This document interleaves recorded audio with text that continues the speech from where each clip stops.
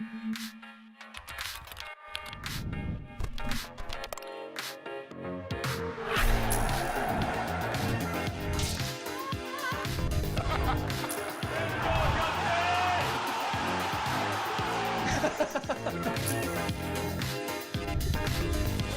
pumped to God. We're not dropping nothing. Stronger. Together.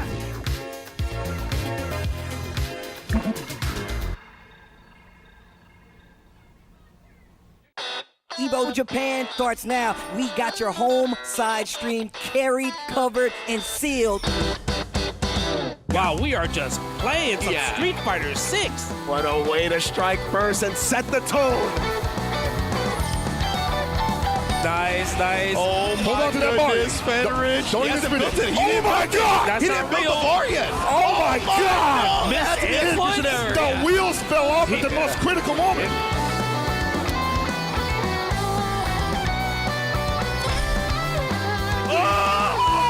Oh, the get up kick. The get up godlike. The camera that angle was threw me godlike. off.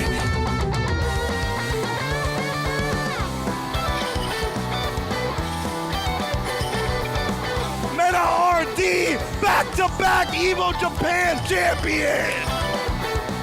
I know you want more. Don't go anywhere. This is only the beginning, man. We got a full weekend of great Evo Japan action. What is up, everybody? We are back on the final day, day 3 of Evo Japan 2026 at Tokyo Big Sight. My name is Justin Wong. I'm with the commentator of the year, Tasty Steve. How are you doing, man? Justin? You know how it goes, man. Look, Evo Japan has been amazing so far. Yes. They told me to get here bright and early because I heard about this TEKKEN announcement, but we're going to wait for that. We're going to wait for that. We're going to wait for that. But hopefully people have been enjoying Evo 2026 here, especially in Japan. Big Sight has been amazing. We got more space. Yes. We got sick games. We got new champions. Air cons. Air cons, they're working like crazy. It's kind of cold. You saw Hikari's pose? He was cold in this photo. That's what that was. Okay, I thought we was talking about Wakanda for a second. Oh. But regardless, it has definitely been a great improvement, especially when it comes to the space. Yes. Seeing all the friends again, but also just the fact that we actually got the start of our new season, man. We talked about this at the beginning of the show on Friday, that this is like the beginning of like the FGC travel season for like everybody. All the big tours, all the big tournaments start right now. And the crazy part is, we're in 2026 because, it ain't an Evo without some upsets, right? Meta RD out of the tournament, so there will be no 3-time back-to-back-to-back. And also, Arsenal Ash got 9th place, I saw. So it is kind of insane that the level has gone up extremely high, right? When it comes to fighting games. Like, when you're walking around the venue, it's packed. Everyone's watching. Even pool matches, people are sitting on the floor just trying to watch their favorite players in general, right? And the coolest part about it, if you just don't want to watch games, there's a lot of stuff to do, right? We got Ingrid. You could play Ingrid over there at the Capcom. Yes. Right? And they got like a cool, like the arcade boards over. They actually have arcade games over here that have never been released. I feel like I've never seen these on arcade before. Yeah, bro. Gundam Versus is active. We got the Tekken shop. I mean, we got the 2XKO booth right over here. Yep. We definitely have an arcade section over here with a lot of cool games, man. They got 2XKO over there. A bunch of. They got Psychic Force 2020 over there. Bro, I love that game. They have It's been amazing. Avatar and everything, and I feel like, what's it? You know what? Oh, what's up? Thank you. Hey, you know we're live, right? Oh, yeah. But anyways, that's also what happens. We're so raw and unfiltered. People just come through and just want to hang out with Tasty because this is the commentator of the year right here. Oh, my God. Why are you so Hollywood? I wish I was on your level. Are you serious, bro? Man, we did the meet and greet, and everyone wanted to talk to Tasty Steve. The Steve of the tastiest. Love and peas. That's not true. Love and peas don't do that. He knows I hate peas. First off, how many heart thumb up emojis? People was coming up to me and saying, can we do the Justin pose? I was like, of course, sure, that's my guy Justin. We can do that. All I'm saying is, it has definitely been amazing. The meet and greet was really cool, man. It was really cool. Shout out to the boy Yipes as well. And they still have a lot of Evo Legends meetups. And of course, this is a big part of the community. I know a lot of people came over there to meet us, see us for the first time. You met somebody's dad who was like, he's a big fan of you, and he was nervous to meet you, and the son introduced him. Yeah, it was really cool. That was really crazy. And also, like, they were asking, hey, man, can I get not? I don't want to adjust the Wong signature. I want the Wassler signature. I've never had somebody I've ever never done that. the Wassler. I was like, how do I write the Wassler? Because I'd never done it before, right? But we talk about all these experiences. I bought like 6 controllers this weekend so far. Jeez. I might buy one more because there's one I just looked. I was eyeing at it, right? So definitely, I love collecting the controllers. Every time Evo Japan rolls around, I see all these social posts about like this company is releasing this controller at Evo Japan. Evo Japan exclusive. Yep. Right. And there's just like you talk about the cabinets. They're running side tournaments. So many different side tournaments. So many different. I saw Hayo, who pretty much had Evo Moment 38. He entered the Beyblade tournament. They had, you heard clanging and banging. You know what that was? They were Beyblading in this bad boy. It was crazy, right? And they even had like the old Street Fighter 2 Hyper Fighting on the Famicom. They were running tournaments on that because that's kind of how Street Fighter 2 esports started here in Japan. I mean, and then look, even if you're not here for the games, there was a lot of cool stuff to do. The Artist Alley looks amazing this time around, man. Yes. They did an amazing job on that. They had the Stick Museum. This guy, Mark, man, is like the Steve Irwin on arcade sticks, man.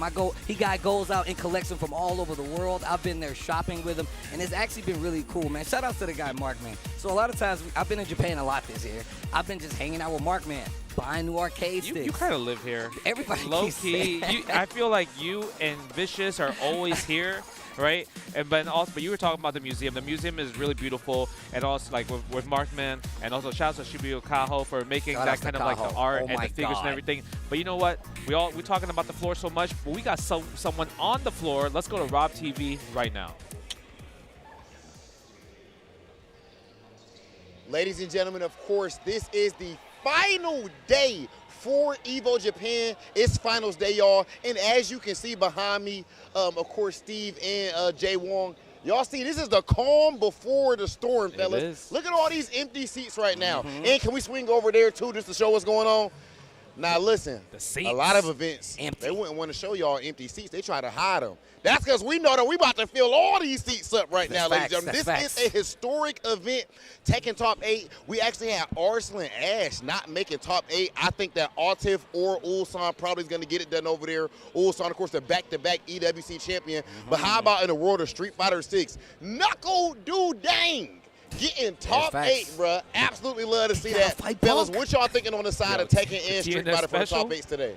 Man, they had. I know, bro. You talked about Knuckle That's the Dude, only but part Punk. that I hate. Yeah, Punk has to fight Knuckle Dude in the top 8. Steve, are you able to hear me over there? Yeah, we can hear you. We got you, man. You can hear you. Okay, I don't know if the guys are able to hear me right now, or if I'm talking over you right now because I can't hear you in my comms. But that said, today is about to be legendary, ladies and gentlemen. You're not good. You don't dress well, Rob. Tasty Steve dresses way better than you. 7,000 competitors that we started with. 7,000 all the way down to 8. We are literally about to witness fighting game history. Yeah, I voted for you. Esports history right here in Tokyo, Japan, and you guys do not want to miss it. Later on, Big Hollywood will be back with entirely a filled-up arena, and we're going to check the temperature. You do not want to miss it. Evo Japan. Let's go ahead and send things back over to the desk.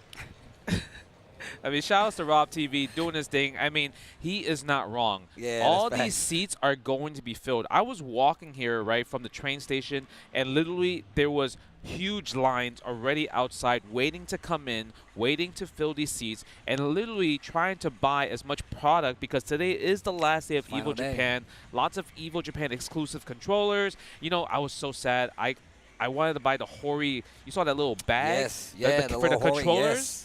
I wanted to buy that yesterday, and it was completely sold out. Dude, completely people don't sold understand. out. Like, we come here, and then the thing is, Justin, I've seen him do this. My man, even if he's not at a big con, he likes to buy stuff to commemorate the occasion. Yes. And I don't know if you guys have seen this stream, but the background is actually becoming a storeroom. He has nothing but arcade cabinet sticks. But when you come to events like this, all the cool stuff almost sells out immediately. By day 3, you need to have grabbed everything that you wanted, whether it's like the art pieces, whether it's the figures, whether it's the cool clothes. There's a lot of exclusive merch around that you're not going to get anywhere else. Yes. You have to be on site to get it. And that's one of the reasons I really like that they're making this such a big thing. It's such an invitational field. Like, come and get these items. Come get this FGC fun, these FGC items that you're not going to be able to get anywhere else, man. What's the, out of this weekend, what's the coolest thing that has that you done or you seen these past 2.5 days. You know, I'm going to be completely honest, man. One of the coolest things I really like seeing is, like, I got a lot of friends here now, but when we get to actually commentate together, man, because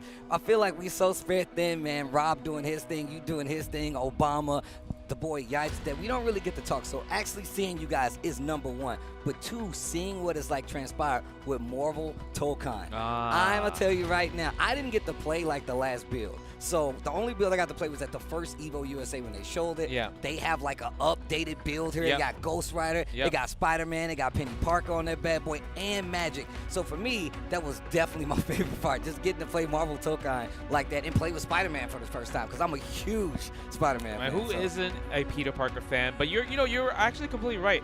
After I finishing commentating City of the Wolves with Hell Pockets, shout out to Hell Pockets, and I went to the Marvel TEKKEN booth and I had a session. Right, had a session, played. Obviously, I could go with my man Logan. Obviously, you love Wolverine and everything. And Wolverine Infinite Air Dash is insane. I enjoyed it, using Penny Parker's like web shoot assist, having Magic as the anti-assist, and I love Danger's kind of like the third assist, where it's like this giant drill claw, and you're just stuck there for a really, really long time. So it's like constant pressure, right? Everything about when it comes to like they took the feedback from a lot of the community members. They're all like there. So it's like it just feels like a complete different game from closed beta 2, and that just makes me extremely happy, because like they want to make sure that this game everyone loves. Yeah, no, that's absolute facts, man. And look, I'm a huge Marvel guy myself. You already know where Justin is known from, but also just seeing a lot of like the Japanese homies, man, like they actually go out to these arcades that I get to see only when I come here. It's our first time getting to see these guys for a long time. I mean, obviously I'm here quite a bit, but in the fighting game atmosphere, seeing people lock in. I haven't seen Anakin in a while, bro. I got to see him. Anakin is definitely here. Yeah, a bunch of the homies came out as well. I mean, Minna has been here, and I've been seeing him around, but just seeing him, Kaba, the crew. I mean, Knuckle Doo is here, which I didn't even know until I saw him up on the stage. And just a lot of the fighting game homies coming together, because, you know, it's like a big family here. So it's always good to see the friends again. Man, no, I completely agree with that. I just like, besides seeing all the friends, I just love watching the different matches, right? Yes. Obviously, you know, we're going to have Tekken 8 Top 8 today and Street Fighter 6 Top 8 today. I'm really curious about Street Fighter 6 Top 8, because you know what? Modern Aki in Winners Top 8. That's actually from crazy. Taiwan. That's like a 17-year-old. Modern Aki, right? The last time I think we had a modern player in top 8, like a big event, was probably Heitani in the first year of Street Fighter 6 in Evo Vegas. That was the last time, right? And that's a really good point to make, actually. Right, because in Asia in general, they really love modern. If you're playing rank here, and, you know, it's very addicting to play rank in Japan in general, you fight against a lot of modern players. Yes, you do. I've seen it. I've done it. I've seen it with my own eyes. But I think that's also part of the reason. People always talk about, like, man, Street Fighter is thriving over here. Yeah. And it's for a good reason, man. There's so many players that are taking to it, especially with Modern. I feel like Modern is definitely one of the big breakthrough points when it comes to, like, you know, people playing a lot of Street Fighter 6. But even when I tell people that, yo, go try some Street Fighter 6, because they always show interest. And they're like, yeah, but I can't do, like, the complicated. I'm like, well, they actually got to fix for that Modern mode. And I'm glad you pointed out, because there was a few players out there. I mean, Chris G, another one of those guys that's been really strong on the Modern, and he really gave it like a try. But also just all these other established players that was like, you know what? I ain't got time for this arcade stick nonsense. That's crazy. No one would ever say that. But being able to adapt to a new way to learn the game. And I'm sure you're about this as well. Yeah. And then what else is really cool? Obviously, you know, when Evo chooses kind of like the obscure games, right? You have the Hokuto no Ken. Bro, the dribble combo. Insane. Yeah, literally every match was just an infinite or kind of like take away stars to go fatal KO, right? But the coolest part was when I was commentating with Mustaine, I'm looking at the crowd. It was literally packed, no seats. Like, all the seats were taken and people were standing, and they're all like enjoying enjoying this broken fighting game, right? I was standing in the crowd watching it. Yeah. And shout outs to Mustang, because like we said before, and the thing is, I was talking to Mustang, it's his first time in Japan. Yeah, first time. And he was saying, like, and it made a lot of sense, because we were both familiar with Hokuto no Ken, but there's a lot of people out there that's never actually seen that game. I call it Japanese Marvel. But the breakdown. Oh, it's more broken than that. It's definitely more broken than that. But the way he like broke down the dribble combos, y'all was talking about like it's gonna get higher. He just has to keep the same rhythm. Yep. I just gotta say, man, kudos to Mustang and everybody that was actually working on that, commentating on that. Yep. I mean, shout outs to L.I. Joe as well and James Chin for holding down the Darkstalkers as well. Man. Like it's been so sick to see these games, and that's another unique thing about Japan. Japan Evo specifically. We get these games that we don't typically get to see, especially on the U.S. side of things. Virtua Fighter still being there. This is where you're really going to see the heavy hitters for Virtua Fighters. And we had Shadosha on the mic talking about that with the boys as well. Him and Ryan Hart on the mic. I mean, Ryan Hart, a legend in his own right, obviously did the exhibition with Betty and Street Fighter. But he's I know Ryan Hart actually from Virtua Fighter. So seeing him on the mic with Shadosha, somebody that I first got introduced through commentary. And basically, I saw him, one of the first people I saw, especially like as a homie, you know what I'm saying, on the mic talking about it. So it's been a lot of cool things transpiring here at Evo Japan. I implore you guys to come out, enjoy Japan, especially for Evo if you get the opportunity. There's just a lot, right? You talked about the exhibition, right? It makes me really happy that Betty keeps going with the OG hunt, just because, like, you know, when I played her, I was the last match, and I was like, man, did I retire her? I didn't want that because I enjoyed watching the series and everything. So the fact that she came back, she won against Ryan, like that was really, like, her strategy, her prep time was amazing, right? So that's really good. So I'm hoping to see like who's her next opponent. And then we had the Marvel Tokon exhibition with Goichi and Sonic Fox.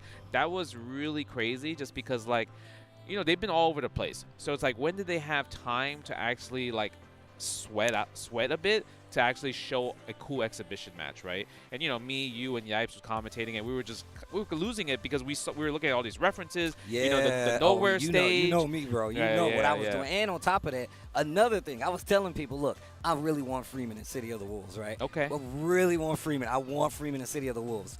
But Mr. Karate, Robert Garcia, you got me. With the Tingle mask and the jacket, we're done. You know, you got me. I'm in there now. It's crazy because when I first saw it, I just kind of called it out. But then it's like, is it really going to be that predictable? And it was, but it was still the coolest thing ever. Yeah, it was really sick. I mean, look, there's a lot of things that's happened for fighting games here. It's lore-wise, character release-wise. We just waiting on this big announcement for Marvel Tokon, I'm going to be real. But I think we got the guys coming out on the stage right now. So we're going to send it over to the stage to get this announcement and final day of Evo Japan 2026 underway. Let's go. はい、エボジャパン2026デイ3皆さんおはようございます。はい、ありがとうございます。マーベル闘魂ファイティングソウルズプロデューサーのアークシステムアークス山中です。本日ちょっと鉄拳前にお邪魔させていただいてますけれども、闘魂の新発表をさせていただきたいと思います。よろしくお願いいたします。Good morning, everyone, at Evo Japan 2026, Day 3. I'm Takeshi Yamanaka, the producer of Marvel Tokon Fighting Souls, and I know everyone's excited to watch some Tekken, but before that, we do have some new information to share. はい、エボジャパンにお越しの皆様、そして配信をご覧の皆様、おはようございます。はい、早くから来てくれてありがとうございます。マーベル闘魂ファイティングソウルズ、ディレクターをしています関根です。よろしくお願いします。Good morning, everyone, at Evo Japan 2026, and everyone watching on stream. Thank you so much. This is the director of Marvel Tokon Fighting Souls, Sekine. そして Oh, sorry, and I'm Amber, a localization director at Arc System Works, and I'll be interpreting today. Thank you. 弊社のローカライズディレクターで今通訳をやってくれています。はい、というわけで、マーベル闘魂ファイティングソウルズ、今現在絶賛開発中なんですけれども、改めまして、日本では8月7日、プレイステーション5と PC での発売となります。現在、予約の方も、受け付けておりますので、皆さんぜひ、お願いいたします。So currently we're hard at work on development on Marvel Tokon Fighting Souls, and we are happy to say that it will be coming out in Japan simultaneously on PC and PS5 on August 7th. And pre-orders are currently available, so thank you to everyone who's done so. はい、そうですね、ゲームの、概要を簡単に説明させていただきますと、このマーベル闘魂はですね、4対4ですが1キャラクター、1人のキャラクターを覚えれば成立するチーム格闘ゲームという結構、変わった特徴した、格闘ゲームになっています。そして、誰でも楽しめる、カジュアルからコアまでというところを設計を、していまして、割と簡単な操作で誰でも必ず全部の技が出せるように設計しつつ、なおかつやりごたえのある、奥深いゲームシステムを搭載しています。一旦ここまでお願いします。So to simply explain the game, it's a 4 versus 4 tag-based team fighting game. However, you don't have to play as all of the characters on the team. You can succeed at the game only learning to play as one character directly. So the idea is that it's something that can be enjoyed by both casual audiences, but that there's also depth to the gameplay for the more hardcore audiences. So it's something that everyone can enjoy. はい、そして、このマーベル闘魂ファイティングソルズ、あちらのアークシステムワークブースにて今試遊を行っています。はい、パッド、スティック、レバーレス揃っております。でこちらに関しては本日、15時まで試遊できます。結構スムーズに並んで遊べるので、ぜひぜひお時間のある時に遊びに来ていただけると幸いです。はい、よろしくお願いいたします。And Marvel Tokon Fighting Souls, the playable demo, is available today at the Arc System Works booth here at Evo Japan, and it will be available until 3 p.m. today, so you can line up and get your hands on the game and experience it for yourself. Thank you. はい、では早速、新チームのトレーラーを流していきたいんですけども、その前に、もう1点だけ、5月のですね下旬に、アメリカのシカゴで行われる、コンボブレーカー、そして、香港で行われる香港コミコンにですね、これから発表するキャラクターの一部がプレイヤブルとなってハンズオンでも展開させていただきますので、アメリカの方、香港の方ぜひお越しください。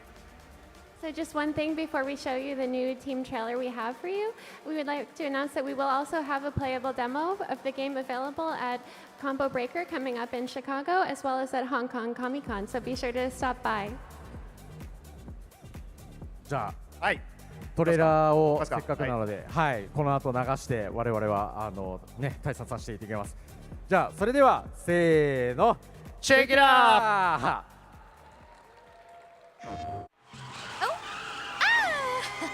Excuse me, allow me to explain. The challenge of the champion! We have a series of knockouts, and the winner gets a crack at the big guy. All selected leaders have received their invites. Good luck. You know what, promoter? This planet is not your playground. Duty calls, and I answer. Tony, let's give your suit a workout. Saving the world? Sure, I got you. Battle mode initiated. Let's party. Dodge this! Can't fight the future. The rest is up to you, Cap. Catch! Every blow is a strike for justice! Little flag man, send Hulk away. Calm down, Hulk! Why you no leave Hulk alone? Smash together! Hulk brain shields! You get him, big guy. Heal from this, run! Prepare yourself! Defend the strikes! Wakanda forever! Wakanda must stand alongside the outer world against this champion. I'm sorry, sister. As am I, Shuri. Let's fight with everything. You got this, Shuri. You weren't ready for this! Take it! Up you go! Come on, big guy. Get to it! Hulk stronger than anyone! Hulk smash! We fight together, we win together! Now you will see true strength. Avengers, assemble! Now the gloves come off! Champion Buster online. Friday. Let's show him something special. Now strike! Eat rock!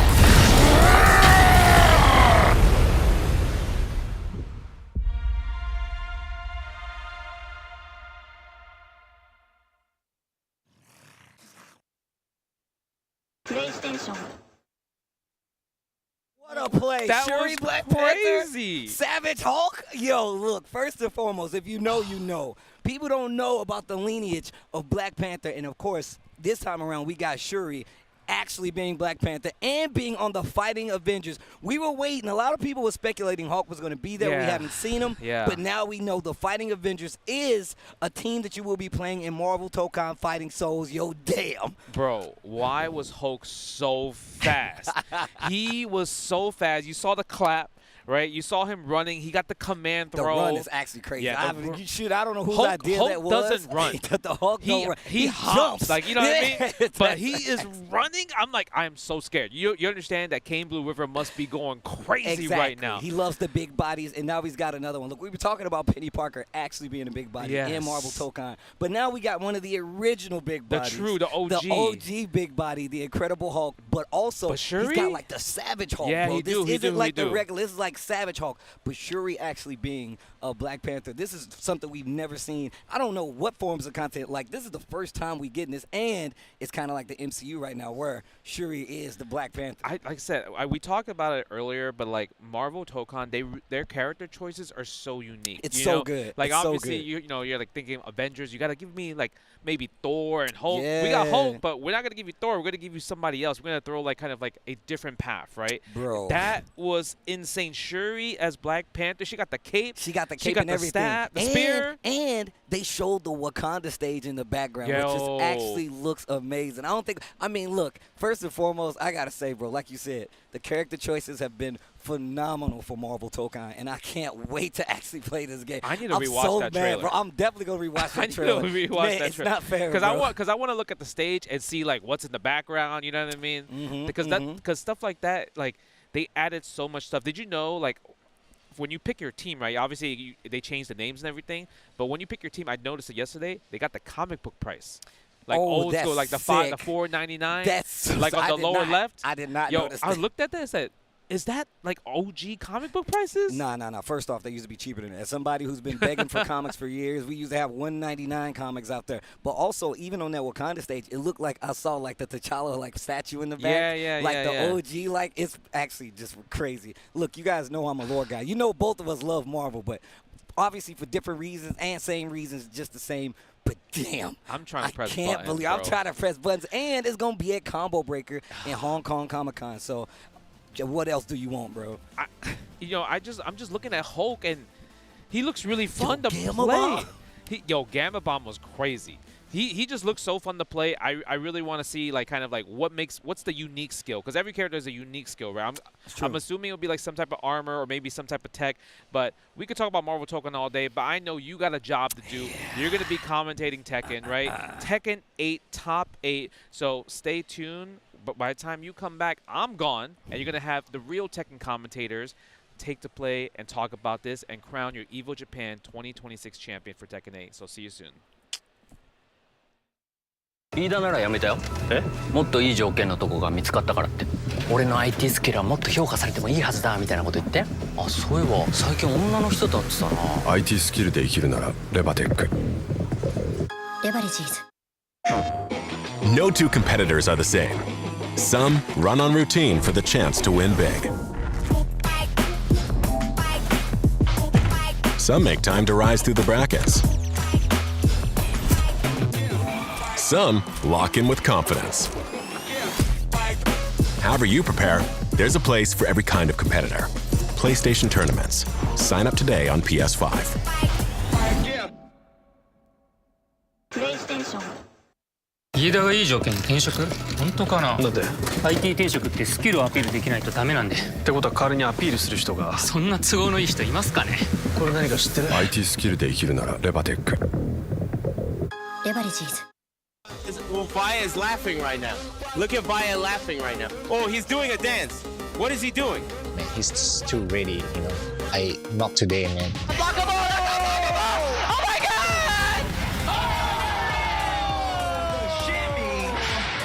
N に参加して、でその時また賞金額が上がって、いや気持ちは調子良かったですね。 So it's much more than just playing. It's being a part of this community.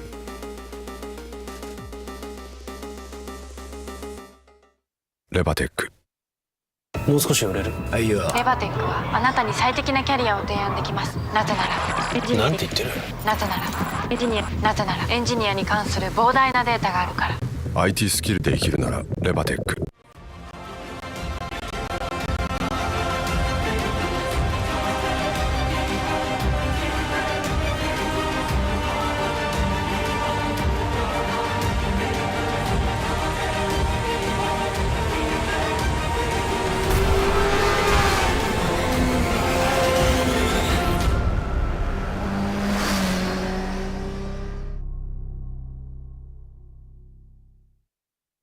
レバテックフリーランス。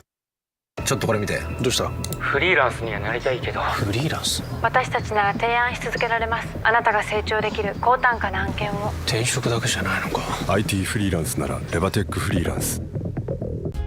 Sunglasses in the day, blue light glasses for the gaming at night. Zenny's got affordable eyewear for everyone. Vibe and style while protecting your eyes. Evo sunglasses, available now.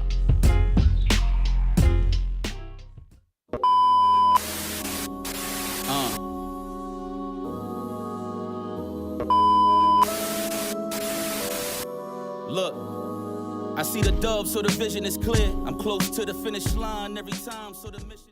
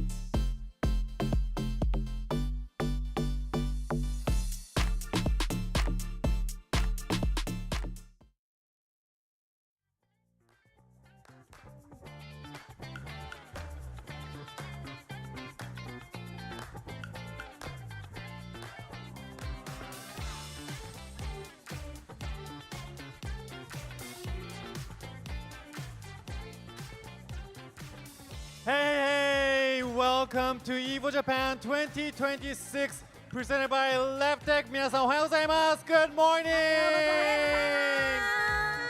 I'm your MC 俊水淵 MC の水淵俊介です。そしてアシスタント MC のいつかです。よろしくお願いします。そしてはい、同じくアシスタント MC のごまりちゃんことごみまりかです。よろしくお願いします。よろしくお願いします。さあ、エボジャパン2026、もうファイナルデーです。そうです、佳境ですよ、もう。という間、あっという間、ね、どうでしたか、3日間。めちゃめちゃもうあっという間すぎて、もうはいいろんなところで熱い試合がね繰り広げられているので、見応えがあるなと思います。So it really went by a flash. There were a lot of things going on, so there was a lot to see and it was really exciting. ごまりちゃんどうですか？いやもう感無量です。なんかずっと楽しみにしてたのが終わってしまうという寂しさもありながら、その最後のねステージなんで皆さんの力も必要ですから、盛大に盛り上がっていっていただけたらと思います。よろしくお願いします。 So I was really looking forward to Evo Japan. I'm really sad that it's ending, but this is the very last day, so we would like your cooperation in making this a more heated last day. というわけで、まもなく鉄拳8がこちらメインステージで始まろうとしております。はい。開演に向けて皆さんとねちょっと恒例のウォーミングアップをしたいと思います。はい。 We want to warm you up for the TEKKEN 8 Finals。これはですねやっぱり決勝に残った皆さんを精一杯応援するために、ぜひ皆さん心の底から、応援してもいただきたいということで、because there are 8 finalists that fought their way up to the finals, they did their best, they tried so hard, so I want you to really cheer for them with all your might. What we're gonna do is we're gonna do some warming up. We'll say Kakage, that means fighting games in Japanese. Then you'll say Saiko, that means it's the best. We'll say Evo Japan, you say Saiko. We'll say TEKKEN, you say Saiko. というわけで何をするかと言いますと、もう皆さんご存知かと思いますけれども、我々がまず格ゲーと言います。そうすると皆さんは最高と言います。そしてエボジャパンと言います。皆さんは最高と言います。そして鉄拳と言いますので、皆さん最高と言ってください。まあ朝一なんですけれどもね。はい。まあでもね、朝か昼か夜かは言い訳にならないので。そうです。皆さんのボルテージ上がってますよね。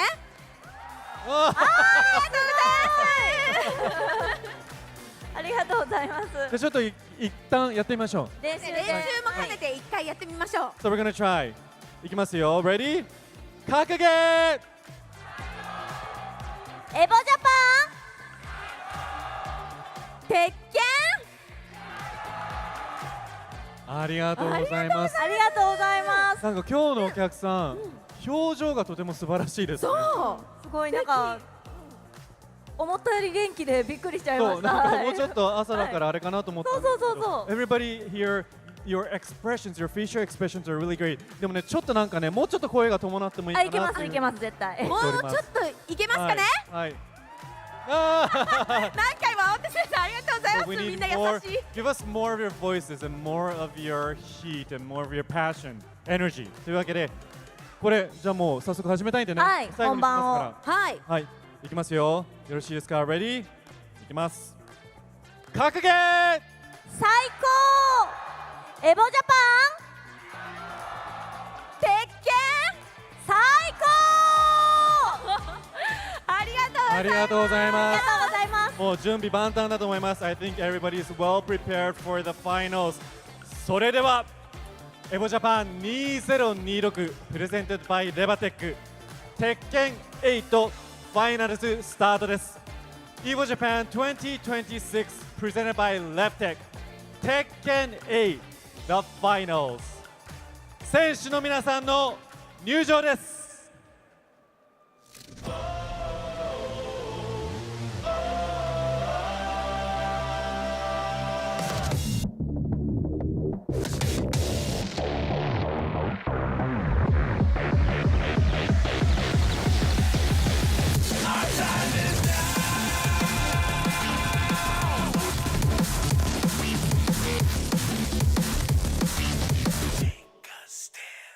So remember, no surrender, my defining moment.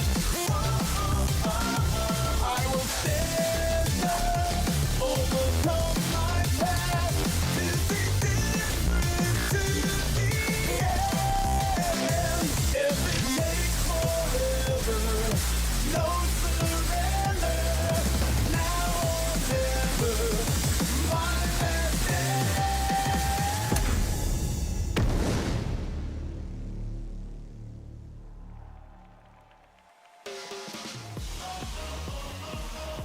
決勝トップ8まで上り詰めた選手の皆さんの入場です。 Here are your top 8 finalists. ウルサン。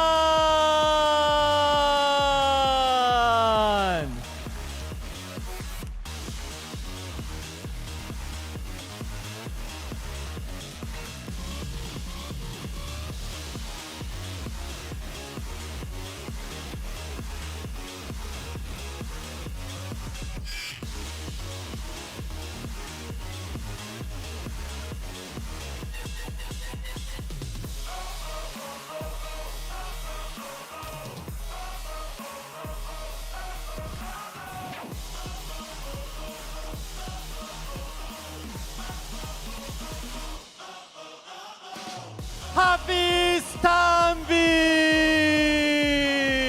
ル。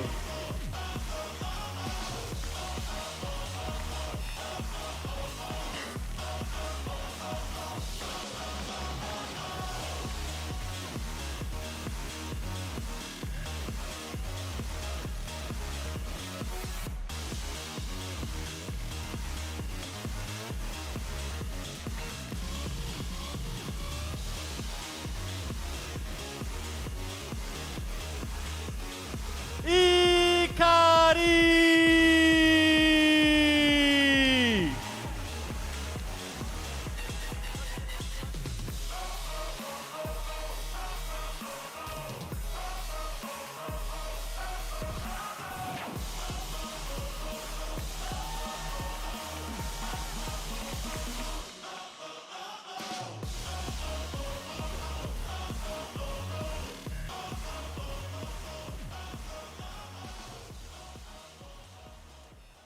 アーティブ。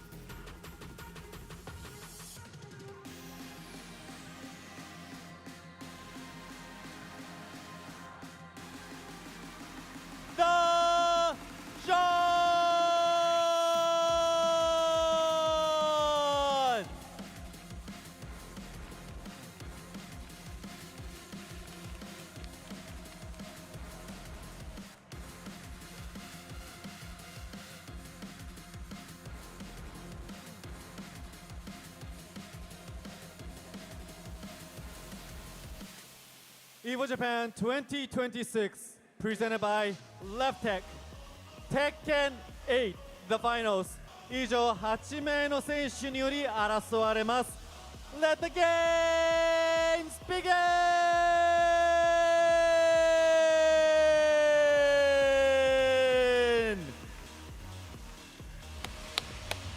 And there you have it, our top 8 for Tekken 8 Evo Japan 2026. It's your boy Tasty Steve, joining by the legendary Majin Obama, here we go, Steve. We've been waiting all weekend for this. Y'all been complaining. We've been seeing the complaints. Y'all been waiting all week for this Tekken Top 8. So here we are, Tekken 8. We finally made it here. And man, this was a crazy bracket. If you were following along on those pool streams, and as we made our way to round 2, round 3, of course, you know what to expect with this game when you get to an event of this caliber and a stage this big. You know when you get all these countries colliding, and that was something that was a missing element from last year, right? This is the tournament. Remember last year, Knee had to put the 4s up, right? But if he's going to get one for the thumb this year, Steve, he's going to have a hell of a path to do it.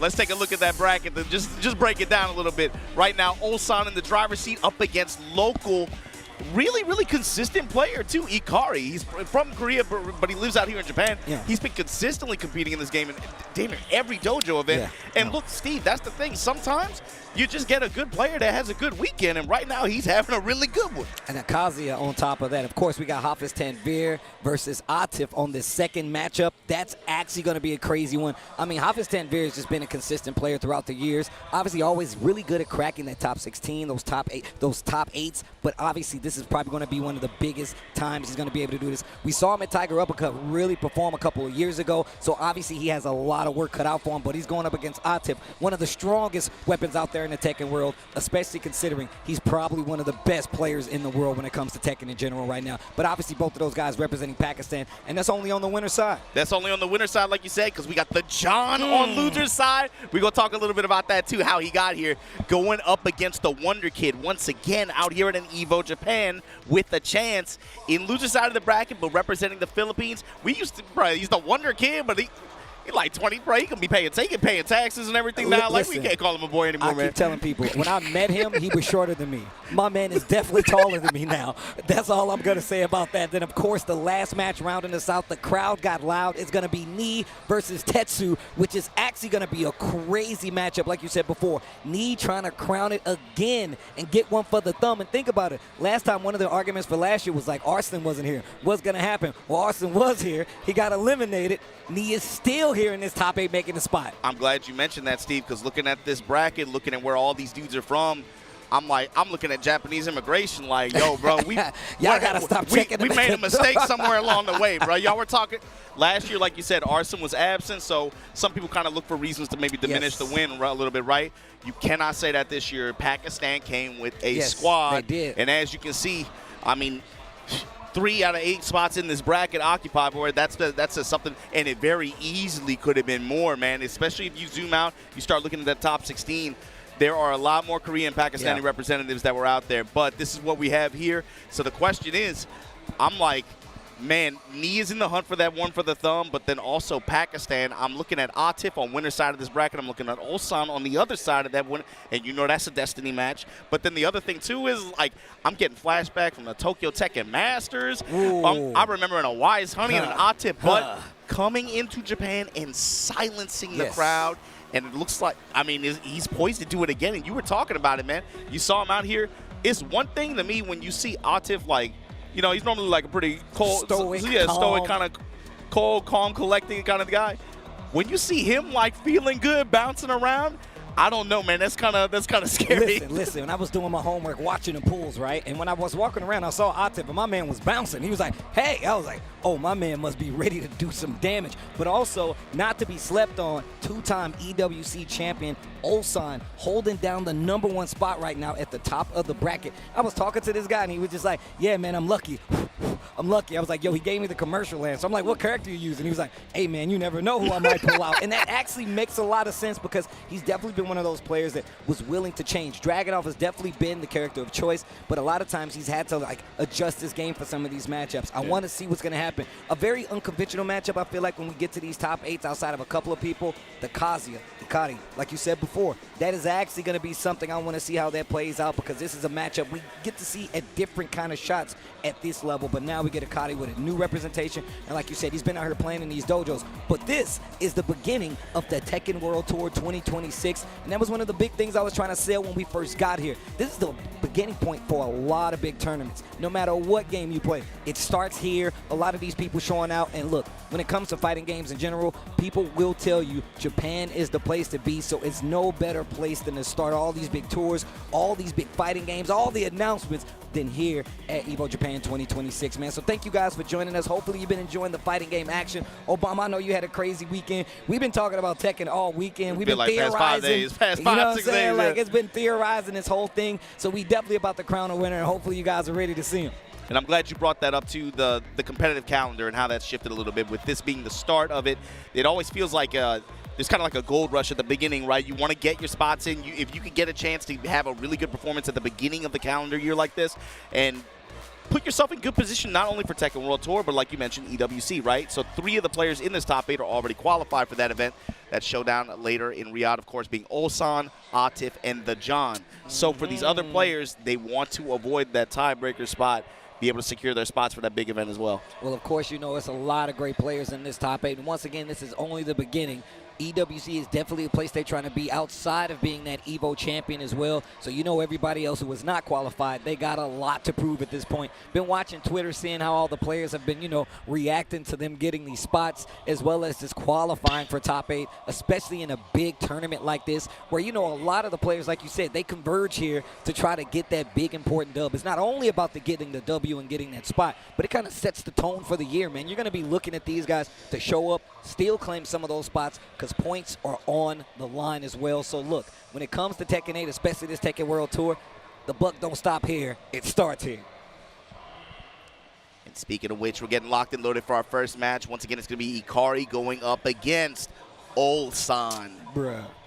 Well, I want to see, man. Look, we are definitely in a new version of this game, man. And look, I love seeing how the players kind of adapt to these changes on the fly because a lot of times we're not seeing these characters played at this level till later in the year. But the timing on the release of this patch has really been something that I've been looking at. I've been looking at so many different players come in, different character approaches. I mean, just different matchups for the first time. I mean, this being one of them. When you say this patch, I guess we've had 2 patches, you know, in the past couple months. And this is really one of the first big marquee international showdowns that we've had since then, outside of like what Level Up that happened last weekend. Yeah. But I wonder if that's also a sign of things to come. We had this conversation last year. We were talking about it when Season 2 started. I felt like with the way that they were kind of pitching the game with more consistent updates and stuff like that, that makes the game more difficult to compete in at this level. You have to consistently keep up with a lot of changes. And even though this time they had the benefit of a little bit of time, it's just the fact that when you have such a great volume of changes made to your characters, but not just your characters, other characters as well, that you have to change your strategy and adapt to. I mean, the entire system, you know what I'm saying? You really got to – I mean, those heat changes alone really do kind of change up how you're going to fight a bunch of these matchups. And obviously, it's not the biggest, but not having an additional combo starter means you got to change up how you use heat, how you're going to use those enders. And it's really going to come to play here. But here we go. These guys are getting set up to get ready for the first match of our top 8 here at Evo Japan 2026. It begins now. 8 enter, 1 leave, and we're going to have a champion, maybe a repeating champion for Evo Japan Tekken 8. Here we go, and the Azucena. I told you. What did I tell you? He was like, yeah, Steve, I'm thinking about this Azucena. I was like, Azucena? He told me this yesterday. I did believe him, and we got it in action, but Akari doesn't care. The thing is, Steve, why would he do that? Is it about her micro Tekken, like her pokes or small pokes in the frames that she can get? Is it about the stance weaving that she can apply with pressure? Like, what do you think attracts Ulsan to this kind of character? I think what happens is, first off, the movement. He's been very in love with these movement characters that are heavy. If it's not, Bob's not here yet, Kasumi's not in the game, and Dragunov is not the same as any one of those characters. However, she's got a bunch of auto parry moves that you got to have knowledge to call out. She also has a lot of tricky launchers, especially out of Liberation stance, that you need to be aware of. And on top of that, just the fact that if you're not aware of how to properly deal with these stances, she gets an additional mix-up, and the carry is crazy as well. And so also, let's see what happens. And also, Steve, we've been talking about the stances, but just look at the moves that he's been using so far, too. Building up a frame advantage, checking you with the high mid-string, just kind of seeing where Ikari's thinking. Are you going to duck? Are you going to try to block, hold just normal guard? Are you going to try to sidestep? What are you looking for? Just kind of playing with his reactions after that, just trying to see how Ikari wants to guard and deal with some of these situations. And you can see right now, like one of the things we already saw from Ulsan is that little unfamiliarity of we see with the characters. Obviously, we know that he's a tried and true Dragunov player. Great block right there. Should be able to close out this second round. Akari making a good claim, a quick first round. Ulsan answers back. 2 on the board, 1 apiece. And then you see that 2-1 series, that high mid. And again, Ikari trying to duck there, gets checked by it. Pressure in the throw. This time Ikari breaks, but electricity in the air. And here we go. After a fat launch, activation on Ikari's side. knockback. This is a big stage, so that wall is going to take a journey to get to. You're going to have to take a journey to get to that bad boy. Power crush to get the knockdown. Hell sweep for the mix-up. The Kazuya classic, still not dead. And there it is, the down back for the stature kick to get the W. Yeah, got checked before the wall even came into play there. Hikari now, confidently going to sweep open the round. Delay sweep. Look, we always talk about this. If you're going to play a Mishima, specifically Kazuya, you can't be afraid to hell sweep. It has to be a constant threat. You got to mix it in with the game. Otherwise, I feel like whoever you're fighting is going to be a little less, reluctant not to attack. They're going to take that advantage every time. Engage. But here we go, Akari. And it's a given, especially at this level, especially against a player with reactions as good as Ulsan's, but timing is everything too. Yo, the lows are adding up. And once again, the Demon Paw. Demon Paw with the wall. Dark Wave Ender. I like the mids. And the patricide fist to finish. And this is what I was talking about. You have to make sure you sprinkle in those hell sweeps. Look how often Ulsan was comfortable ducking. And I can tell you right now, he wasn't comfortable. That was fear. You do not want to keep getting hell sweep. It's not a combo you get off of it. It's the knockdown. It's the pressure. It's the wave dash pressure right after that. Those are the things you really got to keep in play. Showing a true Kazuya play. Especially, like you mentioned at the end, too, the situational advantage as well. The wall to back him up. All of a sudden, Hikari's now just pressuring you. He can just tap you with mids, lows. Kind of just gets his mix off that way after with the wall pressure.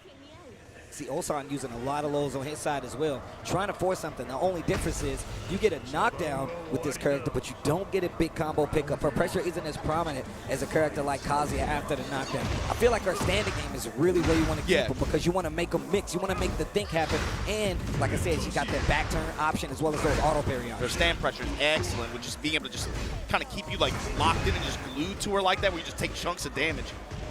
Here we go, Hikari after the armor. Patricide fist gets clean walked around with the wall break. Ulsan now going to pick up with the knee conversion. Trying to carry, get a double wall sequence. Just short of it. Down back 3, plus frames here. Goes with the sweep into another break. Going to step into it. Okay, big damage. Tornado, and yeah, just chunks of damage with this wall pressure, plus frames. In the more plus frames, in the stance pressure. And this is what I was talking. He's calling you out on. He's like, yo, do you actually know how to interrupt these strings? Are you brave enough to do so? And is it worth your life? Is it worth the round? Yeah, that's the power of this character, right? Like, her normal attacks are really excellent as well, but you got to be able to use both of them with the stances as well, the stance pressure. You can use both in conjunction. She can really, really shine. Once again, finding a lot of hits on the side of Hikari and keeping these rounds really close. You can see that these guys are battling it out. Double electric to the wall we go, sending her on a trip. Wall break, and little caddy corner combo, not full connection. Ready with the whip punish. Wall splat as well. Takes the stance, goes for the mix. Get off of me with the armor. Dash up. The cameraman didn't even know where to go. Hikari once again tying up the rounds in this game too, and he's up a game. Oh, the Weibo. With the track, and in this time, delay mids. Trying to sidestep left and find the opening on the heat. And now you can see that axe kick starting to come in. What a duck, and then just checks him for it. Likely going to get the wall as well. Patricide fist. Oh, the micro duck. Whiffs the jab, little long range jab there. Use the heat to try to make something happen. Ulsan and also send it back really close to the wall. You got to be careful. Spins the smash. No heat left on either side. Only 25 seconds left on the clock. Dash and smash, Steve. Now Ulsan backing up, trying to use those reactions, but counter hit. And that's going to be Hikari's round. 2 rounds. And remember, there's been a slight change. Best of 3, I believe, we get in these top 8s now. Best of 3, we get to this.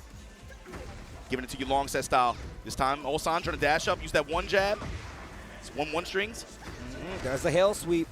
Ever a repeating threat. Tracking move. Knows they've been sidestepping a lot. This is a 3D game. The foreground in the background is in play. Big counter hit. There's that back turn pressure we was talking about. And Hikari just taking a second, taking a beat, and then going for a move. Armor. We've seen a lot more Libertador than back turn from Ulsan so far, but there we go. Gets the sidestep. Clean launch. And Ulsan in position to be able to close out this round here in game 2. She's like, yo, I can't hear you. Also, look, I hate Asusena, but she be grooving on the screen. No break on the throw. Small poke. And every time Ulsan has been trying to approach, he's eaten multiple electrics just because he wants to go forward. Akari just looking for you to take a step. Cross the line, get electric. Hikari's done a really good job of space control with those, but here we go. Big block on the Hell Sweep this time from Ulsan. Potential chance to reversal fortune. And we haven't been seeing much of that actual ducking or blocking on the Hell Sweeps, but now the Heat Smash once again, early usage, right where we said in that last round. 25 seconds left on the clock and catching you ducking. Ulsan gonna take that second game, but boy, that was an actual fight. That was actually a fight. Great test on both sides. Neither one of them afraid to duck, but both of them actually getting punished for it. That's how you know both of them are ready to deal with it. You're seeing a lot of while standing 3 to build plus frames, a lot of flutter kick setups from Ulsan, but what was really effective, that said to me, like, the big tide turner each time, dash up Heat Smash, dash up slide delay Heat Smash. Hers is quite walkable, actually. It's not too uncommon to be able to rotate around her and get a clean strike. Even though she's flying all over the place, you got to chase her down a little bit. But he's had really, really good timing on intercepting him in mid-range like this on approach with it. And it made a big difference in a couple of those rounds there. I was just about to say, Hikari has no problem doing just the Wild Rising 2 to getting that big Glorious Demon God Fist or just challenging with Electric. But big counter hit from Asusen and Ulsan. We're going to the wall. Yeah, didn't react properly to that string there. Pressed into the counter hit launcher. Hell Sweep kills the Power Crush. Hell Sweep again. We do it twice, and then we go for the mid. That's exactly the mix that we want to have right now, right? Hell Sweep has always been on the table for Kazuya, but now he's got a lot of tools to deal with it. A little too many times to the well. Nice block, big launch. Here comes Ulsan. I like that Hikari's still not scared of it, though. He's still not scared to go to it. He's willing to take all this. Got to the wall. Oh, into the rage art, the panic, and he gets clipped. We were talking about the back turn stance. My man Kazuya don't care about anybody. He will wipe out the entire planet if it means getting the gym. Bro, in the dub as well, in the call out on the stands. That's exactly what I was talking about. And Hikari feeling himself. He was like, yep, I did it. I hit the button. Punish, gets the launch. Here comes Ulsan. Let me get the wall. I love the strut up and still getting the big damage on the wall. Yeah, post-splat setup. And that move actually gives you like that low wall splat a little easier. So you get that chunk of damage, especially in those wall ender combos. Nice chunk of damage that you can rotate around, especially on this kind of stage where the walls are kind of close together like that. Still be able to maintain that positioning as best you can. Sidestep. Oh my God, what a check from Hikari. Hit you with the, yo, your shoes are untied. What? Counter. He just waited. Spring up. Went for a down forward 2 again, but the wall splat. 1-2 and the splat behind it. Ulsan, good return there from Azucena. My man hit you with the old school. The old classic. Hey, Azucena. The one jab check. Oh. The interruption. Hikari trying to get things started here early. Ulsan said nope. Small poke, sidewalk, 1-2-2. Got the hit, but did not get the follow-up with the 1+2. No break on the throw again. Spring. Tried the sidewalk, unhand me. I said unhand me. They switched sides though. Wable. Heat Smash is gonna work this time. He burst, excuse me. Low parry looking for the low, but look, Kazuya's life looking real low, getting a lot back and activating the heat. He can get a lot back here, but he has to keep momentum. Okay. Mid options, but again, that reversal smash. Ulsan trying to go up 2-1 here. Cashing instantly. Down forward 2 again. Demon Paw. The sidestepping is becoming really big right now. Knows that you can actually sidestep it, but now Hikari's mixing them up so well, he don't know whether to duck, sidestep, he don't know what's happening. The Hell Sweep back on the table. Crazy. Another round. Now that is a Kazuya Mishima round. That is a Kazuya round. But he set that up over 2 games. Like, he went away from the patricide fist for almost an entire game. Just to bring it out that round and just to, like, steal the round for free. Armor blast there, looking for the whip punish, can't quite get it. 1-2 from Ulsan. Pressing with the mid out of stance. Goes the up but what happened, Steve? Whoa, the third dimension, that's what happened. Physics, that's what happened. Hell Sweep. Going for the axe kick again. Threatening with the lows. Sidestep left guard from Ulsan. 1-2 check on the homing attack. Gets the punish. Quick sidestep left, gets the counter hit. That next interaction could do it. That's 2 games on the side of Hikari right now. You called it how Ulsan is so active, especially with lateral movement in some of these situations. And it's one way that you can take advantage of Azucena's kind of small Tekken like that, right, with some of these lighter attacks. Hikari is he's doing an excellent job of sniffing that out. Whether it be with Hell Sweep, whether it be that rockin' at the very end to be able to clip him going that way. Down forward 2, in some cases it's hit. He has done an excellent job of being able to call out these sidesteps in big moments when it matters and be able to get return for it. And I like how they're kind of like cycling through. Is it the mid-low game, or is it going to be this sidestep tracking move game? Yeah. They're really playing the totality of Tekken right now, using the foreground and the background, the highs, lows, and the mids. This is what I like to see. And the switch, this is what got him to the big money at EWC, got him those championships. We go back to the Dragunov, and you can't help but think Akari was thinking about this the entire time. I was just about to ask you. I was like, okay, if you're down 2-1 in a 1st to 3 like this, do you swap if you're Ulsan? I would think you have to, right? I mean, but we've seen him in this position before, man, where he's had to make these big comebacks. And let's see if he's going to be able to fight this. But I also feel like this actually helps out Okada even more. You don't have the movement available. You don't have those checkmate situations where you got to deal with the strings as much. Ulsan actually, I feel like, put himself on the ropes right now, and another launcher on the side of Okada. Yeah, this might even turn in some of these interactions into like a more binary game for Ikari, especially because he seems very well studied for this player matchup. Like I said, bro, it ain't no way he wasn't looking for this. Ducks the laser and just a back to the close. And yo, this dude Akari is looking way too good right now. Breaking Ulsan down right now. Patricide fist in the Demon's Paw, then backing up. Looking for any kind of swings here. Mid strikes, and there we go. We find the engagement. Okay. Goes right into the low. Chop. Oh. Oh, wow. Tried to make something happen right there. That could have been a hell sweep. Then the power crush. He's trying to keep that momentum in his favor. And, oh, my God, the activity on the side of Akari. Ulsan's not able to get anything out. Punish. Nothing. That's how you know he's on the ropes. 2 rounds in on this game. Ulsan said, I'm tired of playing. Takes off the headphones. He's not even listening anymore. He's like, I don't want to hear none of it. I hate this song. I hate this.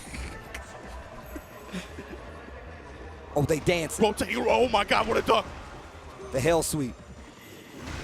My man Kazuya says, can't you see my girl sleeping in the back, bro? Keep it down. Oh, slow it down. Bro, everything. Yo, Ikari. Everything is working. Hell sweep. Down 4-1. Rocking the mid strikes. Activate. Draw, activate. Great patience on the side. Low touch armor.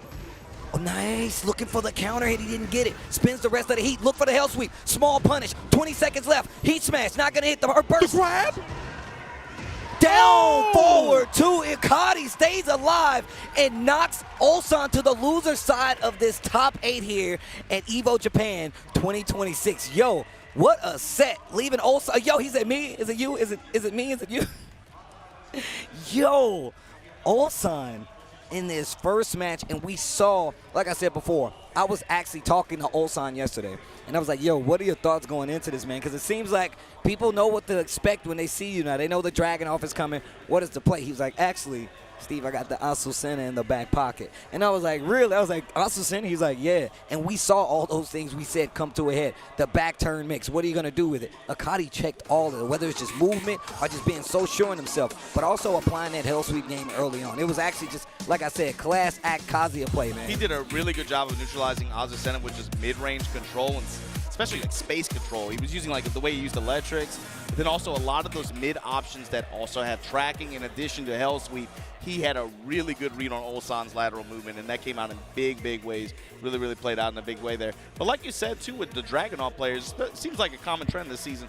A lot of them have been talking about like either other pocket picks or maybe other options to leverage in situations like this, especially in like, you're talking about like 1st to 3 versus a 1st to 2. I feel like we've seen that conversation a little bit in the past few months. But moving on to our next match, if Ikari now wins, he's in winners finals now. That means Ulsan now is dropping into that losers bracket spot where he's going to play the winner of Nii versus Tetsu. Dude, look, man, I swear every time I see Nii in these positions, I'm like, dang, he gets hit so hard every time. Not only does he have to take out Tetsu, who's been playing amazing this weekend, but then he's got Ulsan right after it. But 3-1 is going to be the name of that set. Once again, it is now 1st to 3 for these top 8s for TWT. But now, Hafiz Tanvir versus Atif, I believe, is going to be our next match. And this is Pakistan versus Pakistan. And look, Atif, look, no matter what and how you discuss it, who's going to be the top, Atif is definitely in that top 3 discussion when it comes to Tekken 8, especially Tekken overall, all the way through the end of Tekken 7 up until now. You can't say he's not one of the people, if not the man to beat. It's not many people that have even taken a dub of eliminated Atif. Who in this top 8 has actually done that? I'm not sure, but it's only been Ulsan, and now Ulsan is on the other side of the bracket. That's how you know things are crazy. And as much as I actually talk about and we see like Tekken 8, we've always seen how it always rounds out to familiar faces in these Tekken 8, top 16s. There's no surprises here. I mean, obviously we see Akari, but he's always been one of those players that's just only been one good run away from being in this position anyway. Akari, just I don't think it might be a surprise if you haven't been paying attention, especially to like JP Dojo system Tekken, right? Yep. There's a ton of players out here. That's just the nature of this tournament. There's a ton of players out here that are really high level, but maybe they don't travel as much. So they're constantly on the cusp of being able to break into like that Chikarin Nobi Rangchu rank, right? But maybe like they're just one good day away from it. And this he picked a hell of a weekend to have that run. And really, when you look at this bracket too, Steve, I'm like looking at our next match. It's gonna be Hafiz Tanvir versus Atif. Looking at it, I think a lot of people will look at this and be like, yo, Atif, this bracket's kind of Atif favored now. This is definitely Atif favored. I'm telling you right now. I mean, look, if you also look at the fact that Hafiz Tanvir is, hey, my man is actually a Claudio player, bro. Like, he's one of them. And I remember Mulgold actually looking at this and being like, man, I feel like I fell short, but this guy Hafiz is actually making me believe in the character again. And everybody knows he's been one of the Claudios to beat out here, and he is not the representative. Hafiz is. To be fair, they're a little dramatic. They're a little dramatic. They got a lot of passion. They got a lot of passion. A little dramatic. Maybe some of those things should not have been that way to begin with. But anyway, he's put up a great performance in spite of all that. The fact that he's in winner's side of this top 8, especially, should tell you something. Sitting down in the challenger seat up against Atif, but who, like I said earlier, man, I get a flashback. Like, wait, I've seen this before, Steve. I've seen this before. This guy, Atif, and Wise Honey, they came out here, and it was a massacre. It was like they put NyQuil in the crowd. Everybody was asleep. You know how you know what was crazy? Watch this. You know what was crazy? I remember seeing Japan up on the stage with the other players like, we don't know what to do. That's how you know, bro. It was like they were all in the haunted house. They was like, I don't want to go around that corner. I don't want to go around that corner. But speaking of, we're going to go to the next piece of the puzzle. Atif going up against Hafiz Tanvir. Bro, look. Atif is definitely one of my favorite players to watch out there, a tried and true Brian player, but he will make the switch if things aren't going in his favor. But if you was watching his matches over the weekend, my man is looking crispy. He might want to play some bets, bro. Might want to play some bets right now. Yeah. Claudio slicks it back.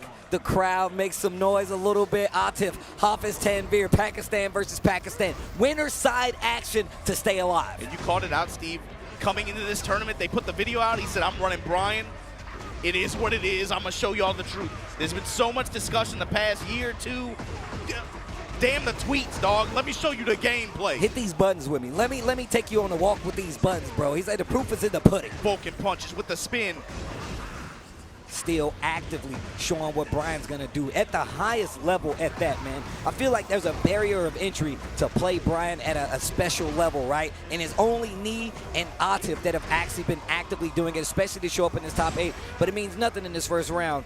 Hafiz Tanvir taking game number 1, round number 1. You need a delusional almost level of confidence, too, to be able to play this character, perform like this at the highest level with him, just because of what he demands at the highest level as well. Oof, the trade, the wall splat. Back to the wall we go. And this is exactly what I was talking about. Great carry to keep the momentum. Hop kick. Wait a minute, Hafiz Tanvir. Okay, fighting back. Already up around, and the heat is running out for Brian. Low parry. Oh my God, Steve. Okay. Let me get the rest to the wall. Yeah, we go. Big damage on the side. 2-1 string. Great sidestep guard from Hafiz. Has a little bit of heat to work with. Mid-strike and a dash just to be able to get the parallel wall situation here. Into the rage art. Let me get some of that life back. I like what we're saying. And it's only 10 seconds left on the clock. You're going to have to do something big to make Atif break right here. And now, 10 seconds left. What are you going to do? A little life. A little life. 8 seconds. Sidestep 4 from that far. He got the power up. Let's him whiff the 1-2, and then he finishes the string. Well played. A small delay on top of it. Hafiz Tanvir, 2 rounds straight. Remember, this is first to 3 this time because of the TWT rules, and Hafiz is looking damn strong right now. That brother got some long legs, dude. Sam, that's all I can say, man. Running 2 side steps. Yo. Hafiz Tanvir says, I'm out of here. Peace. Starburst active. Side step and spin on him. Rim still spinning. 3-6 would be proud. Activate. Okay. Look at the defense. Does not want to interact with that heat exchange, but still gets the counter hit and a free follow-up as well. Hafiz on the run and the sidestep on the orbital. What a read. 3 rounds already on the side of Hafiz? Nah. The way he uses 2-1, that high mid-string as well, you see him using it in conjunction with sidestep, trying to just see what Atif is thinking about in terms of defense on that, right? Came into play at the very end there, but Atif now, he's still gonna, no way. Look, man, it's actually funny. We were talking about Munker yesterday. It was like, hey man, has Law been bad at all during the life of Tekken 8? No. And now Atif. Actually, this is terrifying because him playing a character like this where he literally gets to keep you on your toes, these quick strikes coming from Law versus a character like Claudio actually makes a lot of sense. But you got to put pen to paper now. Especially if he can get in on his terms and be able to just stick to you like this. This dragon charge pressure. Down 4-3. Dash and low strikes. Hafiz with the while standing forward. Trade in Atif's favor, but that crescent sky slash there. Okay. Activate. Gets a little bit of carry. Coliseum is a huge stage. We're going to take a journey before we get to that wall. Heat dash extension, and man, my man is putting on a clinic right now. The law change seems to be having no effect so far. Atif, you got to show me something. Takes the 2-1 punish on the nunchucks from that range. And again, just jab pressure with the sidestep and a good read. Unable to get a great return on it though, but Atif, the 3+4 there. Want to just put the hammer on it and then back up, see what Hafiz is thinking. No down back 3 action. With punish and armor through the nunchucks. 1-2. Running counter hit, confirm it. Hafiz has been doing such a great job of delaying these strings and catching Atif actually overextending. This should be the end of the round, and another one on the board for Hafiz Tanvir. Give me the zoom. Hafiz with really strong Yomi on Atif right now. Every time he sidesteps, it's resulted in a whip punish. Oof, okay, wait a minute. First signs of life here for Atif and the law. Okay. Running cross chop. It's been a while since I've seen one of those. Okay. 4 nunchucks. 1, 2, 3, and just light pressure so far from Hafiz, not trying to overextend. And you can see him trying to like push away from this wall. What a quick sidestep left. Down 4-2. Should be able to close out the round. Atif stopping the round count bleed. Gets one on the board, but it is by way of the law. Not even the Brian, the law. With a good response there. Mid strikes this time from Hafiz. Step 4, armor check. Fuzzy ducking starting to come into play right now. You can see Atif very, very questioning on some of these pokes up close. Another sidestep left in the down 4-2. Trying to mix it mid and high. You saw the running 2 there as well, but that got a little bit overzealous with that overhead kick. Sidestep from Atif, and it results in all this pressure now. Low in the nunchucks. Delay while standing 4. That was sick though. Armor through. Yo, the third dimension. Blue sky, what a pickup here. Gonna result in the wall. Splash. Big damage. Back 1. Mid strikes, mid strikes. Back 3. He was fishing. He was fishing. Oh! He got the launch. It's only 9 seconds left. You got to use the rage. He gets the wall. That's trouble. The slide. Get up. The 1+2 nunchucks. This guy, Atif. This guy, Atif. Yo, look, yo. Japanese cameraman, you guys deserve a raise. Those zoom-ins are so on point. Yo, damn. Clean sidewalk there from Hafiz. Slight jab string touches so far. Nice mix with the lows. Sidestep 4, bro. This is all it takes now once you get that law party started. In this version, sidestep 4, that's all it takes. While standing 4, scores the low after, but a fat launch from Hafiz. Activation now. Just really trying to get this wall before that heat expires. Gets the splash. Oh, I like the that. low touch and the double low. Okay, okay, okay. As well as Atif played that, Steve. It's 2-0 advantage Hafiz right now. Dude, like I said, he's definitely prepared for this match. This is like a I know the player matchup. This isn't a character thing. And Atif locked in again, staying true to the law. Yeah, it's still, to me, a lot of the defensive decision-making that you see on the side of Hafiz Tanvir. He has very, very good timing reads on Atif and when he wants to go for options or press. Leveraging that Claudio mobility. Look at this movement on this. Sidestep guard as well. Everything's... He's got the sidestep right guard. He's working it. Lots of poking. Now fixing in the lows now. Yeah, just a sprinkle, right? And Not trying to get too overzealous. And on top of that, that's going to make sure those side steps aren't too prominent. That lines him back up with him, and now you see Atif second guessing it. Now he's in trouble. Cashes out on the heat on both ends. I like it. Ooh, counter hit. 1+2, the nunchucks.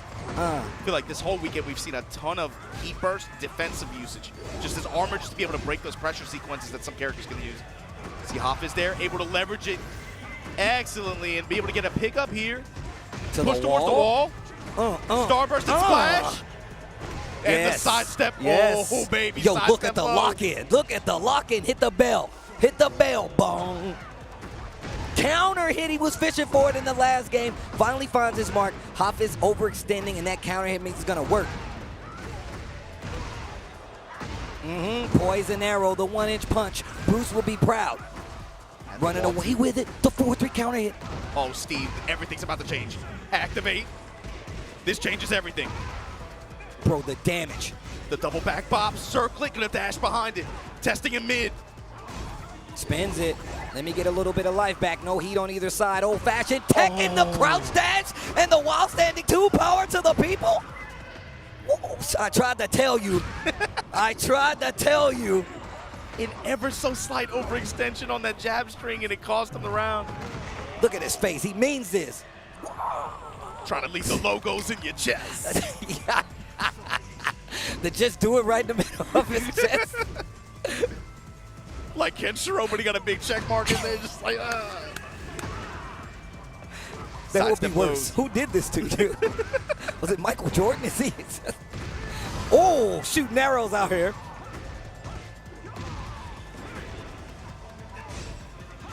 Yeah, just wants the wall push. Get into this Claudio win condition space. Uh-oh, he was teasing. Power crush. The armor's going to save his life. And now, the more he attacks, the more great life he gets back. 25 seconds left on the clock. Going to the strings to try to find an opening. Floats him out of the air again. Scale damage. Wall's not going to give you as much, but still you keep that pressure. Big chance for Atif. Oh, my God. Steve threatening him with the crouch like that, and it results in this launch, this wall. I told you, didn't I? I fucking told you. Step on his chest. Didn't get the kill. Got a lot of life back. The get up attack. The running 2. 8 seconds left on the clock. What are you going to Claudio do? with rage. Steve never count him out. Never count him out. With 4 seconds left on the clock? Oh, yeah, they're gaming. Hafiz is different, bro. They're gaming, bro. Okay, small punish. I think about the Korea versus Pakistan exhibition. They were not afraid to put Hafiz in an anchor position. Like, yo, we believe in this kid. Put him up there. And he did it, Steve. This kid's different. The young boy's got guts. The young boy's got guts. Break his legs. 2-1 with the follow-up. Armor in the exchange after. He burst. You do it, I do it too. Sidestep on the nunchucks. At the 2-1 with punish. Sidestep low, the low smash. Tasty Steve, we just got a match in winner's final. Ikari versus Hafiz Tanvir here at Evo Japan 2026. Dude. That was a hell of a set. Wow, Hafiz Tanvir. And I'm going to tell you right now, that wasn't, I feel like, a character matchup. That was No, a player matchup. That was player. Look, a lot of people, we always talk about Pakistan being the strongest region when it comes to Tekken, but we've also seen how this played out in other regions, man. Look, we know Korea is a beast when it comes to Tekken, but when you go over there and see the intricacies of the player matchups, how they deal with the matchup personally, and now we're getting to see that in Pakistan. This is probably one of my favorite developments in Tekken, being able to see how these different regions match up against each other when it comes to these high-pressure situations. Atif, undoubtedly one of the strongest Tekken players on the planet, goes down to Hafiz Tanvir. He not only beat the characters, he beat the players. So let's take a look at this bracket once again. Obama just told you we set up that winners finals match. It's going to be Korea versus Pakistan, Akadi versus Hafiz Tanvir. But not who many people would think. Now, you wouldn't have thought it. You wouldn't have thought it, but that's going to be setting the path to grand finals. But of course, we still got the John versus AK coming up, and the winner gets Atif in that second round of losers. And then of course we still got Knee versus Tetsu coming up, and the winner of that gets Ulsan. Look at this, bro. You get an EWC champion, a TWC champion for winning on the loser side. How do you look at this and say this game is not giving you exactly what's expected? Once again, we always talk about what's presented every time we see Tekken 8 in the top 8. We're still seeing these same players come out and get the results, and it's always just a small fluctuation, that a path, a one character matchup that can put one of these players ahead of the other, and that's the development. That's what I like to see in these high pressure situations. The other thing too is we're probably going to see some rematches as well, Steve, because I mean, most of the players on loser side, the guy that they lost to is still in this bracket. Oh, yeah, man. That sets the stakes even higher. That's pride on the line. That's points on the line. EWC spots on the line. But, of course, look, we got to pay some bills. Look, I got to catch my breath. It's getting crazy out here. Take a break. Go get yourselves a snack. When we come back, Evo Japan 2026 Top 8 of Tekken 8 returns right after this. 飯田ならやめたよ。もっといい条件のとこが見つかったからって。俺の IT スキルはもっと評価されてもいいはずだみたいなこと言って。あ、そういえば最近女の人と会ってたな。IT スキルで生きるならレバテック。レバレジーズ。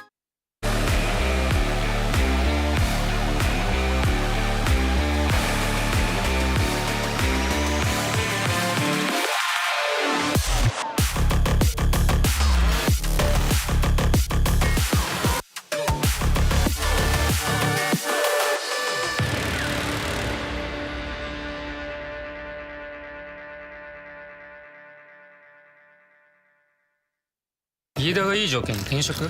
本当かな？だって IT 転職ってスキルをアピールできないとダメなんで。ってことは代わりにアピールする人が。そんな都合のいい人いますかね？これ何か知ってる？ IT スキルで生きるならレバテック。レバレジーズ。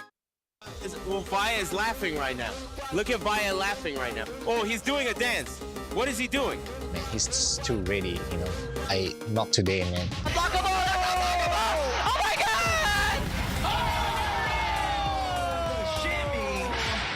N に参加して、でその時また賞金額が上がって、いや気持ちは調子良かったですよ。So it's much more than just playing. It's being a part of this community.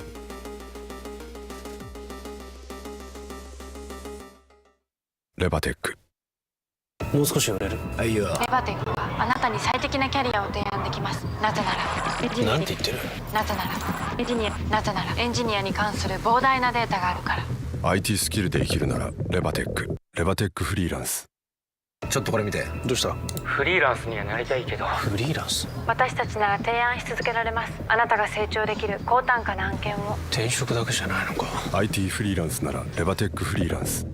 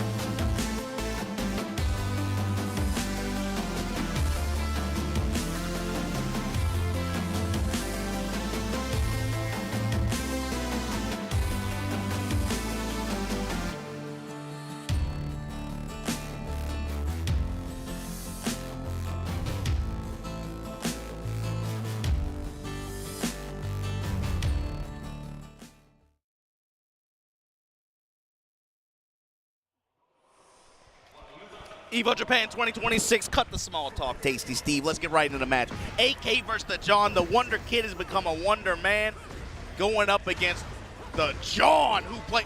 Bro, I'm judged Destiny swap with Arslan Ash at the very end of yesterday.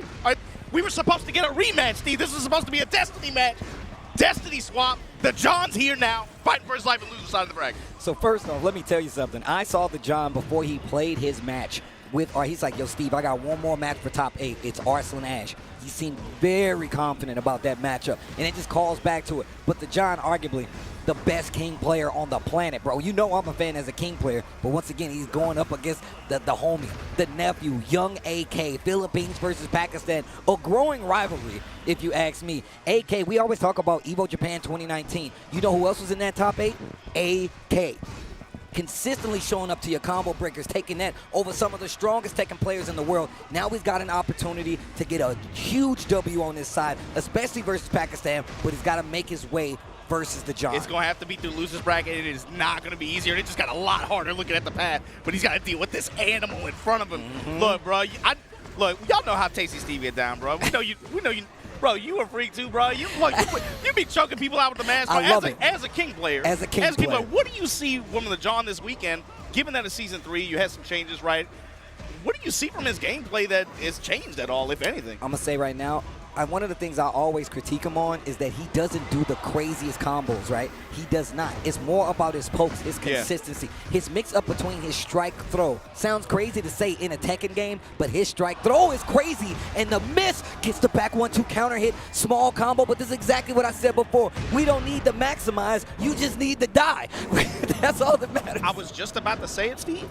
I feel like when you watch him play, even if you don't play King, you can watch the way he plays and the mindset that he plays around certain tools. He's very good at simplifying the game. He's basic. Like, I think they're going to do one of these 3 things. This option covers those things, so I'll play around this. You can see it in his mentality, and he focuses just on Yomi and breaking down those patterns based around those options. He doesn't think too much. And look, I'm going to tell you right now, let's just say things get out of his control and he's not sure what to do. His dash, giant swing, and shining wizard is going to kill you because you're not going to know when it's coming. And you just saw it right there. He sprinkles in muscle armor. He wants you to know that it's still there. That's going to make you question the highs. And we just saw our first shining wizard. That's exactly what I was talking about. And the perfect with the Sobot. This is what I'm talking about. Nothing too flashy. My man is just here to get the job done. You say he sprinkles it in, Steve. He's Pakistan, bro. They use all kind of crazy spice out there. Hey, that's facts. He was dumping it on Arslan Ash yesterday. Bro, the use of armor and... For all the kids out there. Huh. Time to play. AK, wearing that dress too, but here we go. Losers. John laying the pressure down, shoulder shoving. Losers action right now. One of these flash players. Guard, great punish from AK.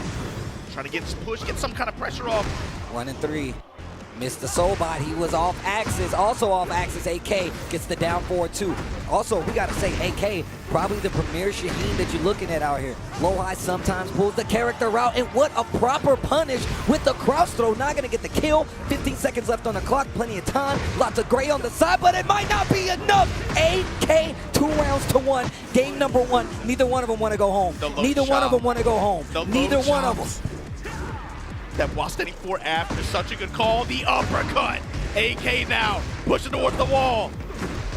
Huff, damage. Oh, yo, the special get up. Yeah, look the for moonsault. Yo, the navigation there. The punish. Yo. AK now cooking. To the wall. Scorpion Sting to the wall. Let me get the damage. Hop kick takes the Oki. Special get up again. Look, it's special. Only he gets it, maybe Armor King, but if you block it, you're in trouble. I'm telling you right now. And this is when you see like the real play come in. Because obviously, AK definitely has experience in the matchup. So now he has to go to some of the smaller tricks to see how well he knows how to fight King. King, a long-time legacy character. And I'm going to tell you right now, this matchup, personally, I see, it gets a little finicky for King. What makes it finicky for you? The quick pokes, the down 4-1, the annoying lows from the side of Shaheen. Especially the way AK plays with exactly. Super aggressive, crouch dash right in your face. See how you react to it. Hop kick if you duck. Like he's one of those. maybe something to speak to a little bit of the respect that he gives to John, but we haven't seen AK running that slide game yet as much. Most of it is focused around the mid-strike tools, like you mentioned, sprinkling a few lows here and there, but he's been able to get these back turn situations and milk great return out of them consistently. AK right now on a roll. Remember, first to 3 this time around because of the TWT change. I like that. Recent changes to the game. He's starting to use down 4-3 with King, one of the better, slower mids than he has now, but it's definitely something that they changed up, and it's a little more effective. AK's approach, too, we've been watching it all weekend, but the way he mixes up between sidestep 2, sidestep 1+2, the splash chops. No break? You no break? Okay, I was about to say. This is about to get nasty. Giant swing. Giant swing, we break that. AK in the red dress. Crouch dashing, showing it. That side step, he had the opening for just a split second. And then the John takes advantage of the hesitation and flips him after. The John now on the board this game too. Philippines versus Pakistan. Yo. There's that slide. The touch and slide. There's that slide. You were just talking about it, Obama. And that's AK, bro. Now he'll take it away for a little while perhaps, then bring it back later. And it's again about how defensively, how you want to play against the threat of that versus the hop kick or the other mid-strike options that he has. Oh, nice. Jaguar step back, makes it whip, down back 2 whiffs on top of it. Yo, that's, AK is just fishing with just frame Hornet too. Oh, giant swing, counter hit throw, you better attack that. Okay, all right, okay. He dash, spins the rest. King with a little bit left. Nice, a staggered low pressure there. Full crouch down 4-2, he's gonna get the full combo. Double 4-3, no heat, so he's gotta do it raw. Boom!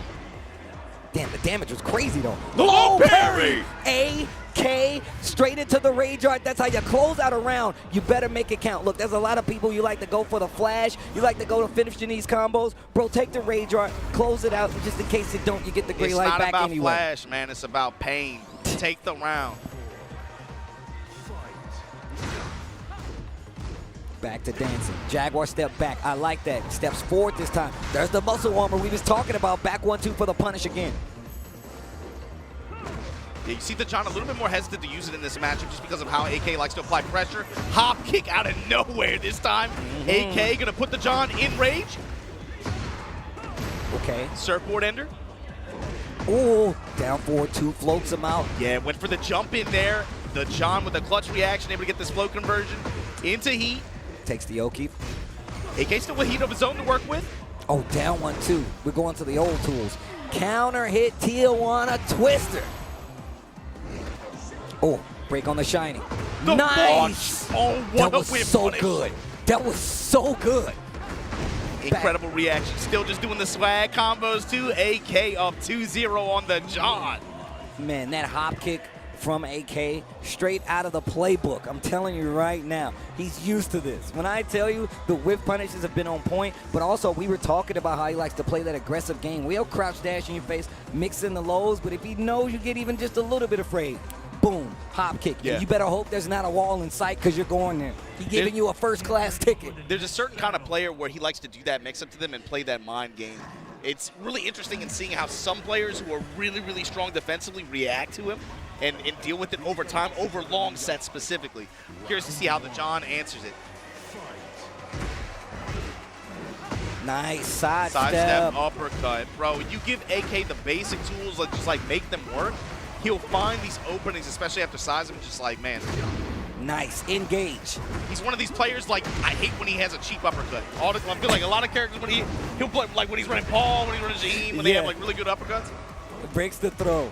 Oh, 4-2. We've been seeing a lot of that string. Spinning a little bit of the heat, the rest of it on top of that. Gray Life is there. Little Jaguar step back. It's not going to be enough. AK starting to run away with it. Momentum on his side right now. The John, you got to find an answer right here, baby. Like I said, this is a matchup that you really got to be careful for. One of the things we haven't seen, one of the main tools of King, that down 4-2. The spacing from AK makes it not as big. That's why we start to see the down 4-3 from King, but AK just running away with it. And you see the tools too. You can see why the John maybe is a little bit more hesitant. You saw that interaction at the beginning of this round. Why he's more hesitant to use things like muscle armor. Those lows and the threats of them that AK has, but this fat launch, this wall sequence, wheel kick, AK still going, sliding on it, slipping. That's the real slip and slide, Steve. Had one of those. Yep, AK on set point here in top 8. Loser's side threatening to send the John home. Okay. Packing. 2-1. And look at that jab. Not sure what that was. Back 1-2, raw tornado. Trying to get the wall. He gets it. Heat. Wall damage. 84 on the board. I'm out of there. Wall jump, got your back. Wall splat. My man, you got a combo for that? Jimmy J will be proud. Jimmy J will be proud. Man, this song gets me so hyped. Giant swing. Oh, you ain't breaking that. You talking about Jimmy sure J? ain't taking it. You about to take some naps real quick. Yo, boy. The smash and the drop and the John finally on the board here. Don't count him out. Lock in, John. Lock in, John. Yo, you hear the hawk in the background? Hop kick. Do not give AK these openings, man. And his reads with the lateral movement. Yeah. Bruh, sidestep hop kick, sidestep uppercut. How many times have we seen this set so far? Okay. Armor Sidestep. getting greedy with it. AK, he knows it's close. Down 4-1, just press mid. Oh, back up. He wanted the Irish whip to the wall. That's a free combo. Gonna get it. Yeah, got the spin. Activate. Okay, what you gonna do with it? Roaring drop kick out of the sprint. Oh my God, back 1-2, back to the wall we go. You still got work to do. Tried to go for the running king onslaught. Spins the rest of the heat. The offense not gonna be enough. Almost got the wall splat. Down 1-2, the classic moves always do it. Wall splat, what are you gonna do with it? 8 seconds. 5 seconds, the rage. Dash just to use more time. The rage art should be enough. Lots of scaling. It's only, you better hope he's dead. You better hope he's dead. Oh, he's not. Oh no, baby. You ain't got enough on the board. You still gotta play the game.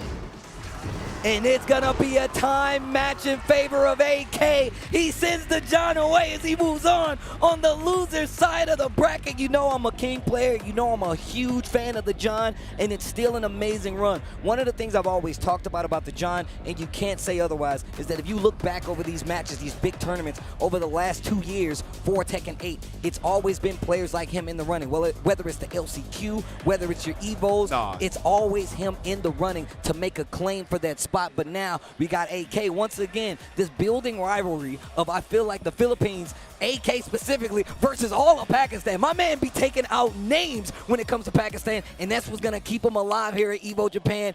But of course, we go on. AK moves on, and it sets up a crazy match on that lower bracket, bro. Oh my God. Hopefully you guys have been enjoying Evo Japan 2026. Me and Obama holding it down. Look, we have been talking about Tekken this entire week, actually, but the matches have not failed to deliver. We got an amazing top 8 building up, and we still got some killers. But of course, we got to show the love to the people out there that support us as well.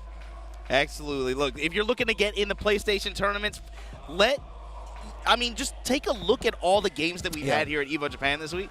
You can play any of those and more on PlayStation tournaments. Make sure you can do it right from your PlayStation 5. That's true. That's true. Just check it out at home. If your PS5 is there, you can sign up for PlayStation tournaments. There are competitions across all your favorite fighting games that you've seen on display this weekend. So make sure you sign up today. You can win some exclusive prizes and be able to get some good tournament experience so that next time when you come out to Evo Japan or Evo Proper or Evo France or Evo Timbuktu, I don't think going all over the place, man. And wherever you show up, you'll have that experience to back you up. Of course, man. Look, PlayStation tournaments has definitely been sending people to these big tournaments. Last few years, they've sent people to Evo to try to claim those spots across all your favorite fighting games, like Obama said. And you can do it from your very home, sitting there playing games. You can join us here as a player, obviously not on the desk, but you can make your claim itself. Shout outs to PlayStation 5 and those tournaments. We used to have to go outside, catch a plane, get on a bus to do this. You now get an opportunity to do it from your home, and we can possibly see you here. So shout outs to PlayStation for holding us down with PlayStation tournaments. With that said, moving on in this bracket, we got to look at that next matchup. So that sets up for Atif versus AK. They're on losers round 2 side. But this next one, man, oh man, Steve, I got to talk about the journey real quick. Ni over Ryuichi. Ryuichi, one of the shining stars out here in the JP team, joined Team Yamasa alongside Haru recently. So he's one of the top dogs there. You know, there's that respect given. Over the John, over Mangja, over Casimir, had the loss to Hafiz Tanvir to make it to this point here in loser side of the bracket. Tetsu, though, oh my. Talk to me about this. Tetsu jumps off the stage yesterday. I know this smile. This smile is like when you really scum some people out, with the character and you know what you're doing. Bruh. He was like, hey, Tee, I made top 8.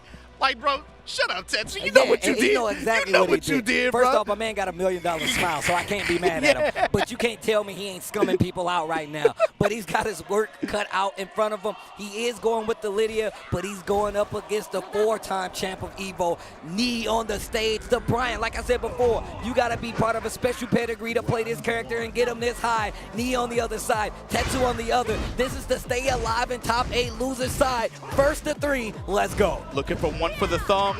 Tetsu standing in the way.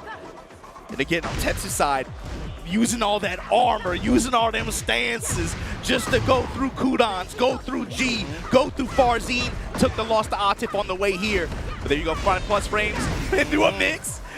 Picking up right where he left off last night. Okay. Knee gonna answer back here. Whoa, jeez. 1-2-4 counter hit. Tetsu swinging a little too much. Hit the button for the rage art. Block in with the Brian. And look, I'm going to tell you right now, that's a test round. Tetsu was definitely checking how he's going to react to certain stances, how he's going to react and punish to certain moves. This character can easily, we talk about characters that can snowball, Lydia will actually roll you up and push you down a hill. That's how good she is at it. But I love that he has the experience. I saw him over there with Chanel. You know he's here giving him some coaching, letting him know how this matchup properly works out. Yeah, especially for Tetsu's side, it's about seeing what options they're going to go to with some of these stance transitions when he's frame advantageous like that, right? When he's plus frame out of course, when he's going into wolf stance, what are they looking to do defensively? What are they? He's trying to scout that out a little bit.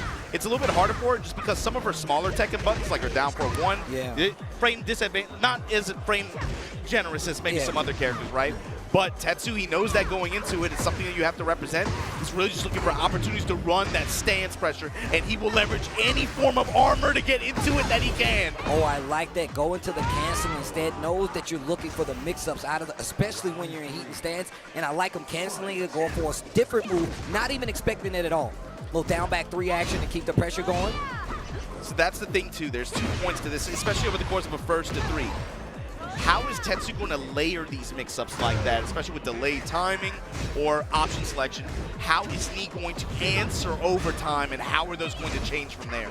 I can tell you right now, one of the things that we've already noticed from Tetsu, he knows that Knee is using more strings. That 1-2-4, nice. It's down 4-2, but no combo. He knows that he's going to test. That's why you see him rock with the full 1-2-4 to get the counter hit, because if he tries to swing in there, he's going to get that counter hit, engage, heat on the board, but he's about to go down, goes for the big mid as well, into stance 4-2 for the follow-up. Tetsu, of course, one of Germany's shining stars, man. That squad out there always doing work. Man, look, when I tell you, they have always been on like the forefront of like teaching each other and like rising up like they're up-and-coming players. Tetsu is one of the reasons for that, man. But look, he's an obviously big example, especially making plays like this. He's up 2-1 in his first game versus Knee here in Evo Japan. Shouts to Sephi, shouts to even HK Jr. I remember those days. Yo, shout out, Tetsu's I still, love HK Jr. That's my guy, bro. Tetsu's still carrying the flag like this. Up against this wall, though. Knee gonna clock out, take this round. We go to final round here in game 1 of this first to 3 face-off. 2 rounds apiece in this first game. One of these guys are going home. Obviously, we don't want it to be Knee because he wants to get that other ring. He wants one for the thumb. But Tetsu's been doing a lot of work. He about Counter to get this hit. work. Counter What's hit. his name, bro? What's his name? Knees, baby. Yeah, knees, activate. Oof, engage. Follow up, like you said, the knees. Out of the slither. Gets the snake eyes active now. Showing taunt, backs up. Tetsu willing to take advantage of the hesitation. Testing with the Vulcan punches. The low chop, sidestep. This time he's with the down back. Oh my God, gets clipped. This is what I was talking about. He's checking him. He's like, yo, are you gonna let me get away with that? Obviously, he's plus. He tried to go for another mix. He answers with the jab to test it. That's what I like to see. Yeah, just lets the 4-2 string rock after that. Tetsu, down 1 game, not out. You knew what you got as soon as you locked in for this top 8 bracket and you saw you had the fight. Knee also trying to make a statement as he carves his way through this bracket. Get ready for the next battle. Elegant Palace. Look, first and foremost, I feel like once you get to the wall versus Brian, especially a player like me, he's really going to take full advantage of it. You see he's not afraid to go for the taunt mix-up after Oki mid-screen. So if you got a wall in play, that makes it even more prominent. But Tetsu's movement, you can see him using that stance, back dash as well, just so he won't be stuck in these positions. But as soon as I say it, to the wall we go. Give her the tour. And in this situation, it's not strange to get the balcony situation after as well. Oh, he's fishing. He wants something big. Cannonball straight. This time goes with mid option. Vulcan punches. Gets checked. I like that. Gets the punish. And once again, you can see Tetsu delaying some of those string follow-ups, and Knee has an answer every time, whether it's a jab, whether it's a down jab. Heaven and Earth. This goes with the mid option. Charge it. Wolf one-ender, and now, yeah, just mid strikes. Vulcan punches, and we finish it. Knee looking real sharp right now. Tetsu has done such a great job of getting this game started. It's more about having the flow, keeping that momentum, and I think that's what's doing really well. Look how quick you just lost 60% of your bar versus a character like Lydia. Nothing but pokes. Now, mind you, Steve, that carries risk too, especially going with that Wolf low like that he did. That low into the mid-strike chop like that. Ooh, nice block, great punish. He is taking risks here, but Knee, the timing reads working out in his favor big time. Cancel that time. Tetsu with the answer here. One of the coolest hop kicks in the game, by the way. Okay, one. I like the mid option, great range. Changing up the approach a little bit, but baby, the flash stuck it in the launch, touch the sky. Activation. Oh man. Eyes glowing like a snake. Leave the body smoking. Viking funeral. Here we go, Shoot the arrow from the shore. Shoot the arrow from the shore. They playing bagpipe. Here we go, Heaven and Earth. Whoa. Cannonball straight this time. You see them both backing up. Respect on the spacing. Oof. Counter hit this time. And, yo, he's got heat as well. That's going to be the round. Yeah, that's going to do it. Knee keeping that round lead in his favor, doing a great job at it as well. Yeah, and he's had a lot of good bend but not break defensive scenarios as well. Tetsu's doing a really good job of mixing stuff up, too. He's giving him different looks, giving him different options, changing his timing. It's just, he just seems to be one step ahead. And I think that's the hard part about Lydia, right? Obviously, she's got a lot of stance options to call you out to see how you react. But what if you never get that going? What if they keep checking you? You still got to go back in the stands, just to try to get those big combos, just to try to get those big hits, especially if they're used to what you're doing. Using the taunt perfect as well, and Knee is warming up, bro. This is not looking good for Tetsu right now. The delays to Tetsu, you can see like defensively he kind of stood there, was waiting for his opportunity. Knee showed him the delay, he could tell the hesitation was there. Kind of pressed into the pressure afterwards, parallel to the wall, but Knee now trying to make this thing a three trying to make this thing a 3 and out, but Tetsu got to find some kind of way to take a stand and kind of impose his will with some. He hasn't had the greatest return out of Heaven and Earth. Yeah, I mean, but that's exactly what I'm talking about. Like, that's the thing about Lydia. Look, we were talking about how this character was definitely a criminal in the earlier seasons. Definitely a criminal, and still pretty much so, unless you know how to call it out. I'd say she's on parole right now. Yeah, she's on parole. Pending good behavior. You got the ankle monitor on. She can't leave the house. You know what I'm saying? Like Red and Shawshank Redemption. I don't give a damn. I don't give a damn. But here we go. One of my favorite stages in fighting game history right now. Let's go. If he gets this match, he will be staying alive, but the match after is not going to get any easier. Let's go, Tetsu. Are we on the boat? Tetsu trying to go fishing, though. Looking for anything, any kind of opening that you will give him. And look at how much slower this game is. Yeah. You know what I'm saying? Like, that's what you're looking for. And look, punish. See, this is exactly what I'm talking Brian about. will hurt you for those. Especially, don't give him the wall. Don't give him that. Bro, the picking apart of this character, Lydia. Once again, touch the sky. Good. I like that Tetsu stayed down in that situation, but man, it's just tough to even get off the wall and get back to. You called it. It's like the match is slowing down. You're not seeing so much, like, not so many opportunities to really force the stand slop like that. So he's having to rely on some of her other tools to be able to even get an opening. And he's just shutting him down. The sidestep too is going to create some openings. Here we go, the flash chop. If we get the engagement here, punish. I told you, once you know those instances, now you're wasting your heat trying to force your turn again back in the stance. And it's not going to happen because he is testing every opportunity he gets and making sure you never get to play again. I called it earlier when he was going in the wolf stance like that. He had a round where he was able to get chunks of damage like that, but that carries risk, and he is punishing him for it, going for that same option out of Wolf like that. Bro, my man is taking advantage right now. My man is taking advantage right now. Oh, he's throwing bows on him now, too. Okay, going for the tracking move. I like that because he knows he's been sidestepping left or right quite a bit. So he goes for the tracking move instead. All right, here we go. Engage. Finally get something. And I love Tetsu canceling out of that stance. Yo, now this is what I'm talking about. 4-2 out of stance. You see him put a little crook out of his neck. Now Tetsu getting around on the board, stopping that round count bleed. Let's see what he does with it. Going with a lot more homing options too, trying to seal knee step, jab float sequence though. Why is he ready for that? Great checks on the side of knee. Almost got the wall. wall. Hatchets, do it again. Caught you ducking. The one jab, the step. Tetsu's last chance, not gonna happen. Knee with the haymaker. Yo, look, we talked about how like Hafiz Tanvir was playing in these matchups.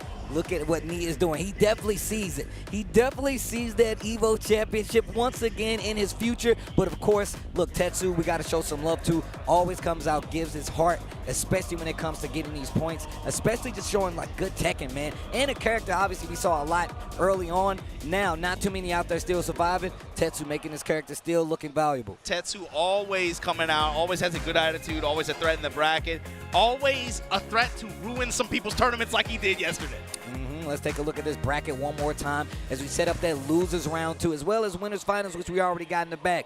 Losers round 2, as we see, Atip versus AK. It's going to be Philippines versus Pakistan again, arguably a larger challenge. That is something I can't wait to see, but also this sets up Ulsan versus Knee, Korea versus Korea on that round 2 second-hand side of losers round 2. So, of course, we got matches. We got bangers nonetheless. Dude, one of my favorite things that I've been like a part of and a privy to see is how Tekken 8 has evolved and the story of region versus region, champion versus champion, and we definitely gonna see more of that. But of course, it's gonna be on the other side of this break. The top 8 for Tekken 8 continues here in Japan, Tokyo, big site. It's gonna come on the other side of this break. Make sure you stay tuned for more. 飯田ならやめたよ。もっといい条件のとこが見つかったからって。俺の IT スキルはもっと評価されてもいいはずだみたいなこと言って。あ、そういえば最近女の人と会ってたな。IT スキルで生きるならレバテック。レバレジーズ。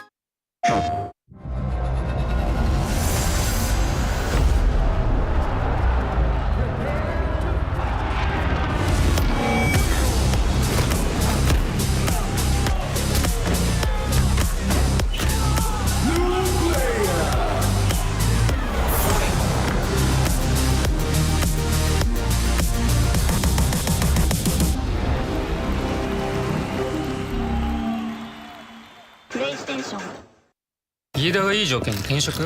本当かな？だって IT 転職ってスキルをアピールできないとダメなんで。ってことは代わりにアピールする人が。そんな都合のいい人いますかね？これ何か知ってる？ IT スキルで生きるならレバテック。レバレジーズ。 Well, Vaya is laughing right now. Look at Vaya laughing right now. Oh, he's doing a dance. What is he doing? Man, he's just too ready, you know. Not today, man.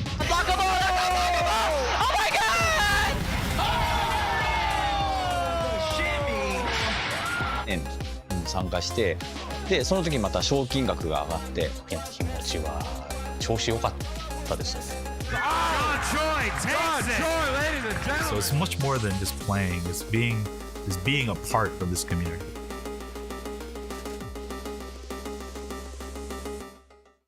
レバテック。もう少し売れる。あ、いや。レバテックはあなたに最適なキャリアを提案できます。なぜなら。なんて言ってる？なぜなら。なぜならエンジニアに関する膨大なデータがあるから。IT スキルで生きるならレバテック。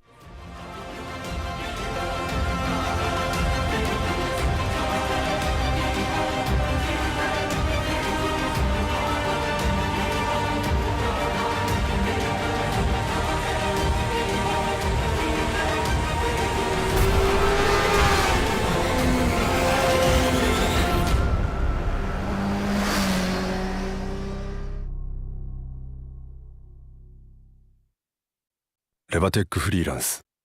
ちょっとこれ見て。どうした？フリーランスにはなりたいけど。フリーランス？私たちなら提案し続けられます。あなたが成長できる高単価な案件を。転職だけじゃないのか。 IT フリーランスならレバテックフリーランス。sunglasses in the day, blue light glasses for the gaming at night. Zenny's got affordable eyewear for everyone. Vibe in style while protecting your eyes. Evo sunglasses, available now.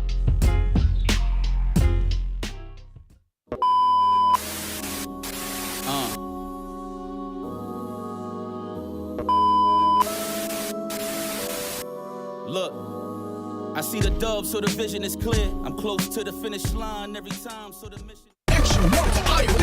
安心安全3年保証応答速度 0.03 有機 EL OLED 液晶モニター IO データ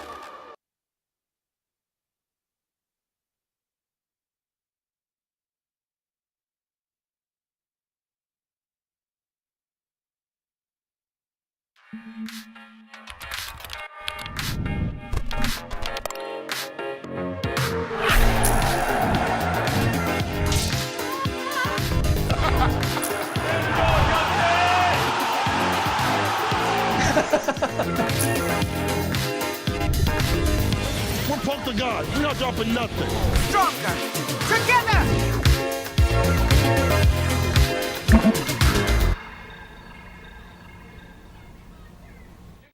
Hey, welcome back. Thank you for watching from wherever you watch from in the world. This is Evo Japan 2026. My name's Majavam. I'm joined by none other than the tasty one. Tasty Steve out here. We are getting deep into this Tekken 8 top 8 action. We're down to our top 6, Steve. Yeah, man, it's getting interesting, bro. Look, I'm going to tell you right now, I'm not going to call them upsets, but the matches have definitely not gone the way you've expected them to do. But they've been exciting nonetheless, setting up the rest of what we have here for this top 8. I mean, man, the path that all of these players have taken so far has already made it so the next matches you see will be nothing better than the best Tekken you've seen so far. I can't wait to get into it, man. I mean, we got Atif versus AK. Like you were talking about it, right? Atif versus AK coming up. That's Pakistan versus Philippines. But I was looking at Atif's path even up until the point where he lost to Hafiz Tanvir 3-0 in winners. Up until that point, Tetsu was the only person to take a game off of Atif this whole tournament. Yo, that's crazy. He had only lost one game the whole tournament, and then Hafiz Tanvir just 3-0'd him. I mean, look, if you need to see what a good, crispy play looks like, especially to succeed in the top 8 where you got the best Tekken players in the world. Once again, that was one of the large part of contentions, bro. Pakistan not being here. What would that look like? Well, now everybody's here, and we still have it. I mean, we were talking about it. It was a possibility of having six Pakistani players in this top 8. It went down to 3, like I exactly called. You did call that. You did call that. Exactly called. And it ain't no shade to anybody. But let's talk about this next match. Bro, this dude AK putting the Philippines on his back. But also, shout out to that other Philippine player that actually made top 16, top 24 yesterday. The Lily Boy? Yeah, bro, he coming was out of doing work. nowhere. But AK now, I mean, he's taking out Arslan in tournament. Now, and we just saw who else he's taking out. But now he's got to take out one of the another big guns for Pakistan, Atif. Steve, this run so far, AK over Nabdo, over Lohai, Yo. over Rife, Yo. over Farzin, Yo. over the John, took the Elder Ikari, but he's up here against Atif now on the loser side of the bracket, threatening to tread into the top 4 territory of this tournament. He's been here before, too. Yep. I'm going to pump the brakes on it. It's a little early. But the fact that he just got over the John the way he did, bro, and now you locked it up against Atif, who's one of the more confident players coming into this event, right? I have a question. AK, look, I went to the Philippines, and I was playing Tekken against grandmas. My man's got legacy skill. How do you pull Brian up against AK and expect him not to be prepared? How? That means you're either the best or that much better. I know AK has some understanding of this matchup. That means you're going to have to outplay this guy Atif. And it ain't many people on the planet that can do so. It's like 1 or 2. And it might be AK. Atif versus AK. Pakistan versus Philippines. It's going to be Shaheen versus Brian. Let's go. There's maybe some cues he could take from Hafiz as well from that matchup earlier. Just great timing Yomi that played out in big ways with sidesteps and whip punishes. I mean, just the same though. Oh, that could have been something crazy. I'm out of there. And still with the punish, he was ready. Tries to sidestep on the string, gets clipped on the tail end. Life bars, they're matching right now. Sidestep mid swipe. This time just gonna take the guarantee after the guard break. Uses heat dash to be able to force pressure at the wall, but Now Atif in the driver's seat, cannonball straight, got the wall, got the finish. And you notice what Atif is doing. He does not want you to feel comfortable sidestepping up close, so he double dashes and then does it. He realigns to make sure you're in axis, then he can do it. But now AK tightening up the side steps, and now you see him being even more compact with the side steps, looking for a move this time around. You can see it visually too, just the way he'll mix up sidestep with the dash, with double dash like that. This time AK now carrying towards the wall. Big health advantage. Big damage. Oh, okay, AK with the answer back. AK with the answer back. Hey, on round called of it, man. peace. These cameramen working overtime. I'm saying, bro. This won't work out here. Hatchet. Do it again. The low. Staggered in his face. This is what we was expecting to see versus the John. He pulls him out against 8. Oh my God, against Atif. Okay, it gets scary on the wall. Big trades. The slide doesn't lead to anything. No, that's here's when things get dicey. Goes right back to the hop kick even after that situation. To the wall. Just a splash. What's the mix? Just to put this heat on you, just to put that low smash down. And AK now, strong round. That's also a tell. That's where the match is going to develop a little bit more too, with some of those crouch dash threat situations like that, threatening the slide, threatening the hop kick, and the reactions after. Atif now in control, got the wall. Like AK that. armor off. Oh no, I'm gonna put you right back on this wall, little boy. Timeout. I said timeout. I said put you in timeout. No dessert, no dinner, no nothing. That's a round on the board. Hit him with the Mr. Anderson at the end too. Mr. Anderson. Okay, trying to force the duck. You can see it coming from AK's side. Yeah, this is more kind of the AK pressure that I was expecting, right? The mix between the low chop, the sidestep mid chop as well, and then into the double cannon. In heat, going with the, man, the delays on his timing too. With the perfect. Look, we saw it in literally the first round. You know what AK did? He came out swinging. He's like, 1, 2, 4.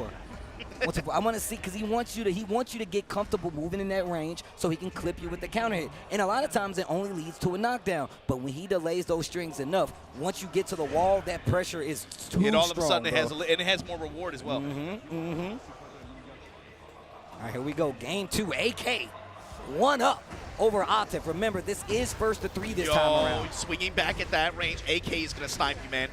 Uppercut, wall, huff. 1, 2. What a duck and a punish. The awareness from AK. What did I say? There's no way a legacy player like AK. My man's been playing since he's been in the cradle, bro. Look at how he's playing this matchup, bro. 12 years old. He was beating some of the world's best. Oof, counter hit. And bro, my man is cooking right now. Now, we saw what happened last time. Atif made the switch to the law. Will we see it again? Damn, Steve, you're already calling out the character change, but it's only one round into this game. I'm sorry. I might be jumping the gun. Uh-oh, but hold on. AK is cooking right now. Yeah, this is the mental warfare we're talking about with AK. When he starts threatening these slides, when he starts rotating around you, and he still has using the third dimension. The using the third dimension. Oh. Dog. Okay, all right, now, all right, you can start talking about the character. I'm just saying, bro. My man has got his foot on the gas pedal. Is he even old enough to drive? My man is taking a test right now, and we going on the highway. He came in on a bicycle. Come on. Double dash now, Atif wants this wall. Wants these mids. Vulcan, okay. There we go. At the flash duck, comes up with the wall standing live punch. Wow, rising one, big launcher. Very close to closing it out with a perfect for the answer. Hatchet, great double punish. scorpion. Dent. Now stopping that round count bleed. Okay, Atif like, yo, Steve, shut up, bro. Shut up, bro. Let me cook. Let me cook. And the engager after the cross chop. Guard break, just gonna take the guarantee here. Breaks the glass. Once again, Atif back on the ropes right now. He needs to do something, spins the heat. He's got Gray Light to recover. Armor. Dude. Great block. Great dunk. Atif back on the board. He's going to get a huge chunk of life back for this. And he's got heat. Rage is there as well. And he's got the wall. Do something with it. Game still on the table. God damn it. Yeah. God damn it. Hold on. Atif says, hold on, man. Pull over here. We need to see if you can parallel park. We need to see if you know how to parallel park. Low parry. Low parry. Dash up low parry. Just to steal the wall. 50% up. Sidestep mid swipe. Activation from Atif, gonna be able to get the space to be able to create this whip punish. The wall gonna mess up the combo. I gotta say, great usage. I'll take it right back though. Great usage on the heat here by Atif.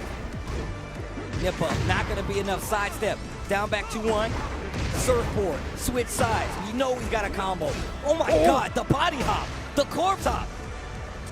Hop kick. Yo, stay up off of me, bro. Switch sides. I'm gonna try it again. Oh, drops the combo. You're going to give Atif another chance. He's not going to get another chance. 2-0 on the board on the side of AK. Well, my man is, when I tell you he's a one-man wrecking crew, AK, bro. AK, bro. I'm just glad he switched the water, Steve. All that soda he was drinking. Look. Like, bro, you get older, the kidney stones start happening. Man, like, you can't be messing with that, bro. Look, I'm just saying. You got to be careful out here. He was chugging soda. He's old enough now to know. He's old enough now to know. My man's got a water flask up on the stage. That's what I'm talking about. But you just heard it. Atif locked in on the Brian. I like it. I mean, look, I also like the fact that he's like, yeah, I'm going to go back to character select, and I'm going to double down on the Brian. We go to the underground arena, all red, where the bad guys hang. We switching outfits. The T7, Brian. The T7, Shaheen. Here we go. An opportunity for AK to send Atif home. An opportunity for Atif to bring it all the way back. Jet upper after the back dash. He's like, nah, I can't even play. Mask on, and that's how we going to start this game. AK feeling spicy too, man. Start up round, start hop kick. Leave the body smoking. That's Get a up hell on of a this wall. punish, though. Oh my God! Explosions everywhere. Hop kick. Don't you try to dance on me. I don't know how to do that. I know how to hop kick and crouch dash. That's it. What a block. Yo, it's the mock breaker. Fishing for the counter hit. He finishes first. Not a clean hit, so he's not going to get the side switch. Yo, damn, they are fighting. Snake Eyes back when I close out. Atif says, you know what? I'm tired of playing. I'm tired of playing with you. Atif changes timing up a little bit as well. Saw in that same situation, that exchange after, that uppercut would have landed before. The first two games, it felt like it was the same timing each time. Slowed the match down, too. What a duck. Oh, I know what that was. Miss on the punish, a little too quick. Break on the throw. Slide. Get up. Result in the side swap. Still sliding on him. Yo, establishing that he could finish the string, switching to that low down for a one-off axis. AK moves too early, gets clipped. Get up. Kickoff. Okay. 2 rounds for Atif. Yo, Steve, chill out. Yo, Steve, chill out. Atif now, you can see him hesitating in some of these situations where before he would be more aggressive with the press, would eat these uppercuts that AK's doing. AK still has the static timing with them. Atif adjusting. Great block. And now he's stopping the tree early. Back 4. Yo. What a duck to Wild Rising 1. Atif like, yo, bro, hold on. How dare you? Activate. To the wall we go. There's an explosion there. We're doing some construction over here. Leave the body smoking. Woo, what a sidestep. Oh, Steve, hold on. Activate. AK. What an answer. 3 rounds. Bro, the look on Atif, like, bro, come on, are you serious? The look on his face when we came back to him after that round was OD. Nah. That moment of hesitation, eats the cross, and then Atif able to rebound here, take this game. That got really scary, though, especially since AK had a lot of resources on his side, especially with the wall blast behind him. Could have been able to convert into something big, but Atif able to navigate out the situation. And again, a lot of that game was, it felt like his timing, he included a lot more delays in some of his decision-making, and that AK was still on the previous timing. You can see it really worked out. It saved them in a couple situations. I feel like I'm so happy you talked about the timing, man. It's really easy to get into this flow of moves with Tekken, especially when you have the lead. Yeah, bro, you just go, right? But that's how you know Atif is world-class talent when it comes to Tekken. My man switched up his timing, still using the same moves, but that delay does a lot. Speaking of switching it up, AK, sidestep left, gets the down 4-2 to start things off in this next game. And look at the 2-step all the way to the wall on the beach. How you doing that in sand, Steve? I'm just saying, bro. It's the cybernetic parts on Brian, bro. Engage. Wall splat. Put your ass up on this wall. Big damage. Great block on the low. And instead of taking the launch or taking the punish, he actually takes the space. He wants to get away from the wall. Defense was crazy by Atif right there. Counter hit, cannonball straight. What you gonna do with it? Lots of life to recover as well. Snake Eyes. Running the Incinerator string. AK not willing to play into the string game, but the mid strikes. Yo. AK wants this uppercut bad. Goes for the cross chop. Yo. The mid strikes. Yo. The low. Yo. Oh, there's like 2 seconds left on the clock. That was OD. That was OD. Oh my. And then he hit him after the bell. Started to throw in the towel. Double dash up jab. Slide. Get up. No, goes for the low. Just keep the pressure here. The 1-2 sequence, 2-1 sequence. Great flow. Activate. Giving his wall push. I like that positioning. Wall jump. Low parry. Jeez, activate the E2. Break the glass. My wall. Sliding. Tapping the legs. Get up attack to stop the pressure. Goes for the mid. The tracking's not going to do it. Down 3. 1 round apiece again. Slide, trade, nobody gets a hit. Spotted the adaptation, AK able to seize the moment. These big wall opportunities. Now you see AK taking that extra step forward to realign. Atif answers back with a quick side step right, and he's gonna get the launch. Heat active as well.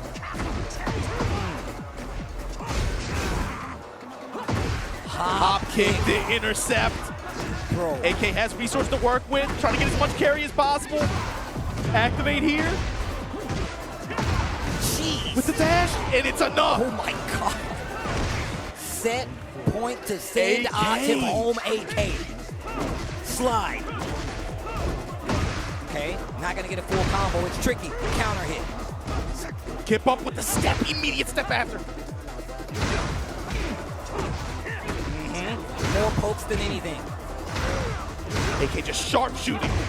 And finally the counter hit uppercut. The surfboard off the wall. Hatching. Heat burst. The step here. Stepping right, finds another counter hit uppercut. Steve, he's gonna burn this on the heat activation here. Is he gonna be able to find anything after though? Is this enough? It is! AK 3-1 to send Atif packing. Bro, the government sent AK out here to check pass. That's crazy. Bro, first off, let's talk about the history of AK right now. He has taken out not only Arslan Ash, but Atif, Hafiz Tanvir.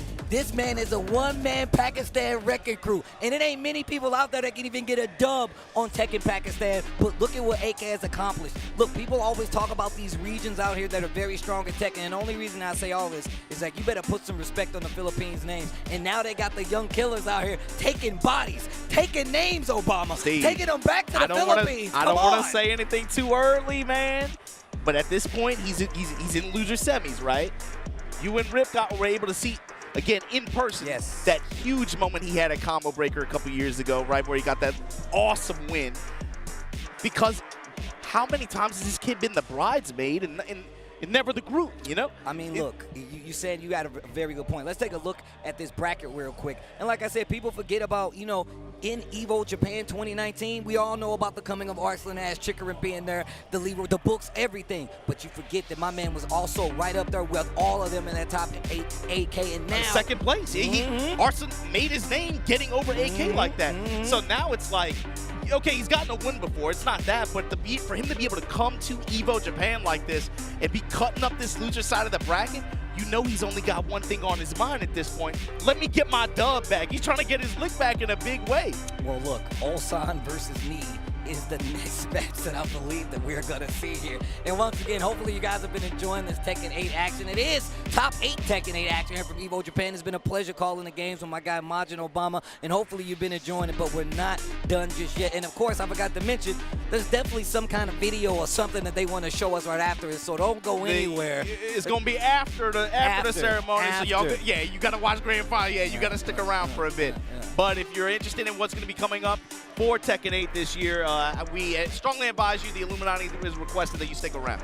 There you go. Thank you guys once again, man, for tuning in, man. It's been an amazing weekend, an amazing kickoff to the fighting game season, as I like to say, especially being here in Japan, coming to see the homies again, all the amazing announcements, all the amazing matches, and now we go to Korea versus Korea. We're about to get another one. Knee versus Ulsan. This is definitely going to be a banger. Tournament life is on the line. You know Knee is trying to run it back so he can put the hand up once again. Hit the John Cena, you can't see me up on the stage, but he's got to get through Ulsan. Got to get through Ulsan, got to get through AK, and Lord knows what's going to happen between Ikari and Hafiz, but we'll get to that later. You got to fight the dude in front of you first. This is a legacy matchup of generations from the Korean scene, obviously. So the question is, character selection? You alluded to it earlier, but against Knee, Ulsan goes drag, right? I mean, look, right? I would say yeah, but the fact that he was so willing to run Asusena in game one. You can never assume anything with this guy. Exactly. You can never just saying, bro. Just think that. Ulsan to get here, of course, took that LD Ikari over in winner's side, over Take, over Pekos, over Galgonji, over Arslan Ash to make it to this point of the tournament. Well, here we go. Stage selection underway. Talk to me.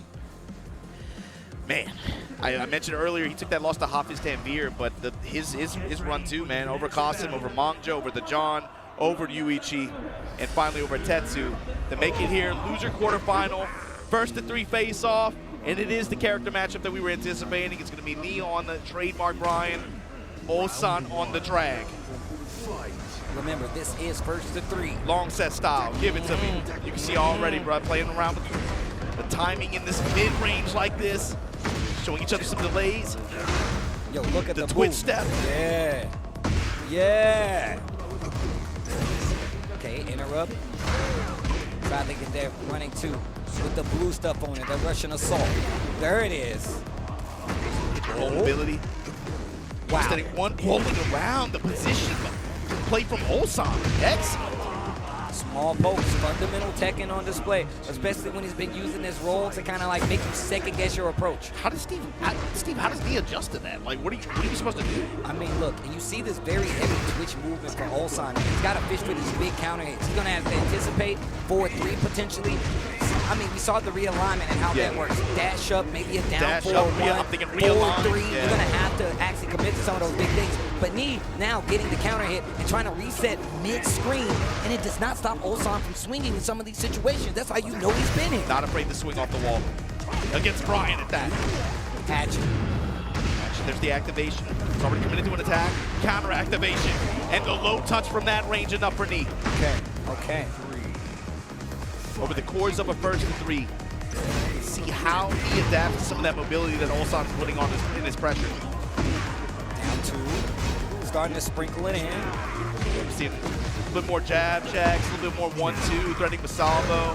Haven't seen so much back 4 as much so far this set, or even back 2 as well. Okay. All right, the 1+2 gets the E-dash extension and the jab to close it out. And look, one of the things I got to point out is like the tempo of every round that we've seen between the games all day. They've been so different. You can definitely see the different styles clashing here in Tekken. This is a special one just because it feels like they've had so many opportunities to play each other so much as well on big stages. And don't forget, the floor is lava. One big launch, I can take huge damage. Big combo implications here if you get that first launch. Hell, even if you get the throw. Safe mid checks from Ulsan right now, the jab. Wow. Okay, here we go. Big back shot, post activation, dropping bows on him, Steve. Ludacris will be proud. Totem blow.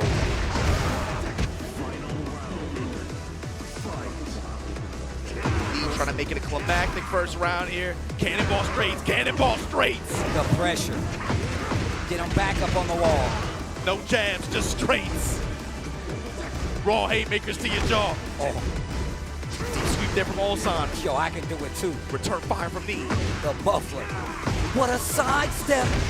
Knows he's been using that cannonball straight, going to a little bit too much, but now he gets the wall, straighten it up.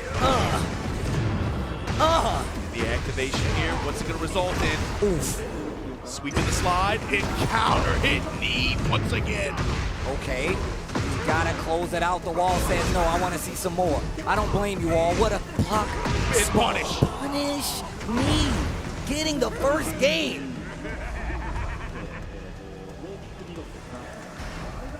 Bro, my man, he gonna get up there. My man he get this W for this tournament. He gonna get up and hit the JoJo's pose. He gonna be standing there with the 5 in front of his face. I'm like, that's what I'm talking about.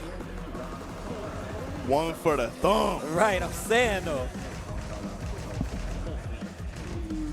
It's, man, like I want to get excited, but it still feels so far away, Steve. It is, like, bro, this is just to get the right to face AK. Bro, I'm just throwing it in the air, bro. I'm just throwing it in the air. Who knows what comes back down? But now Ulsan, not liking the way things are going back to the Asu Center. Dragon on first, Asu Center on the back end. Let's see if there's going to be a different in how this match turns out. Let's see if Nee knows how to defend. We saw it earlier. Can we see it again? Game 2. Expecting a similar kind of approach to lead jab, trying to find frame advantage with like while standing 3, the flutter kick setup in the stance, but also even just using 2-1 or coming up with that while standing counter hit launching punch like this. Be able to result in wall pressure. At those big chunks of damage, and then there's the flutter kick pressure. Cancels out the stance, goes with the 1-2 punish. Working the 2-1, but the mid-Vulcan punch is interrupting. Oh, nice. Catch him out of movement. Sidestep, micro step, activate. What a block on the low, tries to use that stance transition to back. Nee instantly has an answer. And look at him stepping and realigning there before he does the cannonball straight. We talked about that earlier with that smash. You let that thing fly in range. The awareness to know he didn't have a closeout on the string. Ulsan TEKKEN instantly. Nee having an answer. That's another round on the board in the second game. Once again, this is loser's side. One of these guys is going home. Plus frames and the delay stance options. Ulsan giving me some different looks here. Layered offense. Yes. Oof. Looking for a reaction right there. Going for the mid after the low. Breaks the throw. And a running 3. Fortune's not going to be able to counter hit launching with the haymaker. Evasive. That hook. Okay. Ulsan's trying to get a timing read. He's going for these big counter hit launching options. He's not giving him much. And Nee just clamming up on him. Closing the shell. I'll take the plus frames. I'll take that chip low. That's fine. You got it. You got it, big dog. You got it, big dog. Had the counter hit. Didn't believe in the follow-up. I'm going to get this step. Oh my God, jet upper after the side step. 10 seconds left on the clock. Rage is there, don't play with it though. Uses the heat to extend as much as possible. Could have closed it. Plus frames and then just goes jabs. Oh my God. Maintain control with the clock expiring, Steve. Nee right now. Trying to forge his path to move. Stance parry's working out big time for Ulsan there. Got some decent return. Counter hit 4-3. Welcome to the knees. The namesake move.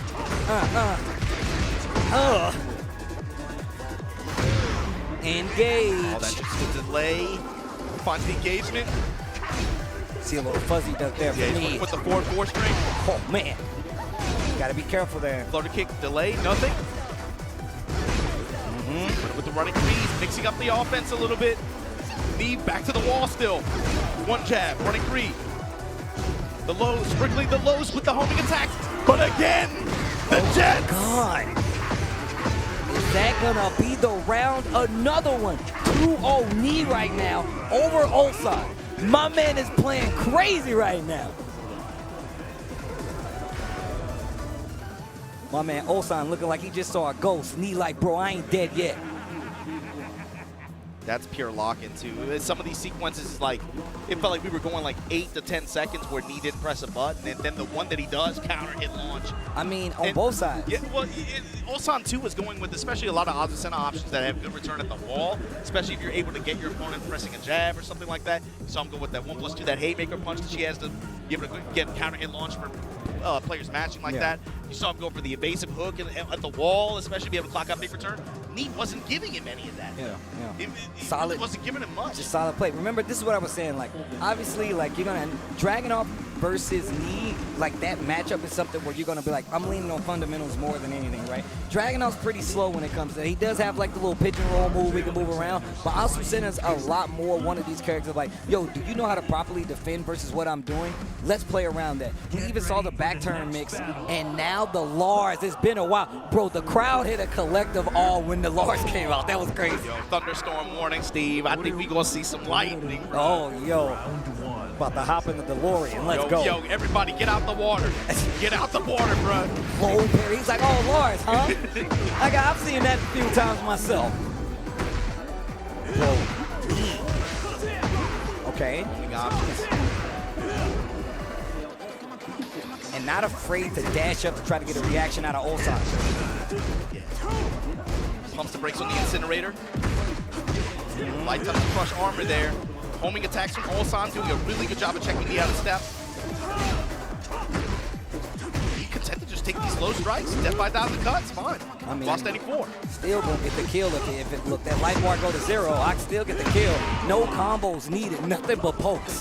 The other thing too is he has a 2-game advantage at this point, so he's cool with just slowing the match down a little bit, trying to understand how Ulsan wants to apply pressure, trying to get a read on him where he can take advantage in a big way. Back one, backing up. To get that sidestep. Pokes and lows. Pokes and lows. Of course, Brian, wow. Season 3 also got those sidestep cancels. Here we go, big launch. He looking to reset into a grab there? It's time. Incinerator runs it back. Damn. Pumps the brakes, just goes right back to it. And look, 1 round apiece already. Me letting you know, like, nah, I know about this too. I see what you're trying to do, but I know about this too. Vulcan punches. Finishes the string and gets the engager because of it. Sidestep 2, that attack got to be from Season 3. Sidestep, perfect sidestep. Got the back shot, knee now. Trying to put himself in the driver's seat of this. Bro, delays. The defense. Mid strikes and knee now. Set point here. Losers round 2 against Ulsan. Okay, wait a minute. Big counter hit to start it off this time. Ulsan, you gotta do something, my God. It is not looking good. Lightning. Okay. Starting to get something started. It hurts, but still he just does not feel that stress. It's like, fine. Still gonna play at my pace, though. I'm still gonna play at my pace. Finish the string as well. And this time, Ulsan's got a big life lead. I like using the back one more now because he knows he likes the sidestep. Gets the big counter hit, though. To the wall we go. Spins the heat. No great life to recover, so we got to do it as is. And just like that, he's back in the game, but it might be over if Ulsan gets another touch that's going to do it. Okay. All right, Ulsan. All right, Ulsan. And now you definitely want to get this round, reset it a little bit. Obviously, not going to do too much other than get you a game on the board, but at least the momentum is in your favor after that. But final round, Steve, and Boa Crusher from far range like that. After testing him mid at the beginning of the round, knee right now in position. Okay. Parallel to the wall. Trying to step off. Oh Delta my Slicer. God. Raw Dog comes up with a lift. That's what comes from playing multiple characters. Sometimes that combo will slip your mind. Trust me, I know. Drop there. Hope it doesn't cost him, Steve, but right now. Knee gonna dash up, activate, gets the Vulcan punch.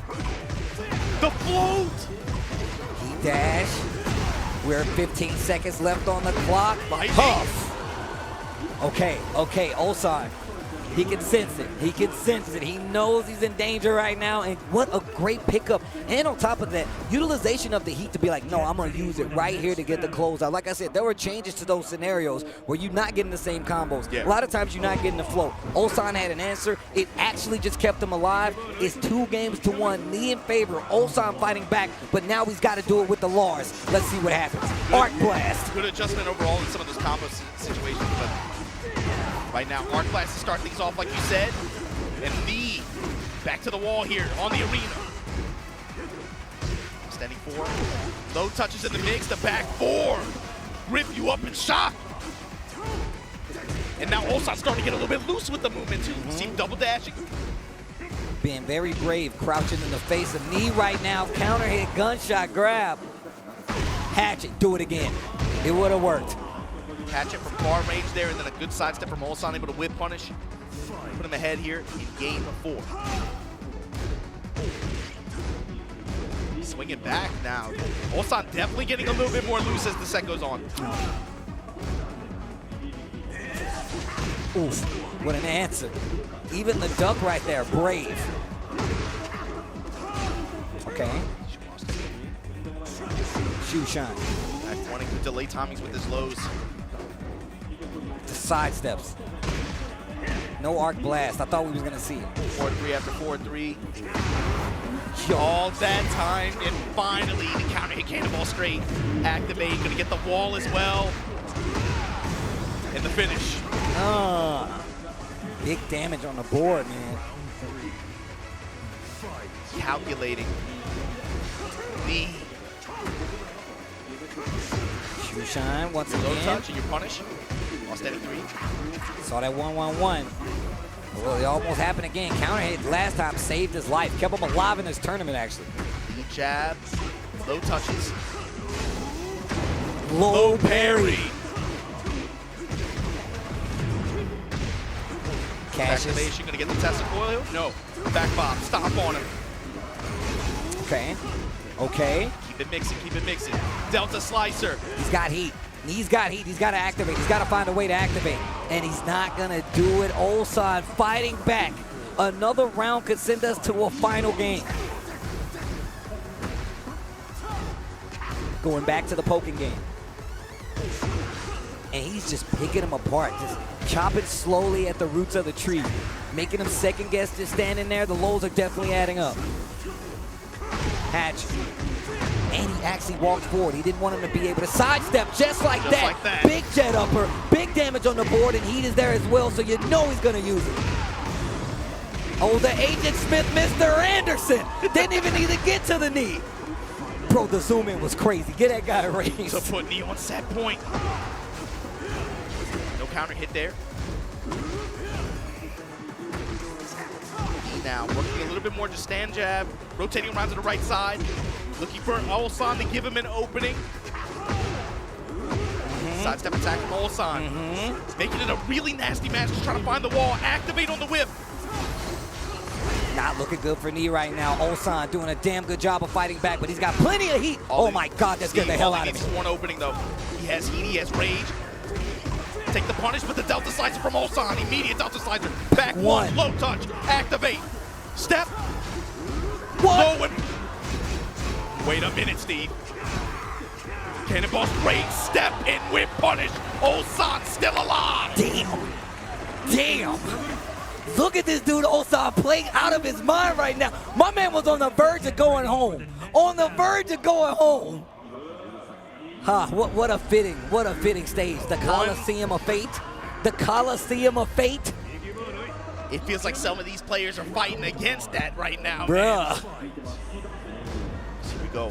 Locked in on this character matchup now. Brian versus Lars, and Ulsan as the set is going on has found more and more comfort. And what's crazy is he had such a read on the Lars at the beginning of these games, and now he's in danger. Still kind of committed to just his approach, right? I'm willing to just death by 1,000 cuts, just intercept you mid, take my good guard on these lows, and be able to take the punishment, and find my opportunity to be able to create something big. I'm glad you said that, death by 1,000, because we haven't seen many combos, right? There's always been these counter hit strain scenarios, and speaking of counter hit scenarios, until it isn't. Has plenty of heat. Doesn't spend it just yet, goes for the low. And of course, you're looking for that incinerator in some of those situations. So TEKKEN right there, you're looking for taunt as well. Stacking it against them. Big counter hit on the side of Ulsan in this second round, 5th game. Didn't get the full combo though. You see counter hit as well. Oof. Counter hit again. This is what he's been looking for. Being able to get the read on these times, be able to get these huge return options when he does do them. 107. Ow. Step in sweet. Hatchet. Give me the pressure. back one. I love him using this back one. You want to sidestep? That's exactly what I'm going to do. Back one, hold that. 1 round away from staying alive in this loser side of Evo Japan. Every interaction that round, Ulsan was pressing, Steve. He was right every time. He gets it. He understands now. Not going to spend the heat just yet. I like that. Save it for later to close out the game. But now you give Ulsan a chance. That pressure, not as heavy. Hatchet. Do it again. Engage. Goes for the mid this time. He knows Ulsan was sweating the lows. He's got a little gray. Lars got a chance. He gets this back. Not a combo, though. Jab, sidestep. Goes with the smash option. Tested mid. Counter activation from Ulsan. Goes low. A lot of Sen and Den mix-ups. Post smash, where's he going with it? 10 Mid seconds. option, lightning axle. 7 seconds. 5 seconds. Look at What time. a block. 2 seconds. Who's got? What? Oh my God. Staying alive. Oh my God, bro. Come on. Oh my God. Sidestep attack, good guard from knee. Okay. Timing on these lows. Stance low, man, knee has been so good with checking the stance. Transition lows like that.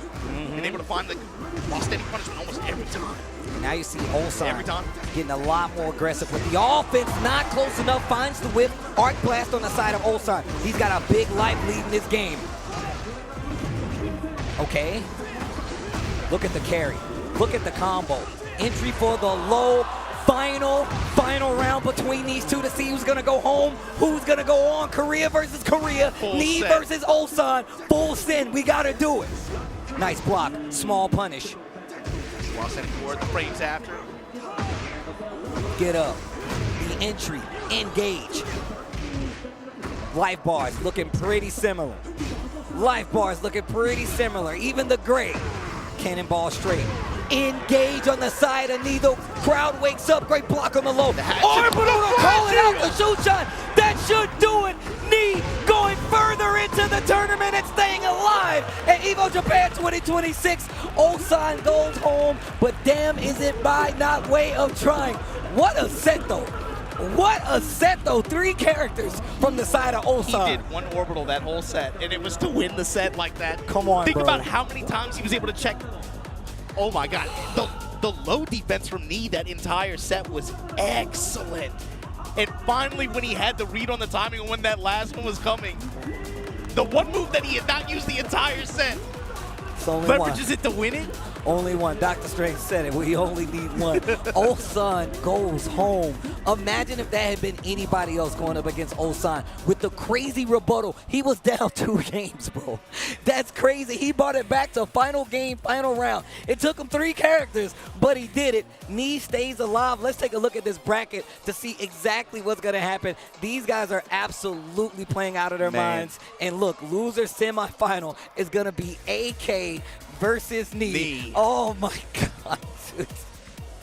How do you say this is not ridiculous? But of course, winners finals, Korea versus Pakistan, Akari versus Hafiz Tanvir, and we only got 4 remaining. Oh my gosh. Listen.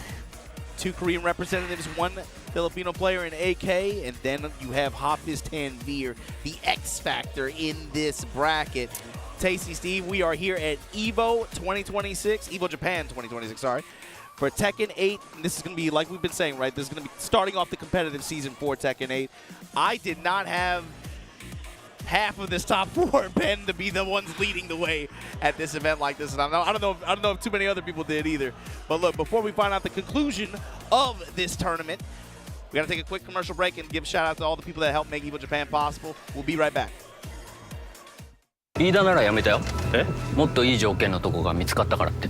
俺の IT スキルはもっと評価されてもいいはずだみたいなこと言って。あ、そういえば最近女の人と会ってたな。 IT スキルで生きるならレバテック。レバレジーズ。We are stronger together.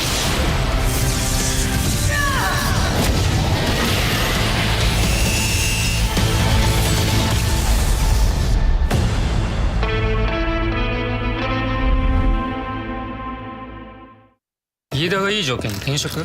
本当かな？だって IT 転職ってスキルをアピールできないとダメなんで。ってことは代わりにアピールする人が。そんな都合のいい人いますかね？これ何か知ってる？ IT スキルで生きるならレバテック。レバレジーズ。 Well, Vaya is laughing right now. Look at Vaya laughing right now. Oh, he's doing a dance. What is he doing? Man, he's too ready, you know. Not today, man. Oh my God!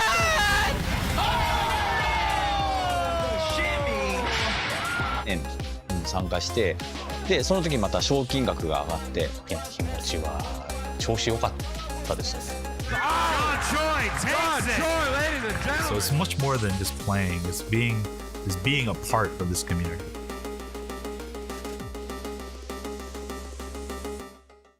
レバテック。もう少し売れる。いや。レバテックはあなたに最適なキャリアを提案できます。なぜならなんて言ってる？なぜならエンジニアに関する膨大なデータがあるから。 IT スキルで生きるならレバテック。レバテックフリーランス。ちょっとこれ見て。どうした？フリーランスにはなりたいけど。フリーランス？私たちなら提案し続けられます。あなたが成長できる高単価な案件を。転職だけじゃないのか。 IT フリーランスならレバテックフリーランス。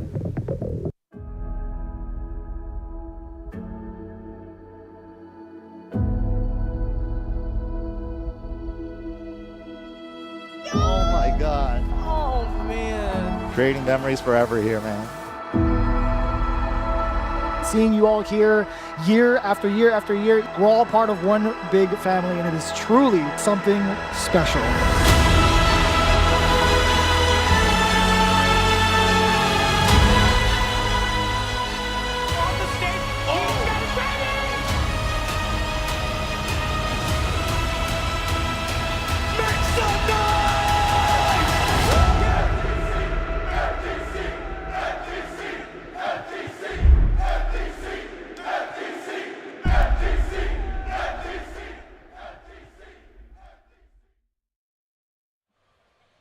And as you can see, May 4th registration closes for Evo Worlds Vegas. Make sure you get signed up. But we are here at Evo Japan 2026. Big Side Tokyo is where we're hanging out. It's your boy Tasty Steve, the legendary Majin Obama, and this top 8 is getting crazy. Good ass Tekken has been displayed all day, but we only got 4 players remaining. And I'm telling you right now, your fantasy brackets, they're in shambles right now. I'm telling you right now, but the games have been so good. Thank you guys for returning back with us. Don't forget to stay tuned after it, because I'm sure we got something nice to show you. And then we got Street Fighter 6 down the way on the pipeline. But the games have been crazy. Some of the best Tekken I've seen all year, and it's only the beginning of the tournament season. Steve, when I look at the bracket that we have laid out in front of us, we got winners finals between Ikari and Hafiz Tanvir.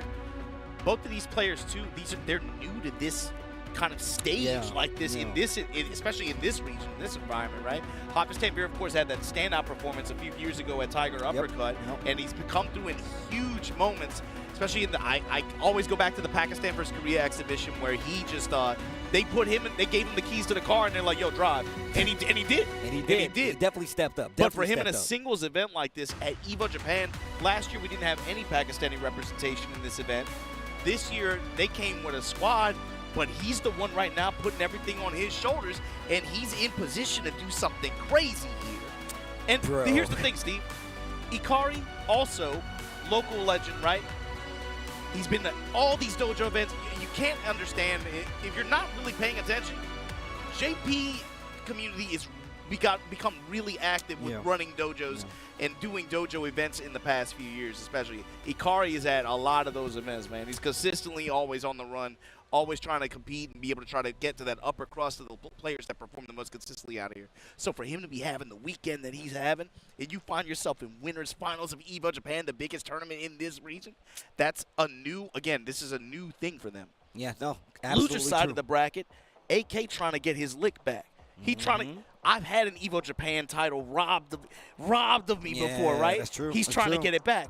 Me trying to put one on the thumb, another championship ring, another notch on the bedpost. So you got two completely different worlds in both sides of this bracket right now. Stories, bro, they write themselves, man. You can see AK versus Lee going to be their loser semifinal match, but Akari, like you said before, super active out here. And definitely, like you said before, if you know, you know. Akari's been around for quite some time. And, of course, Hafiz Tanvir, definitely the young man. And everybody was talking about how last year Arson wasn't here, Atif wasn't here, Pakistan wasn't in the building. You can't say that. They were here, and they made a huge stamp. And still to this point where Hafiz Tanvir is sitting in this winner's final side with his work cut out for him, obviously going up against Akari. But look, this is one of these characters. Kazuya is one of these legacy characters that has been on the screen multiple times. I feel like that's Tekken 101. How are you going to deal with the hell sweeps? Do you know how to properly move around these electrics? You know we're going to see it. But the thing about Hafiz that he does better than most is that he knows how to annoy you. He knows how to make you second guess some of your options. And that's when he starts hitting you with the lows, the sidestep fours, these very big, ambitious running twos. He wants you to freeze up. He has excellent reactions. He has excellent patience. Yep. And being able to read your defensive habits, be able to break you down like that. But the biggest thing is that combines those, he's able to find the win conditions for Claudio so well. I'll find that wall, I'm going to rotate around, and you know what you're going to be looking at. Back one, sidestep four, mid-strike option with the wall splat behind it. And then the heat just makes it all that more obnoxious, especially when you have prodigy players who are so good like this.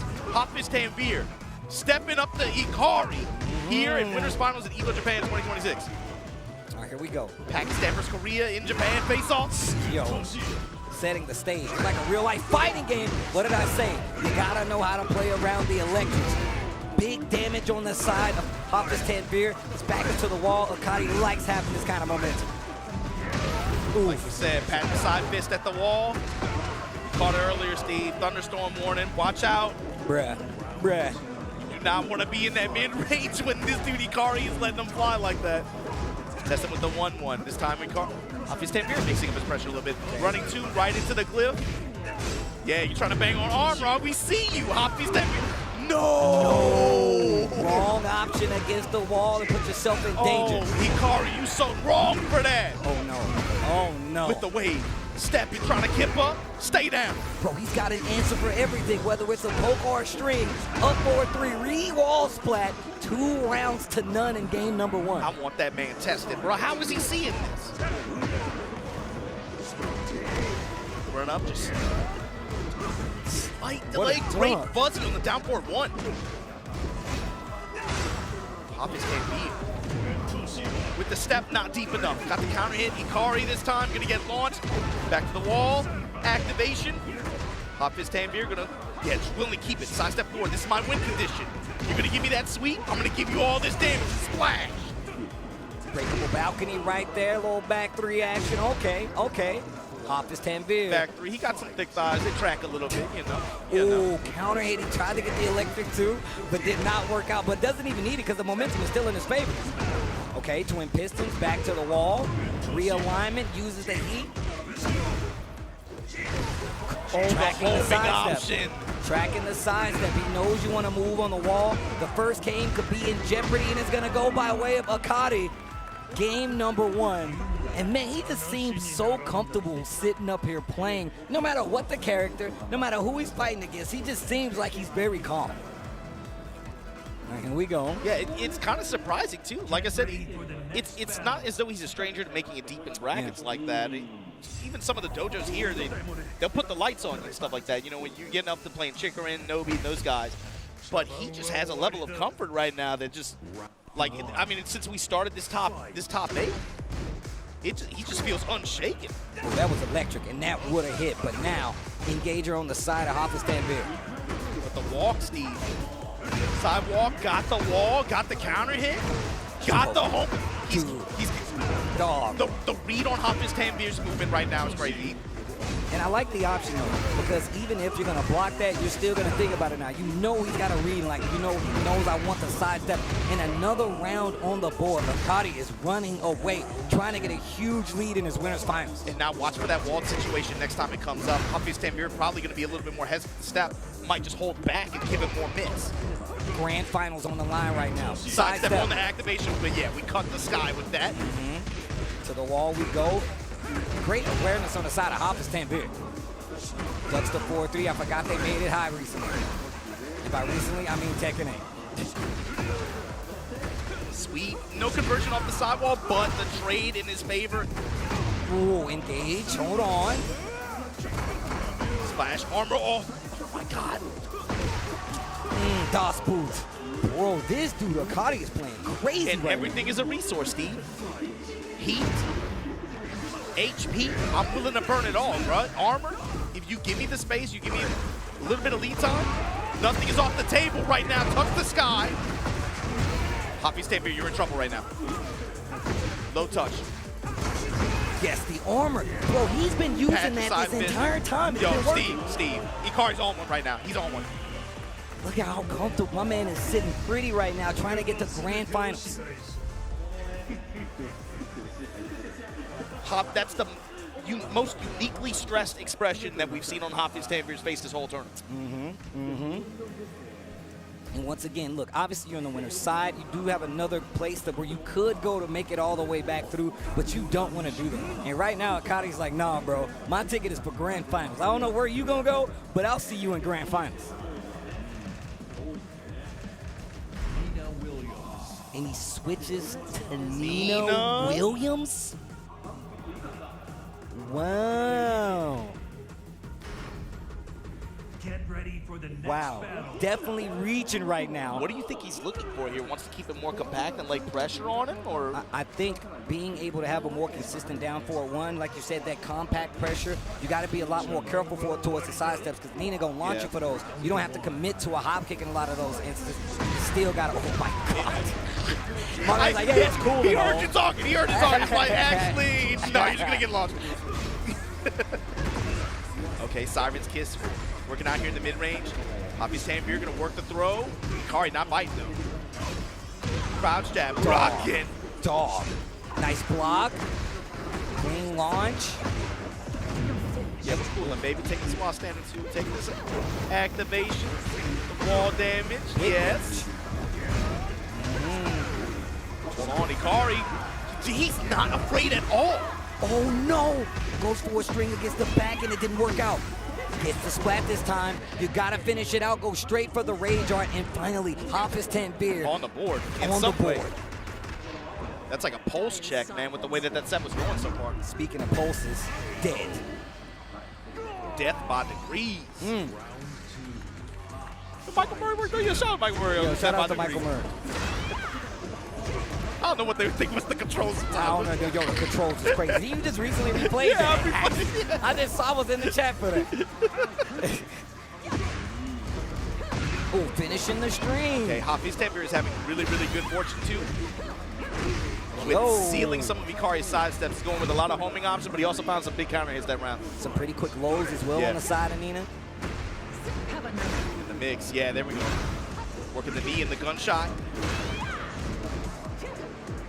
There's that down 4-1, but now you see Akari on the brakes right now. He's being a lot more passive. Hoppy Stamper pumping a lot of back two as well. Sidestep able to interrupt. Kept it safe out of the armor. Yo, the AoE on that move, you gotta be careful. Respect the spacing. Down back. I like how it's not a hitbox, it's an AoE. I like you said. Dead. Yo, and the run back 3 rounds straight to the eyes. Yo, cameraman, you're going off. As fast as that 2-0 felt, that's how fast that response went.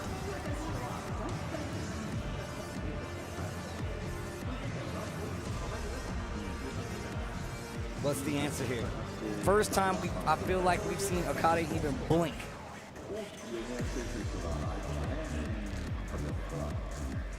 What is on his mind right now? I'm wondering. And like I said, the only thing I feel like he can really switch up is his spacing, right? We didn't see any electrics that time around. The lows really made sure that Akari did not feel comfortable going for lows of his own. We didn't see any down 4-2s, mostly twin pistons. He's trying to get him to swing when he's not supposed to.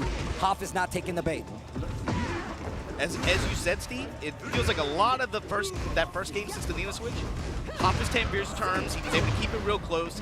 Ikari was not able to back up and do any kind of space control with electrics or anything like that. So he has to be able to find a way to back up and disengage at least a little bit before he engages on his own terms. Speaking of backing up, got a little space, found the electric, cost him some heat though. Low smash gonna help. Ooh, almost had the whip one. hold the duck. The gunshot so active, and then finds the low after Ikari. Punch the bell. Picking it up. Punch the bell. those are really heavy, man. Sam, bro. Trained by Heihachi Mishima. Glorious demon god fist on the side of Kazi. Activation. Trying to find the temple walls here. Enemy at the gates.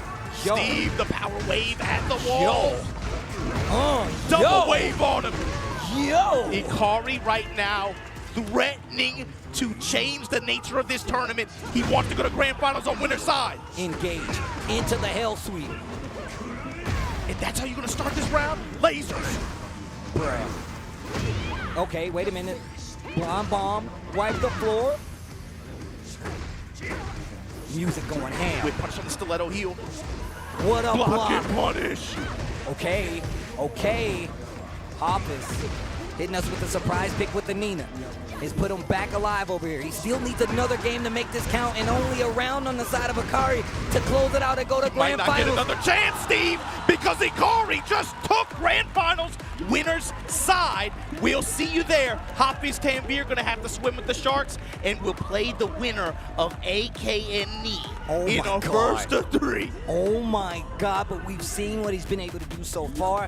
First time touching the losers bracket all tournament, and it ain't many that's been able to put a dent in that car. But of course, it will come by way of Ikari, and he is now sitting in grand finals, but on that lower side of the bracket, like you said, they're Sharks, and it ain't no cage. You ain't got no suit. You're only snorkeling, baby, and you might get bit. And when there's blood in the water, championship is on the line. I'm trying to tell you right now, bro. Ikari is having a hell of a weekend, man. Yeah, boy. If you showing up to this tournament like this and running through the players that he's run through first of 3 over Hafiz. Wow. But speaking of which. Tekken so good you can smell it. Go on, I'm sorry. Oh my gosh. Speaking of which, though, man, our next match is going to be AK going up against Knee. But here's the thing, man. If you're looking to get in on some of the action that you see here, right, you guys got to remember that PlayStation tournaments let you compete straight from your console. It's true. It's true. You don't even have to look. You don't even have to leave your house. You don't have to do nothing crazy. We want you to come out and play offline, but you can do it online thanks to PlayStation. PlayStation tournaments, you can log in from your PlayStation home dashboard. You never even need to leave the house, and you get access to some of the most exciting action, as well as we've seen before where PlayStation tournaments has done us a huge favor of flying some of those winners out to tournaments. I've called some of those matches. Some of your favorite commentators have called those matches, and the competition gets even better. Look, PlayStation tournaments, sign up, play from your very own home, and shout outs to them for actually giving us access to these kind of things. Look, I've been wanting to play PlayStation tournaments from my house for the longest time. You have the opportunity, PlayStation tournaments. Thanks again, but this AK versus Knee set, both of them have been playing so sharp on the loser side of the bracket. Steve, this is a hard one to call, man. I think did the winner play, especially since it's first to 3. I want to see Knee's approach to how AK wants to impose his offense. We watched him throughout that set against Ulsan, right? The defense kind of shifted. Ulsan eventually was able to get like a lot of momentum was built up, especially with Lars, right? Especially going into the second game with Lars, going into the third game, that one went down to the wire. With AK in the way he's been playing the Shaheen, with the way he's been emphasizing some of these tools like sidestep double swipe, mixing in the lows like down 1, sidestep 2, and then being able to find maybe guard break scenarios when he has the wall, depending on what kind of environment or what kind of stage we're talking about. With the way AK was playing, but especially against slide mix-up. Yes. The threat of slide and the threat of hop kick, how does Knee do against this? I mean, look, we know how AK is. AK is a very active player. He really wants to see how you're going to, like, respond to what he's doing. And we're going to see it play out. But the thing is about it, a lot of times over history, we've seen when AK goes up and tries to play this super aggressive gameplay, he kind of sways away from it and plays a little more fundamental, a lot more sidestep heavy, which we saw versus Atif, right? We didn't see that implication of, like, those lows be a big thing until we got to those later games. And it definitely seemed like it was a run, but it was also about how he applied it. Yeah. I think we're going to see a lot more of the same. He knows who he's going up against. This is not just some regular everyday player. This is Knee. But, of course, your tournament and Evo Japan Life tournament is on the line right now. This is loser semifinal. Korea versus the Philippines. It's Knee versus AK, Brian versus Shaheen. Let's go. A lot of those options, especially over the course of a first to 3, it's not going to be he just goes to it. It has to be layered. You got to layer. He's not going to take that easily. And as you can see, you're already looking for the overextension from Knee. He eats a down forward too because of it. Read on the timing. Simple uppercut, space control uppercut, Okiwaza. Big return. Okay. And interrupt. Man, I gotta say, that's one thing Knee has been doing differently that we've not seen so much before. His interruption of these strings that has gaps, gets his back, but didn't get anything. And another sidestep. And this, like I said, he's not gonna go to the lows immediately. He wants you to know he's trying to sidestep. He's gonna make you stand still. Then he's gonna commit to some of those lows. But it's not gonna stop you from swinging. Okay? Back to this neutral game in the round 2. Still sprinkling in the lows. And it begins. Gets the machine gun. Great punish on the side there. Trying to sidestep. He does not want that wall to his back. AK does such a good job of being able to apply that pressure. Knee wants it in his favor. And looking for a big whiff punishment. You can see now he's playing a little further back because he wants the whiff punishment. Yeah, there's the activation on the AK side. How is he going to neutralize this? Whiff punish cannonball straight. Gets the slide counter. Oh, the clean walk around and uppercut. Once again, getting his back and taking full advantage. Damage, dead. 2 rounds on the side of AK here. This kind of pattern isn't that strange. Or AK comes out the gate swinging like this, right? Builds momentum early. First to 3, you're going to give Knee a little bit more time to understand how you want to apply pressure. So right now, these sidestep mid swipes from AK. Got to be careful. We got an active volcano. Building frames and walk around, and again the hop kick just to blow you up in the lava. I'll take my free launcher. I'll take all this combo damage. Pushing towards the magic wall. Okay, slide. Oh, sting! And then just that guard break takes the guarantee there. Into the low smash. And once again, a clean game. 3 rounds to none for AK versus Knee. What do you change up about this now? And like I said before, this is one of the things about AK. He knows the weight of the fact that, like, look, I'm fighting Knee, can't get away with some of this rambunctious play. I'm gonna keep it a lot more simple. I'm gonna keep it a lot more compact. I'm gonna keep it a lot more at home to see how Knee's gonna respond. First game on the board, AK. Yeah, now I'm curious to see how AK changes, especially once you start seeing punishes like these on slide attempts. That was a very aggressive first game from him. I'm curious to see how he tries to change it up against Knee's adaptation. Snap the neck. And zap the bar. No recoverable life and the heat activation right after it. Break the glass again. The success rate needs to be studied. Nobody wants to duck that anymore. They don't want to duck it, they're going to guard it, or they're going to get hit by it in this case. I mean, if you look at that first round, one of the things AK picked up on, big counter here by Knee, is the fact that Knee is definitely pressing it, trying to take that offense. So he's stepping into some of these big launches. I'll take 50% though. Hatchet. Jabs him out of the heat activation, but he gets his back, gonna get the full string and the heat activation. Yeah, that's a recent change too. They made it a little bit easier to walk like that. AK taking advantage. Playing a little bit further back so he can find something. AK takes the opportunity to get in there anyway. Cannonball straight. Engage. Spins it all, and now it's working. Now that overactivity is working. He catches AK trying to do something a little too early to counter hit him. It spins it. Down 3 and take the sidewalk, the next option. Finds a fat whip punish here, gets the wall. 91 damage. Double scorpion whip punish it. Testing with Vulcan punches. 1-2 slide this time. Okay. Double cross chops and then the counter. Activate. Oh, that was scary. He gave him the opening. Mid Vulcan punches, counter hit. Okay. 2 rounds on the board. The floor is lava. Knee can tie things up. If he gets this round, big sidestep, punish jet upper. And are you going to use that explosion? Of course I am. Oh. Can put the Requiem on him after. Goes with the follow-up. Trying to force the duck. He wants you to think about it. Once again, Knee not afraid to interrupt these strings and an amazing whip punish. Oh, leave the body smoking. Leave the body smoking. Flames and the spin, neat. Strong answer here, game 2 with the set. Okay, okay. Bro, I've been seeing Nee around the floor. I don't even want to talk to him. I want him to lock in. I see him watching the games. I'm like, bro, just lock in, Nee. I'll talk to you later, dude. Are you? I'm just thinking about that time when we saw him in the gym, and he asked you that simple question. He's like, so what do you think about this, Steve? Steve talked to him for like 40 minutes in like the most normal English. He's like, sit down, Nee. You're the bar. You understand? You're the... Look, first off, I had the adrenaline pump. We was in the gym, okay? I had to let it out, all right? Bro, you were like, you understand these? He was like, he just nodded his head. He didn't even say it. Like, yeah, I get it. Yeah. I bet you he did, though. I bet you he did, though. Just had me laugh. Oh, my God, bro. Yeah, this is the kind of... Familiar with this, if you've been watching the sets all weekend, AK opening games off like this, just like sidestep swiping, swipe, swipe, swipe. Just establishing this pressure like this and just taking these chip lows. All right, here we go. And mixing it up with the other low options. Look how much more aggressive AK is being now on the offense. Flash chops. Oof.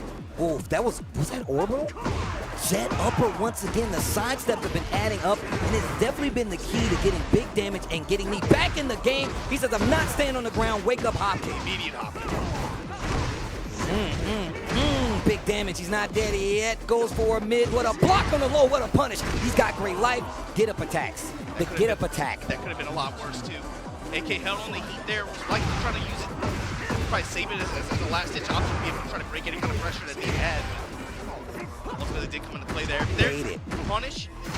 Could have been a jet up. Could have been something big. The Requiem gets the punish on the slide. Gets the wall. Activate. Back on the wall. Knocks over the surfboards. Oh, we're not done yet. Yo, look at this pressure. My man is cooking right Where now. Where are you going? Yo, he had my man on Where lockdown. Where are you going? He had my man in the you jail going cell. To jail now. Oh, you going to jail now?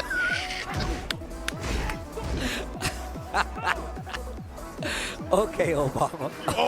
Overstayed your visa and stay locked up. Yeah, yeah. You know what you did. You know what you did. Nice punish on the floor. The plus range will just head on sidesteps after. Yo, gets over it. Over the sidestep low swipe, that was dangerous. Cannonball straight. Counter hit. Activate. Leave the body smoking at the beach. Like a bonfire on the beach. This dude Nee is not messing around, bro. Fishing. Engage.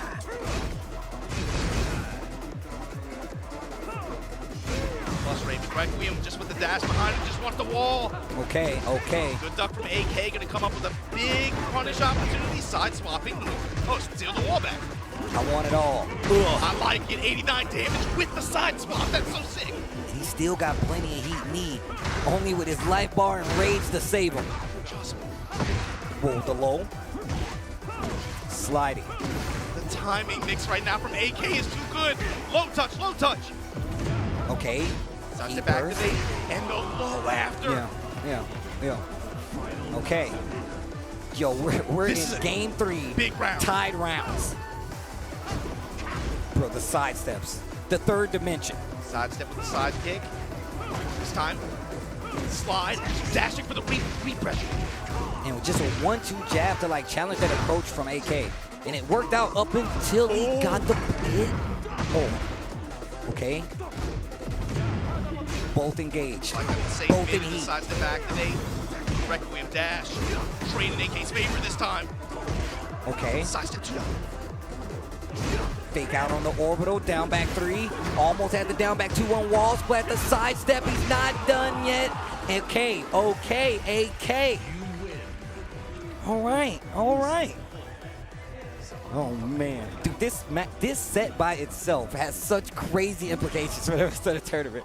Get ready for the next battle. Oh my gosh. Just knowing that the winner plays in the hottest hand here in a 1st and 3. Man, I like that we get this extra game now. The switch up on the rules means we get extra games. I'm about it. Well, you get to see more of it. We've been talking about it all week, right? Like when you get the extra set like this, the extended set will allow you to see more adaptation, especially on strings, approaches, pressure. You get to see more counter adaptation on both sides. No, small punish. Hatchet, get up. Do it again. I said do it again. What a block. Okay, wait a minute. AK hadn't gone to that option the entire set so far. The one time he did it, he was ready with the most appropriate answer. Mid checks. Multiple floors to play with here. While standing 4. Incinerator. Slide, not close enough, not sure what that was, but he didn't get the pickup. What a sidestep on the back one. Got the cross chop. Sidestep chop again. Sidestep attack pressure from AK. Swipe it. Because I don't care how much it costs. Hatchet, trying to get him to duck. Back dash. He almost dies for that. He almost died for that. AK got a little bit of life, but not enough to survive the hit. Knee answers back again, 2 rounds straight. For a parry option with the delay timing from Knee, able to intercept there. Cross chop with the while standing 4 after. Here we go, slide. 4-3 from Brian. Break on the grab. Knee getting a lot more active now in neutral like this, but here we go, double barrel. The dunk on it, he finally ducked it. Mid check, activate, step. Cannonball straight, he actually clipped him out of it. Counter hit, gonna break the floor with this as well. Still pushing. Rotating around and just raw dog smash like that. Knee, 2-2, we're going to a final game in this set. Jesus. Yo, the games have been crazy. The games have been crazy. Yo, we're going to a final game between these two. Tournament life is on the line. Obama told you, always bridesmaids, never the bride. I mean, we've seen the big W's at Combo Breaker before from AK, but an Evo win, especially at the beginning of a Tekken 8 season, will do something special. I'm telling you right now, I would love to see AK at more of this tournament. He is putting the Philippines on his back, but he's going up against one of the GOATs, one of the greats, Knee, who's on his opportunity chance to actually get back to Grand Finals and put another ring on the hand. Just saying, man, 5, you can't see him. Knee has an opportunity, but we're going to the final game between these two. It's the first of 3 rounds. Loser semifinals, tournament life on the line. Let's go. Let's go. Now Knee getting a little bit active, getting in his grill, willing to work these jab strings a little bit. Throwing some more 4-3 out there, and here we go. The Requiem, the cannonball straights. AK, you better be careful about whipping or putting anything out there on block. Bro, working on a perfect round, down 3, immediate Abare. Bro, my man. Okay, counter hit. Counter hit, confirm it. Gets the wall spot from that far. Okay. 4 combo pickup here. And he was active, goes for the corpse hop, looking for a reaction out of Knee. He didn't give it to him though. Okay. Oh no, tragic. First round of this final game goes to Knee. By way of a mistimed low heat smash, great sidestep, Knee takes the advantage. Back to the poke-friendly game. One jab and then just stepping with him. There's no rotation. Ooh, counter hit confirmed. Into the engagement here. Another counter hit, double barrel once again. Hatchet. Armor, immediate armor, no hesitation. Get up attack. Straight to your face. Activate. Sidestep and check from AK. 1 round apiece. 1 round apiece in this final game. This game 5, early engage. Slip and slide. I'm having too much fun running back. Mid checks. Didn't finish it. Jab strings in the low. Man, Knee's offense is so pretty. He slides though, working out big time for AK. Big life lead on the side of AK too. Sliding. We were wondering at the beginning of the set, when is he going to start to bring out this game, right? He waits until the very end just to bring it out. Fine, if we're going to get to this point where we're going to have this kind of mental warfare like this, wait till the very end when you're stressed. Big gamble right there on the side, and he going for that mid AK. Wow, that could have been a jet up. Low touch, and again, delay slide this time. Activate. Engage. The mix-up between the high and low pressure of AK has been phenomenal. Oh my God, take out the legs. Take out the legs and the body will follow. Down jab. And we getting it. A final round. Shout outs to my boy. You know what time it is. To stay alive at Evo Japan 2026, AK or knee. Somebody's going on. Hoppus Tanveer is your prize, though. Congratulations. AK wants it too. Could have been big. Raw dog hop kick, immediate armor after. Yo, the Tekken.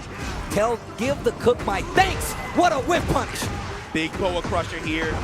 Just because of the real estate and the setup for this activation. Post-wall interaction. I like that, of the awareness. AK rolls away. Hatchet. Do it again. Not gonna work. There's the heat. The whip punish. Oh my God. Hold on, Steve. Dash. Oh, what a block. Blocks the guard. My God.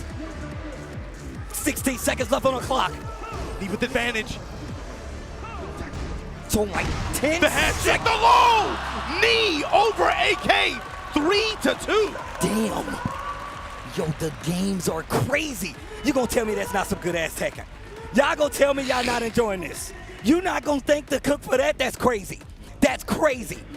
Knee staying alive with an opportunity to put another championship on the hand.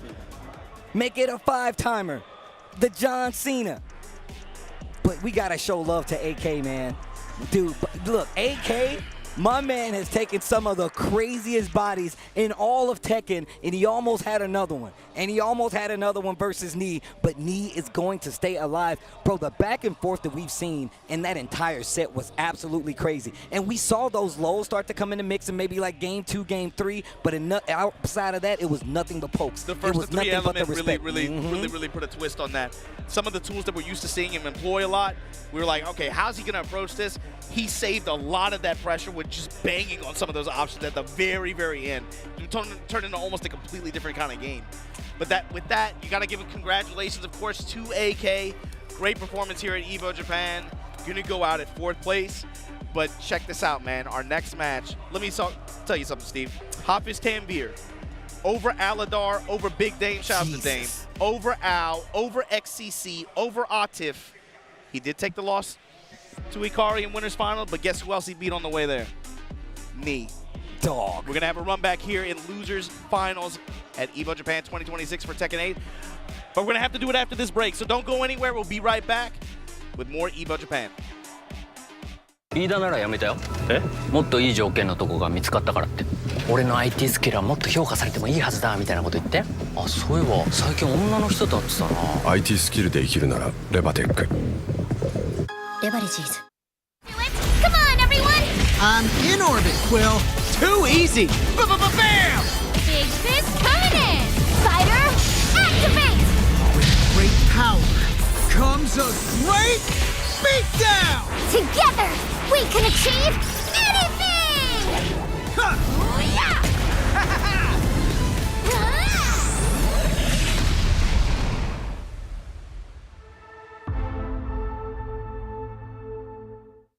飯田がいい条件に転職？本当かな？だって IT 転職ってスキルをアピールできないとダメなんで。ってことは代わりにアピールする人が。そんな都合のいい人いますかね？これ何か知ってる？ IT スキルで生きるならレバテック。レバレジーズ。 Well, Vaya is laughing right now. Look at Vaya laughing right now. Oh, he's doing a dance. What is he doing? Man, he's too ready, you know.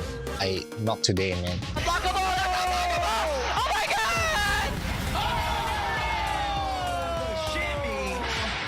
End に参加して、でその時また賞金額が上がって、気持ちは調子良かったですね。So it's much more than just playing. It's being a part of this community.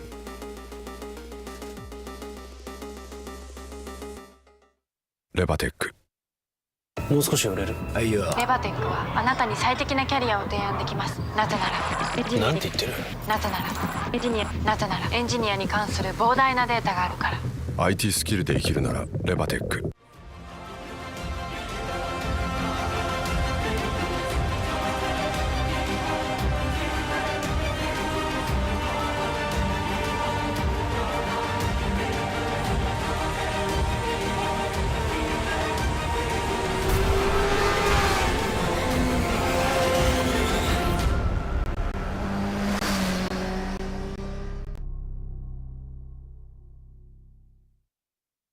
レバテックフリーランス。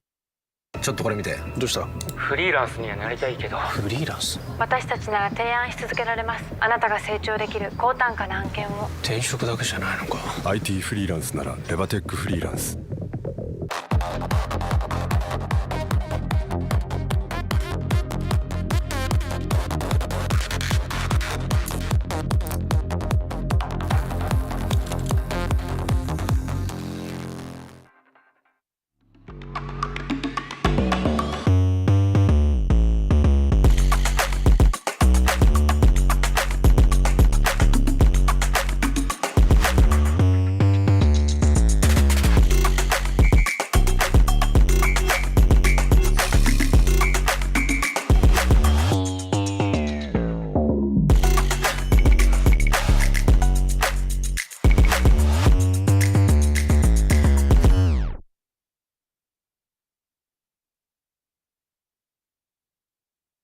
人間界対魔界 Get over here! どっちが勝つ？一番舐めてた男が世界を救うのか？ It's showtime. 覚悟はいいか？モータルコンバットネクストラウンド。 Hey, welcome back to Evo Japan 2026 here for the Tekken 8 Top 8. We're at our final 3 now. Majin Obama, of course, joined by the illustrious Tasty Steve. And bruh, we just had some crazy sets, man. And looking at who we have left in this bracket, Steve, 2 guys who are trying to enter this upper echelon and really add a huge accolade to their record. And 1 player who is a legend who's trying to add another ring to the hand, but also just another notch on the bedpost and get things started with this season 3. Silence all the bro. He said, what did he say? He said, if you can do it with Brian, do it. Yeah, hey, I mean, I'm just saying, bro. I think people really kind of like not understand how much time has been put into by like a player like me. And like, of course, I love the fact that we now have an Evo Japan where Pakistan was present. Yes. We still have their presence, and now it's a fighting Evo Japan, bro. You know, that's exactly what I want. It's like it feels bad when like the tournament is over and you're like, oh yeah, but you know like how it goes, like, but that guy wasn't there, but this guy wasn't there. Was these guys? We don't even have to do that at this time, right? Yes. Everybody was here. Everybody was here. And your top 3 so far, look at the players who are left in this bracket, man. It's Ikari. I don't think a lot of people even probably overseas are super familiar. Probably maybe some Kazuya players or Mishima players would know. But this is a local player out here in this region, and he is just having a hell of a weekend in driver's seat, grand finals, winner's side. And look at who we got facing off to have the right to even face him again. Knee and Hafiz Tanvir, Korea, Pakistan. The rivalry is still hitting, but in a completely different context. They say, you know what? Arsenal said, you know, I'm going to take the weekend off. I'm going to take the weekend off. The Johns said, you know what? You go ahead. But I've seen this before. Steve, we talk about the Korea-Pakistan exhibition. They were A-OK, was just like, bro, Hafiz, go under. You hit the paint, jump up, we going to lob it to you, bring it down with the house. And that brother can jump. Yeah, he can jump. Yeah, bro. And he definitely puts his character. Like I said before, we don't get many Claudios out there. Obviously, we seem to switch to the Nina, but Claudio is typically his character of choice going into matches like this. But now, playing out to the point where he's making it into this top 8 with that same character that we've not seen represented like that on winner's side, nonetheless, should tell you more than anything. But I'm glad Akari is in the spot that he is in, because one of the reasons I like coming to Japan and just, I mean, Asia in general, you get to see some of these powerhouse players that don't get to travel as much, that we know are just as strong as, if not stronger, than some of your favorite players out there. That's one of the beauties of it. They're just in the trenches, right? Yeah, they're in the trenches, bro. so sometimes you might not see them pop up until an event like this where you got a ton of players who are just landmines, and then all of a sudden one pops up, you're like, oh. But people who have been paying attention, they know, right? But this Hafiz Tanvir knee set, you got to remember, Hafiz Tanvir is the one who put knee into loser side. So I think for Hafiz Tanvir, it's probably coming into this with a considerable amount of confidence. Knee, though, if he's going to impose his will on this bracket, be able to get to a point where this can be another legacy win for him, he's going to have to go over not only Hafiz Tanvir, but also what's a god to a non-believer? Ikari is playing like Ikari's playing like, yo, all that stuff y'all hell sweet. And I'm still waiting on that new Frank album, but that's not the point. The point is is that there's a lot on the line here. There's legacy. There's the fact that you have an opportunity, like you said. That is a huge notch on any player's belt to actually be like, yo, I got an Evo Japan victory, and it went by way of defeating Knee. Akari's watching from the rafters because we know what's on the line. We have, once again, Korea versus Pakistan. The next chapter is about to unfold. Knee versus Hafiz Tanvir. Brian versus Claudio. Your tournament is about to get exploded. Let's go. Korea versus Pakistan in Japan, and we're going to open up with a low parry. Hafiz Tanvir, Starbursts. Man, I love those things. Yo, you got to bring some next time you come on, Mike. Say less, I got you. Say less, I got you, my guy. Don't bring a whole big bag. I'm going to eat them all. All right, bro, I got you. Say less. I don't bring a bag just for you. Mid checks right now from Knee, and you see Hafiz Tanvir going to that Dispel Magic, that mid strike. String that he has the threat of the high sliding one follow up with the sidestep 4 there. Going with the Circle of Judgment string this time. High mid, not letting the trigger pull on the third hit. Lets him float out of there. Just seeing what he wants to do on guard. Where's he going with it? Sidewalk in the Boa Crusher, and you know where you're going. To the wall. Activate. I'm spinning. Oh, I'm spinning, and the body is burning. Oh. Yo, punch the bell. Boom. Yo, at the same time, trying to poke him out, but it's not working. Actually, I take that back. It is working. Chipping at that life. Lots of great. The passive just running too pressure, the chip damage, but also the real estate. Doesn't matter. Lift, punch. That way you under the 4-3. Gets the big launcher. He gets the wall too, and still gets the heat activation. Give me a little bit more. Yo, the delay. Oh my. The laugh actually makes it right. I love it. I love it. Brian, go off. That was a big delay. Really playing with Hafiz Tanvir's reactions there.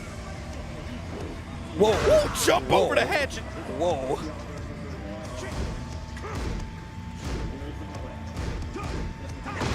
Oof, counter hit, 3 follow-up. Engage. Cannonball straight. Bro, his usage on this has been amazing so far. Yeah, he's had really high hit percentage. Leave the body smoking right next to the trees. Great block, great punish, gets the knockdown. Again, just using that leaping splash. Hafiz Tanvir trying to find the wall somehow. He wants to get into this win condition positioning. Knee not making it easy for him. Yo, back punch him in the chest. Not dead just yet, and the small duck.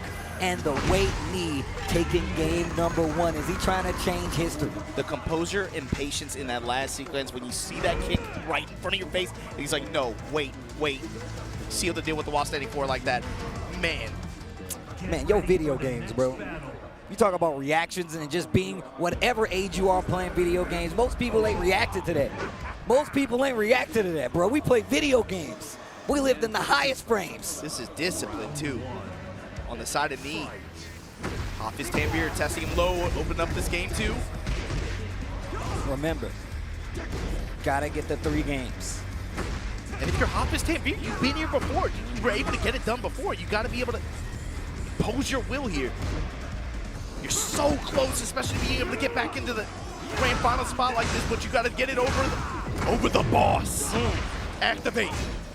Yo, Knee's whip punishment has been crazy as well. Both of these guys trying to steal the steps. You see the homing options on both sides. Great cancel right there. Gets a reaction out of Hafiz, and he spends the rest of his heat. Gone on both sides now with 23 seconds left on the clock. Knee getting a little bit of life back because he's got a nice chunk of gray over there.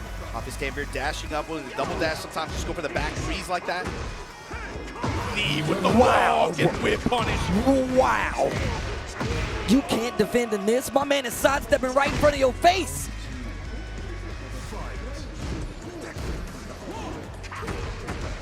Great whip punish. Nice, just dash in, take the mid. What a duck, could have been crazy. Back one finds the knockdown. Good sidestep flash done on Hafiz Tanvir's side. Defense starting up a little bit now. Low touches back and forth, but Knee wouldn't just block, he's just willing to block it out. And look, he's been sidestepping a lot, and now you see Hafiz actually encroaching on that space, dashing up before he does anything. Small punish, a little bit of gray life there as well. And Now he's ducking. Now he's ducking. He's been trying to make him sidestep a lot more. Hoff is taking a more simple approach and just ducking, but now we got counter hit with the back one. Something Nee has been gradually using more and more as we got further in the top 8. As the sets have gone on longer, too. Oof. Yo, mock breaker enhanced. Leave the body smoking. Oh, with the perfect two. Damn. Okay, Nee. In double jeopardy too, like this?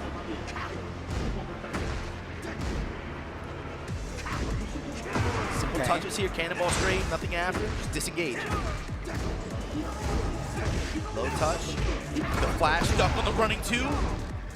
Armor from Hafiz Tanvir, but okay, mid-strike float conversion from Nee now.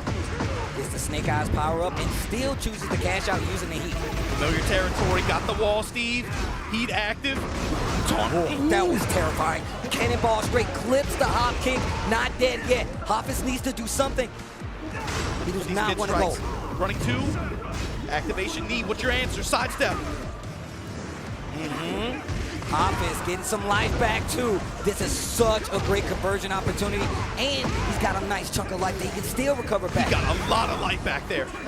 And sidestep 4 in mid-stage 2. What a reversal. Second game. He was on that game point to send him into a two-game lead, but now Hop is still fighting back. Think about how much, man, that adjustment was so good. The wall gave him so much health back. It wasn't about the damage he did, it was about how much health he got back. Like seeing the new mechanics kick it in. Big counter hit. Knows he's been playing that range 3, swinging, especially with the sidestep 4, the jabs. Big counter hit on the side of Nee. Big damage on the side of Hafiz Tanvir. This is a huge round right now. That down back. Hafiz Tanvir still with heat to give. Sidestep. Got the big low, but the boa crusher after sidestep. You gotta finish him right now because you do not want Hafiz to get another opportunity to come back. Game 2 goes to Nee, and he is 1 game away from going to grand finals. 1 game away from being a set away from being another Evo Japan champion. But once again, we know who's waiting in the rafters. Like staying in WCW days, waiting to drop down and swoop in. Mask on, mask off. Drop it with the bat, but you got to get to that point first. It's a first to 3 affair here. Hafiz Tanvir, no stranger to the long set for sure. Counter hit, 3 follow-up, and the Starburst power. Hatchet. You see him teasing with the 4-3, mixing in the lows quite well. Speaking of, what a block. Hop is in an awkward position, back to the wall. You see him sidestepping right because he doesn't want to keep his back there. We've seen what happens when Nee has your back to the wall. Running 2 and sniped. Bro, Nee is playing crazy right now. It's insane. Patience with anticipation, precision. It's not like he's just doing the stuff like freely and then it just randomly works. He's waiting to pull the trigger. He sees the gap and then it hits. My man said patience and precision. You sounding like a Mike Shinoda song right now. Okay, Obama. Okay, Obama. Hopefully not a beat. Hopefully not one of these. Heat burst. Man, that could have been danger. Oh, that could have been danger. Trying to read the sidestep on Nee with the back one, and he's just not budging at all. The fake out once again. Hafiz budges, but actually finds a big hit. Heat dash. Okay, running 2. Still short of the wall, but in good position for Claudio. Rotation around from Nee. Working the sidestep right, hatchet kick. Duck under the homing attack. Circle string, sidestep 4, lows, mid strikes from Nee. Hafiz in trouble, the young boy's in trouble. Look at the sidestep defense. and the counter hit Nee. Bro, and Nee right, just like that. He is on set point to go to grand finals. Hafiz Tanvir, complete turnaround. Remember, he's the one who put him here. He's the one who put him on the other side of this bracket. Nee in the long set. Jab touch with the walk around right side. Hafiz Tanvir, you got away with murder there. He had an angel. He had an angel on his shoulder. Nee. 4-3, free follow-up. Okay. 3-2 circle to engage here. The defense from Knee to defend through all of the heat, but still get clipped back one on the wall. Hafiz Tanvir finally gonna stop that round count bleed. Okay, and look, it ain't over just yet. No matter how big the cards are stacked against you, it's not over just yet. He had guard and sidestep guard on deck the entire time. Hafiz Tanvir just swinging away, trying to poke away in the mid-range like that. Breakable floor as well. Breakable floor, counter activation. Gonna break the glass though. Hafiz Tanvir with the armor, breaking the floor. And now we the Goonies, finding the treasure.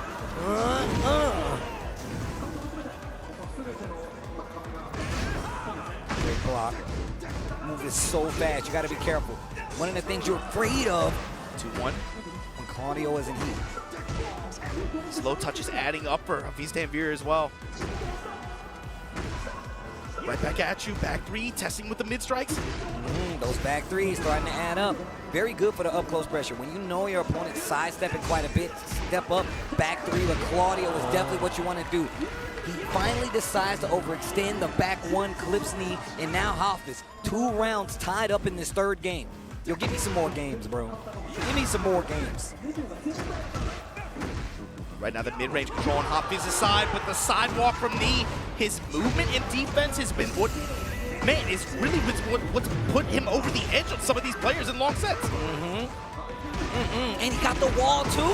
What a conversion, the hatchet after. 4-3, Hafiz, you gotta do something if I'm Trains trying to the stop step Knee. and smash! Jeez, one interaction away from being 2 sets away from being Evo champion again. Hafiz has to do something, and it's gonna be nothing. Knee is going to grand finals and successfully giving Hafiz Tanvir a 3rd place showing here at Evo Japan 2026, and you can see it affecting Knee already. He knows what's in sight, but he's got another game to play. It's gonna be versus Akari, but man, go back and look at how Knee has been playing this entire day. It has been amazing. The evolution from dealing with all the lows, the side steps, the adjustments. Knee has done it all to get back here, but once again, is he gonna be able to do it? Will he be able to hit you with the 5-timer? Will we see it? Steve, with his approach and his style, he enters this top 8 on loser's side, but you give him this first to 3 with the way he is playing these sets. This format, I think, is really favorable for him. Yeah. Up until this point, obviously, like for winner's final, loser's final, it doesn't matter. But the sets up until this point, think about how he has been breaking down these players over the course of 3, 4, 5 games. Bro, nothing to sneeze at, bro. It's like a lot of just timing reads. You saw so many times do sidestep jet uppers, sidestep launches. He's able to read their timing and just use lateral movements so well. And it's patience. It's like we said, patience. It's not like he's just swinging for the fences. He's reading it. He's seeing the gap there. It's actually crazy, man, because I always hear like, man, I don't know how to defend. And I mean, look, I'm gonna tell you right now, I've been looking at how Knee was playing last year. If you he's playing the same way. The same defense thing. is crazy. That's his style. This is the style that he found in this game. It's traditionally his, but he just found a way to impose it on people. And when you give him more games to work with like that, I think this is really good for him, actually. Obviously playing the game. Let's take a look at the path that he even got to grand finals with. You got to remember, he started on loser's side of this thing. 3-0 over Tetsu. 3-2 over Ulsan, that went the distance. Went down to the very last round. 3-2 over AK, same scenario. 3 over Hafiz Tanvir, who put him in losers to begin with. You can see, of course, Ikari having the craziest tournament run of his life right now. Over Ulsan, over Hafiz Tanvir, over Zugal, over Chikarin, over Mangja, over AK. Jeez.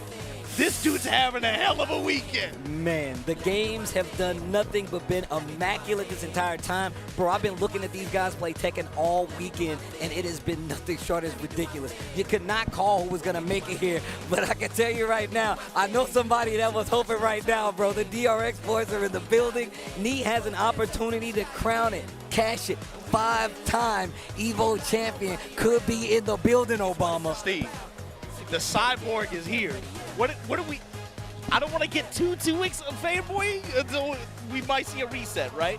It is going to be a 1st-to-3 affair, but the thing is, Ikari right now, is he Arnold? Like, no fear, bro. Like, some of these situations that we see them fighting out in this top 8 alone, it's like, he will take the punishment, and he's still like, no, this is the mix that I have to run, and I'm going to do it. You haven't really seen him have too much discomfort this entire top 8. I mean, if we just look at how Akari's been playing, like, once again, we don't get to see Kazuya's that much, right? Like, they're very rare, far few and in between. There's a reason why they have such a fanboy element around him, right? Like, yeah. You know, everyone's like, hey, where's KSK? Like, he's not the only Kazuya. He's not the only Kazuya out there. He's been the most effective. He's been the most successful, but they've always been, like, scattered, sprinkled in there. But the thing is, his gameplay is very much still intact. Are you blocking these hell sweeps? You eat 3 of those, and you having nightmares about hell sweep. He's still got, like, ways to open you up. He's got that axe kick. He's got these poking lows, the down back threes, the stashes. But then let's just say you try to fight him heads up. And I feel like this is the most fundamental part of it. Do you know how to fight against electrics? People do not know how to fight against electrics. They get too close, they get clipped. Next thing you know, they're in the air, and then they're shook for an entire set. That's the game.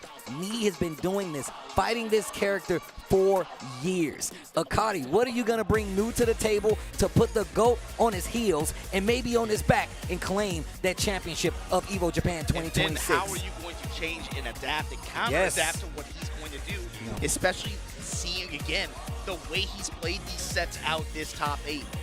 Knee has been bending but not breaking, and then he's finding ways to break people's guards down. And any way that they want to impose offensive pressure, he's finding these gaps. And the set begins anew. The tournament season begins anew. The TWT begins anew. We're about to get a new champion or a returning champion. Points are on the line. Let's see who's going to do it. It's Knee. It's Akari. It's Grand Finals. It's Evo Japan 2026. Let's get it. Right away, the side steps from Akari. Panther side fist. Down for a 1 mix finally. A big launch from Knee. An opportunity to be able to even this thing up. Activation with the wall. Flames. Once again, he needs to reset this. That means he needs to get 3 games and then another 3 games. He needs 6 of them things if he wants 5 of them things. Look at the pressure. Yeah, let's see how the mix from Akari develops over time. You see him really emphasizing Patrick side this so far. Early on here in this set. When he's going to start bringing those sweeps out. So far, the mix after, he finds the low to be able to take this round. Akari right now. The no mix-up, baby. Showing strong confidence against Knee here in Grand Final. It's the no mix-up. We know that the hell sweep is coming, but the question is when. A single move can get you a W in any fighting game, and a huge part of that definitely comes by way of the hell sweep when we come to Kazuya. It's when, and then whatever happens, when's the next time? Kind of. Cannonball straight there, low touch, flash, heal, and he's going to be able to get good return out of this. He's got the heat. Especially post-activation. He's got the wall. Will he be able to take the round? Agent Smith, yo. That move is so sick, jeez. The fact that I see it so much more in Tekken 8, it makes me so happy. No break on the throw. Low parry. Oh my God, this dude D is playing crazy right now. It's not like Akari's rolling over either. He's just playing his game. Oh. Both. He tried to do it too. Step left. Yep, he tried to do it too. Side step. Dude, oh, it was so clean. Akari. It was quiet in this bad boy. Side step out of dodge. Big return here. Counter hit low. After the smash, go spin. And the low touch from Knee. Yo, my man, they are gaming right now to get that right there. That's what it's all about, Steve. The hell sweep, we're still there. Don't you forget it. Ooh, and now, while rising 2, big damage right there. The crouch dash 1+2 on the follow-up. The big damage, 83 on the wall. Immediate 60% advantage already. Engage. Bring this incinerator string up. Next, hatchet, lows after, out of recovery. With punish. Running the smash, back one off the plus frames, and there we go. Counter hit too, and that's gonna be the first game on the board. He needs 3 to get the reset. I know you might be getting a little happy, a little angsty out there. He needs 3 to get the reset. He needs 3 more to get the championship. Akari only needs 3. If he can turn this around in any capacity and get 3 games first, that's his trophy and not Knee's trophy to win. Long way to go, Steve. Do not get too excited. This is a 1st to 3 affair here. It's true. But I hear something. Yo, the Terminator, the cyborg? The cyborg, that's him, man, that's him. And you fighting while his lady sleeping in the back, you know he don't play that. My girl trying to take a nap, bro, what are you doing? Take off your clothes. Give me your clothes. Hey, ain't no shoes when you step in my house, bro. Whoa. Whoa, yo. Counter hit, milk in here. Oh, my man's cooking. My man is cooking. Snake Eyes active now, Steve. Incinerate. Okay. Touch 1-1-2 flash punch knockdown. I like that. Give me the space, just give me the activation. Burning all of that heat on just that one dash pressure attempt. I like that. Great challenge to call out with the heat burst though, right? There's your sweep. There's your punish. I like that. Charge the last hit. You better not move and it'll cost you a round. Look at him floating while standing forward. Just control space like that. Control that mid-range. Down 4-2 there, able to intercept. That was good. That was good. He plays counter space control. Those axe kicks, that's what I was talking about. He wants you to duck. He wants you to duck. Whoa, the third dimension. There's not only up or down. Get up. We about that Hatchet. Do it again. Cannonball straight. The duck in the launch. Rub. My man knee is locked in. Huff. Dog. Dog. That sound is getting louder. Somebody at the door, do you hear that? Don't answer it. Don't answer. Do not answer the door. Do not answer the door. Do not trust that officer. Oh my God. Chop. Enhanced. Wheel kick, side kick. Now we're getting compact here. Punish on the homing attack. The side step in. He's been doing. It's a clinic, Steve. Dog. It's a TEKKEN clinic. Who hasn't he done it to now? Who has not felt that, bro? Ooh. I love that move, bro. Oh, he would have tried to go for the chains of misery? Trying to rip him out of it, no dice. Hikari. Nice block. Legal intercept. Teasing. No heat, and we saw what happened last time. Big counter hit. This guy, knee, has taken 2 games away. One more game and we get a reset, and then the boards are even.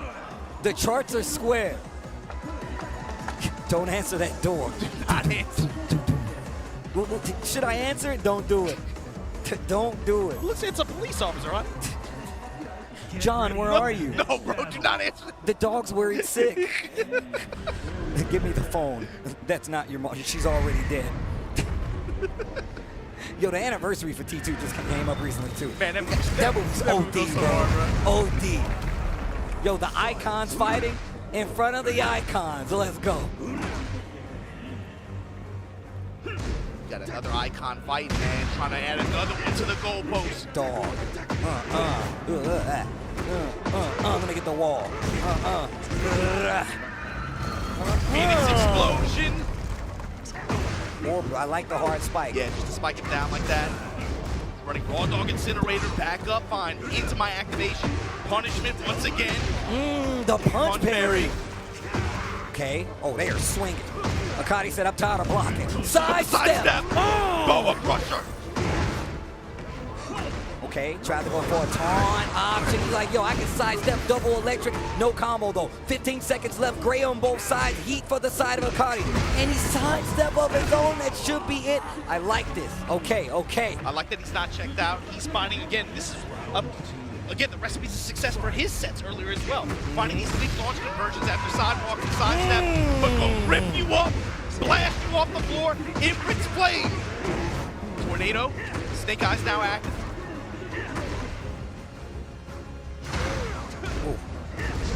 Vision with the wreck, incinerate. Wave dash, tries to go for the axe kick. Whip punish. Not budging. Fighting alongside the wall. You gotta be careful with this combo though. Knee ready for the hell sweep. Spins the heat. Dash on the tail end. Akari's got a chance, but it's gonna be a perfect for knee. Jeez, dude. He had that crouch guard locked in like a full second before the sweep even came. Speaking of, he did it again. Yo, your shoes are untied. What? While rising one. I like Then Slither stepped in his face. Patricide guarded. Ooh. Nice delay in option selection from Ikari there. Okay, chop. Into the homing option now, coming out a little bit more. Ikari with a big advantage this round. Ducks this time, follow-up. Down back 3, that's exactly what I was talking about. I think that's the first one we've seen this entire set so far. Akari with the round lead, not the match lead. 2 rounds and we got a reset, folks. Plus range guards mid. Flash stuck in his face. Ooh, the feints. Ikari's really messing with this timing now, messing with these reactions. A lot of feints here. Double dashing. Realign.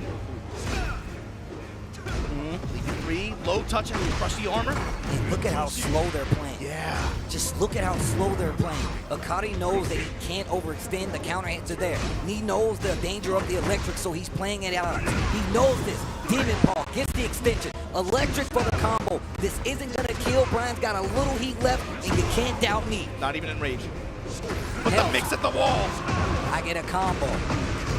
And that's gonna do it 2-1. Akari with a huge exhale. The first time we've seen him even remotely show emotion, bro. Oh my gosh. And he was like, I just need a sip of this water and we're going right back in. It's enough of this farce. We'll get this machine out of my face.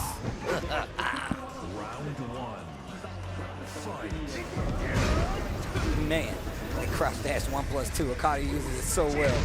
Using it for block stun pressure. Yeah, right? Like, side fist, and then it's a bunch of things too. Like it layers the mix-up that he wants to do with sweep as well, but then also the chip damage that it does. It's like multifunctional, so he's really good at that. And he's been using it to great effect pretty much every set that he's played this whole weekend. After side with the down one after. Bro, how did he even sidestep that? What? This dude, man, he just finds a way to thread the needle and make it pay in the worst way possible. God. The sweep, the low parry from Ikari. You got a chance here. Recoverable great life is there as well. Wave. Too far for the punish. The hell sweep, little wave, 13 seconds. Fisherman with the blue stuff on the top. You got to pay extra for that. And he's willing to do it.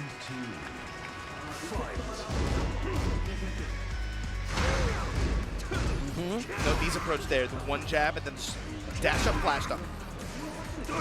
Ducking in his face, ducking in his face, fine. Preemptively press the button, you get the counter hit, you get the launch, you get the activation. Fine, knee. Oh, that could have been dangerous. Oh, almost got you. Wall splat. Okay, now you're in mid territory. Mid strikes, gonna armor through this.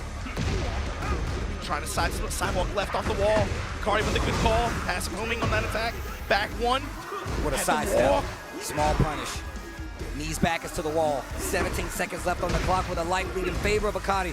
But Knees got a lot of gray life he could recover. Big strikes in the... Steve. 1 round away. Steve, he's one round away. Bro, look at the wave dash pressure. Bruh. Akari was like, enough.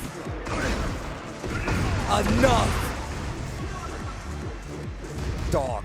Finally decides to pull the trigger on the 1-2. Tried to make him pay for it, not close enough. And quick recovery on that move anyway. Cannonball straight and finally Requiem to engage here. Hatchet in the mid strikes.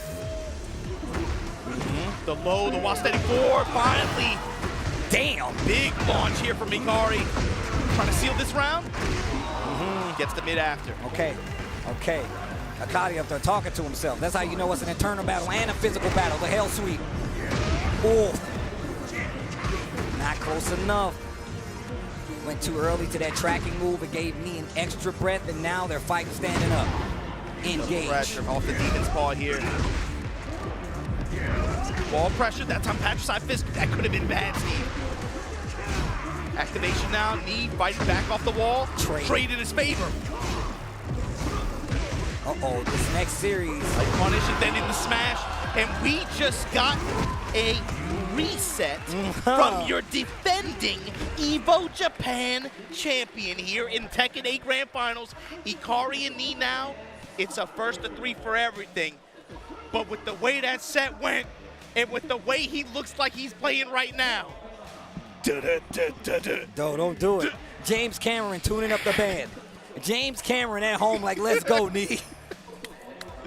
We got it. Look, he been roasting other cinematic universe. We got to get him on the Tekken cinematic Yo, universe. we do. We actually do. I'm down. Yo, James Cameron directing a Tekken movie. Oh my God, that would be crazy. Because you know he would animate a volcano scene easy. Starring Denzel Washington as Tasty Steve. Like, wait, what are we gonna do? What's the cast looking like? Oh my God, dog. Oh, shut up, bro. That's so stupid. Starring me as himself. Who you get to play him? I don't know, bro. I feel like you can't get nobody else. Oh man. No man, what's old dude that always be slapping people? He's always in the mafia movies, the Korean actor. That's him. That's who you get to play me. Yo, that'd be crazy, actually. Big yo, shout outs to everybody at home watching. Go tell a friend to tell a friend. We might be able. Go ahead. Starring Michael McConaughey as Michael Murray. They got the same hair. That's right, they got the same hair. Oh my God. Ken Watanabe as Harada. Okay, I'm down with it. Oh my God. But if you a knee fanboy, bro, I'm just saying, last year we were saying put your 4s up around this time. It feels different this time. You might not be able to see him with the way. You might not be able. Yo, that's boss. I don't want to call it early. I don't know. We got to reset. But like you said, bro, he's been walking around with the scowl on his face this whole weekend. I was like, hello. He didn't even budge. I'm like, oh, it's one of those weekends. Mm-hmm. He's clocked in and locked in, Steve. Joe, punching the card to try to punch his ticket to get another one on the board. Ikari, you made it this far. You in grand finals. But if you gonna get this legacy kind of seed here at Evo Japan for Tekken 8, you don't want to make it this far and get second place. You don't want to make it this far and get second place. You've been having a hell of a weekend, and he's still playing out of his mind. He's still playing great. It's just right now, he is just imposing his defense in this game on every player he comes across, even the players that run him. It's crazy because I always see people like, man, I don't know how to defend this, that, and other. This dude does it all. He sidesteps, he's blocking your loads, he's taking full advantage, and now it is truly a first to these 3 games, and we will have a champion of Evo Japan Grand Finals reset. It is Korea versus Korea, Knee versus Akari. This is Grand Finals for Evo Japan 2026. We are gotta reset. First to 3, let's go. Ikari trying to make history, Knee trying to repeat it. Obama, chill. Chill, bro. Chill, bro. I try. Oh! And it's going to get started like this. Snake Eyes active. Arena wall. Spike. Smoke. Flames. Yo.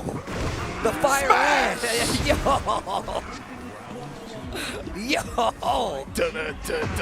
Yo. Cannonball straight to open it up, but we got some electricity. Okay. We keep the power on in this house. Generators on backup. Ikari right now. Wall pressure. Just in case of emergency. Nice block. The tsunami.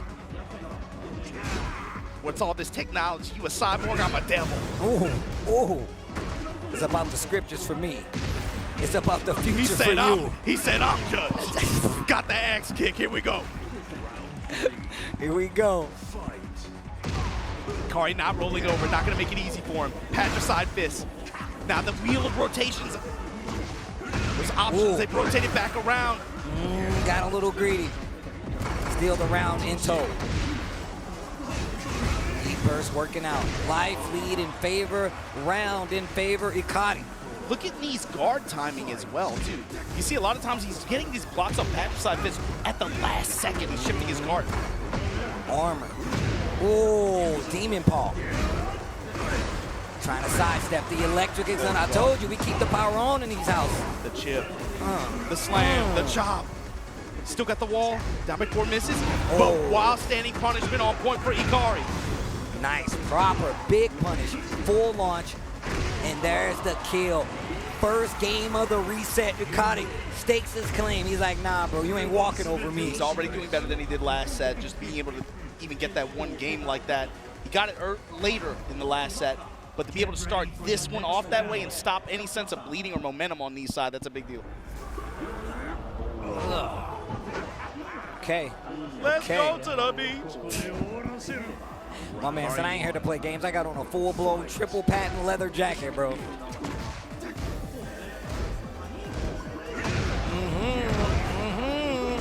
Catch you blinking. With the counter hits as well. Yo, look at the damage. Laser, 50% advantage right off the bat. Sidestep on the cannonball straight. Getting decent return here. Delay get up from knee, but he walked right into the electricity. Yo. In the round from Ikari. My man says chill. Thatcher blocks. Down 4-2. Akadi making a claim right now. Akadi's like, nah, bro, you're not walking over me. You thought it was gonna be easy? Nah. The first game and in this game as well. Down 4-2's hitting their marks. He has to readjust here. And look at him dashing up to it.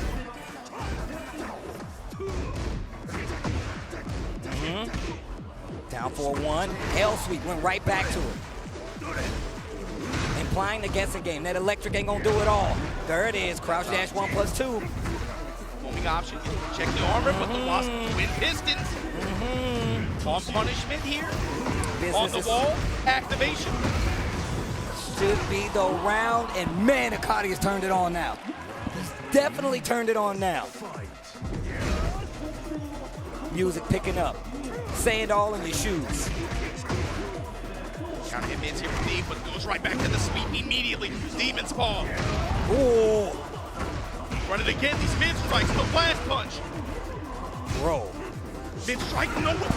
Complete Let turnaround. the whip punish go just to get the sweep. Lasers. And Ikari is on 2-game advantage on knee post reset. And look at it. Look at how it's taking it out of him. Now he's getting close. He can feel it. He's this close. He's 1 game away in everything that has happened so far. Everything he has fought through to this point is now at a head. Whatever character you lock in, you're stuck with. You got to beat him 3 games straight. Good luck. I love that Ikari heard us talking and he flipped the whole script. Bro, this is a crazy run. Bro, you gonna tell me this is not some good ass Tekken? Y'all don't smell that outside? Yo, big sight, y'all don't smell that outside? They in this bad boy cooking. And the Tekken is great. I would recommend. Ikari right now, don't get too anxious. Stay with the gameplay pattern that you have been developing. Bro, this set is completely different from the last set right now. Just in terms of tempo and his option selection. And the reads are on point. The reads are on point. The speed at which they're playing definitely picked up in favor of Akadi. He's been a lot more offensive when it comes to letting Lee set up his game, which has really been one of the differences, right? His defense is so crispy. He'll wait for that time. He'll get that big block, that one knockdown, and then he plays his games, and he pulls out the old man. The fight, the Lord fight? Yo, I'm telling you right now, no idea. No idea. And it's actually sick that he's wearing the mask. My man said, you're supposed to be dead. Nee, you're supposed to be dead. Why are you here? On a comet headed back to Earth. Steve, why do you think he would go with this character of all characters? I mean, I'm going to tell you right now, one of the tools, back 4, has a lot of range. You can crazy on the whiff, but you got to get there first, and also he's got an electric of his own. You don't have to rely on orbital. You don't have to worry about these things that don't get a combo starter. If you call it right, they're in the air. You think it's about contesting the mid-range zone for 100%, like that? 100%. You got a better down 4-1, no combo, but you also got down 4-1-2 to make it get a little chip as well, and you got a hell sweep of your own. Yeah, you can vary with timing a lot more as well, but of course, Ultra Instinct as well. Yep, and that's what I was about to say. Warrior's Instinct, sorry. Ultra Instinct. It might as well be. Rockin'. That back 4 as well that you were talking about. Sidewalk into electricity, but this time on knee side. Yo, God, this rage art is so sick. Walking through the graveyard to put you in the ground. Hey, Achi. Yo, oh my God. Oh my God, I didn't see it coming. But he's got to stick to this. You can't only do it for one game. It's got to be 3 games straight. It's got to be 3 games straight. That low has shorter reach than some of the other ones. But still, it's there. And look, your hail sweep doesn't work the way that it used to, but that's why those big pokes are going to be important. That's why you see them using a lot of just double dash as well. Punish on that uppercut. Hikari making great use of these enhanced attacks that Kazuya gets in heat. Told you, got one of his own now, down for a 1-2. The stance cancels. Yes, the axe kick pressure, stance canceling as well. Into a sidewalk. Nope. He gets the flash punch in the exchange after, but that's the kind of scary stuff. Oh, glorious Demon God Fist. With the way that this guy, Hikari, is playing right now, you cannot afford to give him those kinds of openings over and over again. Yo, the crowd is in love with this right now, bro. When he picks, oh! Nice block, Tsunami into stance. 4-4 stance cancel. Great block. Stance. Staying on the ground, I like that option. A lot more important than the Tekken 8 meta. Stand on knowing when to keep down. Down, forward 1, then step and activate. Tsunami in the stance. I like that. Not overcommitting. Punish. Okay. Spins it. Stop and just take your wave. Down back 3 and to get these back 4s. No punish on the sweep. Full crouch down 4-2 is what you need to get that punish now. It's a new move. It is a little tricky to do. I can tell you right now. I got a Paka Heihachi, but it did not stop the W. Gets the big launch, and now the floor is lava. Hikari can play this right and be right back in the running, and you know he's gonna cash it. To the wall. Oh, the damage though. Down 4-2. Counter hit, Steve. Uh-oh. Depending how this last interaction works out, one round away. Evo Japan point for Hikari against Awaken Knee with the instinct active. Okay. Sweep on my sweep. And again, it's the same move too. It's the exact same instance. You either got to commit to the electric or you can full crouch down 4-2. There's the electric though. Full big combo. Big combo. With the instinct active, with the heat on top of it. Big damage at the wall. The low. Sweep right back at you. Das Boot. I don't want to play with you no more. Broken toy. I don't want to play with you no more. Hit him with the Toy Story. That's Andy right there. Oh my God. That brother Sid had some issues. That dude was crazy. But like. So you ain't never melted no ants with no microphone. You ain't never did that. No, man. That's weird, lying, bro. Man. That's Lying, weird. man. You gonna lie on the mic like that? I was tying stuff up the rocket. I was tying stuff up. Okay. Nobody do that. That's weird. That is weird, though. Don't do that. That is weird, bro. That is weird. Don't do that. Oh, man. You're supposed to be dead. How are you still alive? He's like, you think a lava bath? It felt great. Here we go. Tiger style. Wolf. Electric versus electric. First one going to Hikari. Like you said, too, that last game, the back four and a couple of these other long-reaching mids that did play a role in Lee's ability to be able to get conversions and be able to occupy space. But baby, the damage as well that he's being able to get off these big conversions. Oh, the charge on the back too. Spins the heat. I want it all. And the push. On the wall, mid-check. Crouch, dash 1+2, that pacifist fist. Oh God. And that's why back four, if you make it whiff, my man is in recovery for a long time. There it is, gets the electric. Reddy was trying to get the splat on the wall because the explosion is there. Get up. Working the stomp. A little bit more down for one as well. Whoa. 10 seconds. Okay. Yeah. We're going to answer back this round. Good, just burn up the timer, yep. Yeah. First round, once again, if Hikari wins this game, that will be his tournament point, and he will be the champion of Evo Japan 2026. Regular God Fist. Okay, you gonna spin that? Back two? Back two when the activation got the wall as well. This is gonna be damage, 93. Charge it. The Axel still has heat to work with. Mid options. Look at how much great health Ikari has right now. Damn! Get the hit. You gotta cash that out. Oh my God! He heard you.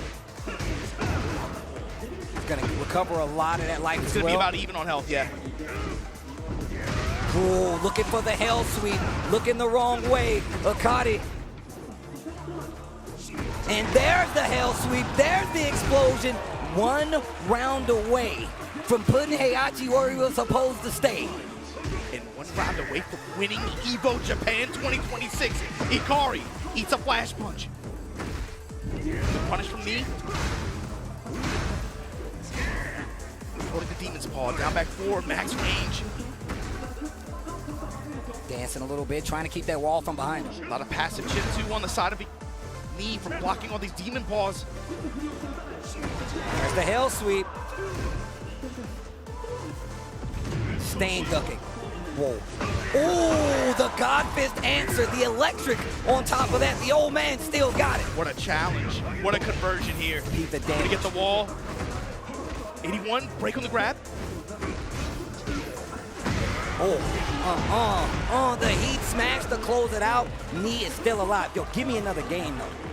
Give me one more game. I don't care what happens after that. And if things get dicey, the instinct is in play here. Looking for the mid, the sidestep, the hell sweep. Ooh.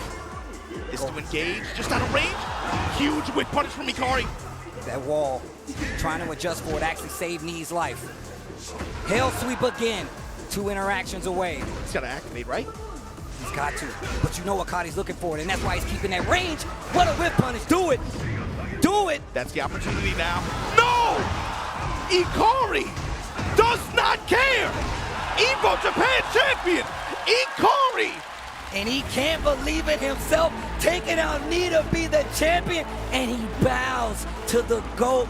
What a play, bro. Oh my God, he can't believe it. He's looking at the monitor himself. Yo, what a set, bro. He's still in shock. Bro, he's looking around like, is this a dream? Nah, baby, wake up. Wake up. I thought my dad was dead. You were right. And you did it. Akari looking at himself on the big screen as your Evo Japan 2026 champion. And the start of the TWT season comes to an amazing start, bro. Steve, that is incredible. He was so locked in this entire weekend. Ever since he came here, look at him grip it up. Japan 2026. He's in shock. He cannot believe it.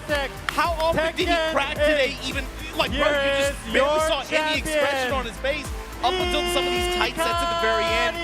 He wins.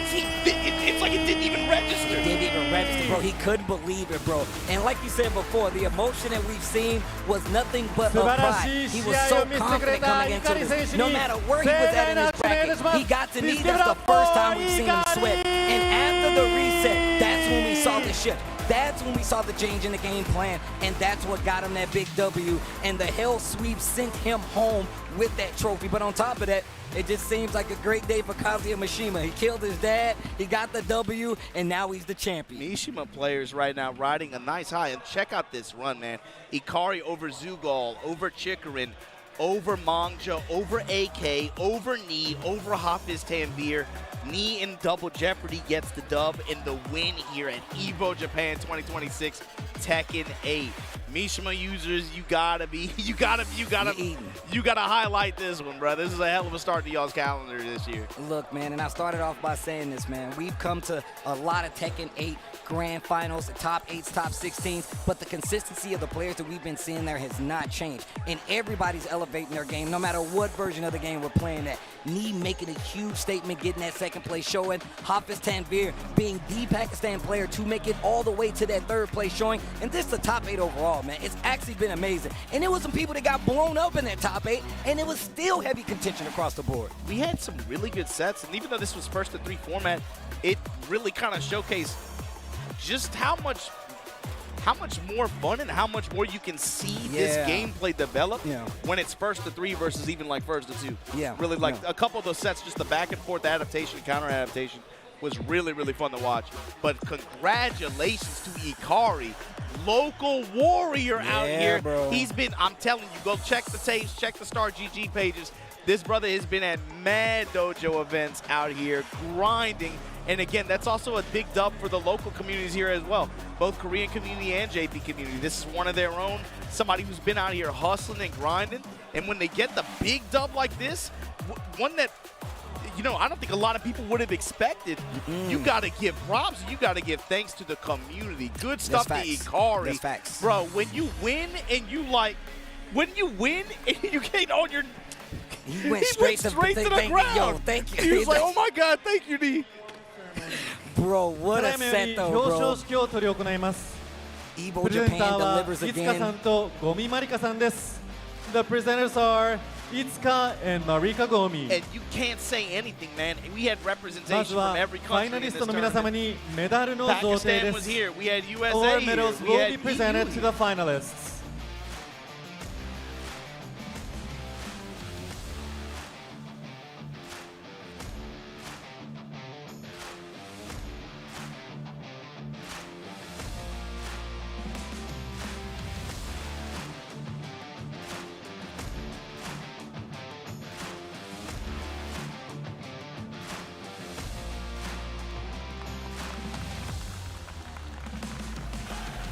そして副賞の授与です。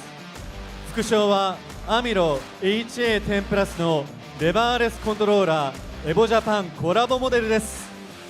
優勝者にはゴールド、2位の選手にはシルバー、3位の選手にはブロンズのものが贈られます。The top 3 players will receive the Evo Japan collaboration model of Amiro HA10 Plus leverless controller. Gold model for the champion, silver for second place, and bronze for the third.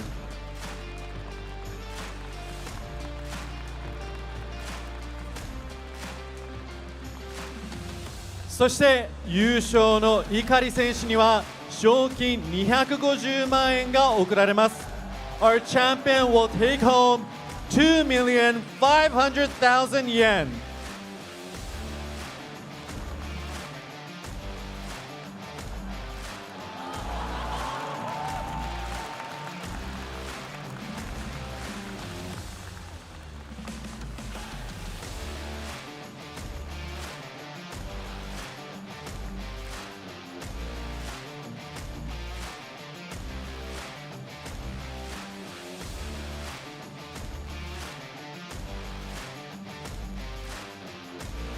それでは優勝しました碇選手にお気持ちを伺いたいと思います。We would now like to have a word from our champion, 이카리. 안녕하세요.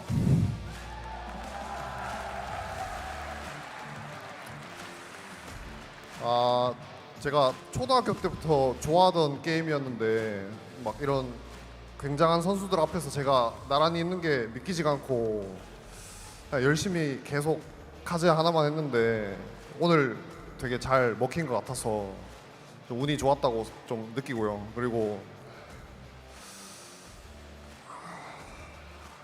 저를 놓친 걸 크게 후회하게 만들고 싶습니다. 예, 감사합니다.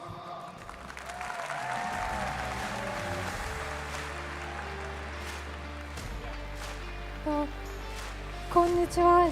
小学校のから好きだったゲームですごくいい選手たちと一緒に勝負ができて嬉しいで、いい成績を取れてすごく嬉しいです。ありがとうございます。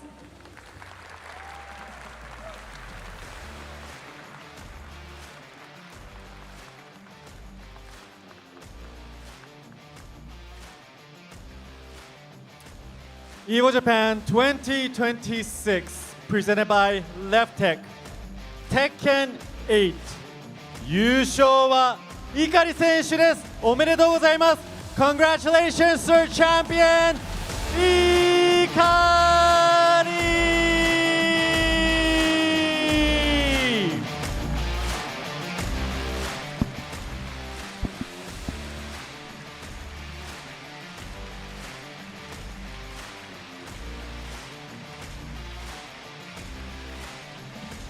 Huge congratulations to Ikari for his incredible victory here in Tekken 8 at Evo Japan 2026. Just heard him talk about it. He was just really happy to be able to get on this stage and compete against, especially Lee the using TEKKEN Kazuya project, in a game that and he's you do loved not since want to elementary miss school. Was this. able to win and get that dub そ like れで that. はご覧ください。Let's take a look. Take it back to the stage, though.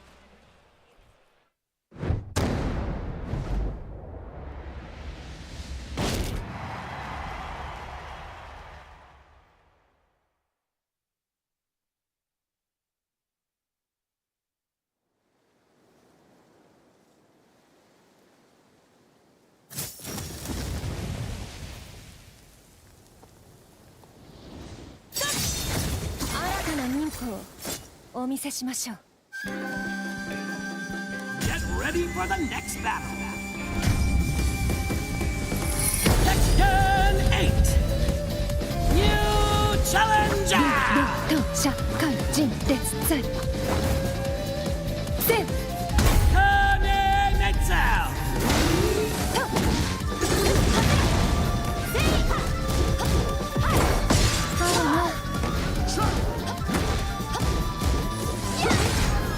さてと仕事の時間です。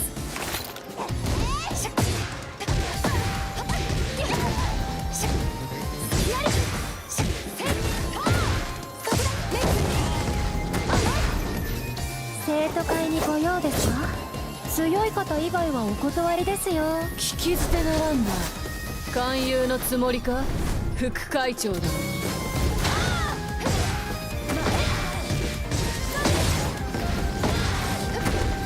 もちろん。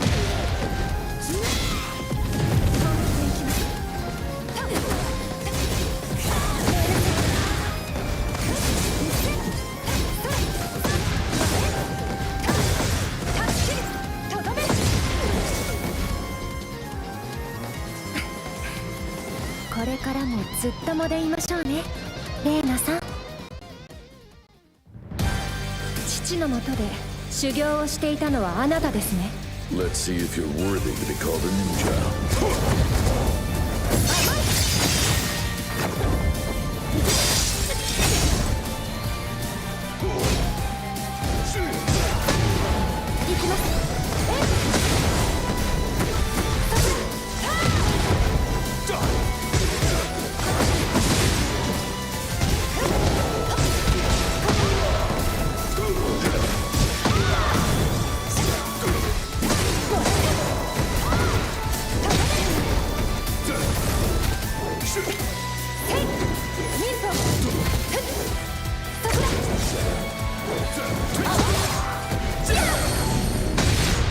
命の花を散らしましょう。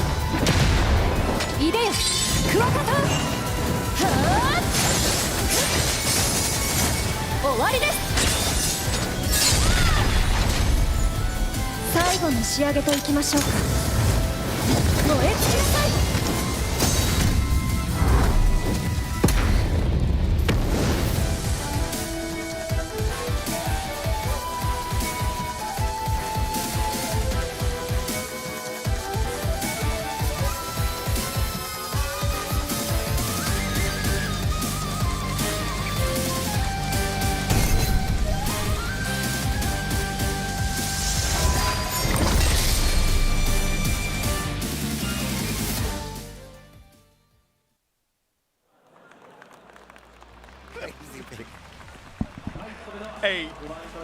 Hey, big ups to them over at Bandai Namco. That bait was crazy. That was a crazy bait. I thought we were about to get the review right now. Oh my gosh. Yo, this bad boy filled out. You can see right there, getting our first look at the gameplay of Kunimitsu. They showed the character early on, but it was the first time we got to see what she's capable of. And definitely, I was thinking we were going to get more of the same from like what we got from T7, but there's a lot of additions to the character, you can tell. A lot more visibility, like graphically as well, but mostly when it comes to the gameplay, it seems like she's definitely going to be a lot different. That big shuriken, I'm thinking like, you know, with heat effects and stuff like that, I'm kind of thinking about how that's going to work out against some of the characters that have big mid-range options like that, but I'm still tripping over how they flashed that last panel, bro. That was an incredible bait, That bro. was dirty. That was dirty. I was ready to vomit. Right? I was like, why would you do it right now? But Combo Breaker is going to be our first look at whoever that mystery character may be. And it's coming up soon. It's not far at all. Combo Breaker what? what? End of the month. End of the month, and you guys will get to see who the next character is. But, I mean, look, I said this before, and I'll keep saying it. Every time, man, these top 8s for Tekken 8 have always delivered, man. It's been amazing to see these top players come out and try to get these points, try to get these spots, whether it be points for the Tekken World Tour or EWC. They put it all on the line, man. So I just wanted to say shout-outs to the players that continue, man, to show love and to grind it out to try to get these points and putting on these amazing matches for us and the people at home, man. It feels like similar to the way it did last year, where it's like the players going to play, man. Some of these guys especially, they're locked in. This is the game that they play. This is what they're going to do regardless. So when you see the players come out and play and perform, and then you get new champions like that, people who just had a good weekend, who have been locked in like that, that's a great feeling. Congratulations once again to Ikari, and of course all the other competitors that signed up, put their names on the dotted line, showed up to play this weekend. Good stuff to everybody. Of course, thank you all for tuning in from wherever you're watching from all over the world to Evo Japan 2026. We got things started off this morning with the Tekken 8. Don't go anywhere. We're not done yet. You guys know what everybody else is packing in here for. Street Fighter 6 is going to start soon. We'll be right back, but we'll catch you guys next time. Everybody be easy.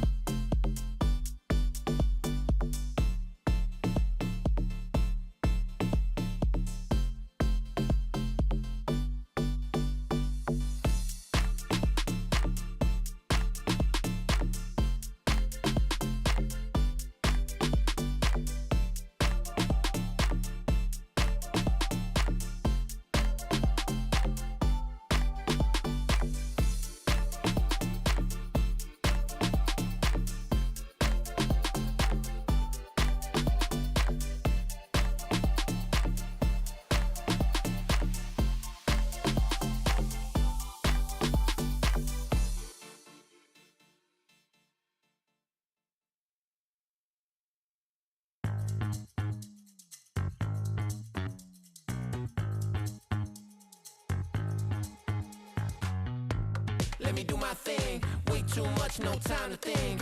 Head first, we diving in. Both hands up to the sky again. And we living loud. Scream like nobody around. It's what it's all about. So get ready, get up, get ready, yeah. Let me do my thing. Let me do my thing. Let me do my thing. Let me do my thing. Let me do my thing. Let me do my thing. Let me do my thing. Let me do my thing.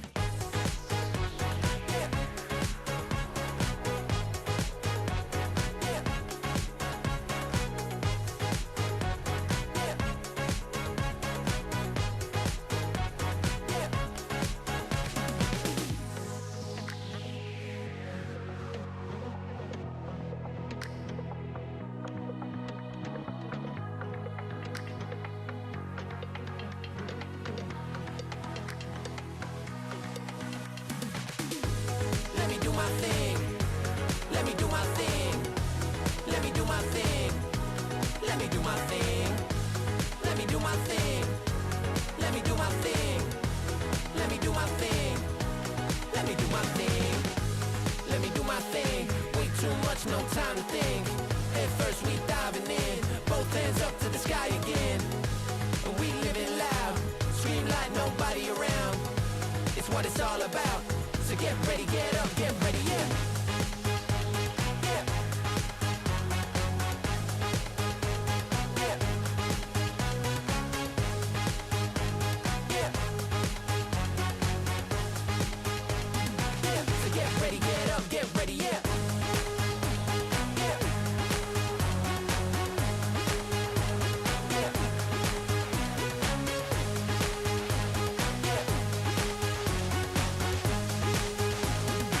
So get ready, get up, get ready, yeah.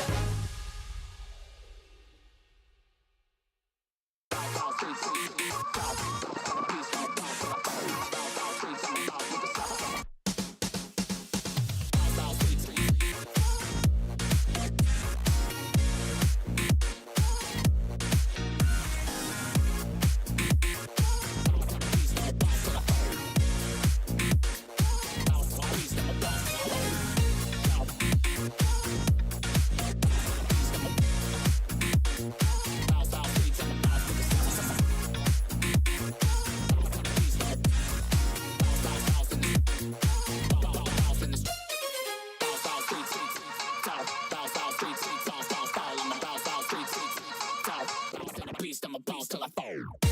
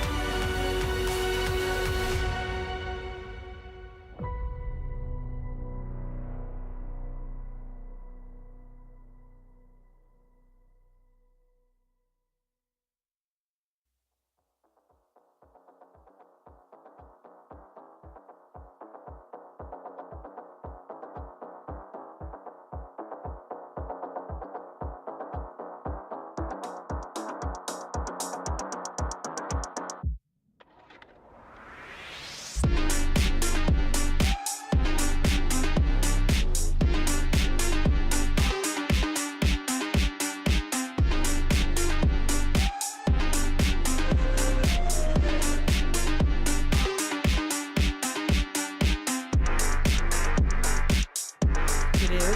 This is yours. Oh.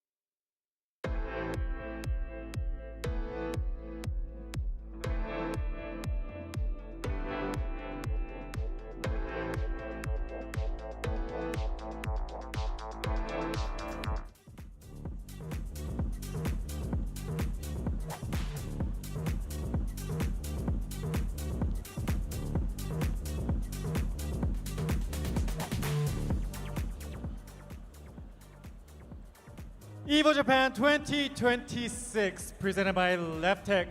Are you all having fun? 皆さん楽しんでますか？ありがとうございます。ここで発表がございます。エボリューションチャンピオンシップシリーズ、皆さんご存知、エボでは本日新たな世界新記録が生まれました。ギネスワールドレコードの認定員藤渕様より正式にご発表いただきます。 We have an announcement to make. Today at Evolution Championship Series, also known as EVO, a brand new world record has been set. We will now have it officially announced by Ms. Fujibuchi, an adjudicator from Guinness World Records. 藤渕さんお願いいたします。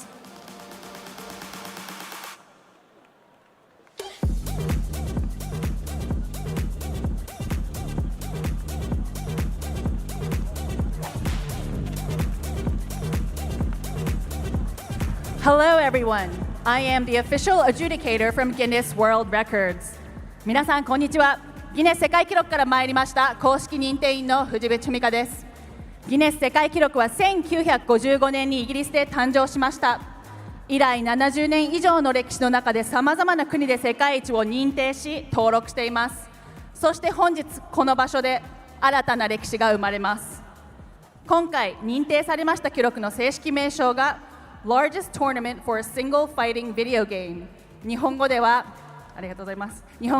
単一のファイティングビデオゲームによる最大のトーナメントという記録です。超えなくてはならない現行記録が2023年アメリカで達成した7083人です。そして今年のエボジャパン2026で7168名がストリートファイター6のトーナメントに競技者として参加したことにより見事ギネス世界記録に認定されました。おめでとうございます。それでは認定証を贈呈させていただきます。はい、それでは受賞者の皆さんにご登壇いただきます。 Rick Thayer、 松田康明、稲葉弘明 and 豊田風介、どうぞご登壇ください。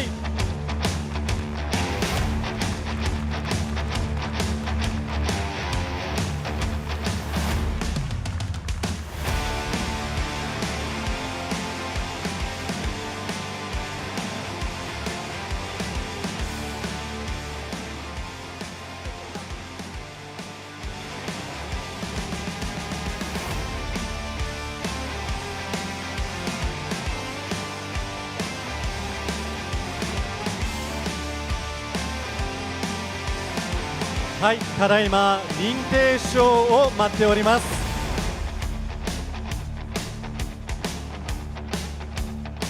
認定証が恥ずかしがり屋のようでなかなか出てきません。お待たせしております。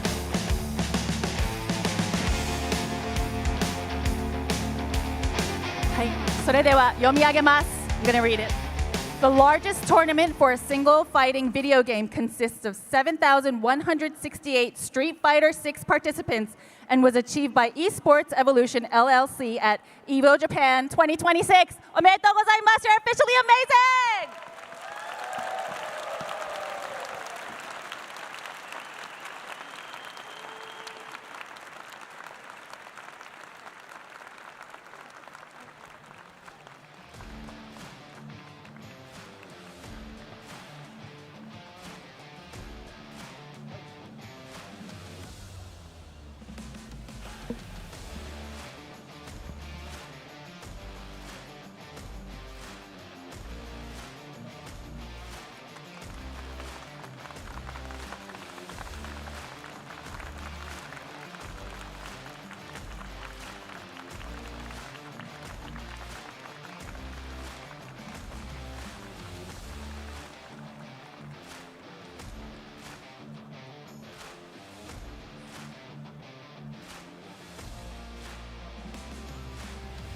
はい。I don't speak any Japanese.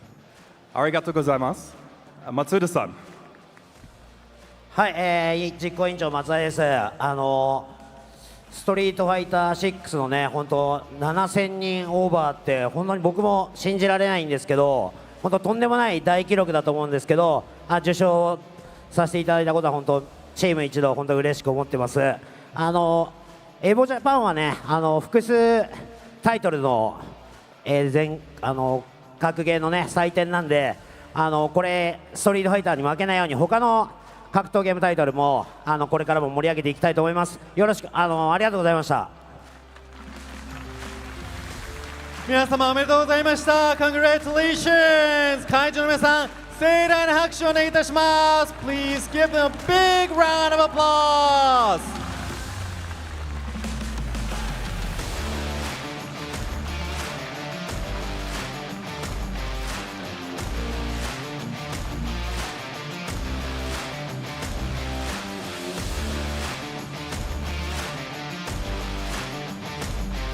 それでは皆さんご登壇ください。ありがとうございます。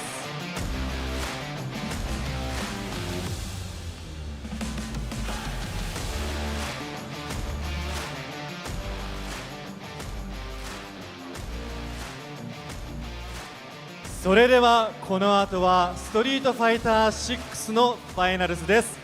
Don't go away, the grand finals for Street Fighter 6 is coming right up after this.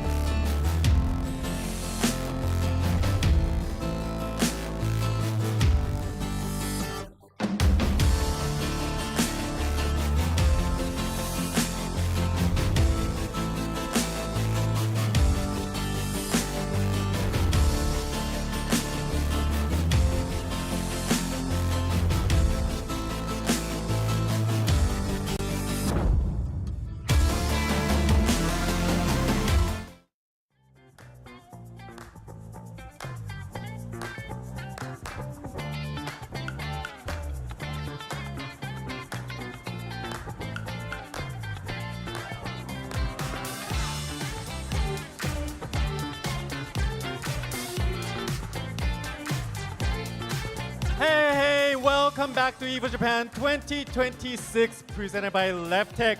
I am your MC Shun Mizobuchi. MC の水渕俊介です。そしてアシスタント MC のいつかです。よろしくお願いします。そしてはい、同じくアシスタント MC のごまりちゃんことごみまりかです。よろしくお願いします。お願いします。はい、よろしくお願いします。さて皆さんお待ちかね、まもなくストリートファイター6のファイナルズがこちらメインステージで行われるわけなんですけれども、まずはカプコンよりとても素晴らしいお知らせがいくつかございます。Before we dive into action for Street Fighter 6 Finals, Capcom has some announcements. まずはストリートファイターリーグに関するお知らせです。現在カプコンでは SFL マスコットキャラクターデザインコンテストを開催中です。応募方法は X にてオリジナル作品とハッシュタグ SFL マスコットをつけて投稿をするのみです。First off, regarding the Street Fighter League, Capcom is now running the SFL mascot character design contest. All you have to do is post your original design on X with the hashtag SFL mascot. The winning design will be brought to life by Ryuta Fusei and become the official SFL mascot. 最優秀作品は SFL 特別イラストでおなじみの布施龍太先生より聖書マスコット化され SFL 公式マスコットキャラクターとしてデザインが採用されます。もう現在ねたくさんの素敵な作品をいただいておりますので一部ここで紹介したいと思います。 We received a lot of great entries already, so let's highlight a few of them. 素敵、かわいい。いや、かわいい。いろんなキャラがあって。ね、いろんなキャラがあって、There's very cute. めちゃめちゃかわいいですね。Full of variety. ね、かわいいですね。Very cute. はい。The deadline is May 6th, so don't miss your chance. For entry details and rules, please visit the official Street Fighter League website. 応募の締め切りは5月6日水曜までです。応募を考えている皆様はお早めに。応募条件の詳細や規約などはストリートファイターリーグ公式サイトよりご確認ください。どんどんいきます。続きましてはカプコンプロツアー2026ワールドウォリアーに関するお知らせです。カプコンプロツアー2026の大会群の一つであるウォールドウォリアーは世界各地域のトーナメントオーガナイザーによって数ヶ月にわたり複数回開催されます。Update on the Capcom Pro Tour 2026 World Warrior. As one of the tournament series in the Capcom Pro Tour 2026, World Warrior events will take place multiple times over the coming months, hosted by tournament organizers across different regions worldwide. 本大会は順位に応じてポイントが獲得できる5回の通常大会とポイント順位上位選手8名による決勝大会の全6回で構成されています。そして上位入賞選手は世界決勝大会カプコンカップ13の出場権を獲得することができます。大会は全世界で開催中です。The series is made up of 6 events in total, 5 regular tournaments where players earn points based on their results, and a final featuring the top 8 players in the standings. Top finishers will qualify for the World Championship Capcom Cup 13. These events are being held all around the world right now. 日本大会についてはナンバー2からナンバー5までのすべての大会のエントリーが開始しております。なおナンバー2のエントリーの締め切りは6月29日月曜日23時59分までとなっておりますので、お忘れのなきようにエントリーをお願いいたします。誰でも最初は初心者ですよね。はい、もちろん。いつかさんもごまりさんもいつかは初心者でしたよね。初心者でしたし、初心者の頃も出ていたので、ぜひぜひ皆さん初心者だからって物おじせずにぜひぜひご登録してください。よろしくお願いします。一歩踏み出したらとっても楽しいので、ぜひぜひ参加していただけたらと思います。はい、というわけで初心者の方もまずは一勝ということで、ぜひ皆様のご参加をお待ちしております。For the Japan tournaments, entries are now open for events number 2 to number 5. The deadline for number 2 is June 29th at 11:59 p.m. So don't forget to enter. Everybody is a beginner. Everybody is a beginner. So just jump in and please go for that first win. So before that, be sure to enter. またこちらの大会は Nintendo Switch 2での参加も可能となっております。大会に関する情報はカプコンプロツアー公式サイトをご確認ください。You can even join this tournament on Nintendo Switch 2. For full details, check out the official Capcom Pro Tour website.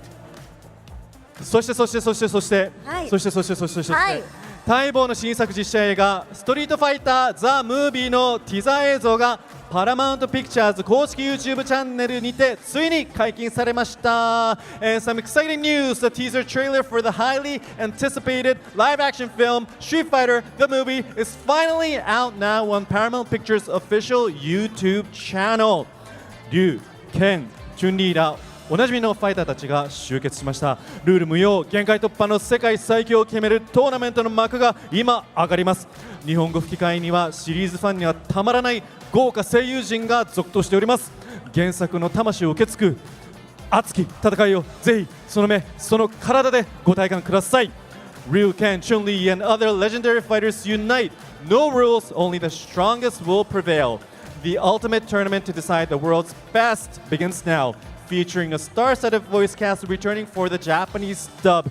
Witness a fiery battle that carries on the spirit of the original. Experience it for yourself. 実写映画ストリートファイターザ・ムービーは10月16日金曜日より全世界同時公開です。The live action Street Fighter the movie hits theaters worldwide on October 16th. というわけでございます。ありがとうございます。皆さんぜひね、すべてエントリーして映画も見て、もうストリートファイターに浸かりまくっていただきたいと思います。お願いします。さあ、もうね、あんまりお待たせしても申し訳ないんですけれども、お待たせして申し訳ないんですけれども、ちょっとね、やっぱり選手の皆さん、もうこの決勝までにものすごい練習をして、お戦いを勝ち抜いてきたので、その選手の皆様のためにもですね、客席にいる皆さん、もう声を大にして、魂の底から応援していただきたいと思いますので、ちょっとね、1回だけ練習をしたいと思います。何をするかというと、我々が格ゲーって言います。皆さん最高って言ってください。我々がエボジャパンって言います。皆さん最高って言ってください。我々がストロークって言います。皆さん最高って言ってください。What we're going to do, we're going to warm you up, warm up your voices, warm up your body so that you'll be able to cheer with all your might to the top 8 finalists. What we're going to do, we'll say 格ゲー、you'll say 最高、we'll say Evo Japan, you'll say 最高、we'll say ストローク、you'll say 最高。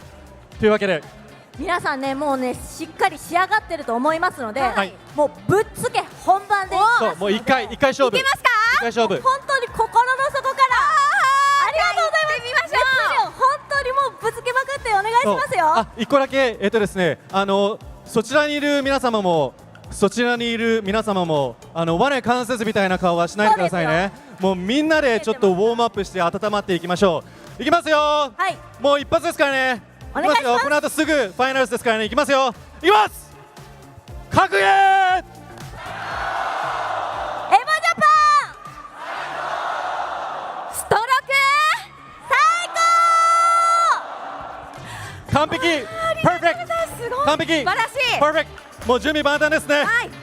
はい、それではエボジャパン2026プレゼントバイレバテックストリートファイター6ファイナルズスタートです。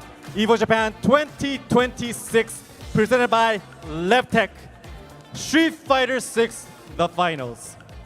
選手の皆さんの入場です。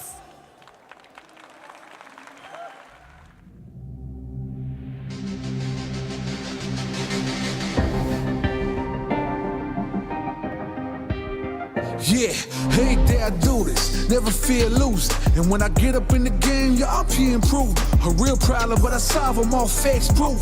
And if you think I'm gon' fold, then you talking fool. Got the range, if you wanna come and stand up to me, pull up on me now. If you wanna challenge, tell me, rookie, run up on me now. I'm on the road to the top and I'm not looking back. I'm on the road to the top and I'm not looking back. I ain't never backing down. Come and step up to the plate. For my city, for my town. I do whatever it takes. I'ma go and get the crown. I'ma go all of the way. I ain't never backing down. Come and step up to the plate. For my city, for my town. I do whatever it takes. I'ma go and get the crown. To the top, see the sights, see the sights, see the sights, yeah.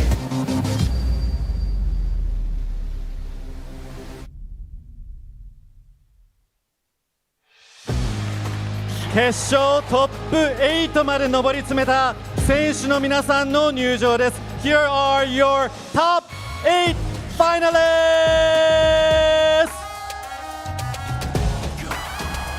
樋口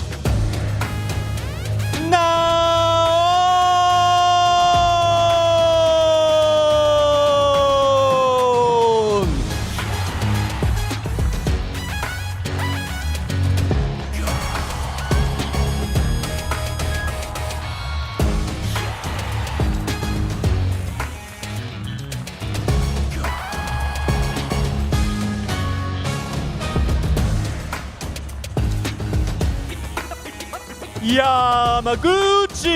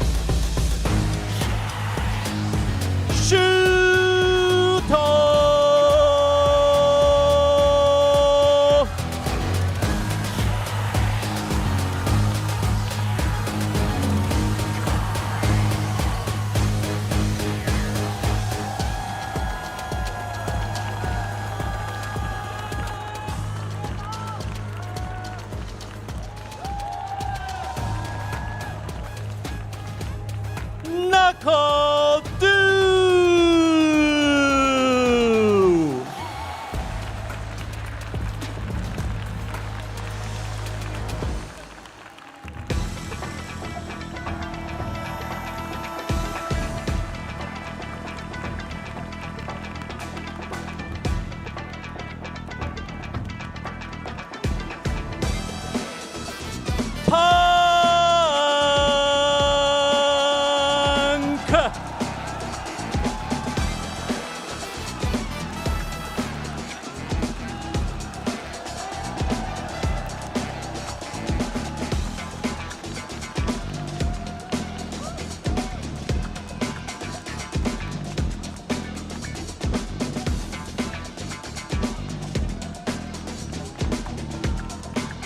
Evo Japan 2026 presented by LevTech Street Fighter 6 The Finals 以上8名の選手により争われます Let the games begin!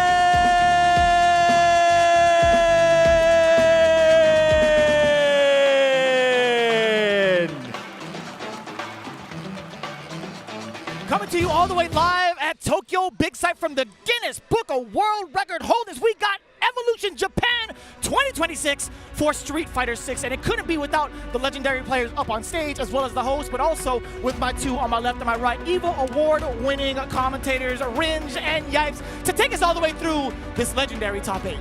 Oh man, I can't wait, brother. Obviously, this top 8, like all the top 8s in Street Fighter 6, got a mix of familiar faces and new blood looking to make a name for themselves. And we're gonna see them clash real quick. Of course, we got some bias in the race as well with Du and Punk making it into top 8, but we got some names that I've seen take some bodies and put them in bags real quick, including Naeun, right? Actually beat Blaz 2-1, I believe, in the earlier bracket, and took a lot of other people down to get here in the first place. Blaz was definitely one of the favorites. I know Punk took him out as well to actually get here for the top 8, but I'm excited to see the boys represented. Of course, Japan is here to showcase their talents, but I'm here for the NA boys, rooting for the online locals and all that, so I'm very excited to see how this plays out. Now, looking at the one outlier that a lot of people are starting to take notice of, it is Hope coming in from Taiwan with that modern Aki, the lone modern player, surpassing all of these 7,000 opponents up until these last final other 7 for this top 8. It's going to be absolutely wild going into it. I'm so excited to see how this is going to play out because, again, this is where we get a brand new Evo Japan champion. Yeah, for the first time in 3 years, right? Obviously with Mena going back-to-back. Let's take a look at that bracket and see who is actually up in contention to take the crown this year. We're going to start with Hope, as you mentioned, from Taiwan on the Modern Aki, going up against Yamaguchi on the Mai, and then Naeun versus Higuchi on the other side with Akuma versus Guile. But take me through the losers, Vicious. Now we got NuckleDu versus Punk. It is going to be a team kill. The lone 2 Rangers from the USA going up against each other. Then Shuto versus Take Piano, otherwise known as Takepi. Listen, if I'm a betting man, you already know the obvious names I'm looking at, but definitely to me, one of the most dangerous ones in this, well, 2 of them, I would say. 1 and 2 would be Higuchi and Shuto, for sure, being one of the favorites here. So I'm just trying to see who's going to advance forward, man. There's so much Street Fighter, so much on the line. Obviously, we got a lot of the contenders that we usually see from the name brands. Of course, Men.RD, of course, did not make it this time around, but I'm all about that fresh sneaker smell. So I want to see who's going to take that championship home, and it's easy to pack as well, so I'm excited to see. Most definitely, man. And I think we'll probably start at the very top, right, with Hope and Yamaguchi. It's going to be interesting to see the modern Aki versus somebody like Mai, and how Yamaguchi has been adjusting his style since some of the changes to Mai, right? Obviously, a little bit easier to combat. She's still very much a full-fledged force in this game, as we got 2 in top 8, so don't get that twisted. But I think maybe some of the modern stuff could potentially open up some avenues that we don't particularly see in the matchup a lot. Right, I think one of the things we had talked about is what she loses and what she has access to more frequently, right? We talked about some of the normals that she might not have access to, which is going to get into the gameplay itself when we talk about it. But there always is that one underlying factor of being able to use these shortcuts and take advantage of certain situations at the blink of an eye, essentially. Yeah, man. I mean, look, just modern Aki is definitely taking out some of your favorites, including Noah the Prodigy. Definitely suffered through that Aki situation throughout this whole tournament. So we're going to see how this fends off against everyone else, though, in the bracket. I mean, I feel like that's like unfamiliar territory territory. Obviously, you got something that you can just react to real fast when the drive impacts. So just drive rushes in general with level 1 super is pretty easy. We're going to see what's in the bag of tricks moving forward. That's actually one of my favorite parts about tournaments being in Japan is that there's so many strong modern players here, right? Which is an absence in a lot of the other parts of the world. So when we get North Americans coming over here, they always are like taking a bag. And if you don't get to practice against it, if you don't arrive here early, get some rank going, see these strong modern players, it's a whole different ball game going up against them in tournament, right? So no surprise somebody like Hope has made it all the way here to winner's side with the Aki as well. I want to see, because we talk about obviously the shortcuts, some snipes with the supers and whatnot. The level 2 has some distance. I wonder if he can snipe a fan or two from Yamaguchi, especially if it's buffed up. You know Mize are going to want to do it after all. And on top of it, the lone warrior from Taiwan. I just want to put that out there, man. Yeah. Cool. I mean, you see the favorites always Japan, USA, but I always like other representations in the bag too. So this is going to be pretty cool. Pretty cool. Yeah, it might just be his debut in regards to the big stage in terms of one of the biggest majors he's probably ever competed at. I know he's part of Gamer B Cup, and he's also been a part of like the online qualifiers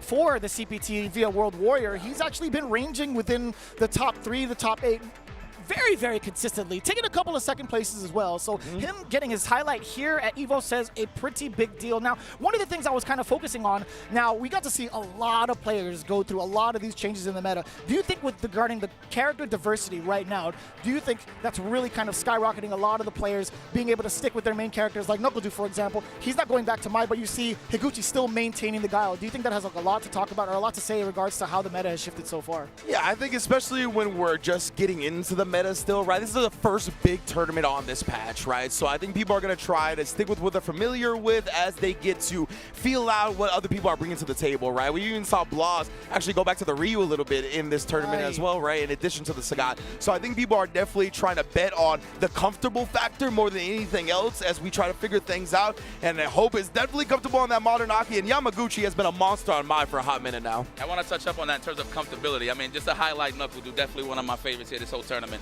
I mean, he was in that little stage of just picking Mai all day, but I think he's been super comfortable with the Guile and Cammy as of late, mainly the Guile, but that's here nor there, though. We're going to focus on this match here on the stage. Man, there's so much pressure. I wonder if this is like, well, Hope's like biggest debut in terms of a tournament like this of this caliber. You know what I'm saying? I think it might be. I genuinely think it might be, according to Wikipedia, right? Just looking through all of the events, he did happen to find top 32 over in Voltage Cup not too long ago. Again, CPT, he's been doing a lot more for himself as well. Oh, I was looking at Nolan, excuse me.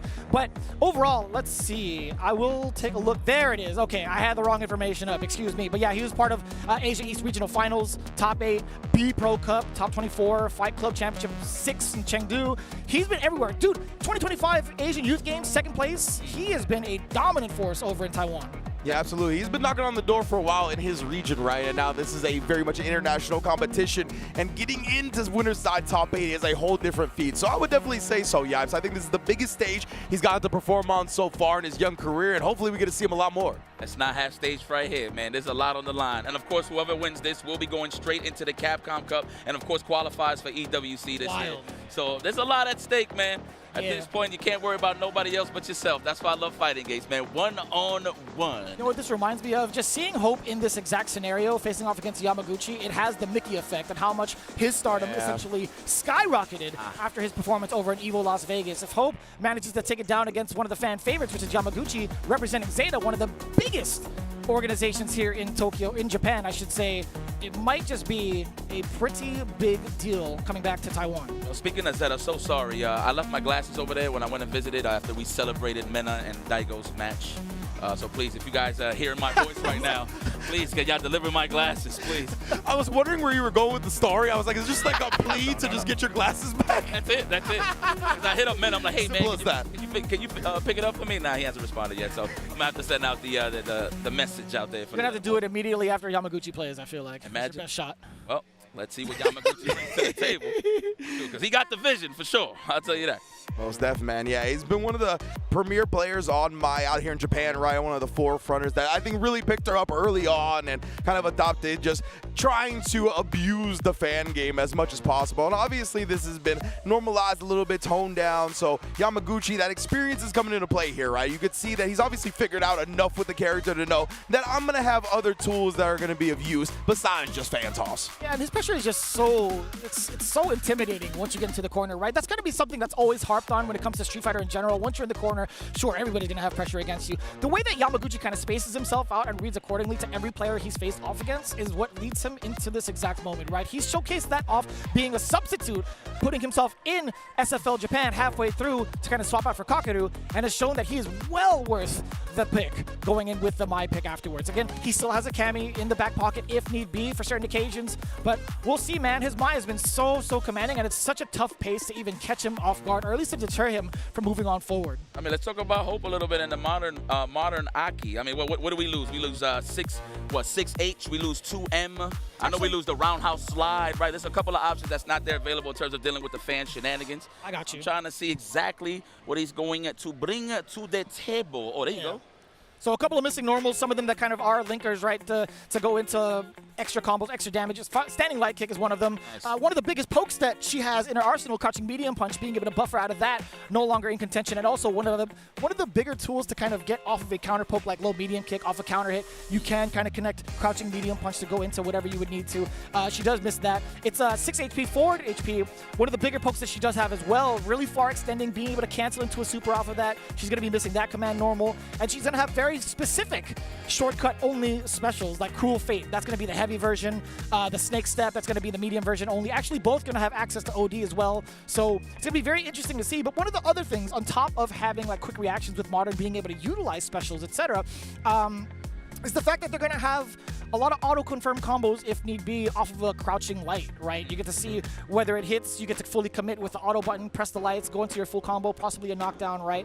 And it leads to Serpent Lash as well, so you're going to keep them a pretty significant distance away, plus you're going to apply that poison, which is going to be a pretty huge deal. Otherwise, if they end up blocking, it's only going to stop after that initial crouching light punch. Okay, oh, that's Man, I just am so kind of taken aback by the modern Aki because of that light kick missing, right? Because it's a 4-frame stand light kick, right? It's one of the best light kicks in the game. It's got a bit of a disjointed bottom hitbox, hurtbox as well to dodge some of the low pokes. It's one of the key tools in her game, and Hope has made it the top 8 winners in the biggest Street Fighter tournament of all time without it. So I just can't wait to see what this dude is really exemplifying and how he makes this modern Aki work so well, because he's been winning a bunch of stuff and doing really well in Taiwan, in his region. So getting to see this on an international level on the new patch, oh, I'm excited. There it is, opening gambit time.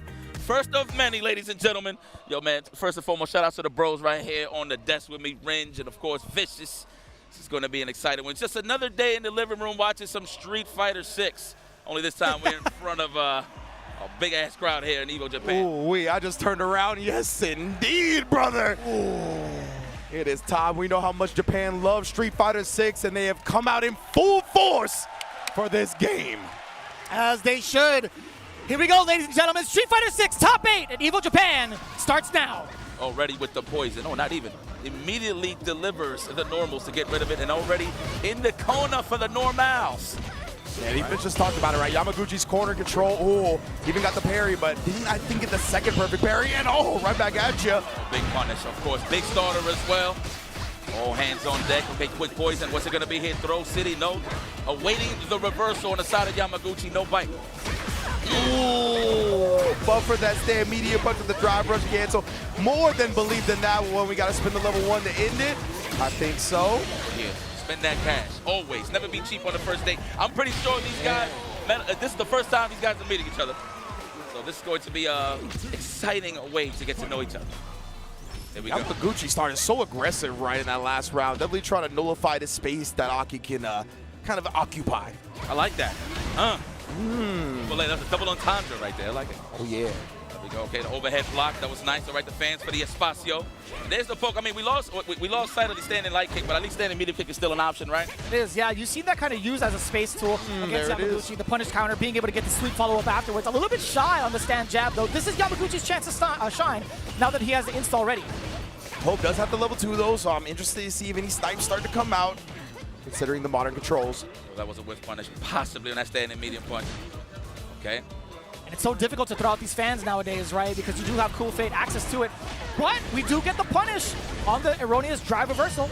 Oh, we're going to hold up? I swear that was a backdash on the side of Yamaguchi. Wow. I really like that idea from Hope, though, right? Thinking Yamaguchi was going to progress and follow up the fan, try to cut him off in the pass, but very smart discipline from Yamaguchi to stop. Yeah, you have a little bit more space now with the current patch, right? In between a block fan, but now Yamaguchi, again, back to that install, pretty much brings those fans back to normal. Love that early representation of the overhead. Layers of offense getting represented here. I love the OD Nightshade pulse to out-prioritize the Fire Fan. Makes a lot of sense, too. You want to win that Fireball war, you don't want to get Mad Mai started. Oh, that was a deep uppercut! Oh, indeed. All right, sniping out for the punish counter. I see you, Hope.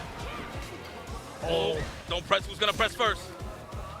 All right, kick it back and relax. Yamaguchi playing this a smart way. The DP masked the block stun with the parry and butts out. That is a professional choice by Zeta's. Very strong control from Yamaguchi in that final round right there. He's been able to really push Hope to the corner at the beginning of every single round. So we're going to see if Hope, I think, needs to get a little bit more active in the neutral before we get there to kind of stop being in this poor position. And he's trying so hard, right? Like, we've talked about some of the spacing tools that Aki does have and some of the ones that she kind of lets go of when it comes to being in Modern. Standing medium kick has been like the primary tool to keep Yamaguchi away temporarily, but it doesn't lead to anything massive, right? You do get a punish counter, you get a sweep. What do you do afterwards? You back up, you set up for fan, you set up for puddle, etc. Like, what happens? Yeah, exactly. See if Hope can make more happen once he does get an offensive turn. Oh! Yep, confident walk up with the fan. Who's not a fan of mine, huh? Let's go for another throw. Yes. We don't got the throw loose as we usually have. Conditioned. That was bad late, too. He walked up like a mile, backed it up just a little bit, and Hope, hook, line, and sink. I hit the Vanessa Carlton. There we go. How we gonna get the comeback though? Obviously we need the poison. Oh, but the back throw. Looks like he delayed a little too hard, but a little too close for comfort. Yamaguchi puts that in his back pocket. So aggressive in that corner, right? It's just so difficult to even try to contest the way Yamaguchi's been playing so far. We do get the target combo, applying the poison. What do you do out of that? Hope. There we go. There is no Hope. Trying to go for the open up head, trying to retreat. I feel like Hope is more on the defensive end. I don't know if we're just trying to anticipate too much fan play, right? Trying to like look for some countermeasures here. And now we back. I like the back dash, anticipating the throw this time. Oh, wow. And that's that spacing that you highlighted, Vicious. Yamaguchi is so good at setting up shop in the corner and just outspacing his opponent, making them overcommit to something, and then counter-poking them down 1 pixel away with the overhead. That's already a 2-0 lead. It's so difficult because most of the time he's playing just like that, and then some instances he'll give you a different look up close, which is what we saw with a lot of the throw baits, a lot of the back-to-back throws. It was only small instances, and it's still enough to keep Hope guessing. Yes, sir. That's really, I think, the big difference when it comes to these expert corner play from the top-level players, right? Being able to set yourself up at the optimal spot to kind of counter-press backs, knowing when the opponent's going to have to commit to something longer duration. Super good. Yamaguchi does that just the best right now. Here we go. Oh, I like the perfect parry attempt from Yamaguchi. He got 1 out of the 2. Nice. Wow. Instead of a button, walk up and throw. That is a classic. I'm seeing that a lot more and more as the game progresses. Yeah, taking those minus frames and getting the throw afterwards. Oh, punish counter here. Little juggle action, too. I mean, that wasn't sick, too. Take that. We're going to have to stretch that. I don't know what you got in terms of what you lost, but you got to gain a lot. Nice. The stand fierce, of course, the classic. Nice anti-air. Oh, right back at you. Damn. All right. No momentum. On the side of Hope, of course. Ooh, that's been the tail of the entire set, man. Oh, finally some momentum here, though. Looked like he tapped the parry and then was not blocking the high afterwards.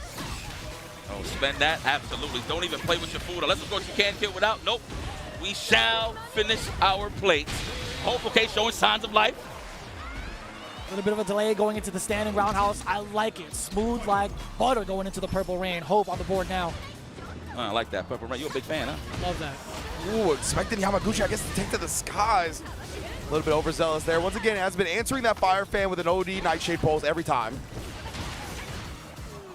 Trying to keep Yamaguchi honest with the approach, right? Had to throw out the dirty bubble. Clash all day with the fans, of course, enhanced. We got no more in the tank, but we got the lead. That's all that matters on the side of Yamaguchi. Looks like he's trying to walk back. The legs is getting clippeth. Clippeth thy shins. Clippeth thy shins. The digital scissors on the shins? Yeah. That was Tasty Steve. All right, immediately, No antidotes on the side of Yamaguchi. He's going to sit there and take it on the way up. Smart choice. Yeah, looking for the shimmy on the side of Hope. 100%. He tried to jump to bait something out, but you can't do that against Mai. Her level 1 goes up anyway, bruh. Oh, man, that was tough. I thought it was going to be like something delayed. I thought that would be like forward heavy kick, right, to kind of catch maybe a tech. But either way, Yamaguchi with a smart choice to go immediately into that level 1. A lot of his reversal decisions have been really paying off against Hope. I like the spacing here from Yamaguchi. Avoiding the cuticles, but as soon as I speak. All right, early level 3, why not? Let's destroy the drive gauge. Shave those nails. Yes. File them down. File them down. File them down. Okay, one button. Just one sequence for the burnout. There it is, the drive rush roundhouse. That was clean. The first time we get to see one of the main things that Aki could take advantage of, and that's putting somebody in burnout. Drive impact, the first we've seen so far. Should be lights out. Hope's got a game. That would have been so clean if he would have just made it over. That would have been a big combo. I like the attempt. Obviously, that was just for survival in that case. I wouldn't even say that was for reactions. But good stuff. We have hope for the obvious, huh? Do I dare say? Yeah, see, that's a one game, right? He's got to bring him back 3 straight. Take down Yamaguchi here. Like that. Again, shoving him to the corner. Just stick and move. Standing medium kick, back dash on the side of Hope. And I feel like every time he tries to stick and move, he puts himself in the corner pretty easy. Plus frames. Back throw? Absolutely. I need all this real estate. Por favor. I like this readjustment too, coming in from Hope. We get another throw. Immediate button press coming in from Yamaguchi. Creates some space for himself. The mid-screen shimmy. Everybody gets hit with that time to time. I hate it. Nice. Oh, beautiful double perfect parry. Okay, Hope, he's out here now. That's right. Get a little bit of that momentum on your side. Spending all of that cash just to get that corner position. That was great. Nice! Oh, the cruel fade so quick with the reactions of the Moderns. Dump the level 2 as well, burn him out. Yamaguchi has nothing to stop this DI, and Hope keeps rolling. Excellent call out from Hope.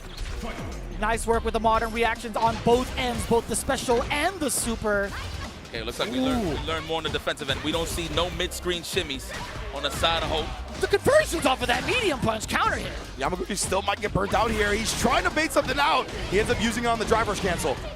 Yeah, less corner carry on the Killer Bee bump, by the way. Hope still's got a little bit of space left to create something for himself. Yeah, the OD Nightshade Pulse just brings Yamaguchi all the way back, and look at how much chip they're taking. If you find the gap in level 1, that might be a little bit detrimental. Hope, yeah, I thought it was going to be baited.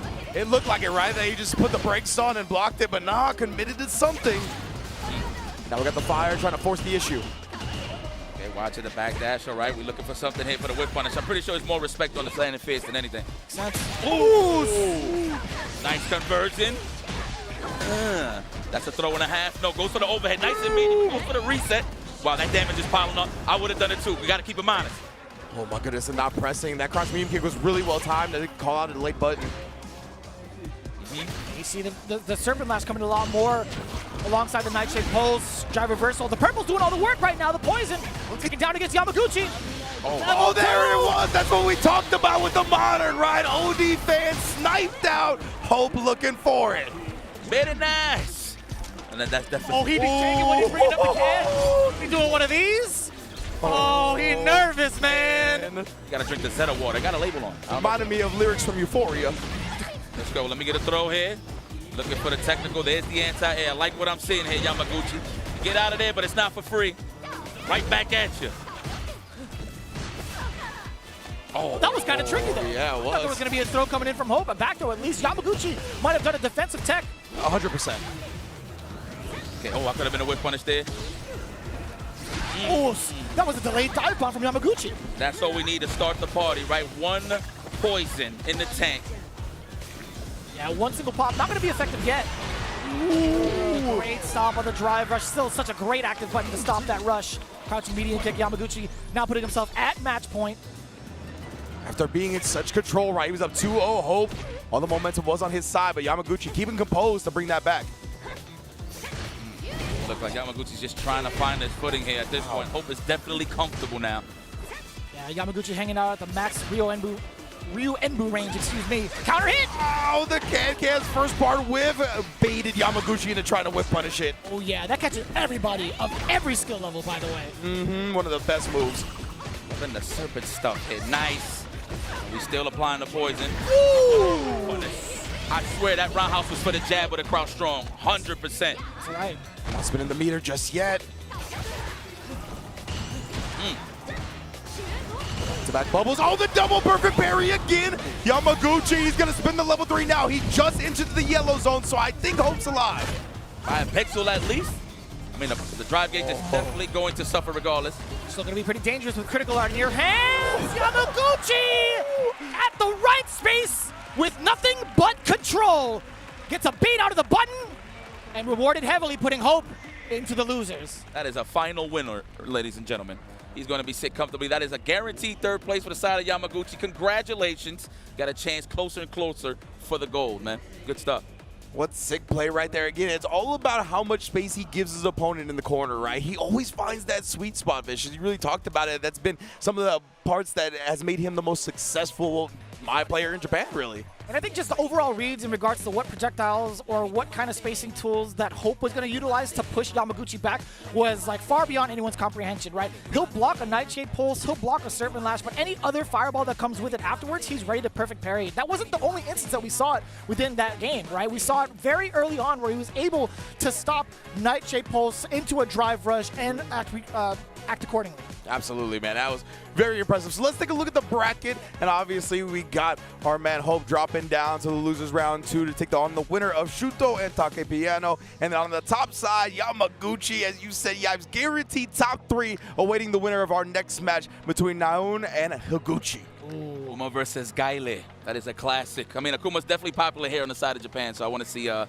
high-level stuff. Higuchi, of course, comfortable just holding that down back if need be, just to hold his position and hold that lead. I mean, he is the self-proclaimed #1 guy. I think it's safe to say we can say that, but dude's in the building today.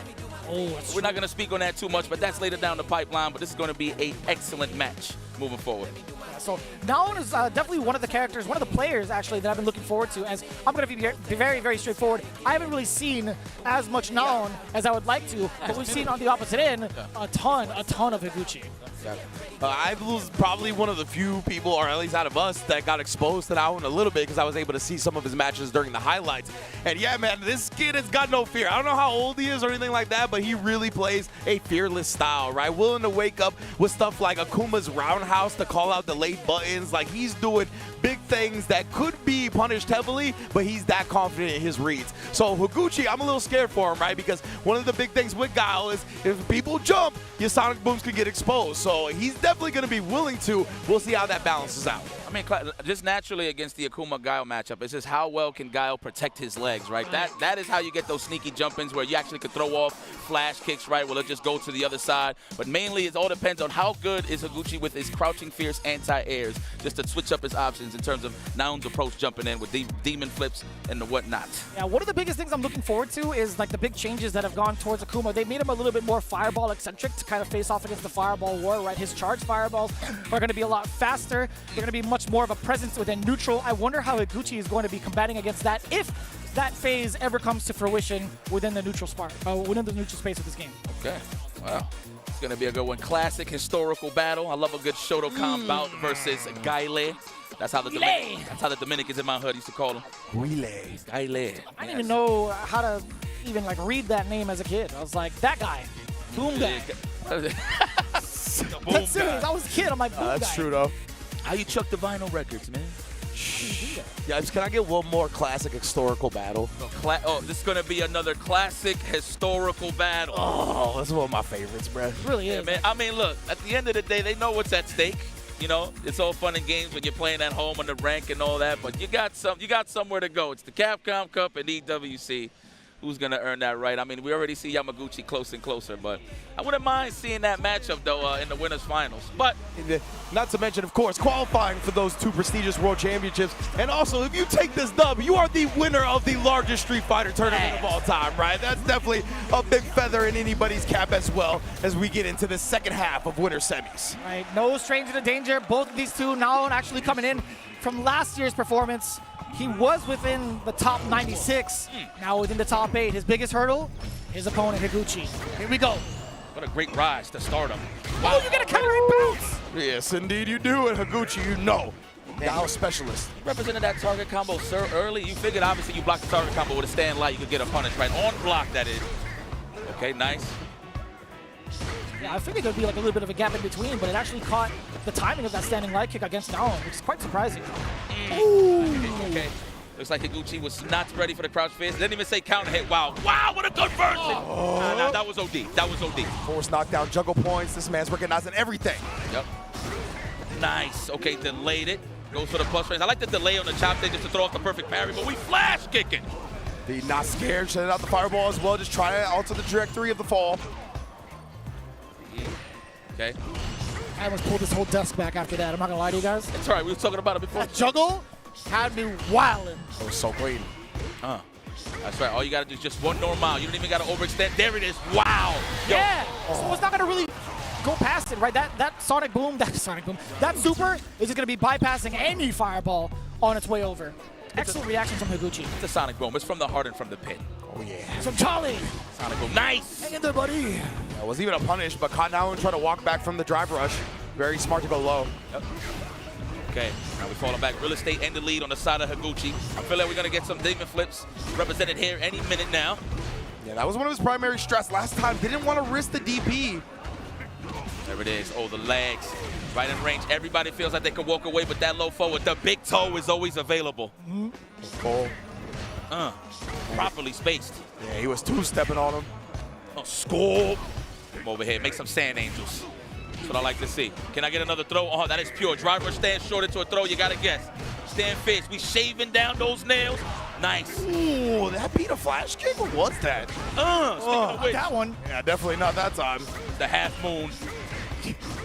Well, I actually thought he didn't recover in time, but just like that, the properly spaced sonic booms to recover in time. Higuchi, professional. I also thought that dive kick would have left at least some leeway to maybe pursue buttons afterwards. Not only thought the same thing, he got counter hit out of there. Yeah, exactly. Gucci, at that point, I felt like the life differential he was willing to risk. What a challenge from Higuchi off of that stand jab, drive rush, of course, anticipating the throw attempt. Half moon once again. That is pure guess. I would have took the throw as well. Catching him trying to walk away again. Oh, right on time. That's a punish counter, too. Yes. Seen the world upside down. The Tatsumaki. Let me get another throw. Absolutely. I feel like one more is at stake here. You get one more. Jump short. Oh, my. Ooh, 3-time platinum with the throw. Now puts around on the board. I like throw loose. Favorite cereal? Just pass me some oat milk. Oh, okay. Oh, I'm about to pass you. Right there. All right, the vinyl records is out there. You hold that while I think about it for a second. Another flash kick. Stop jumping in, my boy. All right, properly spaced roundhouse. I see the world upside down. For the perfect parry, no. That's max distance, too. He couldn't get a punish either. I'm loving Higuchi's fireball patterns. Oh, my 3-step kicks in a row. Well, check the pattern of these boots right quick, right at the bottom. For real, imprinted on your face. That was a warrant for your arrest kick down the door. Yeah, 3 times. He got all 3 lock bolts? Yep. Crazy. Let's go.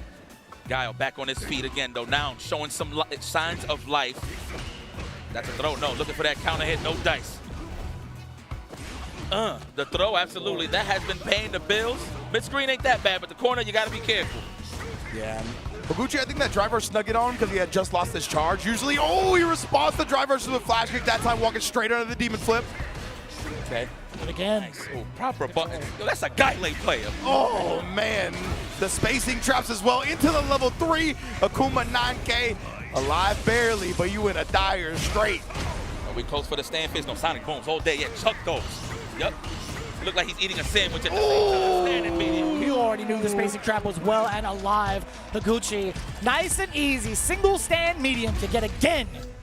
I'm loving the range he's throwing the fireballs at, man. Like, it is so good. It's either too far away for him to jump in on, it's too close to react with anything. Like, it's beautiful patterns. I mean, naturally, when you fight Akuma, the #1 rule is with Guile. Obviously, most of his actions is his charge, but the #1 rule is do not whiff. And that's one thing I want to highlight from Higuchi. All of his buttons has a purpose. Ooh, a little heavy right there. Right there. He knows he was getting pushed out, so it wasn't his turn. Great chance there from Higuchi to get his offense started. I flinched so hard when I saw that roundhouse, y'all. That's a flash kick. Do it now. You're up 2-0. Well, that's a good point, right? He definitely has some games to take some risks. Such a professional. There it is. Oh, sit back down. Wow. What? He's going to punish anyway. I don't know if he was looking for a DP or he just walked up and just blocked. Yeah, I'm not sure. Remember, that one's the one that woke up with roundhouse before as well, so that's true. He's willing to press heavy buttons to call out delayed strikes. They definitely know each other. That's a great call, Range, actually. Oh.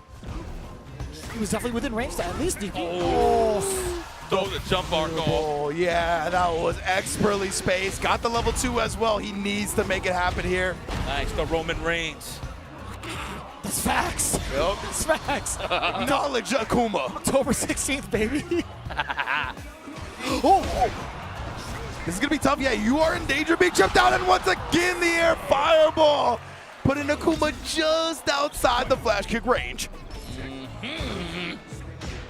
Ooh, 3-piece. Just what? Yeah. Saw the spacing on that? Yeah. That was ridiculous. Man, freestyle with the combos. Put him on an and 1 tape. Said number 1 guy. Throw. No, we looking for the shimmy. Okay, good defense there. Now. Do get a DP finally. Great block on the overhead. Wow. He stood up for that one. Ooh. Yeah, I felt like overhead hasn't even been represented that much, and Higuchi still knew what he was thinking of. Oh, headshot. Seriously. Like legit. That's another throw and a half. No, he goes for the delay this time. Put that in the back pocket. Just build a little meat of it. Oh, the jump in. Wow, not enough time. Yeah, he used the OD version, so he recovered very quickly. Smart stuff.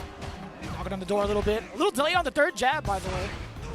Got all the meat in the world, though. If Higuchi gets one big button starter, we'll definitely bring it in his favor. That's another throw and a half. No, the back dash to avoid. The delayed jab just to snipe out the recovery of the back dash. I like this guy. Who is he? Yeah, man. Now. Now. Now it's time. Now. You know what voice I want to do right now. But Yeah. Oh, yeah. I almost slipped. I'm not going to lie. Still being able to get the light kick into the light Tatsu as well, still within range. That was actually mad clutch to call out. And there was a lot of conditioning prior, right, with those back-to-back throws, especially in a guest scenario. Yeah. Really great application coming in from down. Ooh. Was ready. Did he just walk up and did that? I wonder. Indeed. Okay, right back into the Sonic Boom prison side of things. Okay, and we already got a substantial lead. Higuchi retreats and goes right back to chucking more plasma. 100%. Just setting up shot from this distance away, right? You're not going to be able to jump in on me without getting flash kicked. Yeah, that's pretty much the dead zone, right? For the standing medium kick always. Yeah. But, I mean, you see now throwing off those flash kicks with those jumping fireballs. Oh, the overhead, caught down, flinching. Oh, he tried to reset for the kill. Why not? That was a lot of extra plus frames as well. Okay. Yo. And we get the carry. Okay, we got that dead zone too. Oh, but the Waco Super. You thought I ain't have no options, young man? Mm-hmm. Higuchi willing to risk it, pays off, puts him on set point. Off the gate. The perfect stuff. So that's perfect in Japan, yeah? Japanese? Shooty. I thought it would be like gun picking. I was going to say, don't quote me, though. I'll definitely not try to co-sign that. Don't worry, I would have took the L. So nice punish counter on landing. That was definitely a flash kick. Maybe an air throw. He just got thrown off a little bit. Nice, the pure stuff. All for the spacing. All for the round hop, too. Okay. A lot of chip damage towards the drive gauge against Noun. Yeah, back pocket. No, not even. Oh, the jump in. Oh, didn't believe. Yeah, it was a little awkward of a hit for sure. Oh my goodness, speaking of believing though, Higuchi waking up with a crouch beam to check the driver's pressure. Stop jumping, half moon. My goodness. Man, Shuti, I think Japanese guy was just a Nas fan. Oh, he messed up his input in the air. 7 hits on the dot. Oh, and there you have it, ladies and gentlemen. Higuchi moves forward, never backwards, to the winners finals to go up against Yamaguchi. Wow, closer and closer. Wait a minute, Higuchi was in the top 8 last year as well, right? I want to say. I could be wrong. Please, somebody correct me if I'm wrong. We'll double check here in an instant. But yeah, Higuchi definitely has been an extremely strong player. Obviously, has been showing out, had a great performance at Capcom Cup as well, right? One of the farthest placers. So good to see him continue to carry that momentum. And I like seeing this type of era of Japanese player come for this winners finals, right? Yamaguchi and Higuchi have been grinding the SFL, all the Japanese scene for quite some time now, and the hard work is paying off. Okay. Looking at his previous results, just to kind of rehash on that, he was within the top 8. He had fallen short, tied at 7th over at Evo Japan last year, but still has made quite substantial moves forward in every single event he's been a part of, right? He's been traveling mad internationally throughout the entirety of the CPT. Well, let's look at the bracket, because this is going to be my favorite match of the night. I'm going to be honest. And this, I could be honest and say this a little bit of bias. I have the privilege, all of you guys have the privilege every week, week in and out, to see these guys play Punk versus Knuckle But shout out to Noun, of course. He just lost on the winner side of things, but he's still in the game, of course. But Punk and Knuckle man, historic rivalry, I would have to say, for the entirety of Street Fighter 6, I would have to say. So this is going to be a good one. I mean, you know, on the side of Punk, of course, Mr. Consistent. First off, congratulations. He just proposed to Feisty. That is awesome. I mean, I didn't even know if he was using it more for a power-up, but he just said, let me just get it over with. But regardless of the scenario, though, this man is a happy man ready to use this power-up to try to just fight through this whole top 8. But he's going to go up against Knuckle-Doo. And Knuckle-Doo, I want to give a shout-out to him. I know he's been down on himself for quite some time because he feels like he hasn't been garnering those results. But before we even get to all of that, we're going to take a quick break. Don't go anywhere. More Street Fighter 6 action here at Evo Japan 2026 when we be back. 飯田ならやめたよ。もっといい条件のとこが見つかったからって。俺の IT スキルはもっと評価されてもいいはずだみたいなこと言って。あ、そういえば最近女の人と会ってたな。IT スキルで生きるならレバテック。レバレジーズ。No two competitors are the same. Some run on routine for the chance to win big. Some make time to rise through the brackets. Some lock in with confidence. However you prepare, there's a place for every kind of competitor. PlayStation Tournaments. Sign up today on PS5. PlayStation。飯田がいい条件に転職？本当かな？だって IT 転職ってスキルをアピールできないとダメなんで。ってことは代わりにアピールする人が。そんな都合のいい人いますかね？これ何か知ってる？ IT スキルで生きるならレバテック。レバレジーズ。 Well, Vaya is laughing right now. Look at Vaya laughing right now. Oh, he's doing a dance. What is he doing? Man, he's just too ready, you know. Not today, man. Oh my God!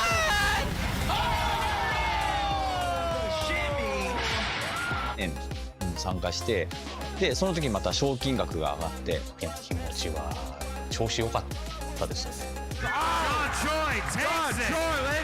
So it's much more than just playing. It's being a part of this community.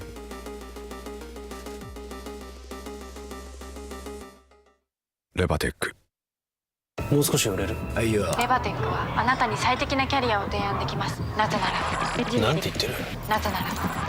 なぜならエンジニアに関する膨大なデータがあるから。 IT スキルで生きるならレバテック。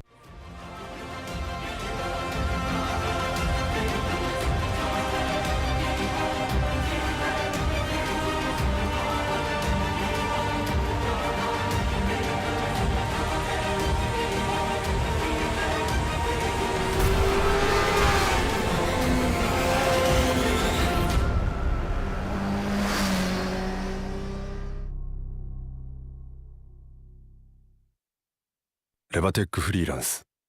ちょっとこれ見て。どうした？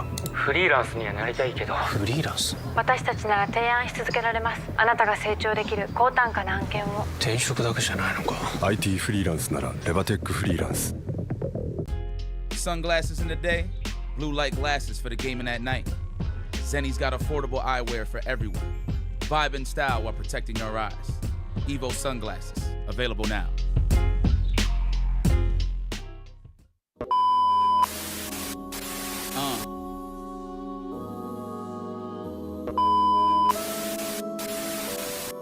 Look, I see the dub, so the vision is clear. I'm close to the finish line every time, so the mission.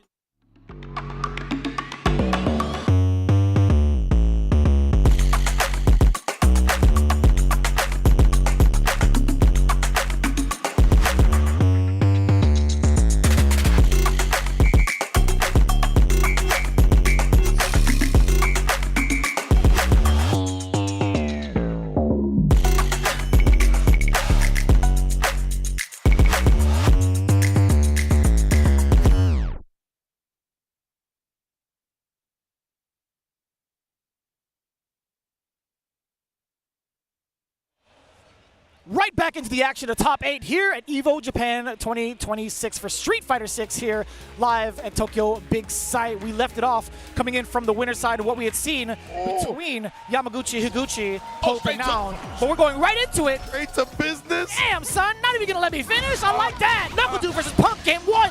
A hard match. We don't get to have preluded. We don't get to preface it. Well, a TNS and Can Opener Classic is here at Evo Japan, baby. So we're used to it, man. Look, again, this might be a rotation of characters on the side of Knuckle-Doo. That is, of course, if Punk eliminates the mine, but he's looking confident. I mean, already came out swinging.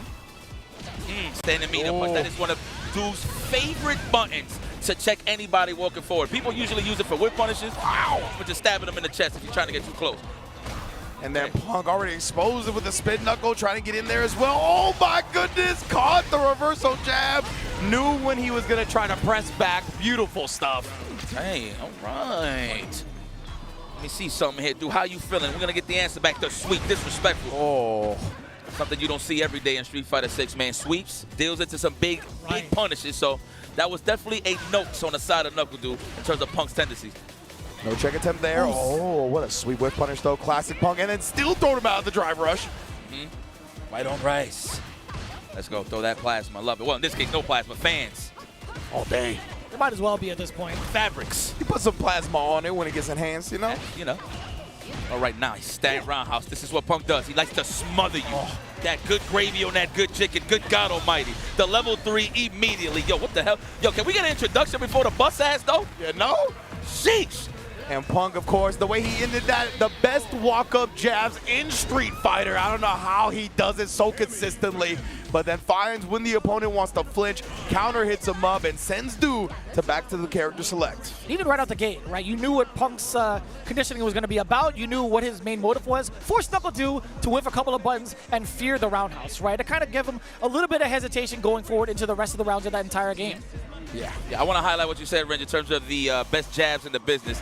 He always switches it up, right? It's either a raw throw, one jab into a stagger low, or it's just quadruple jabs. He always finds ways to just switch his options to just make your offense looking a little more Pringles, if you will. 100%, and that's why he plays characters with fast walk speeds as well, right? Like, you try to get comfortable for a moment, he can get that walk forward jab, sneaks it in there. He's so good at sniping people trying to get their stuff started. And the big toe low forward. I didn't even think that was going to reach, but that is Cammy White we talking about. You know.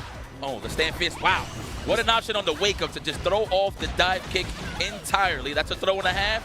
Trying to read the throw. Wow, target combo? That's the thing, right? Mine's got a couple of buttons that can kind of, shut down these dive kicks. The fan actually ruined that combo. You know, I love this attitude, the way they playing. It's like, yo, forget that we friends. You're my enemy right now. You can kind of sense this. Oh, yeah. Oh, the charge. Respectfully, I'm going to take this drive impact. Says really from Philly's own Punk. Trying to save that cash going into the next round. Precisely, and that's why I like Dude doing the drive impact, right? He could have just chipped him out, but he was like, I want you to do the level 1 because I think I'll still win this round. Damn, the anti-air roundhouse doing a dive kick. How about that on a defensive dive kick, if you will? Bait it out. Oh, immediate damage up. We want to hit that drive gauge now before it recovers. Smart choice there for Punk to guard. Ooh, the frame trapped up as well with the back medium punch after the crouch fears. But it's a 4-frame trap. The cross cut, perfecto. Oh, and then the DI up against the fan. Punk has definitely been looking to DI some of these tosses. I think it was a good look regardless, right? There wasn't a lot of life left coming from Knuckle Dude, so no matter what had come out from Mai, I don't think a counter DI would have been effective.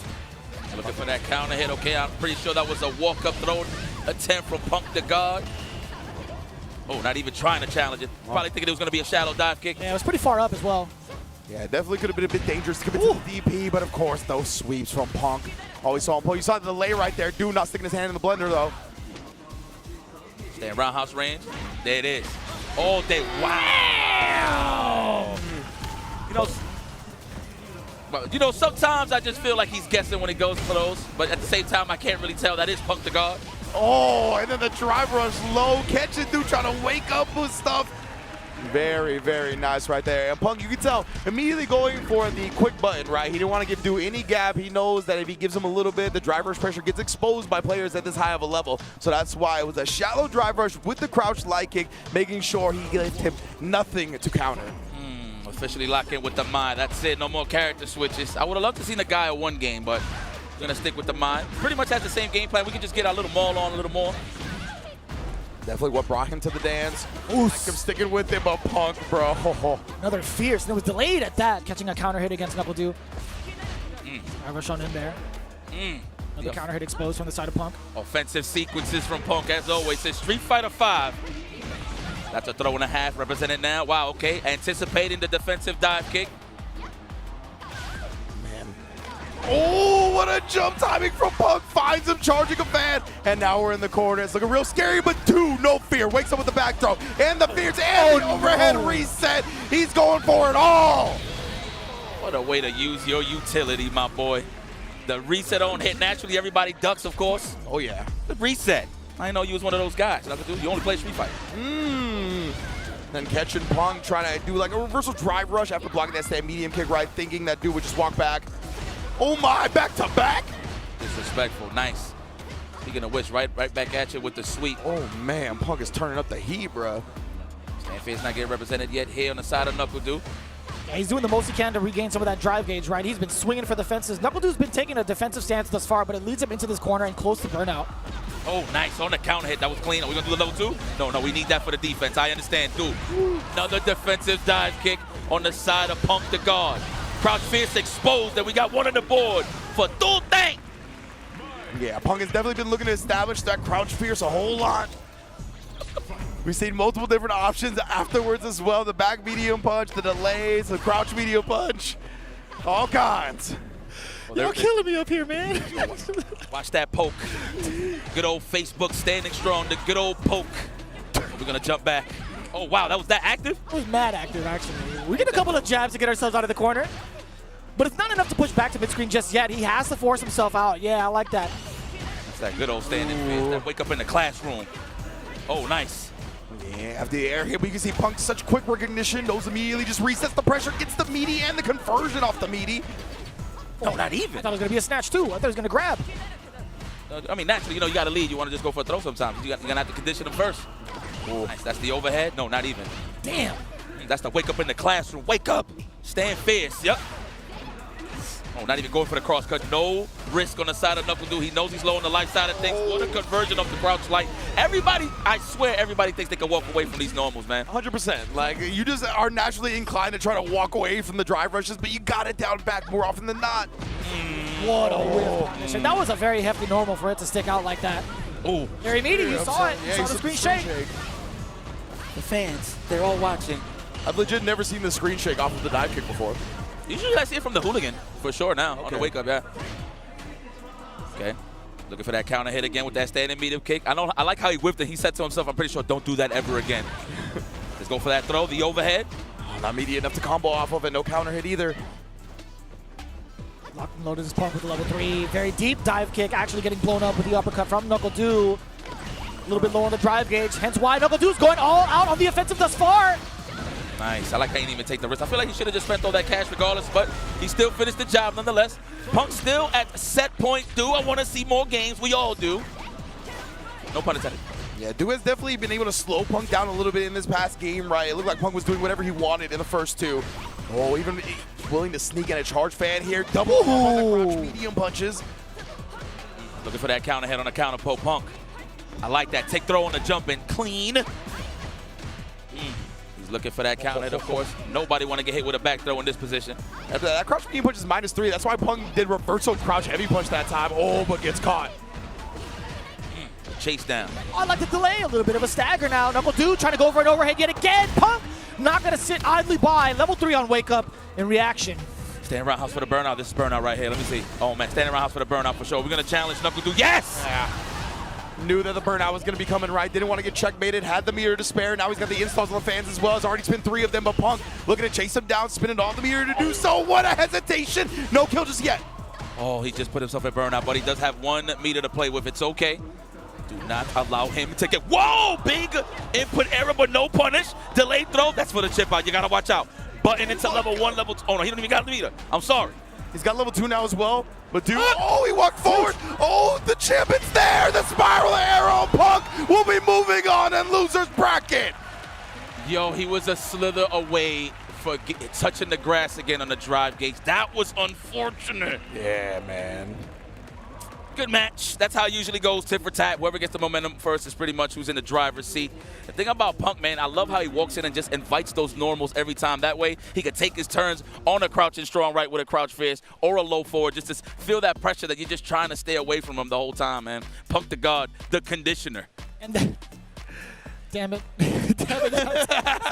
On top of that, too, like just the clutch factor alone towards the very end, although there was like a moment where he put himself into the corner, he immediately went to a dive kick just to see if NuckleDu would try to react to that positioning, and that also whiffed. And still he managed to kind of keep himself composed, whatever it is that NuckleDu tried to do, and secure the win with that chip damage. That was actually very well composed for Punk. I was actually nervous. I thought it was going to be a chip scenario where NuckleDu would be able to snipe out and get his turn back and go into like chip super because he had level 2 on deck, right? He could have been fierce into level 2, etc. But no, there was no action taken from the side switch as well as the whiff dive kick. Yeah, and I do want to talk about this a little bit more, but let's get the bracket up as well so the folks at home can follow along with us. But before we move on from that match, yeah, I honestly was expecting Dude to clutch it out in the end when he actually snuck that walk forward under the last jump that Punk did, right? And Punk had cornered himself. I definitely thought that was going to happen, but he managed to compose himself, as you said, and keep on keeping on. So Punk's going to be moving on to Losers Round 2, going up against Naun, and of course now we got one more match in Losers Round 1 with Shuto and Take Piano. I will say, though, big shout-outs to NuckleDu, one of the first ones to fall in the top 8, but seeing him in a top 8 position yet again, I'm glad to see that he's getting awarded for his hard work and seeing himself in the top stages. Yeah, man, no, I respect that. Again, I mentioned it earlier before the break. You know, NuckleDu, his morale has been down because he hasn't garnered the results that he really wanted. So this is a big statement for himself and his training regimen. I know he's saying to himself, you know what, it's worth it and I'm feeling good. This is definitely not the end of NuckleDu. I feel like we're going to see him in the bigger tournaments in the top 8. Yes, indeed, man. It's going to be a great one. And, dude, yeah, I really hope this helps him fuel the passion for this next tournament season, right? This is a tremendous showing already. He should be getting CPT points for this, if I'm not mistaken, right? The top 8 performance. So definitely a very nice start to his season, looking to qualify for Capcom Cup, which he did last year. So hopefully he can really get back into the full force of things and find that full confidence. Because when dude is on his stuff, when he's feeling himself, bro, very few people on the planet can touch him. That's right. Now, so hopefully we get to see a lot more of him throughout the entirety of the CPT as well as the rest of the competitors. But we are about to say goodbye to one more player here, and it's going to be between Shuto and Take Piano. Oh, man. Take Piano. I'm glad that y'all said his name in full because I seen the bracket earlier. Well, I actually seen it on Twitter. So, and I've seen that his name was Take Piano. So he's good on the keys. I mean, in this case, what does he have? Well, he got a leverless. Not too sure. But he's got one hell of a JP, I'll tell you what, man. Okay, so I've heard a lot of good things about JP. Please, somebody talk to me about this. This is the first time I'm seeing him play. So he's been highlighted a ton off of like both Hi-Fi, in-cross as well. I mean, pulling up his results over in 2025, he has been as active as possible when it comes to the World Warrior qualifiers, right? He's had some peaks going into top 8s. He's been just outside of those placements as well, a good consistent amount of time. A huge jump up in comparison to last year's Evo Japan, where he was within the top 128. But as it stands right now, going into the top 26, right, he's been only to a couple of events thus far, and even trying to end out the World Warrior, he actually had, for 2025, I should say, getting 2nd place and 3rd place respectively. Yeah, I was going to say, Take Piano is just one of those Japanese players that doesn't have the privilege to travel to a lot of the international events. But for the players that are here in Japan, you know this dude is dangerous. You do not want to run into him in the bracket. He's gotten a #1 JP on CFN before. He has been a monster for it. And, oh, yeah, we're seeing some things here on the preview screen that I'm not at least used to seeing from Shuto, so we'll see if that comes to fruition here. But yeah, Take Piano, when you do run into him, he's one of the most experienced and well-versed JPs in the business, and we all know this character is a real problem. So love seeing the representation, and Shuto looks like he might have a different answer for it than we're used to seeing. So funny you say that. Again, we were kind of highlighting what was on our preview monitor. There was actually a tournament that Shuto pulled out that Bison to get 1st place in. It was it was in Asia. It was Da Fei Cup. Okay. It happened over like just a couple of weeks ago, apparently, over in April 15th. All right, well, he's highlighting Akuma now. Let's go. Not a bad choice. That's still a different choice in comparison to what we're expecting, right? Because Ryu has been the primary character that has shot him up into this top 8. Absolutely. All right. Damn. Yo, hold on. Ryu, Akuma, and Bison? Man. That's nasty. That is. This man knows how to pick some characters. Let me tell you what. The Bison would have been a great pick for sure, JP, but we're going to go for the Akuma. The Darkado for real, the incarnate. Yeah, I've definitely had long talks with Boss about some of the matchups that JP does have problems with. A lot of Japan seems to agree. Akuma seems to be a little bit of a problem because of that trajectory that he gets to control coming in and avoiding all of the projectiles that JP can present. And also, if he wanted to play the Fireball War, he definitely can. One of the drawbacks, though, that 9k health as is getting depleted by Take Piano. Yeah, that's evil styrofoam right there, yeah. Oh, man, that Take's been so on point. As soon as he got got one offensive chance. Oh, I was going to say he was so right in a row. Overhead at the end with the Gators on. And that was a bit of an aggressive scramble, if you will. What a way to fill each other out. You thought it was going to be clean gameplay off of the rip, which it has been, but I like that in terms of being aggressive early on. Yo, TEKKEN, he was not afraid to commit in that last round, right? We saw the 3H to start, the amnesia to wake up. Like, he was definitely betting big. Oh, that good stuff. Oh, huge. One jab shy way to connect that to the top two. Unfortunate. Now you're going to have to start again. You have to move the goalpost. How are you going to do it is the question. So it's departure, right? You get to create that space, having that threat. OD departure as well. You see Shuto trying to play the game. He's trying to walk forward, abuse that walk speed, but it's primarily the drive gauge taking a lot of damage. He was waiting for the drive rush so he could get that teleport for the readjustment. Excellent call from Take. Oh, wait a minute. Yes, indeed. Shuto not investing too much, right? He was in the yellow, or I should say the amber. Didn't want to burn out. Oh, my! That was ridiculous. Yeah, you trying to teleport in front of me? Looked like Take was trying to use that as some type of bait out, right? Yeah, and instead Shuto was like, nah, I'm not falling for that. Excellent call. Message sent. You're not going to hit me with the gimmicks early on. The fact that he was ready for it on the first go, impressive stuff there from Shuto. Oh, immediately the Lavushka off rip. Oh! Oh, shot. Before he even landed, that was crazy. Yeah, for real. Anti-air cross-up heel kick. Move. Let's go. Push him out. This is what JP excels at, keeping you away. Drawing that line on the sand is going to be pretty hard across, of course. I assume there will be a demon flip at this point, unless, of course, we're looking for that perfect parry. Oh, man, yeah, I am of the opinion that, oh, never mind. Let me stop that for a second. Shuto going to have the corner. Drive rush with some extra mileage on it with the forward fears. Oh, counter here. We get adamant fist. Yeah, not even risk. Oh! Caught the reversal jab. Knew exactly the timing and the spacing to shut it down. Shuto striking first. I'm liking one thing I want to highlight on Shuto. He's applying his pressure always on knockdown with jabs, staggered jabs, just in case the amnesia shows up. That way he can react accordingly. No throws have really been represented on the knockdowns against Takepi. Yeah, he actually went for the throw the very first time I got amnesia, right? So now he's just been doing jabs. It's so smart. What an adjustment. Did you see the ODDP just to bypass both bombs? Oh, for the low forward just to get that proper timing. Excellent. Still staying fierce. The DP, no, nada. There it is. Oh, perfect parry. No overheads. He is so ready for this matchup. He is dissecting everything that Takepi has shown him thus far from the previous rounds up until this point. A little bit of a life lead. Still trying to draw blood by going forward with the drive rush. Shuto trying to navigate around the ghosts. Yeah, Take looks a little bit hesitant now. Shuto's been able to thread the needle so many times. OD departure does give him some space. Oh, but not for long. Taking up with that drive rush and another round to Shuto. Hella button to cover some space, huh? Drive rush, stand fierce, yeah? Okay. Right on the button, literally. Oh, he buffering, bruh. Ooh, buffer this! Big throw bait into the fierce, man. The mid-screen text, listen, I squirm every time I see it. Oh, wow. Oh, if you would have converted that, he had the right idea, though, a little too late. He covering the whiff for the DP as well. You see the late backdash, might have dancing on him. Put the level 2 up. What's the option here? Wow, are you just one step ahead every single time, Shuto? Oh, that was nice, though. He actually, did not go for the throw, just waited to recover and let him hit low. Psych! Don't touch me. This is the good suit. This is my Sunday final suit. There it is. Now we're getting that lead. Well, almost. Ours.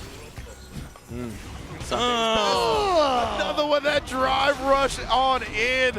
And yeah, a little bit of extension on the forward fierce range has been the big difference, allowing Shuto to connect time and time again for a 2-0 lead. And you see JP's eyes roll to the back of his skull. It was like, I can't believe he did it again.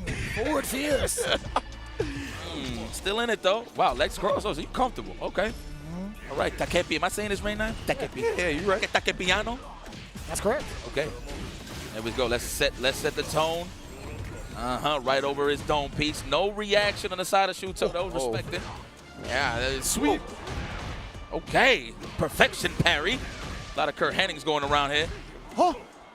Yeah, some strange starts to this round, but we're going to start stabilizing a little bit more here. For real. We'll hold the departure up. Always got to respect it, of course. Oh! The biggest risk that we could ever see. Shuto willing to take it, I guess. Juggle point. Star and Akuma. We go get in there. Oh, where you going? Oh, damn, the snap. It looked like he tried to teleport through there. I thought so, too. I didn't think he would catch the jump at that angle, but, you know. Yeah, seriously. I'm surprised. Man, Akuma was like, I got purple energy. I could use this, right? Yours is mine. What's mine is ours. Oh, my God. Now, mind you, he did that previously, but he successfully landed it this time. Oh, wow. So smart. On a jump back with the roundhouse, but he missed it though, of course. Takepi definitely gonna wake up off of that one. Able to side switch. The Departure's up there as well. You cannot walk away for free with that crouch medium kick there. No back throw, We not falling for that one. Good defense here from Takepi. Oh, immediately, yes. Add one to the board. Very nice indeed. Take piano. Putting one on the board. And I don't even think he actually canceled that crouch medium kick into the departure spike, right? It was just manual or automatic timing like it used to be. But he does have that ability now to cancel. Crazy? Yeah, that is wild, bro. So Like, there are a handful of normals where he could cancel into departure a lot sooner, right? It just cancels like the normal animation. He's able to snap and get that projectile out sooner, so it makes it much more consistent on a lot of juggles, but also just even that much more of a threat when it comes to like a blocked normal into a frame trap, right? Being able to cancel off a low medium kick, which is what wasn't cancelable into anything before, that is a major problem. 100% right, because as the opponent, you can usually like play a little bit of mind games around the timing of that, because you know he wants to do the crouch medium kick when it pops. Now he can just do it whenever and cancel and still get the combo. That's what I'm talking about, Ringe. Dive kick, no. I actually thought it was gonna reach.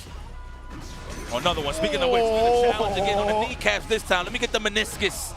Meniscus. Oh no. That's a throw and a half. No. Looking for the wake up amnesia. I like he's switching his options from the staggered jabs to a delayed fist or just a neutral jump in this case. I love that interaction, by the way. Good anticipation for the teleport. I mean, a lot of the JP players are going to prioritize getting out of that corner with the departure set up like that. Oh, wait a minute! Using the OD for the speed. Okay, we out of there, the back dash. Okay, put that in my back pocket. What a way to avoid the explosion. Okay, jump back button. In this case, medium kick. All right. Give me that perfect parry. Yeah, held the parry as well to get some big drive gauge back since the departure was going to pop as well. Oh, wow. That jab timing perfectly. Send the OD and put himself on set point. Damn. Damn, he destroyed that train. Crushed it, bro. Whatever that is, it must have been tasty because there's nothing left. That thing was gone. Oh, nice. Oh, that was a brand new one. Almost cut through the wind on that one. Okay, the throw. What are we going to do here? Yo, shout out to the cameraman for being absolutely ready for that, by the way. Oh. No gaps. No ghost round here. Okay, look like he tried to challenge with another stand fist. Oh, open up, please. Yes, on the recovery. Great recognition from Shuto. Oh, wait, brother. Got to get a little bit cheeky on that one, maybe. I haven't seen anybody really get got by that on any level. Yeah. Probably trying to bait out the jump back, right? Yeah, I don't know if he was like trying to do that, maybe thinking a parry was coming, thought he was gonna get command grab, yeah.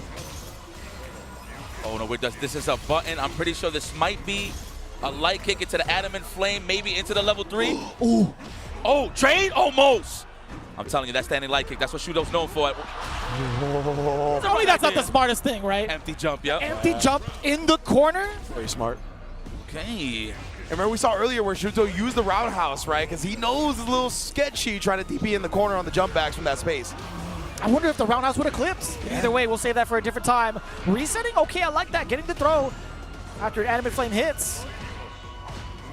And that's what I remember Shuto for. Those standing and light kick confirms. True. Very Bonchan-esque in the way that he's been playing thus far, too. They spend a lot of time together, after all. Oh, Shuto not going to spend it here. He wants death. Yes, indeed.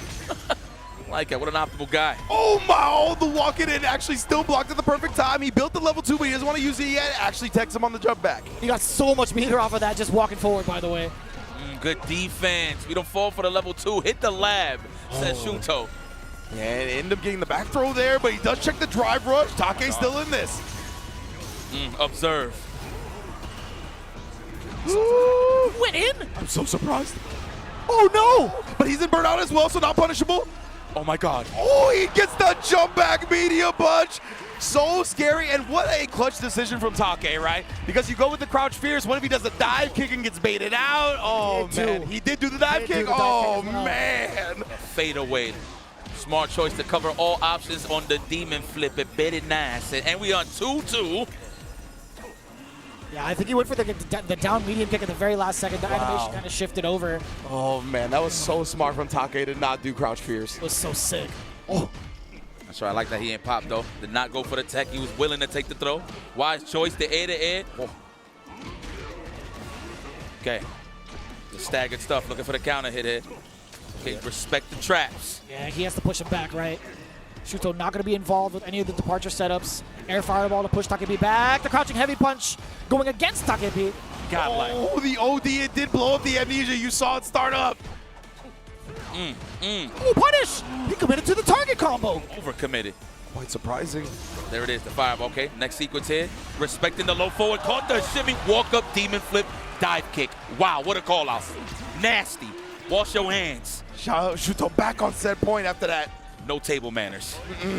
Oh, yeah, that's one of the best drivers buttons in the game, but couldn't fully convert it. Now Shuto has the corner. Yeah, being able to punish that crouching medium punch, it lingers a little bit longer now this time around. Oh, he's squirming in his corner. He don't want to take anything. Yes, get that Espacio. Find some footing here. Nice. There's the crouch fears. Did it really late as well. You have the privilege to do so. Ooh. Call out. Shuto going for the ODDP. Still wants to maintain that momentum, specifically in the corner, level 2. What's the defense like from the Shuto? Coming in for the parries. He's holding it all the way. He finds a way to get the crouching jab. He should get enough in the tank. OD fireball. TP super. You already know. Wait a minute, though. Hold on. There's a lot of scaling involved. I don't know. Maybe? Survey says no. Oh, he's alive. Overhead. Not even punch to the mouth. And there you have it, ladies and gentlemen. Shuto moving forward. The classic, the knuckle sandwich.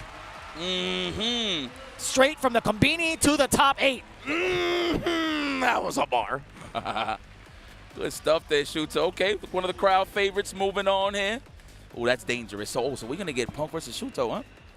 That's what it looks like. That's exactly what it looks like. And you know, Punk has definitely had a long route full of Shotos to get here in top 8. Yes, indeed. I actually think about Punk has to face Naun first, right? Or one of our players that dropped down from the winners bracket, right? So, yeah. Oh, true. So they have to get through each other. But yeah, I understand. I want to see that match. Hopefully we do get to see the Shuto Punk or whoever is just playing on their A game. Punk looked like a monster in the losers bracket, I'll tell you what. It definitely looked like he had gotten the proposal power up. No joke. I'm going to be honest with you, man. The way that Shuto was exposing any amnesia attempt pretty much threw off Takepi's and any defensive option that he really wanted to go to in terms of the amnesia. That's why you've seen him squirm a little bit, trying to jump out the corner every single time, just because Shuto was in his head that you are not using this amnesia. And plus, the defense on the level 2 was just fantastic on the side of Shuto. So the survivability rate on Shuto is what led him here to this position. Knew that matchup legitimately like the back of his hand. Every single thing, like, he was ready for it. Yeah, very impressed. One of the times where he's only taken damage to himself or off of the big risks he's decided to pull off of defense on wake-up maneuvers, right? So we'll see if that's the kind of attitude he's going to bring to the table going up against Hope in the loser side. But before we get into that, we're going to take a little bit more of a break. So when we come back, we got the continuation for the rest of our competitors here at Evo for Street Fighter 6 Top 8. リーダーならやめたよ。もっといい条件のとこが見つかったからって。俺の IT スキルはもっと評価されてもいいはずだみたいなこと言って。あ、そういえば最近女の人と会ってたな。IT スキルで生きるならレバテック。レバレジーズ。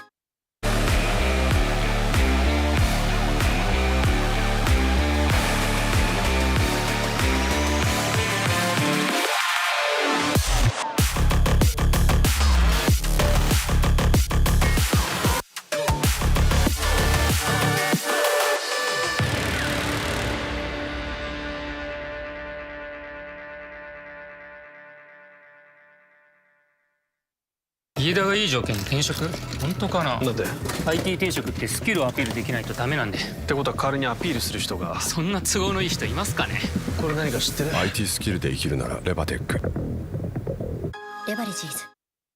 Well, Vaya is laughing right now. Look at Vaya laughing right now. Oh, he's doing a dance. What is he doing? Man, he's just too ready, you know. Not today, man. Oh my God!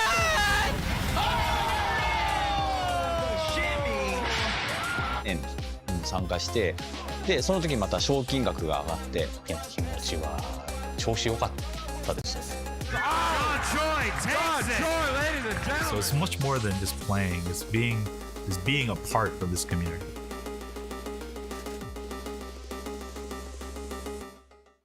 レバテック。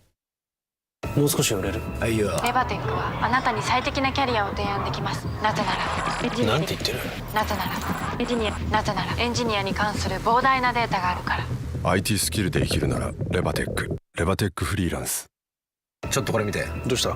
フリーランスにはなりたいけど。フリーランス？私たちなら提案し続けられます。あなたが成長できる高単価な案件を。転職だけじゃないのか。 IT フリーランスならレバテックフリーランス。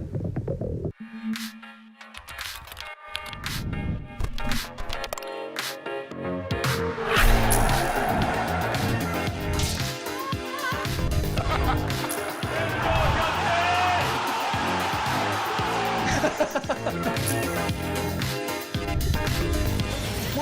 God, you're not dropping nothing. Stronger together.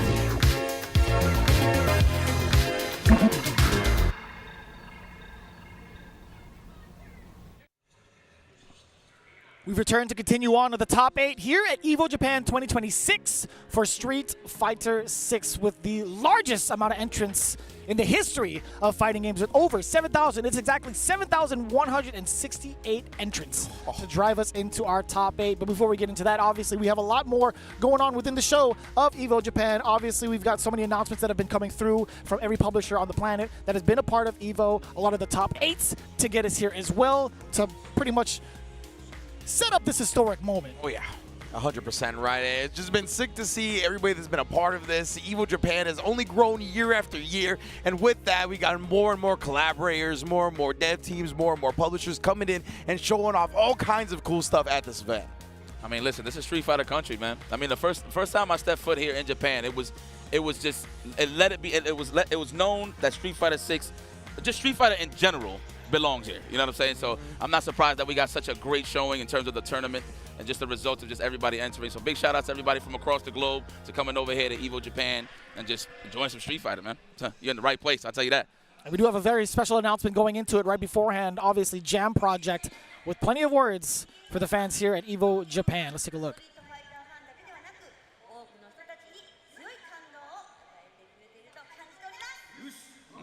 Are these the guys that make the fire music? Yeah, they were involved in Alex's theme. Yes, okay. Nice. Like, who's the drummer? Oh, well, tough call. Actually, I couldn't tell. I actually couldn't tell. We'll figure that out. Well, thank you for the message from Jam Project, right? I'm sure many, many more fire music is going to be coming out. Hopefully we get more and more themes from them. And just in general, seeing them collaborate with Capcom has been such a treat for so many people, and myself included. And yeah, man, seeing Street Fighter 6 get taken to this next level and seeing all these people get involved with it, right? Obviously, we got Jam Project for the theme song, but then, of course, Kenny Omega doing the motion capture for Alex as well, right, man? And, you know, I heard another wrestler just left his company that might be a little bit more free to do some things. So hopefully we can holler at Austin Creed here very soon. You know what I'm saying? Okay. Well, shout outs to the stunt dummy that was taking all those scoops from Kenny Omega. Man, Nakazawa, shout out Nakazawa, bro. Okay, that's a name. Okay. Yeah. Apparently, like after like the third like perfect angel, what was One-Winged Angel. Winged Angel. So sorry. Apparently, the guy's like, yo, that's enough. We spoke to Kenny Omega. He was saying that this dude took like about like 20 of those just to get it right. So it's kind of crazy that he's still alive with us. So appreciate you for holding us down, okay?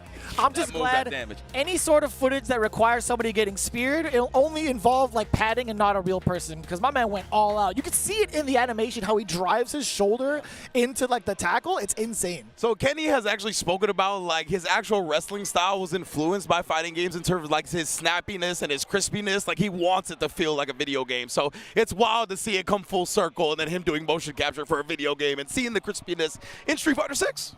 Wow. Makes sense. If you're a gamer, you'll appreciate those moves, the names of those moves. So, oh yeah, for sure, man. But man, a lot of influence all the way around too. And again, it's come full circle, right? When it comes to like all the influences that we get from fighting games, just having that passion and also the dedication to be like, you know what, I want to just like be a part of this further and further is actually a pretty big deal to see us all here at Evo Japan to kind of see it how much it's progressed thus far. But before we get into the sappy stuff, let's get into the progression of this bracket and take a look and refresh your memory as to how things went down. We saw the winners semifinals kick off between Hope and Yamaguchi. Hope fell short, just a single game against Yamaguchi, then followed by Naon and Higuchi, where Higuchi took full control is what it felt like with that guile over the Akuma. We get to see those two that fell for winners get their chance at redemption, potentially over in losers round 2. But we saw it, Punk versus NuckleDu. We had to say goodbye to at least one American, and it happened to be within this bracket.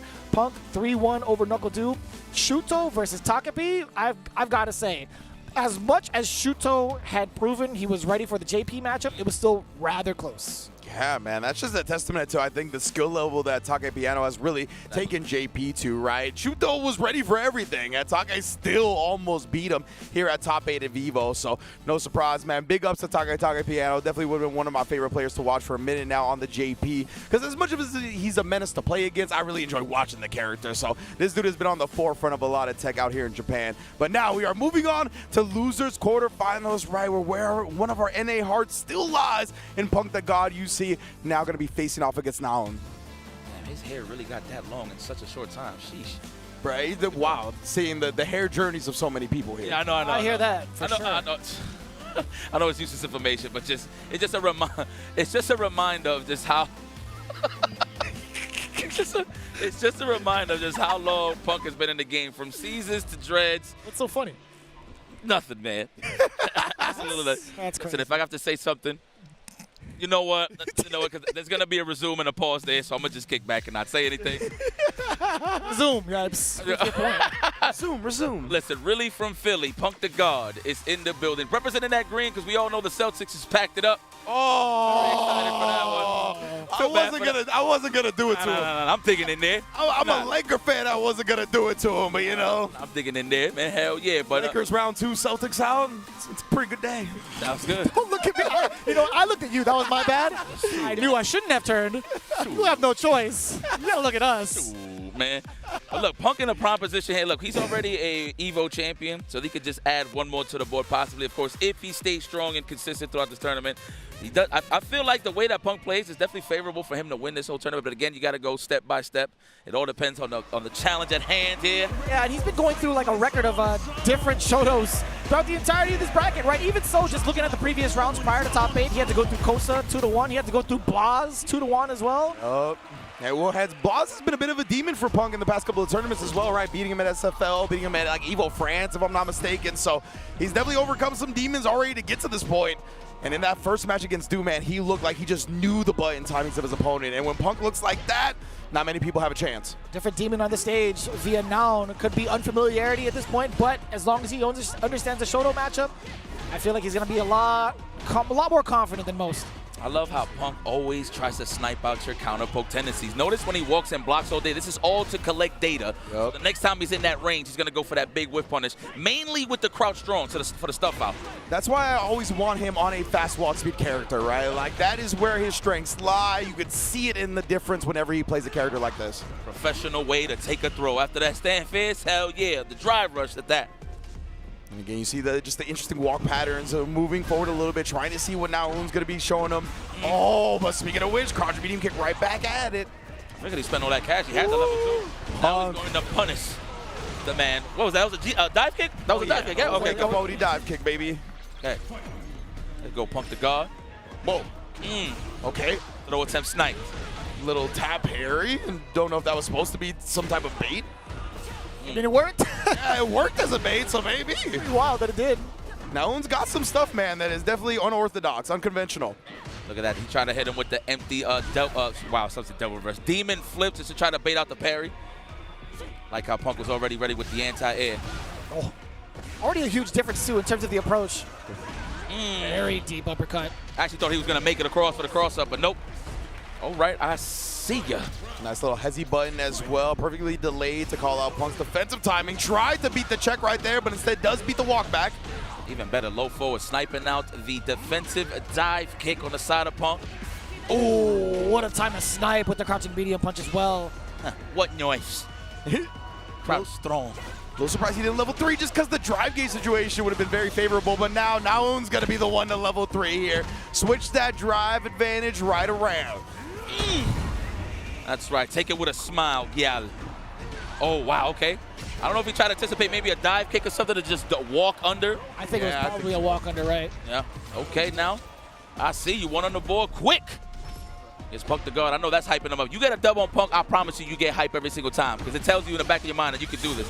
Wow, and outspacing himself against the low medium kick. Standing light kick is going to be the big punish counter to start things off for Naoon. Oh, wow. Get that, and what a juggle pickup. Yep, we fixed those. Oh, nice. Ripping. Some demon flips is getting exposed. Nice, the crouch strong. That's Punk's favorite button, especially from that range when he knows he don't need a low forward anymore. Right. Stand roundhouse. Oh, I thought it was going to be on the other side for some reason. Yeah, same. You think I wasn't? I just proposed. That's the biggest risk, huh? Facts. And then the jump over afterwards. You gotta love the zoom ins. Ain't no bigger humiliation than hearing the no. So yeah, you're exactly, right. Exactly. You're 100% right. 100%. Any risk that he takes in game today, it's all good. Because today, he has my last name. That's wild, son. Adam inflaming to the level 2. Are we close enough for the juggle? The back roundhouse? Yes, the walk-up casual. No, not even for the Adam and Flame. Yeah, I like the flame advantage you get off of that. That was a full-on dash for the meaty. Nice. Optimal. Last hit. I appreciate the clarification though on that wrench, because that's definitely where I was going with that. Yeah, I got you. You know, that's how I figured. My man. Put him back. Yeah, we get that side swap. Ooh, what a parry to save the DI right there. Punk, obviously, that's where his head was already at, right? That's why there's no reversal DI. Looking to parry things in general. Chuck that plasma. Play that range, okay. I like how he's not giving up that ground with the demon flips anymore. Nice parry there on the jumping. Right back at the OS on deck. Indeed, Punk immediately exposing the drive rush. Whoa! You saw a startup of overhead? Oh, went for overhead from that far away, huh? Take a sip of water. Can I get the zoom in real quick, please? Go to Punk and let me get the zoom in. No? And it was already in his pupils. You wanted to zoom in, right? Yeah, I get you. Oh my goodness, though, we already got a real quick check from now on to start this, and we in the corner. Punk does not escape for free. Tax that man. Okay, looking for that counter hit jab or pressure. Plus frames for sure. Nice. Let him get deep in too. Yeah, most def, Punk.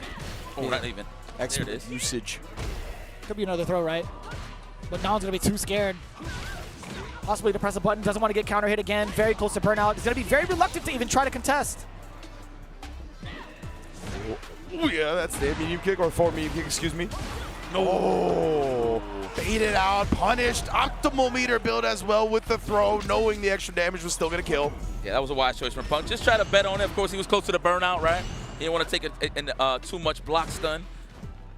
And that forward medium kick has been a problem. And we've seen Punk have problems with Akuma in the past, right? We saw Kawano at SFL World Championships last year really just kind of shut him down with forward medium kick and stand light kick. Max, you got that character that can match the walk speed of Punk.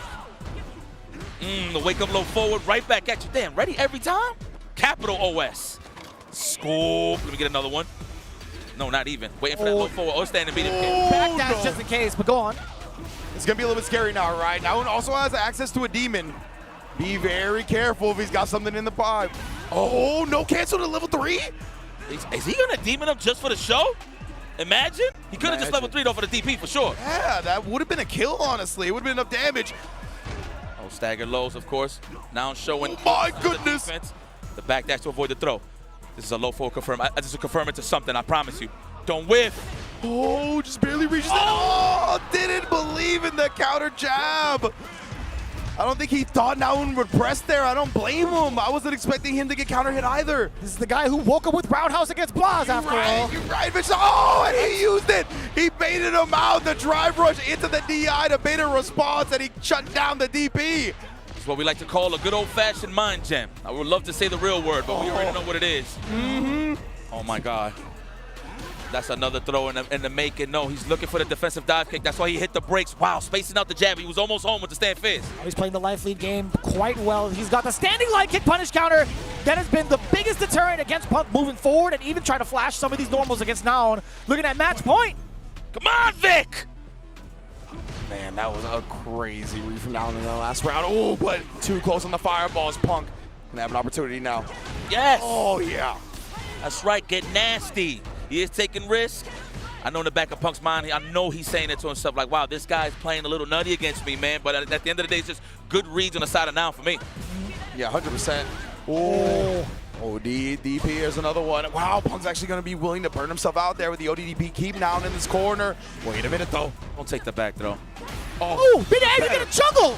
Even better. The force down midway through the air to air, excuse me, with the roundhouse, connecting with the level 1. Let's go back! Sorry, I'm sorry. I gotta be biased for a second. That's my boy. That scared the hell out of me. I'm not gonna lie. Oh, the DP. Doing it. It's fine. My phone told me my headphone usage is exceeding the recommended volume.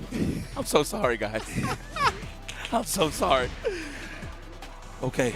Oh, standing medium. That has been a problem for sure. Ooh, we found the button. Throw, absolutely. And he wisely takes that because that's big damage off of a counter hit crouch fierce. Oh my God, he got the level 3. Yes, indeed. Didn't want to spin it just yet here, but now he hit into it. Oh, tried to counter the check, but it actually punished. Very smart from Punk, knowing he was close enough to get that. Oh.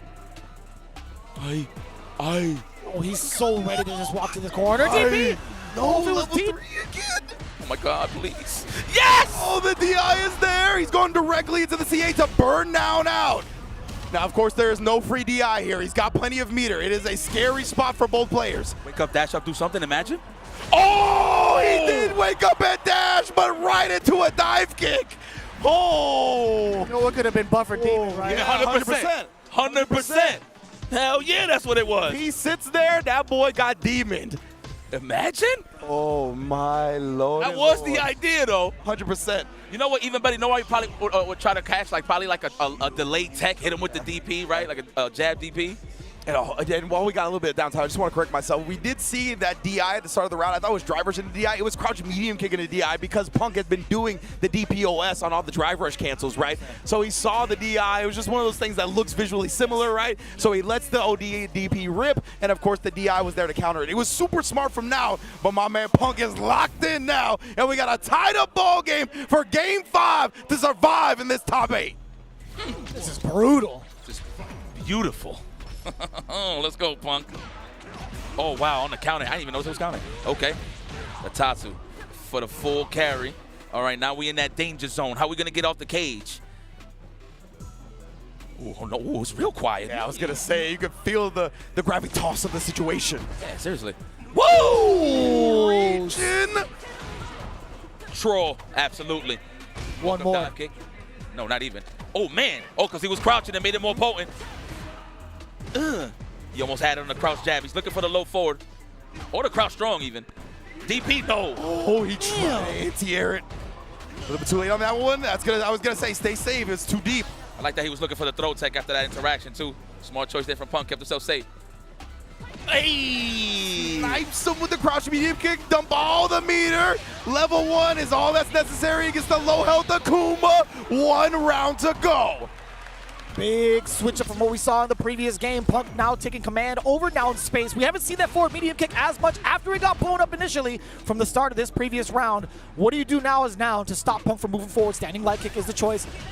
That's a throw. Yep, that's definitely the throw that Punk needed right here. Light kick just outside the space. Douche. All sound like gunshots. Ooh, That was a stand jab. There was an attempt for a DP for sure. Had to be. Nice. What a way to find an answer to get out the corner. Deep crosser. Punk will take that throw gladly. Head is there, protecting his drive gauge in the process. Punk's built himself back into the green. Oh, and that is going to make sure the driver's cancel does not burn him out. This is huge. Oh! Straight into the level 3. We learned our lesson against Shanghai. That is a dead Akuma. Punk moves on and losers bracket. The ace in the hole. We didn't see it throughout the whole set and saved it for the last possible moment. Punk moves on to the losers semi-final. Oh my goodness, baby. Yes. Yes. We are here. I thought you were about to give me a rumski for a second there, brother. I thought we were going full can opener for a second. Not yet. Shout out to Lee Chung, wherever you at, brother. I know he's watching at home right now with the kids. Oh, man. Yo, excellent stuff from Punk, man. That was a bit, the word is not exciting. I would say, nerve-wracking. Nerve-wracking, a little overzealous from both guys, especially on the side of now. Wow, the wake-up. I hope we get that as a highlight, maybe. Just a wake-up, dash-forward attempt. And it's a fair read. It is a fair read. He likes those, right? That's what we talked about. He will go for the big read. Like, he knows when the player's going to be optimal. He's going to try to hard counter that optimal decision. So, very exciting player to watch. I hope we get to see more of now and going forward. But Punk the God clutching it out here and keeping the run of dreams alive. Jesus. Now he has to wait for his turn against, Shuto and Hope going forward? Yep, Shuto and Hope's next. Absolutely wild. We're going to get into that in just a little bit. But again, you guys have been tuning in to one of the biggest brackets in the world for Street Fighter 6. Guess what? You actually have your opportunity to do so, even more so, on another stage on the road to Evo as we get started back on May 3rd. Compete in your favorite fighting games on PlayStation tournaments for your shot at winning a trip to Evo Vegas to compete with all the heavy hitters that have signed up for that tournament as well. Again, your chance to compete with one of the greats and also be a part of the fighting game community is in your hands with the Road to Evo. And please take advantage of these opportunities. We've actually had players that win the Road to Evo events, come out to Evo, and then win Evo in its entirety. So it is a very big opportunity for anybody that gets to do it. And you can just actually sign up directly from your in-game console on the PlayStation 5. So please check it out, y'all, as we get on the Road to Evo Vegas, man. It's honestly around the corner. I'm just happy. I know I'm here smirking and stuff like that. You know, our job is pretty hard considering that you don't want to be biased. But, you know, I'm going to be honest, I'm very happy to see Vic making it this far, you know. Because, I mean, I've seen this kid grow up to the competitor that he is. So I'm always happy to see him garner those great results. Punk the God, man. Punk is... I still think about the very first Red Bull event that we had seen him leave his house, face off against the greats, and still perform out of his mind to establish that he is here for his time in Street Fighter. And that started with 5, by the way, when he faced off against Tokido.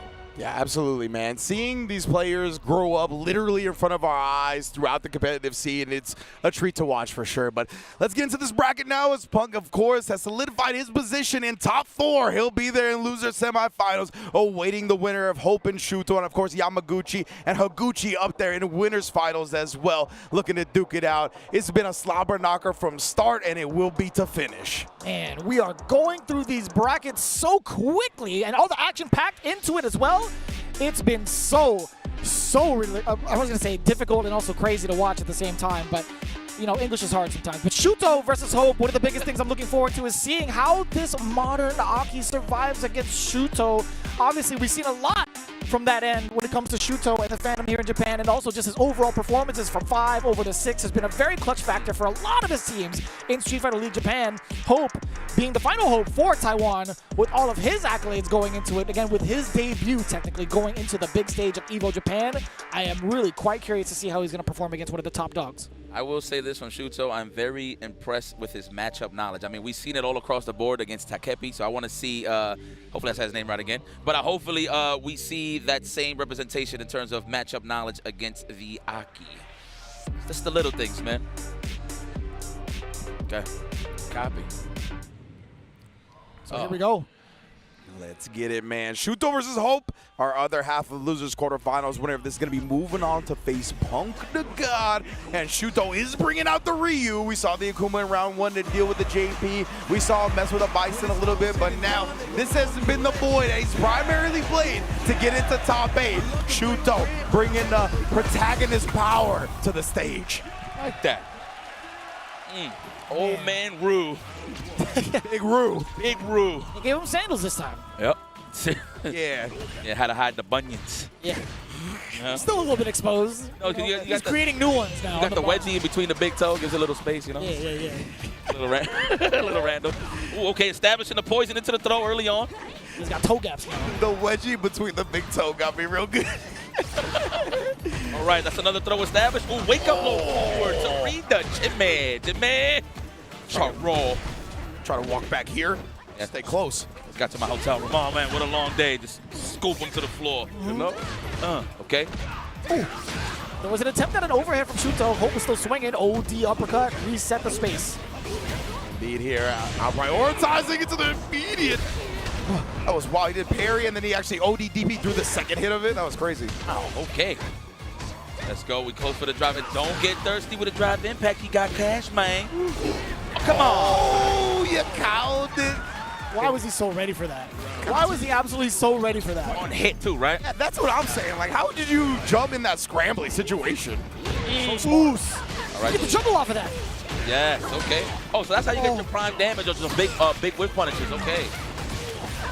I was about to say, like, he just run out of poison for, like, the tackle to actually get even more of a juggle, but it's totally fine. Him being able to reapply and force Shuto into this corner already has been really detrimental. Damn! I thought the Tatsu was going to break it! Does going to be another hit. In time. Oh, man. Yeah, I honestly was like, how is this going to play out, man? Is Aki actually going to get shoved to the other screen? But no, Hope able to close this one. Both players fully loaded on meter. What a cruel fate shutdown. Yep, the big buns. Oh, he got some frame advantage there. I'm pretty sure he's trying to do with a stagger or a delay there. Mostly a delay. Okay, the poisonous stuff. The throw. Wow, catch the jab. Definitely plus on the drive rush. Yeah, that's +5. The crouch medium kick is normally +1, so big frame advantage. Let's go. The poisonous stuff. Are we going to spend it early? No. We're going to go for one more sequence here. Anything could do it at this point. Level 1. Wow, he tried to hold up. Yo, he got exposed on defense right there. I see you, Hulk. Perfectly made the decisions on that one. And yeah, that poison just ticking up a little bit. I wonder if that made Shuto a little bit more antsy. Not sure if you can eat another throw with the additional poison damage ticking down. Probably felt the pressure and felt like he had to make the decision then. What a call out though. Hope already up a game. The number one thing you want to keep in life is hope. Oh, yes. That's facts though. That's true bars. Even if you're down. 100%. I mean, look, I'm sure Hope is looking across that monitor and saying, man, that is Shuto, but listen, I'm the embodiment of love, of hope. I should say, damn, I don't want to kill that joke. You did fine. I thought it was fine. I knew what you were getting at. I knew you were getting at, but this is the case here. And Shuto, we've seen a couple of characters, right? He's back at the character select screen right now. I wonder if he's trying to decide if we're going to see the Bison, another character that he's been kind of experimenting with. That we're going to see the Akuma again. I'm trying to get as many hits as possible. I'm like looking at the multi-monitor. I'm just like, we might go to the Akuma or we stick to the Bison. Or Vega, of course. Modern. Interesting. Shuto was a big modern player at the beginning of this game, right? Wasn't he the one? Yeah. He invented modern Marisa. That's right. Woke up scissors, yeah? Is that what pretty much what he has? I don't even know what the options he got for real. This is new to me. You know, shout outs to Fubar Duck. He did say that a lot of people in Japan was actually rocking, mainly the Bisons, was actually investigating a lot of modern Bison. So really? Yeah, this is a treat for me. Yep. Interesting. Okay. Okay. That's Orion. I'm very excited to see this, especially because Bison has, like, on paper some anti-projectile tools, but usually combined with the input in the startup, it's hard to use them against people. But maybe with the modern and having that shortcut, it's a little bit easier. Well, I mean, he loses his standing light kick and standing heavy kick, so he can't even get a big punish count. He's getting mauled. Wow. That's news to me. All right. Okay, Bison. Yeah, that's the only thing I can think of is like you're going to have quicker access to the Psycho Crusher. You're going to have quicker access to level 2 to try to beat some of these projectiles that Aki's going to show. Thank you. My God. Thank you, by the way, Jeremy. I got you. Oh, man. Still got that big button. Damn. That's how you know that was spacing on fleek. Oh, my goodness. Yeah. The drive impact, they come out. Oh, sneaky, the anti-and pretzel. Ooh, wake up crowd short. Good call. Have you said the pretzel line before? I haven't heard that. Maybe? I'd say a lot of things. I think you have. I think you have, yeah. Goodness, it's scrambling. Oh, there's the OD Psycho Crusher. Representative, you trying to snake step on me? The Psycho Torpedo. Look what it is, yeah. Coup de grace. He said, "Hook the three." I don't even know what he said for real. Overhead? No, not even. Oh, even better. Big damage incoming. Yo, just do it. Psycho Crusher level 3. Just do it. Even better. Oh, yeah. Considering he burned himself out, oh, he wants to keep the meter, actually, just in case. Oh, he can't react, though. He got the modern stuff. He needs the bomb. Pined against Hope as well. Still maintaining the corner. Pressure. Hit confirm! Right into the level 3. Do not encroach into his space. Now, it could have been a buffer. It could have been a confirm. But either way, that is a dead character.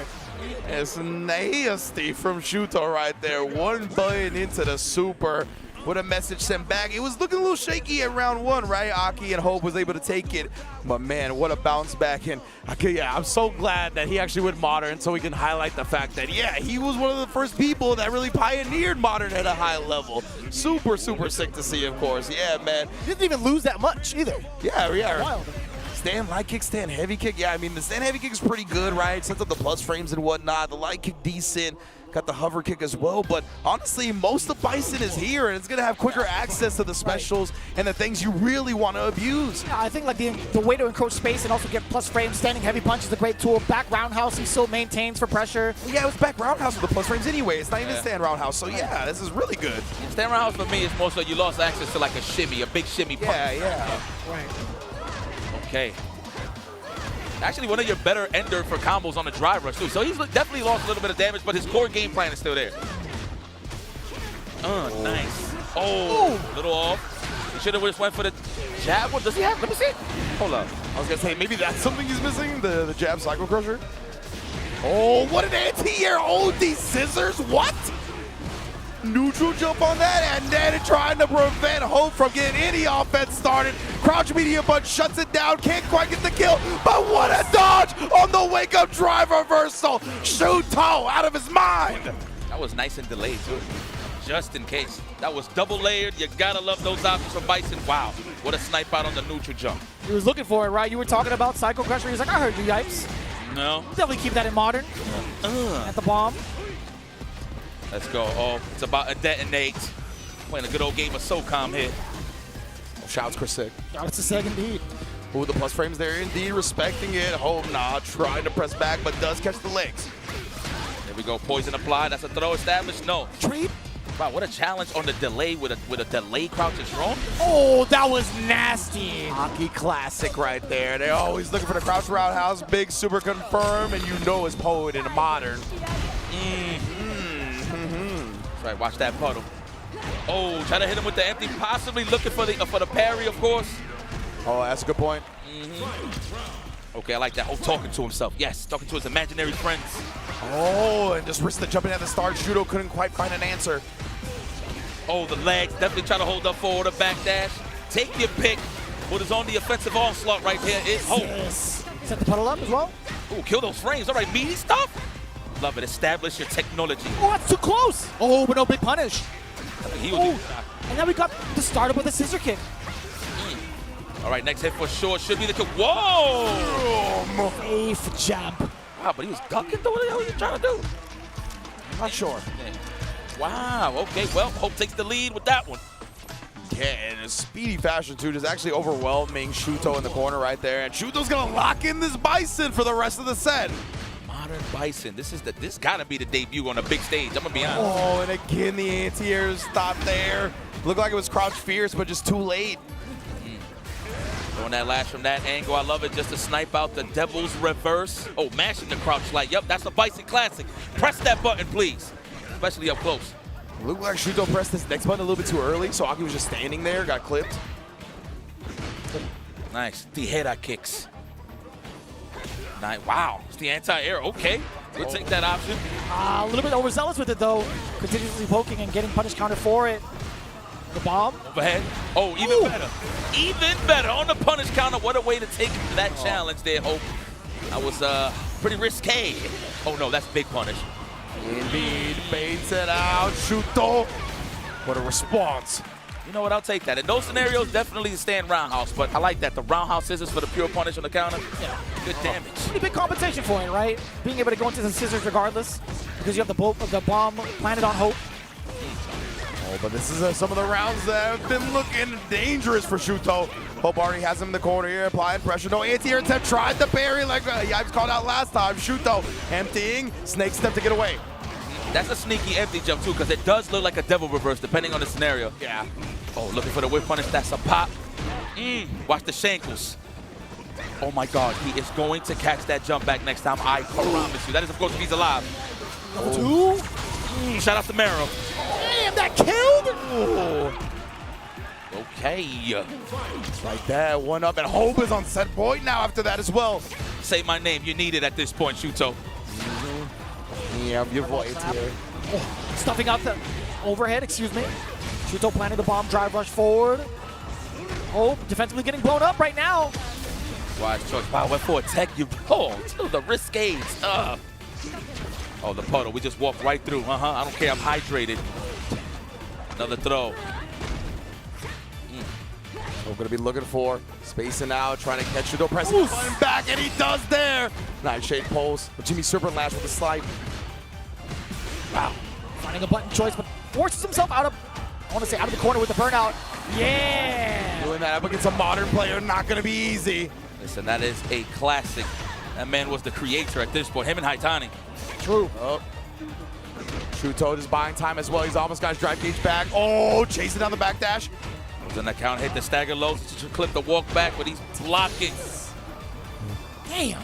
Yeah, I hope he got his own drive meter back now as well. Oh, what a response, man. Being able to cancel the Nightshade Pulse. I'm out of there, and he got him out the corner, too. Hope is close to level 3 as well. Oh, my goodness, gets the punish counter, outspacing the scissor kick. He's going all the way through with it. Juggle this man straight out of the tournament. Hope 3-1 to go on to face Punk the God in loser semifinals. Very nice, Hope. Okay. Everybody rocking the Majin Boos out here. This is crazy, bro. Love it. I felt like I took a real aura gamble with that one. It's all good. I was not sure if it was going to kill by the end. Oh, there was so much drive meter behind him. right, There was absolutely no way he wasn't going to get any sort of juggle, too. Oh, man. Knowing the routes, there's like a plethora of different routes that Aki does have, whether it's in standard, whether it's in modern. The fact that she could be the juggle queen, you never know what kind of damage input she's going to get towards the end. But best believe, that was the proper call. Yeah, that was beautiful stuff from Hope right there. Able to clutch it out again. Shuto locking in that modern Bison. It looked good for the first game. It honestly looked good in general, but Hope just, I think, it goes back to that comfortability factor, right? This is what he plays the most. This is what we've known him for. This is what he's kind of terrorized the region of Taiwan with.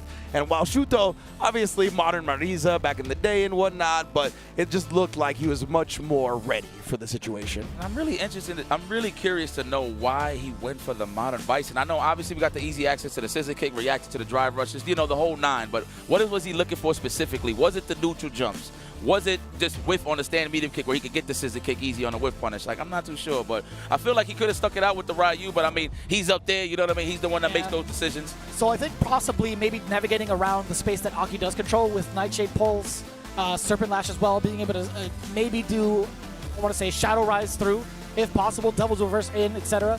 Maybe, but also having access to OD Cycle Crusher to blast through and take your turn from like, what, 3/4 of the screen could possibly be what the difference was for Shuto in terms of what his objective was against Hope specifically. Level 2 also an anti-projectile tool that's much easier to use in modern. That's right. We didn't get to see that either, right? So maybe in the future we'll see Shuto explore that a little bit more. But let's get into the bracket now, of course, as we are progressed to our final four of Evo Japan 2026. In that loser semifinals, Hope defeating Shuto has to now face Punk the God as the two non-Japanese representatives left go up against each other to battle it out, while Japan is ruling winners finals. Yamaguchi versus Higuchi have taken the stage, and we're going to get into it imminently. What a name combination. Yamaguchi versus Higuchi. Oof. Good cloth, huh? Gucci, bro. Good cloth out here. All right. No Louis necessary, I'll tell you what. But, man, they might as well have it on them because the way that they've been playing has been nothing but top caliber, top shelf, as expected throughout the entirety of their pretty much introduction into the fighting game scene, right? Both representing the same exact team, both a part of Zeta, and also very, very good teammates with each other over in Street Fighter League. And one's going to hold an L and the other's going to hold a V. Facts. We'll Facts. see. Oh, that's bars. Think I ain't catch that? I like that. That was good stuff. That was, I had to go like this with that one. Like, hold on. That's so fast. That was good. That was good. Yes. Yes. So fast. Not so fast. Well, see how this plays out. The Mai versus Gaio. Give me a little insight, guys, here. Yamaguchi has any other characters but Mai? What he used to play. That's right. He also has a DJ. Oh, that's who that was. Okay. DJ was nasty, too. DJ was nasty. I think he's definitely had that under wraps. I think that's going to be like a very much so secret weapon for a lot of the characters that he's been, or sorry, a lot of the players that he's been playing up against. But now that he's in top 8, he's got to be sticking to the Mai, right? It's interesting up against Guile, right? I don't know how like the My Fireball game is going to work out up against Guile. Like, I feel like I have a little bit more confidence in the DJ style of projectile warfare. But, you know, obviously I do think he's going to start with the My at the very least. But I'll be interested to see how it goes and see if he alters the game plan if it doesn't go according to. And there could be data along the way, right? Like, even if either of them fall short, there's still a chance in the loser's bracket. This is going to be quite the matchup to see how it progresses further on. But we'll see how it plays out. The shark-infested waters in the loser side is going to be so difficult to traverse. It's going to be the Mai versus Guile locked in. Zeta got to be so happy right now. Seriously. That's for sure. As they should be. Those guys, that organization has been like the top dog of Tokyo for so long for a handful of different esports as well. Yeah, absolutely. I believe they already took an Evo Japan championship in a different fighting game as well this weekend. So, yeah, Zeta's having a nice time. Good old time. Nothing but W's here. We got 2 chances at W's, really. Okay, already. I like how he was out of range of that. Well, I don't even know he could do a flash kick off a regular count head. Nah, that's usually off of the drive rush. Drive rush, yeah. Okay. If anything, like what low medium kick, a punish counter would. Yeah. Out of that, or a flash kick out of that specifically. Okay, establishing the throws, but wise choice from Higuchi to take it. Trying to catch a delayed button. Yamaguchi does get the forward throw, tapping on the door a little bit. The shins getting exposed. Higuchi still kind of jailed a little bit, or at least facing some timeout. Oh, he's almost close with the stand fist. In terms of the whiff punish on the side of Higuchi. Oh, beautiful perfect parry. Now we get the level 1 established in the corner as well. Oh yeah, I was gonna say strike throw. He just moonwalks back. Greatest mix-up of all time. Almost out of pixel. You gotta make an executive decision. Counter hit, standing leg kick link, you know it. Shoot. It's the space you need to be at, right, as a Gucci. He's trying to close the gap now. Gucci, much more of a scrapper when it comes to the Guile gameplay. And the fact that he was that ready from that close with the drive rush is amazing. Good stuff there from Yamaguchi. Hasn't blinked yet. Ooh, owls right in the abdomen. The big boot, bruh. Yep. Collect taxes on all these baby booms. the dependents, I'm claiming them all. Big damage, and of course, close to the burnout. Wow, try to parry, little risque. All right, you're gonna have to take this. This could be a chip out or just go for the boom plan all day. Yeah. Even better. Half moon for the finish. I flinched. I didn't think it was going to do that much damage. I'm not going to lie to you guys. I don't know why I yelled so hard for that one. That was bad damage. I like hearing that you're happy. Absolutely. Oh. There it is, the example you were talking about. Off the punish counter. There you go. You can see Higuchi's done such a good job nullifying these fan tosses. Yamaguchi even went with like OD to set all of the fans, and they still just got nullified. Oh, wow, okay. That's the range mine wants to be. The stand fierce, of course. A little forward's pretty good, too. The double, okay. Wow, what a boots. Oh, I thought that was an attempt for a flash kick. He got caught midair, so maybe it was a possibly input error. Yeah, I think so. I think he just didn't get the charge in time. Yeah. Which is very rare from Higuchi. Good point. Okay. No random jump-ins yet represented on the side of Yamaguchi. Good block on the reset. He would have built to level 3 and killed her, 100%. Yep, so that was a wise choice. Okay, I just caught that. Good call. Oh, back throw. Oh, no, better react to this. It's going to turn orange, man. I was going to say, you're going to get burnt out in one way or another. Did not risk the drive reversal, though. Oh, beats him in the middle. Can't convert fully. That's that chip, though. This man working on his back. Wow! Oh, and that is dead, baby. Raw CA, no life left on Higuchi's side, best believe. Oh, the zoom-ins, yes. Yeah. Keep doing that, production. Yeah. Hey, please. Okay, Higuchi not cracking under pressure. Looks like these guys were obviously teammates, of course. Obviously, in the Guile match, no matter what's the character, you always want to stay in that range where you want to just shut off the sonic boom and just scare them a little bit of a jump scare with a jump, literally, no pun intended. I want to say they're part of the same class in regards to like hopping into competitive Street Fighter. I think so. Street Fighter 5 at least. Was he both of them was the Young Bucks in the program, or was it just Higuchi? I think they were both Young Bucks in the program. Yeah, part of like under Momochi's tutelage. Yes. Okay. Shout out to Momochi, of course, bringing in the new generation of players. Wow. All for the counter hit. Love that bounce. Gotta love those buffs. Now locked in the corner yet again here. Yamaguchi feeling a little bit hamstrung. OD spend it. Wow, the double cross. All right, he didn't get much, but at least he gets more screen control here. For how long, right? Yamaguchi's been the one at the deficit so far. Higuchi being able to get a punish counter with a boom. Drives on in there. Gets that first round of game 2. All right. Left. Both players scrapping in the middle. I swear everybody's ready for that. Like on hit, I'll naturally block, but just to keep attacking and just to get ready for the next option is pretty good. Yeah. Now Higuchi represents some own defense right there. Flash kick. Punish counter. Every time with the conversions. Nice tech. Ooh, you trying to grab what? Air. Nice. Running between on hit, of course. Try to go for the throw. Gonna say there you go again, being ready on hit. Great block. Also would have killed. Yeah. With the CA 100%. Oh, speaking of which, he's gonna send it. It's gonna. Oh my God! Please tell me it kills, and then we can fix the controller. But like, did the controller disconnect? And is that why he got hit? Oh, that's true. That's the biggest. That's what we're trying to figure out right now. I'm not too sure. I wouldn't say a damn thing if I was Higuchi. Was it counter hit? I'm gonna try to check on the. No, it was not. It was not counter hit. So that might have been the case. Oof. That might be a little concerning. Okay, I ain't seen nothing. No, I'm not going down to the station. Yeah. You can't get me to file a report. Yeah, I ain't seen nothing. Well, we'll take a look at the replay in just a bit, or at least from our desk, not on the screen, but Ringe is definitely going to be on the case as we look towards it again. I'm doing my best right now. Oh, you clipping? You clipping it right now? Yeah, I got the VOD up. Yeah, so we are taking a look. There is no counter hit on the board. There was no normals in place from the side of Yamaguchi, and he was not moving either. Damn. I think he did. I think he might have tried something. Let's see. Okay. Oh, maybe I missed it. Okay. We're looking at an instant. We're double checking right now here at our desk. Yeah, he tried to throw.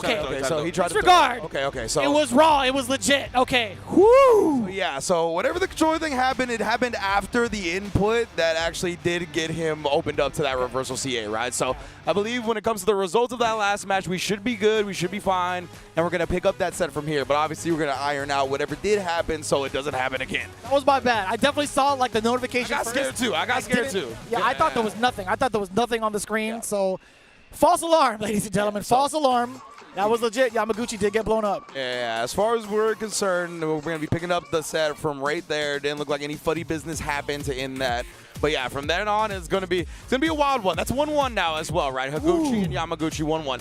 And to me, I'm a little concerned because I know Yamaguchi took the first game, but to me, this has felt all Higuchi so far. Like, even in that first game where Yamaguchi was able to take it, I felt like it was still more dictating the pace for Guile, and I honestly expected Higuchi to take it. Yeah. So I wonder if we're going to stick with the Mai. I think me, for whatever reason, I want to see the DJ, but I get the optimal play is probably to stick with the Mai. I get it. I mean, I wouldn't be surprised either if he pulled out the Cammy, specifically for that matchup. True. Right? I think Yeah, there's going to be a lot to kind of bypass what Mai wants to control within the neutral, bypass a lot of the control with Fireball, and also even extended ranges. If, let's say, Cammy does get her back towards the corner, if Mai's trying to like maybe go for a shimmy, kind of walk back and also test for buttons, low medium kick is going to blow that up as well. So we'll see. I think I like that a little bit more in comparison to the DJ because like, I feel like his presence when it comes to crouching normals isn't going to be as threatening in comparison to Cammy's. Absolutely. Man, but whatever is going to happen, it's going to be interesting. Both of these guys obviously know each other so well, being teammates, being able to, I'm sure, spar and kind of grow as players, right? Talking about the same class. But we're getting back into it now. 1-up, Higuchi and Yamaguchi. Let's go. Okay. Trey swinging with the booms. Early flash kick. Can't even call that an OS. In this case, that was just straight reactions. Good stuff there, Higuchi. All right, the counter hit. All right, established from Yamaguchi. Is this a throw attempt? No, looking for the shimmy for the big damage. No bite, though. Speaking of bite, good whiff punish. Yeah, Gucci been so automatic with that. And now trying to bait something out here. You can see still just standing outside that medium punch range, but then he committed to a soul bot. Great patience. Definitely, that's what he's looking for from that stand face range. Okay, Yamaguchi, I see the game plan. Multiple times, Higuchi's trying to opt for movement to get out of the corner. Oh, man. Fired off immediately. Now we good. All right, get those fans out of here. I'm the one that chucks the spinning projectiles here. Ooh, and again, that did cost him the rest of his OD meter, but he moved forward with the bazooka knee and then snipes with the level 1. Oh, and the bazooka knee to keep the charge was so sick, tagging for his life as well. Dodges that, and then, wow, actually catches the recovery on the dive bomb. You know what it was? You know for damn sure he was trying to bait out a flash kick all the way through. Oh, that man. dive bomb. That's Higuchi 1,000. was 2 steps ahead, but now goes for the reach a little bit. Yamaguchi getting that activation install. Break a little furniture here in this corner. Oh. There we go. We found our pocket to get out. Not like he's going to take some damage out here. Higuchi has kind of been willing to do that. He's like jumping into the bounce fan and being like, well, you're not really going to get anything off this anyway. Oh. Let me get a throw. Oh, shouts Kenny Omega, Dragon Suplex. It's one of my favorites. Yes, sir. Let's go. Chuck that boot. Yes. Kick back slowly but surely. You're going to bring it back. Building a little bit of that meter. Is that going to be a throw to establish? He tried to tech for sure. A little antsy from Higuchi, right? Majority of his wake-up decisions against Yamaguchi has been blown up. But it's difficult to call, right? He could also just wake up with an OD flash kick. He's done that before. Yeah, I think because he's been trying to establish that, he's been trying to get away with some of the other options, right? And Yamaguchi's been staying solid. Oh, got the eye. Okay, I know you. We play in the same office. All right, going to kick back, relax, establish this lead a little bit. That drive gauge is building super slow. It's not like we're mounting offense to build that fast. But speaking of which, you know, sidebar, I think Higuchi has your glasses, Yipes. Maybe. Ooh. He's seeing everything right now, I'll tell you that. Well, I mean, I don't even got prescriptions. I just look cool. Yeah, you do. Oh, yes, anti-air as well. Oh, just too shy. Wow. A little bit off the distance on that throw. OD as well, out-prioritized. And again, Higuchi is just, literally jumping into the bounce fan, not letting Yamaguchi establish offense off that. Very interesting strategy. Immediately into the baby booms. Drive reversal incoming, I'm pretty sure. I think Yamaguchi knows that's why he didn't even establish. Oh, Lord. Yeah! Yamaguchi, the patience right there to see the tap parry walk in and then basically shimmy him in a walk back. And he didn't reach with a throw, right? He just tried to press a button, and Yamaguchi still outspaced it, still whip punished it. What a message to send. I'm telling you, man, that is his jurisdiction. There's no way you're going to try to command normals against him within that space outside of low medium kick. Any of the mediums that Guile does present in that range getting blown up because of Mai's very potent stand medium punch range. Speaking of medium punches, immediately drive rush, but just countered immediately with the OS. Yamaguchi. Ooh. Backdash, love it. This man ain't trying to take nothing. I like that. For Higuchi, I'll give him a lot of credit. He's one of the most active guys in terms of movement. 100%. Yamaguchi, though, kind of using that strength as a weakness right now. Beating him to the punch on so many of these buttons with a fierce, and then again shutting down the wake-up option. Couldn't jump into that one without dying, so Higuchi did have to take that. Oh, I thought he hit. Still, though. Oh, this is pretty troublesome hit for Higuchi. Well, we got some... Oh, I was about to say, I thought he was going to play off of his burnout, but nope, the aggressor on the side of Yamaguchi. Yamaguchi now 1 round away from being in grand finals of Evo Japan. That throw Overhit, that was bad for! right on top of the final record. Wow. Oh, that was a punish? No, that's a counter. Counter hit. Indeed, establish some space, get some breathing room for Higuchi in the corner. Oh, big strike throw bait. Might get another one here. Let's see for the reset, maybe? Lull him to sleep a little bit? No. Oh, he wanted the hard knockdown, but he just dropped the combo. Rare moment. Very rare moment against Higuchi. The fans being able to dissipate that. But Higuchi finds himself in the corner. There was a swing off of the Fierce. I wasn't close enough for the punish on the target combo. Unfortunate. Close to the burnout, though. Indeed, and he's actually going to burn himself out. He just committed to it with the drive rush cancel. Wake up drive reversal. It would have been safe otherwise.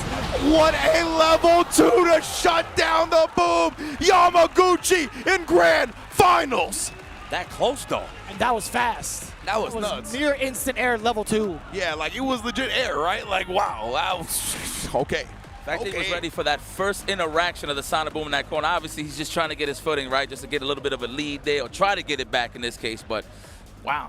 Yamaguchi ready with the level 2. Okay, well, shake that man's hand. He hit him with the cheers, too. Once he got the 2-1, he was like, oh, yeah. man. Yeah. Man. And yeah, I mean, credits to him for sure. Sticking with the Mai looks so clean in games 3 and 4. Monster stuff, and he's going to be sitting pretty in grand finals winner's side, man. Yamaguchi. I'm thinking more so for the side of Higuchi right now, just a little bit of that drop after he went for the level 2 on the continuation of his combo. He had dropped it into the sweep. I was actually quite surprised that it even come out, but shout out to Yamaguchi for keeping it alive after that exact moment, right? It could have been either way. You could even see it from the replays on how often, oh my God, that reaction was nuts. There was a lot to set up about that, by the way. There was like a Sonic Blade into the cross. It could be a little bit, telegraphed off of that. You just have like a moment to go into the level 2 off of that. It's very difficult to call for Higuchi to kind of like live with that moment. You saw like the distress on his face afterwards when Yamaguchi came to shake his hand. He knew he made a couple of fatal mistakes. It was that happy with it. Big drop off of the sweep of the baby boom combo, so got the party started for Yamaguchi for sure. Absolutely. That's how he lost his win there. Well, credit to Yamaguchi. He will be going to the grand finale. I like to call that the curtain call. We're sending Higuchi to the losers final, so they both got a little bit of a break just to fill it out. But who's definitely going to be in the hot seat is either going to be Punk the God or Hope. That's going to be a good one. Want to know, Punk definitely very familiar with the Aki matchup. Modern, though, I'm not too sure. We'll see the solution there. He's been the bane of a lot of Aki players' existence over in the States. I'll tell you what, I've definitely seen a lot from both like Can Opener, also from TNS. I do get to talk to a very particular very particular Aki back home in the States quite often and see him get matched up against Punk. You know who you are if you're watching on Triumph stream right now. But we'll see how that plays out. This is Modern Aki after all with Hope. And we'll see who faces off against Higuchi. It's going to be wild all the way through. Yeah, man. Going to be a fun one to watch for sure. Punk is looking extremely locked in, right? He's not dominating his opponents, but all of his dubs, he looks like the player that we know him as. Peak Punk is one of the best, if not the very best player on planet Earth. Yes. And with the way he's been looking in terms of the movement, in terms of the micro walks, the walk patterns, the step-up jabs, everything has been looking like Punk in his prime. So this is going to be a scary sight. I know you were looking a little bit. Sidebar, just in case you didn't know, it was Carsonist I was referring to. Okay, that's what I thought. You got matched up with Punk for like back-to-back weeks. I'm like, brother, yeah, this is hard. Well, man, listen, it's a different day, a different human being. This is Hope, okay? And he's trying to keep it alive. Yeah? Yeah, Okay. absolutely. Let's see, Punk the God. Oh, man, I want to be so biased so bad. Got to keep it professional. I get it. This is big. There's a lot to celebrate. Again, man, shout out to Punk. He just proposed to Feisty. Like, that is going to be his wife. Legitimately engaged like a couple of hours ago. Yes, like became engaged a couple of hours ago. That's wild. Right on. I wonder if that was probably the toughest battle. Just to wait for the yes. Yeah, That's a true 50-50. Yeah, for sure. Oh, no. Hopefully 60-40 for sure. Yeah, I think it was more inclined to be like 60-40. My mistake. That matchup was definitely in his favor. Oh, yeah, I was going to say a weighted 50-50 type My situation. mistake, Hopefully. Yeah. He knows the matchup. I believe in him. Oh, yeah, but absolutely congrats to Punk, of course. And he's been playing like that was the most stressful thing he had to go through today, right? He is definitely playing like a free man here in Street Fighter 6, just kind of letting the game come to him, flowing as he is one to do. And I've been loving to see it. But it looks like we're going to get into it now. Loser semifinals. Punk the God, NA's last hope, going up against Hope. Taiwan's the last chance. I had to change the word. I had to change the word because I was like, oh no. I was so ready to hear you say it again just in case. And nice work, Ringe. Thanks. Excellent call. Thanks. Damn, son. Punk versus Hope. Game number 1. Taiwan, stand up. U.S., stand up. Taiwan, the lone warrior in the building. I'm pretty sure my man Bruce, a.k.a. Gamer B, is ecstatic. One of their killers is actually here getting closer and closer to the finals. Establishing the throw early. The puddle, please cross that line. I dare you. Wow, went on the lash. That was ridiculous, Punk. Bro, yeah, the drive rush punish, the lash. Wow. You know what? Credit to everybody that plays at the highest level when it comes to drive rushes, because your drive rush inputs have to be on point. It's not like you can just do forward. You have to do what, like forward, then press it, then press forward again. Correct. Yeah, the fastest input. That's right. Fastest input, yeah. So that was clean punish on the lash. Forward and then forward parry, basically. Yep. Got to be on point with that one. Oh, okay. Look at there. Maybe a parry. Wow, the fadeaway. Oh, okay. We ready for that one. Yep. And he did have to parry it, right? If he tried to DI back, he didn't have enough health to survive. So well done from Punk, but nonetheless, Hope very dominant in the first round. Wow, off the trade, we was ready, Punk. Yeah, even off of the withstand medium punch, right? The plus frames, Hope willing to take the throw to start it off, even thinking he was going to throw him again. That's why you saw the backdash. Oh, yeah. Do it to everybody else.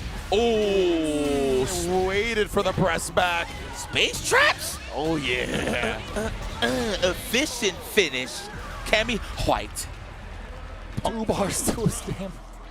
On top of that, yeah, the spacing has been so difficult for Hope to contest. So sick. Cruel Fate does get blown up sky high. Punk within the range. Again, he's hovering outside of the Serpent Lash intentionally for these big punishes. Yes. You can't throw a Nightshade Pulse within that range either. Yeah, absolutely. We already seen the spin knuckle up against Dew. Like, he is ready for that to counter. Okay, space, I like that. Back up, let the poison do the talking a little bit before you establish more offense. Drive reversal, absolutely. Oh, a little too late. You got to do that super early. Yeah, definitely ended up getting it on one of the other hits, and now with the late overhead with the drive rush afterwards. Hope plenty of meter to put this first game in the bag. Let's see if he completes it. Oh, yeah, make it rain. Did everybody a favor, the viewers know, just to cut that short, just to go to the next game. Yeah, I really appreciate the level 2 instead of level 3. That is the caster meta, ladies and gentlemen. We ain't trying to see no level 3s on no pixels. I want to see that. What do you mean? Depending on who it is. And who's receiving it? Yeah, that's a good point. All right. Oh, Ooh, big trade. Oh, but it's medium. Yeah. Fine. Still in control is Hope. But yeah, I like Hope even tagging that on, right? Every bit of damage counts, especially on an Aki with like a poison type character where Punk's going to get his chance in the corner now. Trying to bait something out, but beautiful timing on the crouch strong. How do you know he's going to flinch at that moment? Oh. Nothing. Anti-air? Didn't believe. He probably thought he was going to cross over, so he wasn't sure if he had a cross cut or not. Okay. Single hit for both. Indeed. Both above 3 bars of drive as well, so anybody in a drive rush cancel will be coming. Oh, he's searching for this low medium kick, right? Yeah, that's what he wanted, and Hope immediately drive reversal him away. He's super careful too. He was poisoned. He's looking for that one button, mainly the 5 MK. Oh, nice. That was mad close. So close, bro. Sends the OD Nightshade after, tried the drive rush behind it, and Punk shutting it down. How do you know? Like, how much space, how much time do you have after that to even sneak in that crouching jab like you did. That's just what he does. Indeed, man. My man pulls frames out of thin air. Seriously. Oh, wow, what a corner carry. Ow! Oh, you love that Venomous Fang. Also, while in poison state, you get the crumple. Lord, and the puddle, of course, just to add on to the damage. Here comes the dive kick, 100%. Is he looking for it? Oos! Wow. That's a way to really trigger somebody's reactions. Throwing out the medium Serpent Lash in that fashion, thinking you get a punish. That Just range. offside the mark, yeah. Like how Punk learned his lesson. He wasn't even trying to drive reversal there. More so of a thing like, I know that I'm too late. I'm just going to sit here and accept this. Nice, Punk. Recognizing that he's been trying to walk back after these crouch fierces. The roundhouse, the igloo button is getting represented. Speaking of which, the second whip punish on stand medium kick was sweep this round. Oh, yeah, now more free to do that because Aki's in burnout, right? So he's not going to get punished outright. The lash. All right, and we touching grass again. The throw, and Punk will wisely take that. Totally fine while you're in that poison state, right? Better that than a hit, that's for sure. Oh, the delay in favor of Punk. Actually got a counter hit against him with the back throw. Yeah, threw him out of whatever that delay button was going to be. Off me, does it correctly this time with the right time. Oh, the last jab connected, and Punk just sent the drive rush cancel on it. Hope ended up trying to take his turn a little bit too early, and we're all tied up. Like that. With a substantial lead at that, we're starting to see Hope a little bit forced into the corner a lot, and also trying to change up what he needs to do to keep Punk away. That's been the biggest thing that we're trying to figure out. What deterrence does Aki have left after the Serpent Lash has been punished, the options against Nightshade Pulls, and even like Drive Rush afterwards has been punished. It's just that range. He's sticking it to him. He's making Hope definitely thinking about it for sure. I like that though. The just like you said earlier, Vicious, throwing the M Serpent Lash just to bring out some buttons, bait out some buttons. Oh my, the Punk's walk patterns, man. You see like the slight walk back now all the way in his face with the jab, interrupting what Hope wanted to do. The meaty stuff, we've seen that setup before, allowing him to link further, reset with the stand roundhouse. Love that setup for the meaty crouch fierce. Catches all the delayed techers for sure. It's so tough to double perfect parry that projectile because she basically drive rushes during the first hit, but Punk will not be deterred, wakes up with his button, takes another round. You already brought Hope down to a single scenario, like a single hit scenario, at 88 seconds on the clock, man. Wild. Oh, he almost got outside the range of the Serpent Lash again. It was so close. I wonder if you're going to take a little bit of a page off of Shuto and punish that with a drive rush, right? Yeah, definitely. Seen Punk already nail him with that before.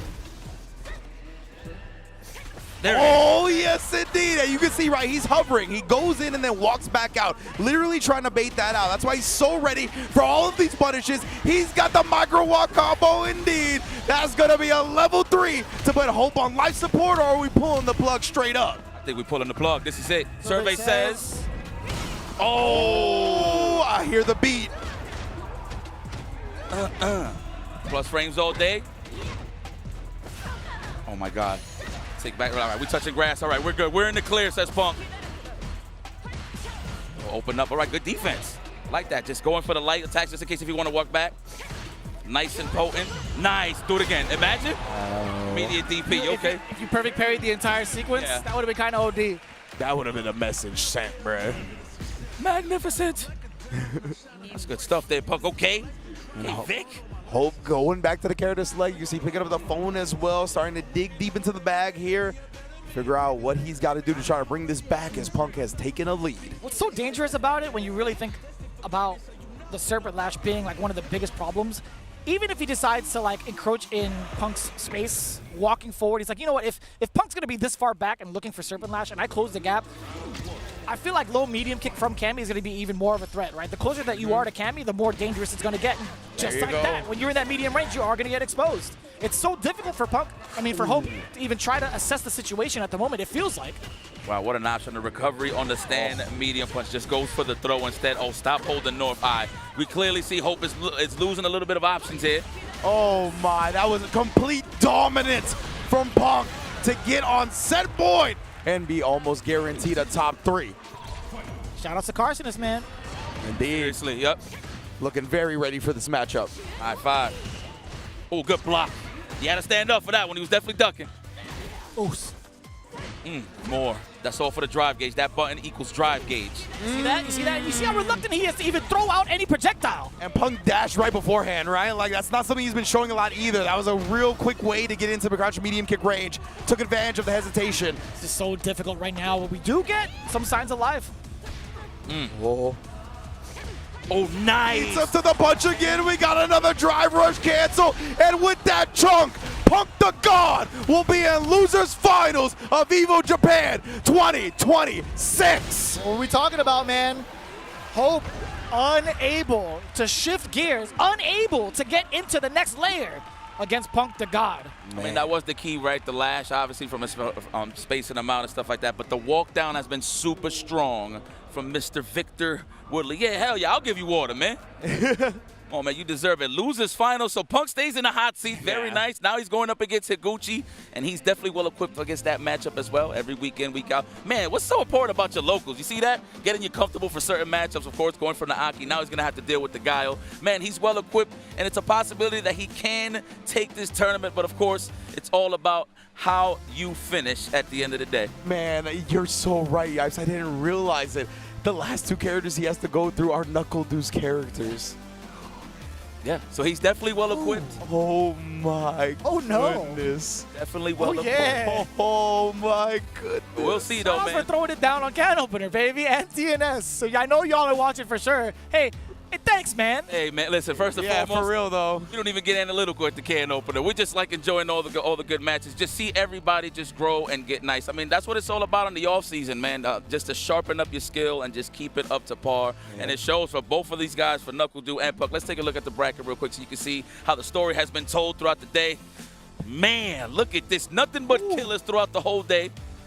Sometimes the stars align. Sometimes the fighting game gods want certain stories to be played out.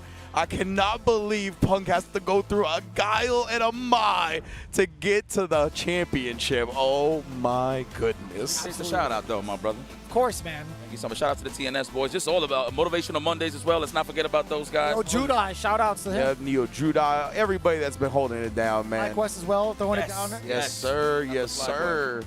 Yeah, okay. Well, Higuchi versus Punk is going to be your final loser.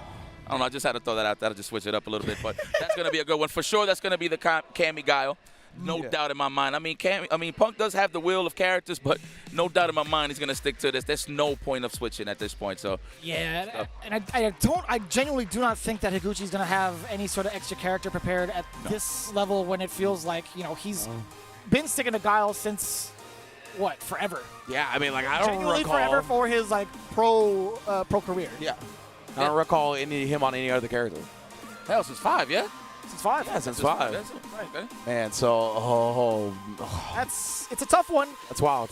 Yeah. Well equipped. Maybe Higuchi could give a different look, right? We've seen absolutely how much he's been, I want to say not stubborn, but he's had some choice moments in regards to what he chooses on Wake Up, and it could throw Punk out for a loop, but it really depends on whether or not Punk can make those reads early. But it's so difficult to make reads on either Higuchi or Yamaguchi for that matter. 100%. And when you have as much matchup experience as Punk does up against Guile, a specific Guile in Knuckle Dew, it can always be a gift or a curse, right? We can definitely see if Punk might get thrown off, expecting certain responses in situations that Knuckle Dew would normally do that Higuchi will not. But I think, yeah, Punk obviously knows, whole separate person, a little bit of a different style. And I don't know, man, the way he's looking, everybody's got their hands full. So the thing about Higuchi is he prides himself on not making mistakes. So obviously he's going to be looking for those dive kicks. He's going to be looking for those whiff punish attempts. He just got to be really careful and really keen to how exactly is Punk going to walk him down. Punk the God, I spoke to him about this matchup many times. He says, yo, I will wait there all day and absorb sonic booms with parries until I could just sneak in a random jump in. If that don't work, cool, I'm just going to reset and I'm going to just go for it again. But he's going to take his sweet old time taking Higuchi from corner to corner. That's 100% a Punk the God playbook. And that's the thing, right? He doesn't try to force the jump. He will legitimately lure you into a false sense of security. Like, I'm going to sit here and parry and walk you down and do this for a lot of the match because I know one jump is all that it takes. That's all it takes. Exactly my point. Now we're going to see like exactly off of that strategy. Now it depends on how volatile Higuchi wants to get once that offense does get started, right? He does have a couple of risks that he's willing to take, whether it's like OD flash kick, and he's done it off of a hit, like potentially like a reset. We saw it from Yamaguchi. He would go for like a crouch jab, counter hit, crouching medium punch, try to walk up through an immediate bust out, right? There are some options there for Higuchi to maybe test Punk, but more often than not, even with those types of risks, even if it does hit, I just think the meter disadvantage from having like less drive gauge is just so detrimental against the Cammy matchup. I will say this, for Higuchi, I feel like he should slug it out first, space it out later. If we really have to break it down. Yeah. Establish some sonic boom, random drive rushes into a close light kick. That way you can establish a little more of an Oki scenario, gain the lead, kick back and relax.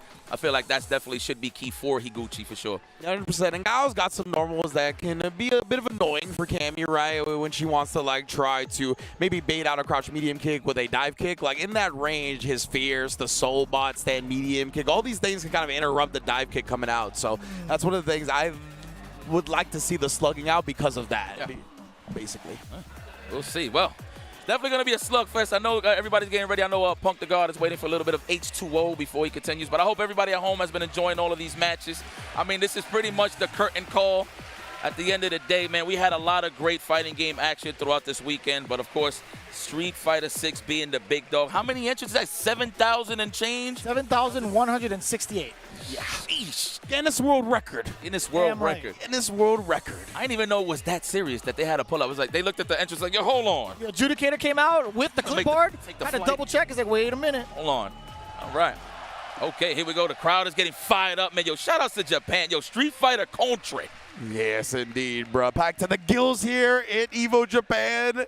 Oh, my goodness. Yeah, I'm looking around from wall to wall. There are seats filled, bro. People want to see who the champion is going to be. I like that trophy, man. That's easy to pack. Facts. Yeah, I actually will take that as a carry-on straight up like that. Ooh, just sit in the seat with it? Yep, sit in the seat. Buy it its own seat? 100%. All right. Yeah. Okay, man, can Punk do it? You know what? Obviously, he won Evo Worlds. That is a great, great win in his resume. But, of course, winning something outside of that, of course, continuing tradition. Now that he's in the top 8. Remember, the first American to win a single Street Fighter tournament at Evo since, what, the 90s? Since John Choi? Like, I mean, Punk. Damn, that's truth. Yeah, no, straight up. Yeah, so Punk the God, I mean, yeah, he has already established unprecedented levels of accomplishments for Street Fighter 6 for North America. And so, yeah, come here at Evo Japan in the largest Street Fighter tournament of all time. Man, oh man, but we are getting a little bit ahead of ourselves, of course. Higuchi and Yamaguchi both standing in his way. Two excellent players that are looking at the top of their game today as well. They still have a lot to prove, right? When you talk about some of the accolades these guys have had throughout the entirety of their career, it hasn't surmounted to the big W they've been looking for thus far. So I think a little bit more pressure coming in against Higuchi and Yamaguchi. They have a lot more to prove, right? Can they ride that pressure and turn into something excellent for themselves? I mean, on top of that, look, it's his home court, you know? Yep. Obviously, you know, with all the hard training and the hard work, of course, you can respect a guy like Punk if he does lose to Punk in this scenario. But, man, in the backyard and here in Japan, of course I'm trying to go for the dub. I wonder if Higuchi's a heavy info collector when it comes to writing notes and stuff like that. So I'm pretty sure he's taking some time right now while, I don't know if Vic went to take a deuce or something. Ooh, look at this shot, bro.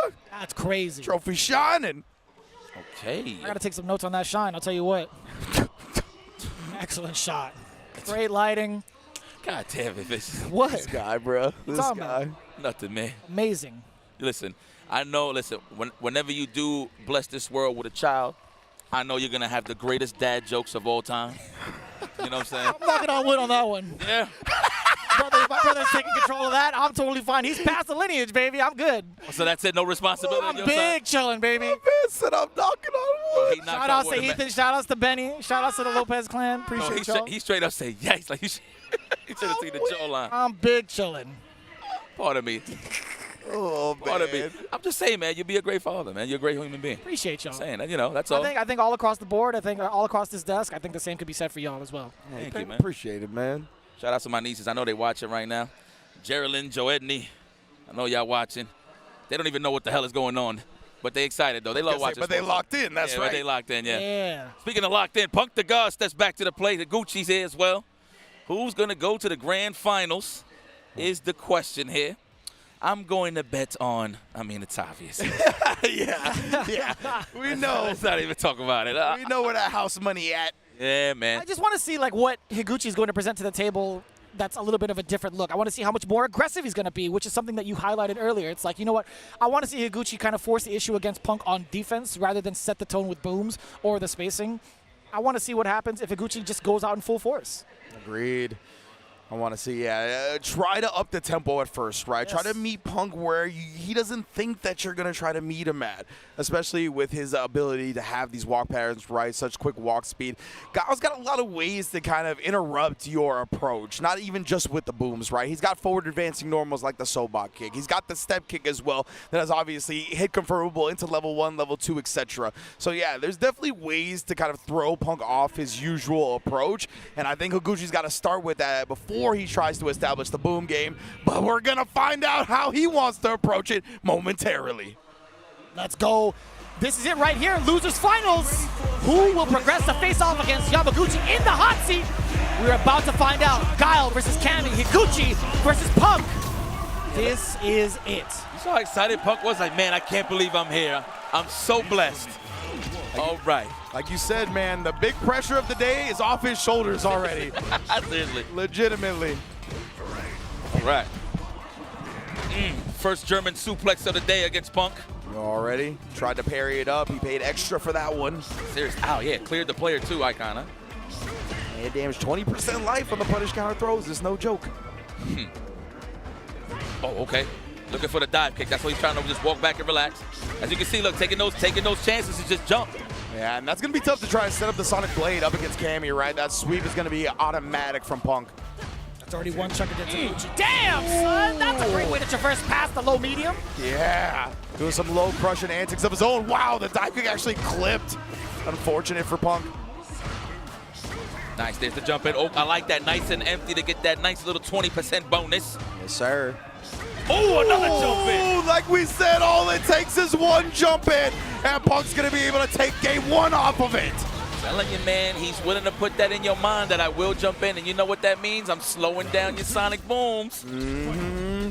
Ow. It opens up more avenues for the approach on the ground. I appreciate the rhyme.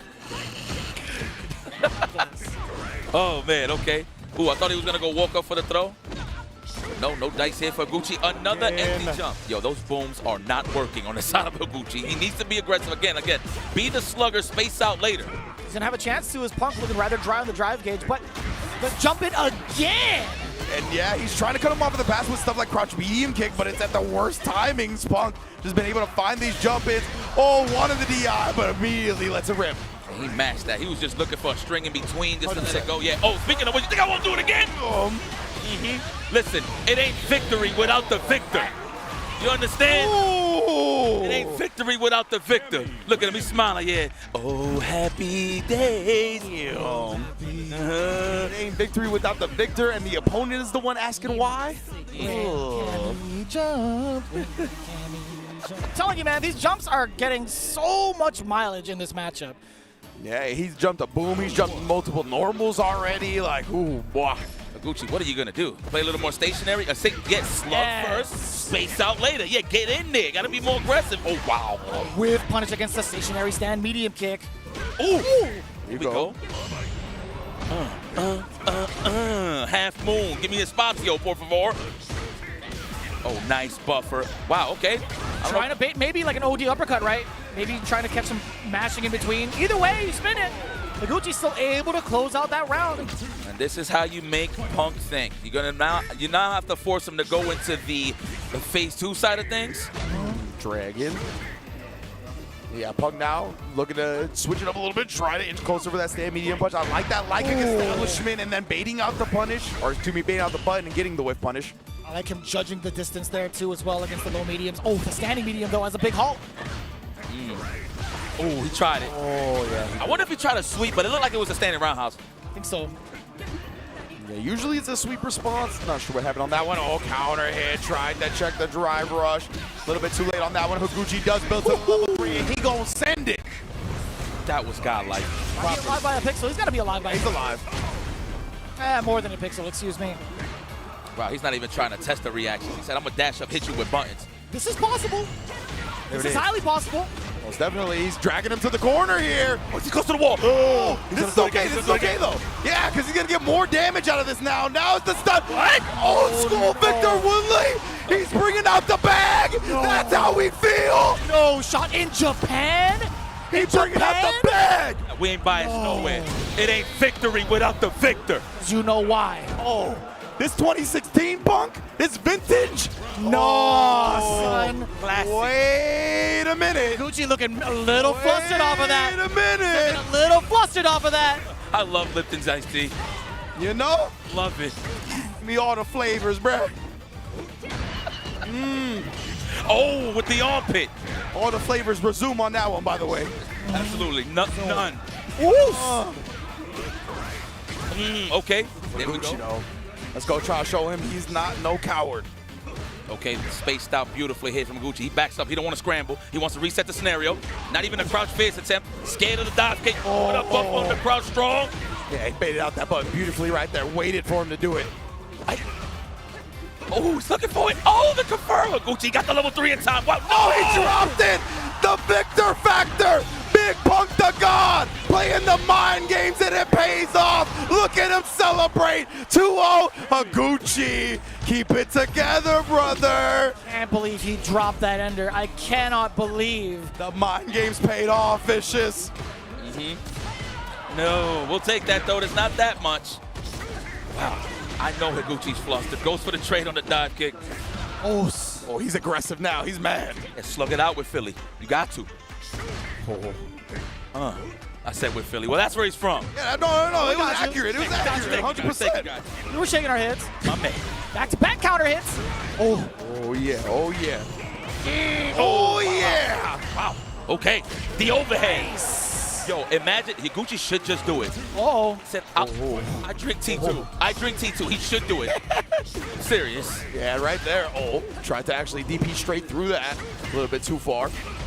Did you just do? Imagine. Oh, the delay stands strong. The walk back looking for the shimmy. Yeah, he wanted it. He wanted to blow up Punk's delay tech back. You know, he should let the drive rush dig deep a little bit if he wants that delay tech. I'm just saying. Just saying. Perhaps. Yeah, bully with the power arrow while he's in burnout. Yeah, you can't be as active, although he's trying to, right? He was dashing forward, trying to sneak in that jab, but the jump in eventually catches the Gucci off guard. Big throw bait, and a bigger sequence coming in. Not gonna do it this time, okay. No.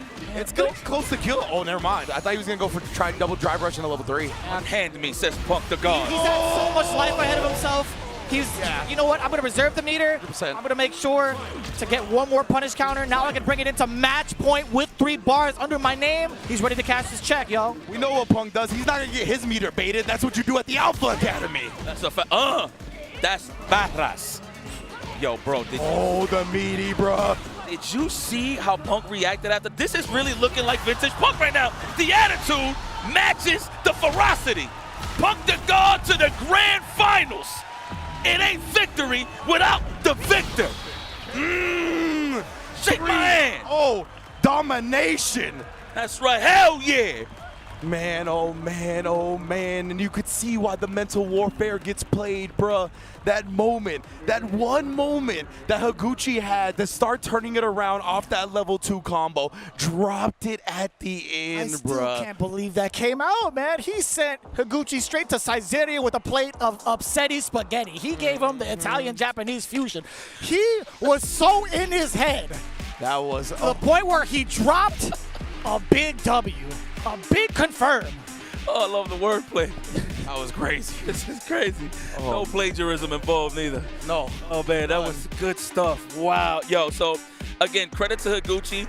You know, that's crazy. It always takes a top-level caliber player to get you out of your comfort zone, right? Higuchi is known for holding it down on the zoning side of things, but Punk the God wasn't being impatient. He wasn't falling for it. So the random jump-ins definitely was throwing Higuchi out for a whirl. Then he had to switch mode, switch gears in terms of being offensive. And then Punk with the wicked smile says, you're bringing the fight to me. Now it's time to take advantage of you. So that is definitely the playbook on the side of Punk, and he matched it well. Credit to Victor. He played that excellently. And honestly, a testament to his matchup experience, because it wasn't just jumping in on the booms that happened, right? It was jumping in on the step kick. It was jumping in on the upside down kick. It was jumping in on the crouch medium kick. He knew when the guys like to commit to those bigger buttons that can get exposed via jump as well. Just expertly played from start to finish. Grand finals earned. You know, he immediately stepped off the stage and gave NuckleDu the biggest dab ever. He was like, that was the most with me. He was like, well, us right here, they ain't messing with us. That was the most X-Men versus Street Fighter dab I've ever seen, dude. Yeah. We're gonna win. We're gonna win. Oh, man. What are you doing, man? Chickens are being counted, huh? That's what we're gonna do? We're gonna win. Let's take a look at the bracket first to see where exactly Victor is. Punk the God in the hot seat now against Yamaguchi, who will have the advantage coming in from winner's side into the grand final seat. Punk, if he wants to take it all the way for the US, he has to win 2 sets. For Yamaguchi, obviously when it comes to being the hometown hero, he needs to get that first to 3. Oh, man, bro. Yeah, of course, there is a winner's advantage to this, right? So Punk's got to go through him twice. Going to be a lot to ask for, of course, but Victor has the stamina. We've seen him time and time again play in big tournaments like this. And I mean, bruh, the adrenaline's got to be flowing. I don't think it's an issue right now. Oh, man, there's so many things I could say. So rated R, too. Oh, man, he's so hyped. See, so I've had this talk, you know, it's a mental psyche thing, right? I feel like if you play in tournaments and you already know that you're that godlike, I feel like putting that pressure on you, worried about the results so much, I feel like it could derail your confidence a little bit, right? Fair. But if you have fun, I feel like that's when you start knocking out the door to get into the zone, and I feel like Punk the God is in the zone right now. He's got all that clarity in the world. He's already won one of the toughest matchups he could ask for. 100%, exactly. Really, and like it's legitimately very real because Punk has been in this type of environment, I mean, several 100,000 times. Like, he is comfortable here, right? The thing that he was nervous about that he has never done before has already been taken care of, and he succeeded at it. Yeah. So this is a 9 to 5. This is why I am who I am. And man, he is playing like the guy we know he is. Man, shout outs to the Alpha Academy. I know they're going crazy right now for their boy, man. Shout outs. Please go and sub to the guy. Twitch.tv/PunkTheGod. If you feel like you ain't have enough hair, go see him at home when he's whipping everybody's ass on a weekly basis. He got a schedule of just piles of bodies every week, and it shows here, man. Of course, credit to NuckleDu, my guy. Well, credit to all the players. I'm not trying to be super biased on the NA side of things. I'm just very proud of the boys, okay? Just throwing it out there. So big shout outs to Punk the God. He has one more mountain to climb, and that is Mount Yamaguchi. He's going to have to beat him 2 sets, of course. But if anybody could do it, it's Punk. But anybody both of these guys could potentially win the tournament at this point. That's right. Especially with the current advantage that Yamaguchi does have, and he's been playing rather sharp. But one of the things that cannot be denied is how often Punk the God faces off against this matchup on a weekly basis. Can we say the same in regards to Yamaguchi in terms of the type of style Punk exemplifies via his Kami? Facts. I see. Is that notes or is just looking at the Twitter world? I don't know, but regardless, you do whatever you want. You just stay comfortable, sir. All right. Checking my daily subscriptions. Probably checking out what he wants to eat. But, man, what a nice trophy, man. Yes, indeed, man. And, of course, the check that comes along with it, as well as the qualifications for EWC and Capcom Cup. Imagine getting those out of the way at the very first tournament of the season, bruh. Wild. Especially after just getting engaged. You're like, damn, so I got other stuff to do anyway. We could get the wedding now. Yeah, you know what I mean? After this, we could definitely plan the wedding right now. We can go on the honeymoon right now. Great point. Great point. I might have to take some time for that. Oh, man. But, of course, you got to take care of the business at hand first to get to that privilege. And Punk has been taking care of each and every deal that is presented to him. Yamaguchi, the latest in a long line. And the last 2 standing out of 7,168 people. This is grand finals of the largest Street Fighter tournament to ever happen, baby. Oh, ho, ho. Say that again. 2 times. Yeah. Yeah. Oh, my God. Somebody get out my way. Give me mine or I'm going to take what's yours. This is going to be a fantastic grand finals. Punk the God versus Yamaguchi. Opening gambit time. Here we go. I love fighting games. Me too. Hell yeah. I like that. You know. Okay, already looking for the button to stick out with the stand face. That's why you seen the walk back from Punk. Roundhouse. A lot of the blows exchanged so far. Yamaguchi does get the punish counter off of the parry.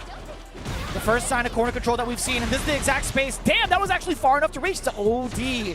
Wow! Snuck in, that was huge, right? If Yamaguchi gets that anti-air, then he still corners him up. But right now, Punk has a chance. Oh, reaching in that chance, dashed away by the backdash. A little bit of a slugfest early on. I like that. You got to fill it out. It makes a lot of sense, too. Mai's back was against the wall. It could have been a back throw. Oh, a little bit too far for the second crouch medium punch to connect. Ooh.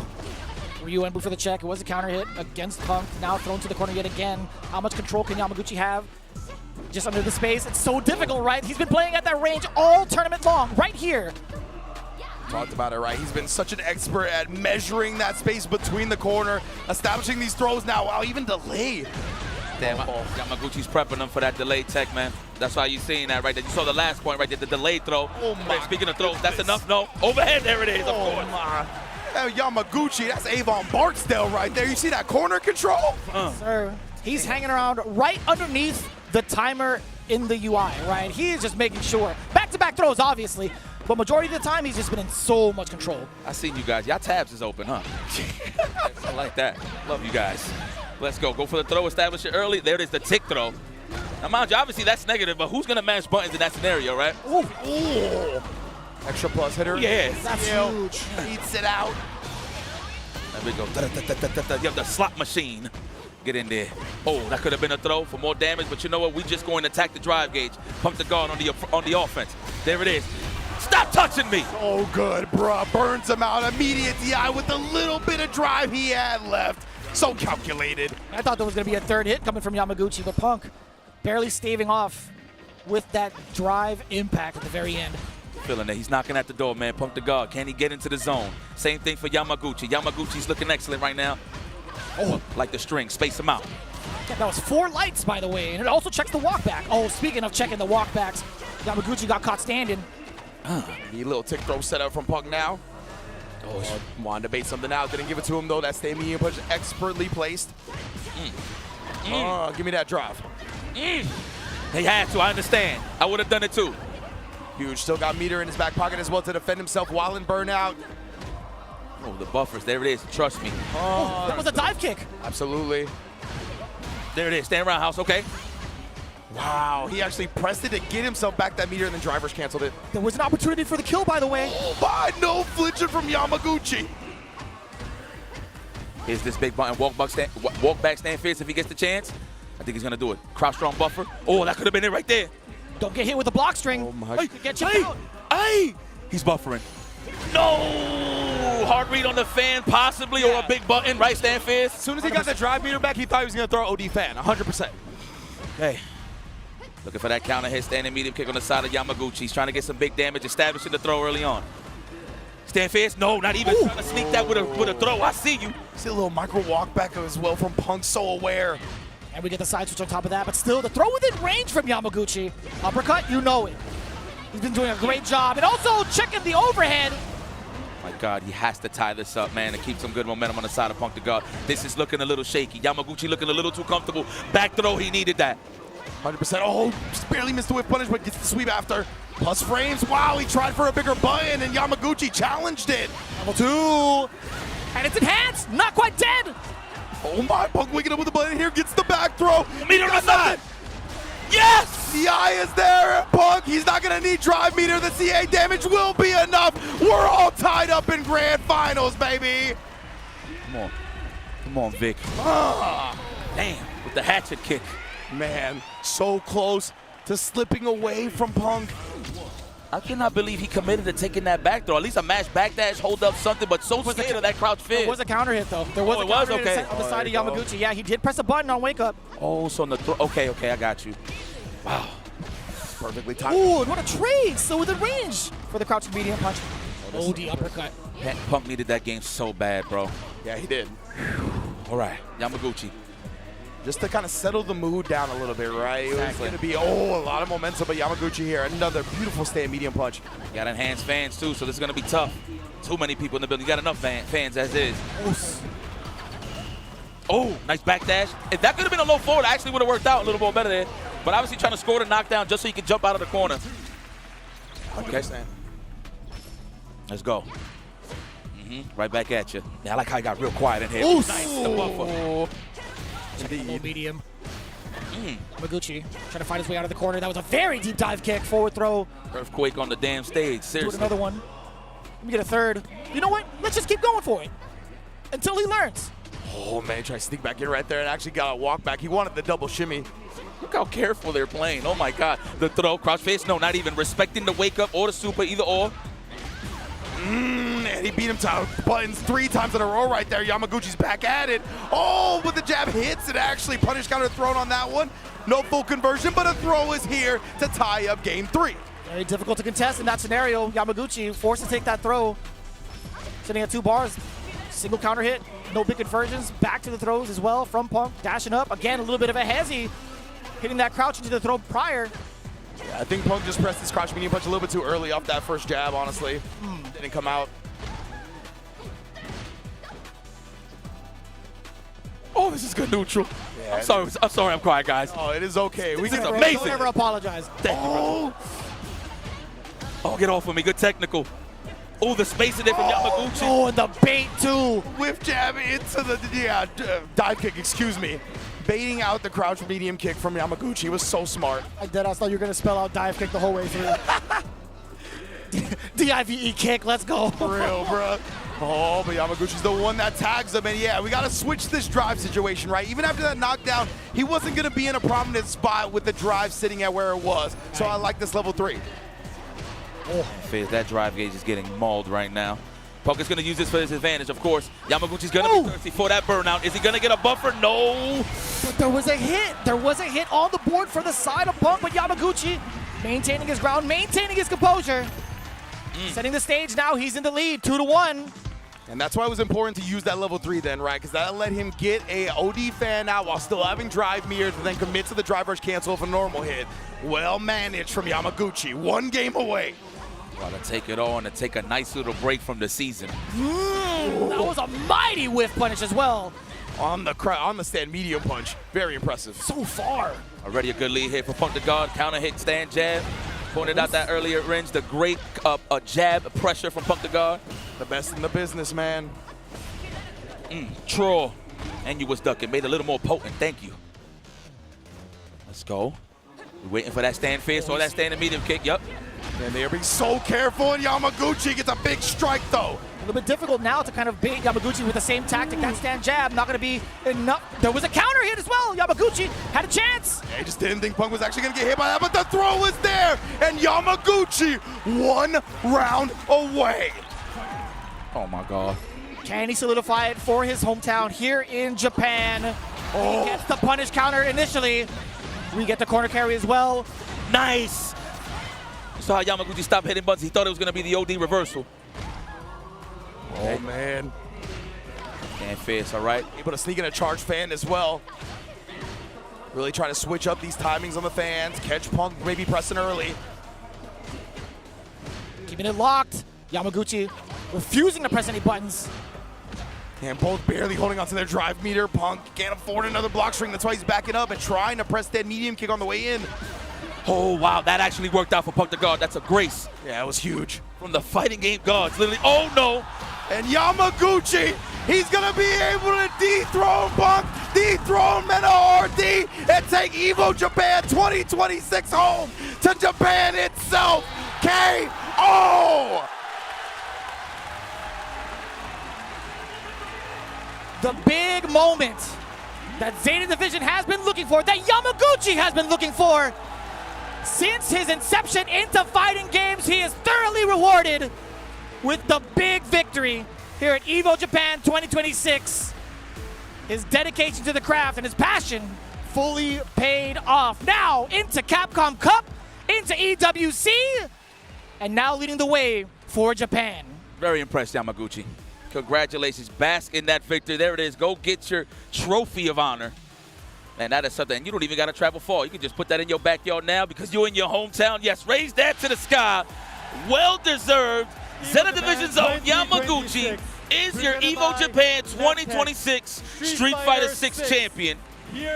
Hard fought, staying in the winners the whole time. No resets, no stress. All rest and relaxation at this point. That's right. You gotta think about it. 7,168 players. Yamaguchi has not dropped a single set against anybody all weekend long. That is insane, right? That's got to be a world record in itself, right? That's what I was going to say. This has to go. No, not literally. But I wanted to echo your point and say this has to be one of the most impressive singular performances in fighting game history. To win the biggest Street Fighter tournament of all time. 7,000 entrants. Players you could see over the course of Twitter all weekend being like, how many more matches do I have to win to get to top 8? They were just going through the gauntlet, having the mental and physical stamina to never drop a single set in the entire tournament. Wow. Impressed. Impressed with everybody. Everybody that made it to the top 8 this year is well-deserved. I mean, obviously, I know they wanted to reach farther heights, but there's no shame in your game. And you collected a couple of points, too. So if anybody that even plans from this group to travel a little more, at least you got a little bit of a good head start, especially Punk the God getting second place. So we're definitely going to see him in another CPT near you. Pretty sure it might be Blink. No, Combo Breaker. Combo Breaker is in between. Blink. Blink is going to be there as well.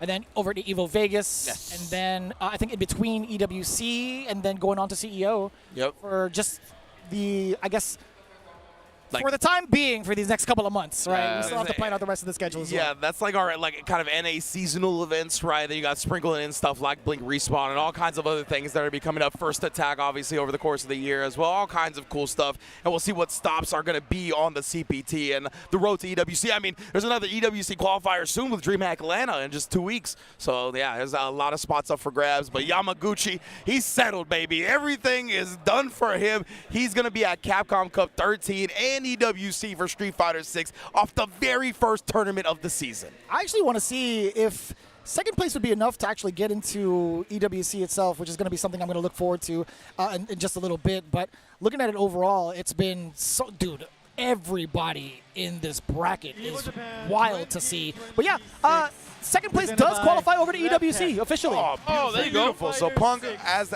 qualified there. Obviously a massive amount of points as well going towards the CBT leaderboard. Man, good stuff to Yamaguchi. I like how Gucci's smiling. He's like, you know what? The team won. I got walls, but the team won. And he got third. Yeah, exactly. Mr. Consistent. You're going to see him in the top 8 of things for a hot minute. I mean, that is the self-proclaimed best guy in the world, and I believe you. Trust me.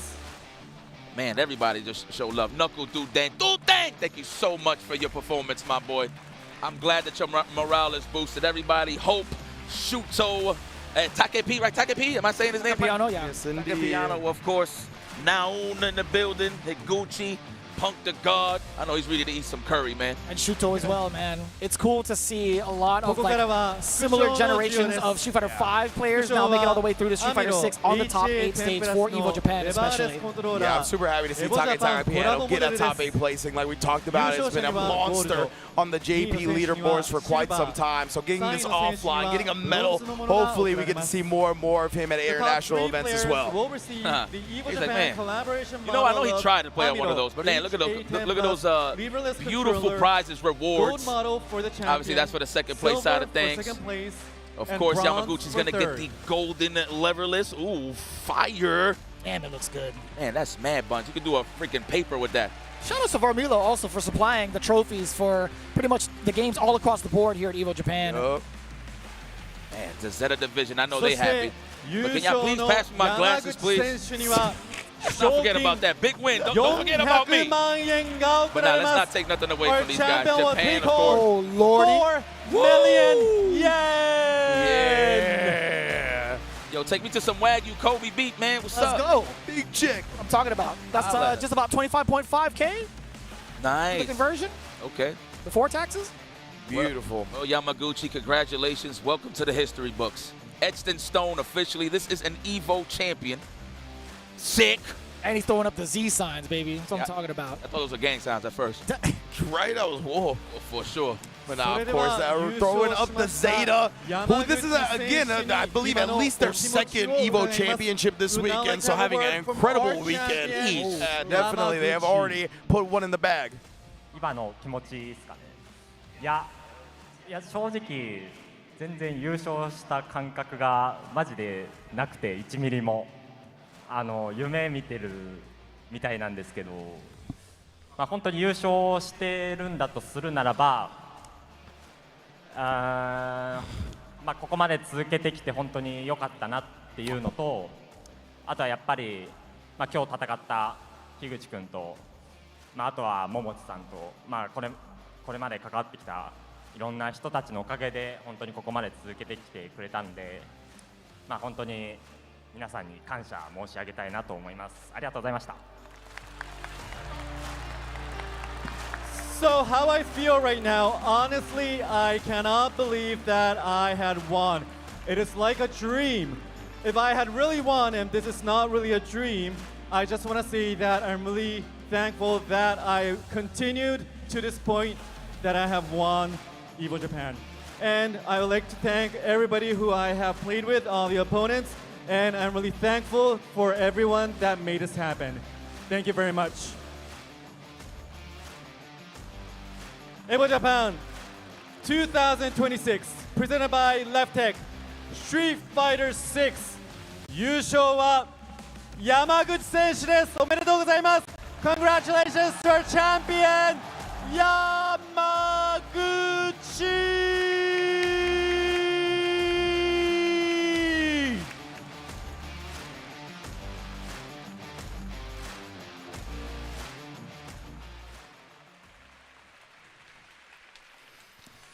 Well, I must say the world of fighting games is getting bigger and bigger by the day, and all we could do is enjoy them and just watch everybody just enjoy them as much as I did coming up, man. So we have these opportunities, we have so many lights, cameras in action now, so we can have these possibilities, see all of these amazing events. And to be honest, man, I'm just happy to be here. I could have been a spectator on the besides the stage or just kicking it back with the production. Regardless, I'm going to enjoy it the same way like if I'm commentating. So I'm just very appreciative to be here and enjoy some of these classics, man. Couldn't say it any better than that. I mean, we talk about all of our passions that come through from decades upon decades of playing these games. And at the end of the day, we are all just like everybody else that's been tuning in and viewing and also participating. At the end of the day, we're here to enjoy this exact thing, fighting games, as it should be.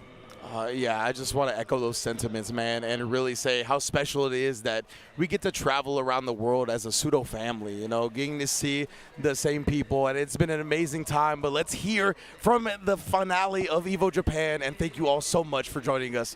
We'll see you next time.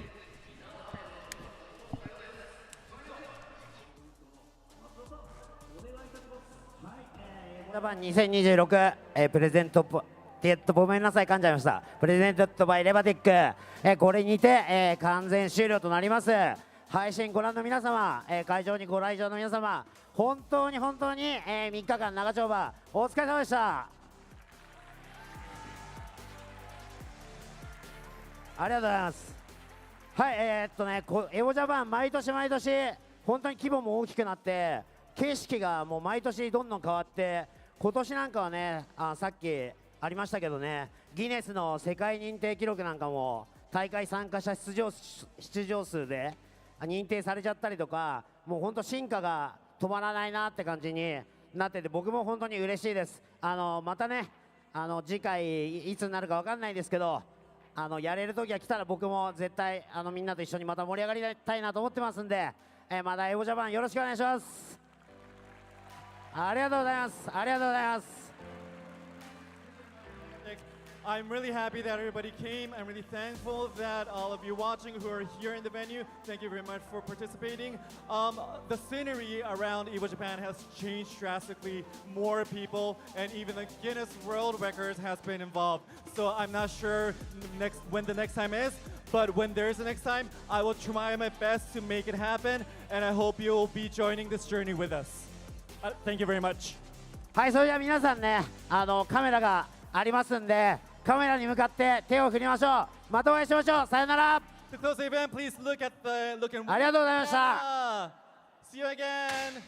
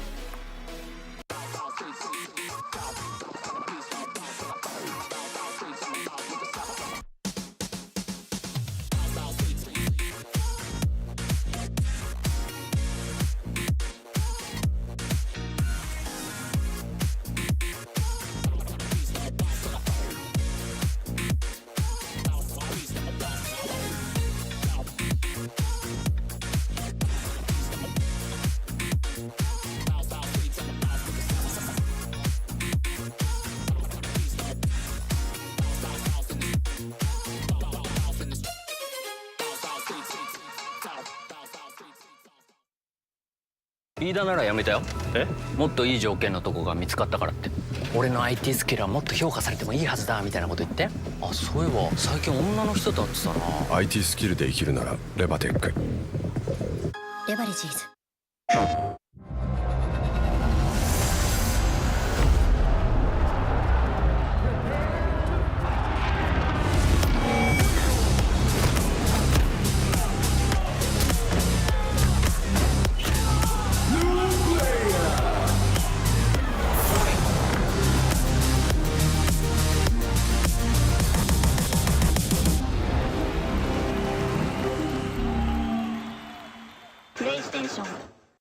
飯田がいい条件に転職？本当かな。だって IT 転職ってスキルをアピールできないとダメなんで。ってことは代わりにアピールする人が。そんな都合のいい人いますかね。これ何か知ってる？ IT スキルで生きるならレバテック。レバレジーズ。 Well, Vaya is laughing right now. Look at Vaya laughing right now. Oh, he's doing a dance. What is he doing? Man, he's just too ready, you know. Not today, man.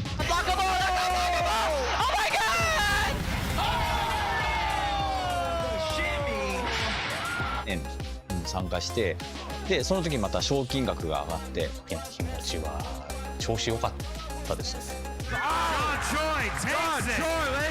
So it's much more than just playing. It's being a part of this community.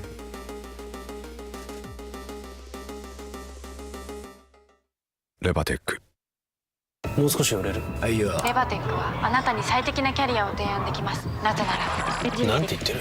なぜならエンジニアに関する膨大なデータがあるから。 IT スキルで生きるならレバテック。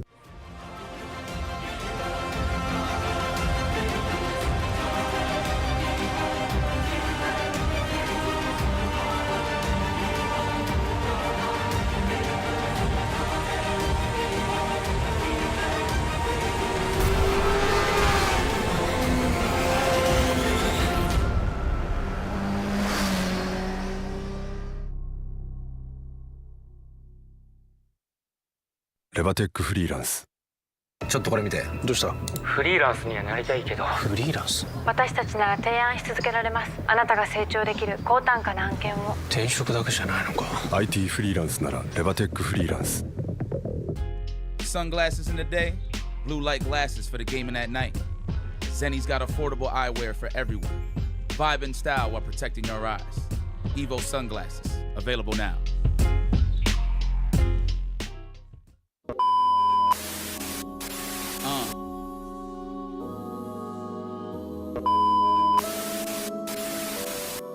Look, I see the dove, so the vision is clear. I'm close to the finish line every time, so the mission. 安心安全3年保証応答速度 0.03 有機 EL OLED 液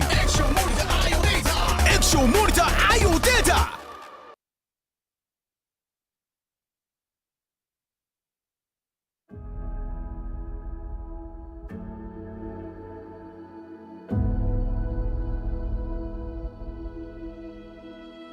Oh my god. Oh man. Creating memories forever here, man.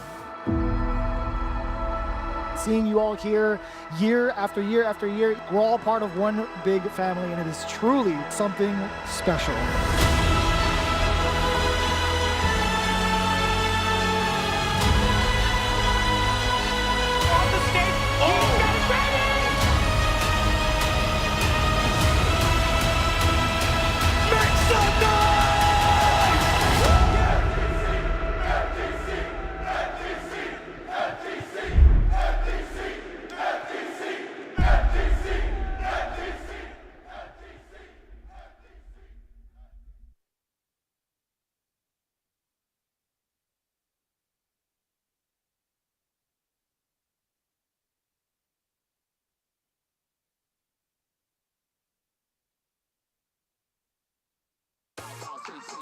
Top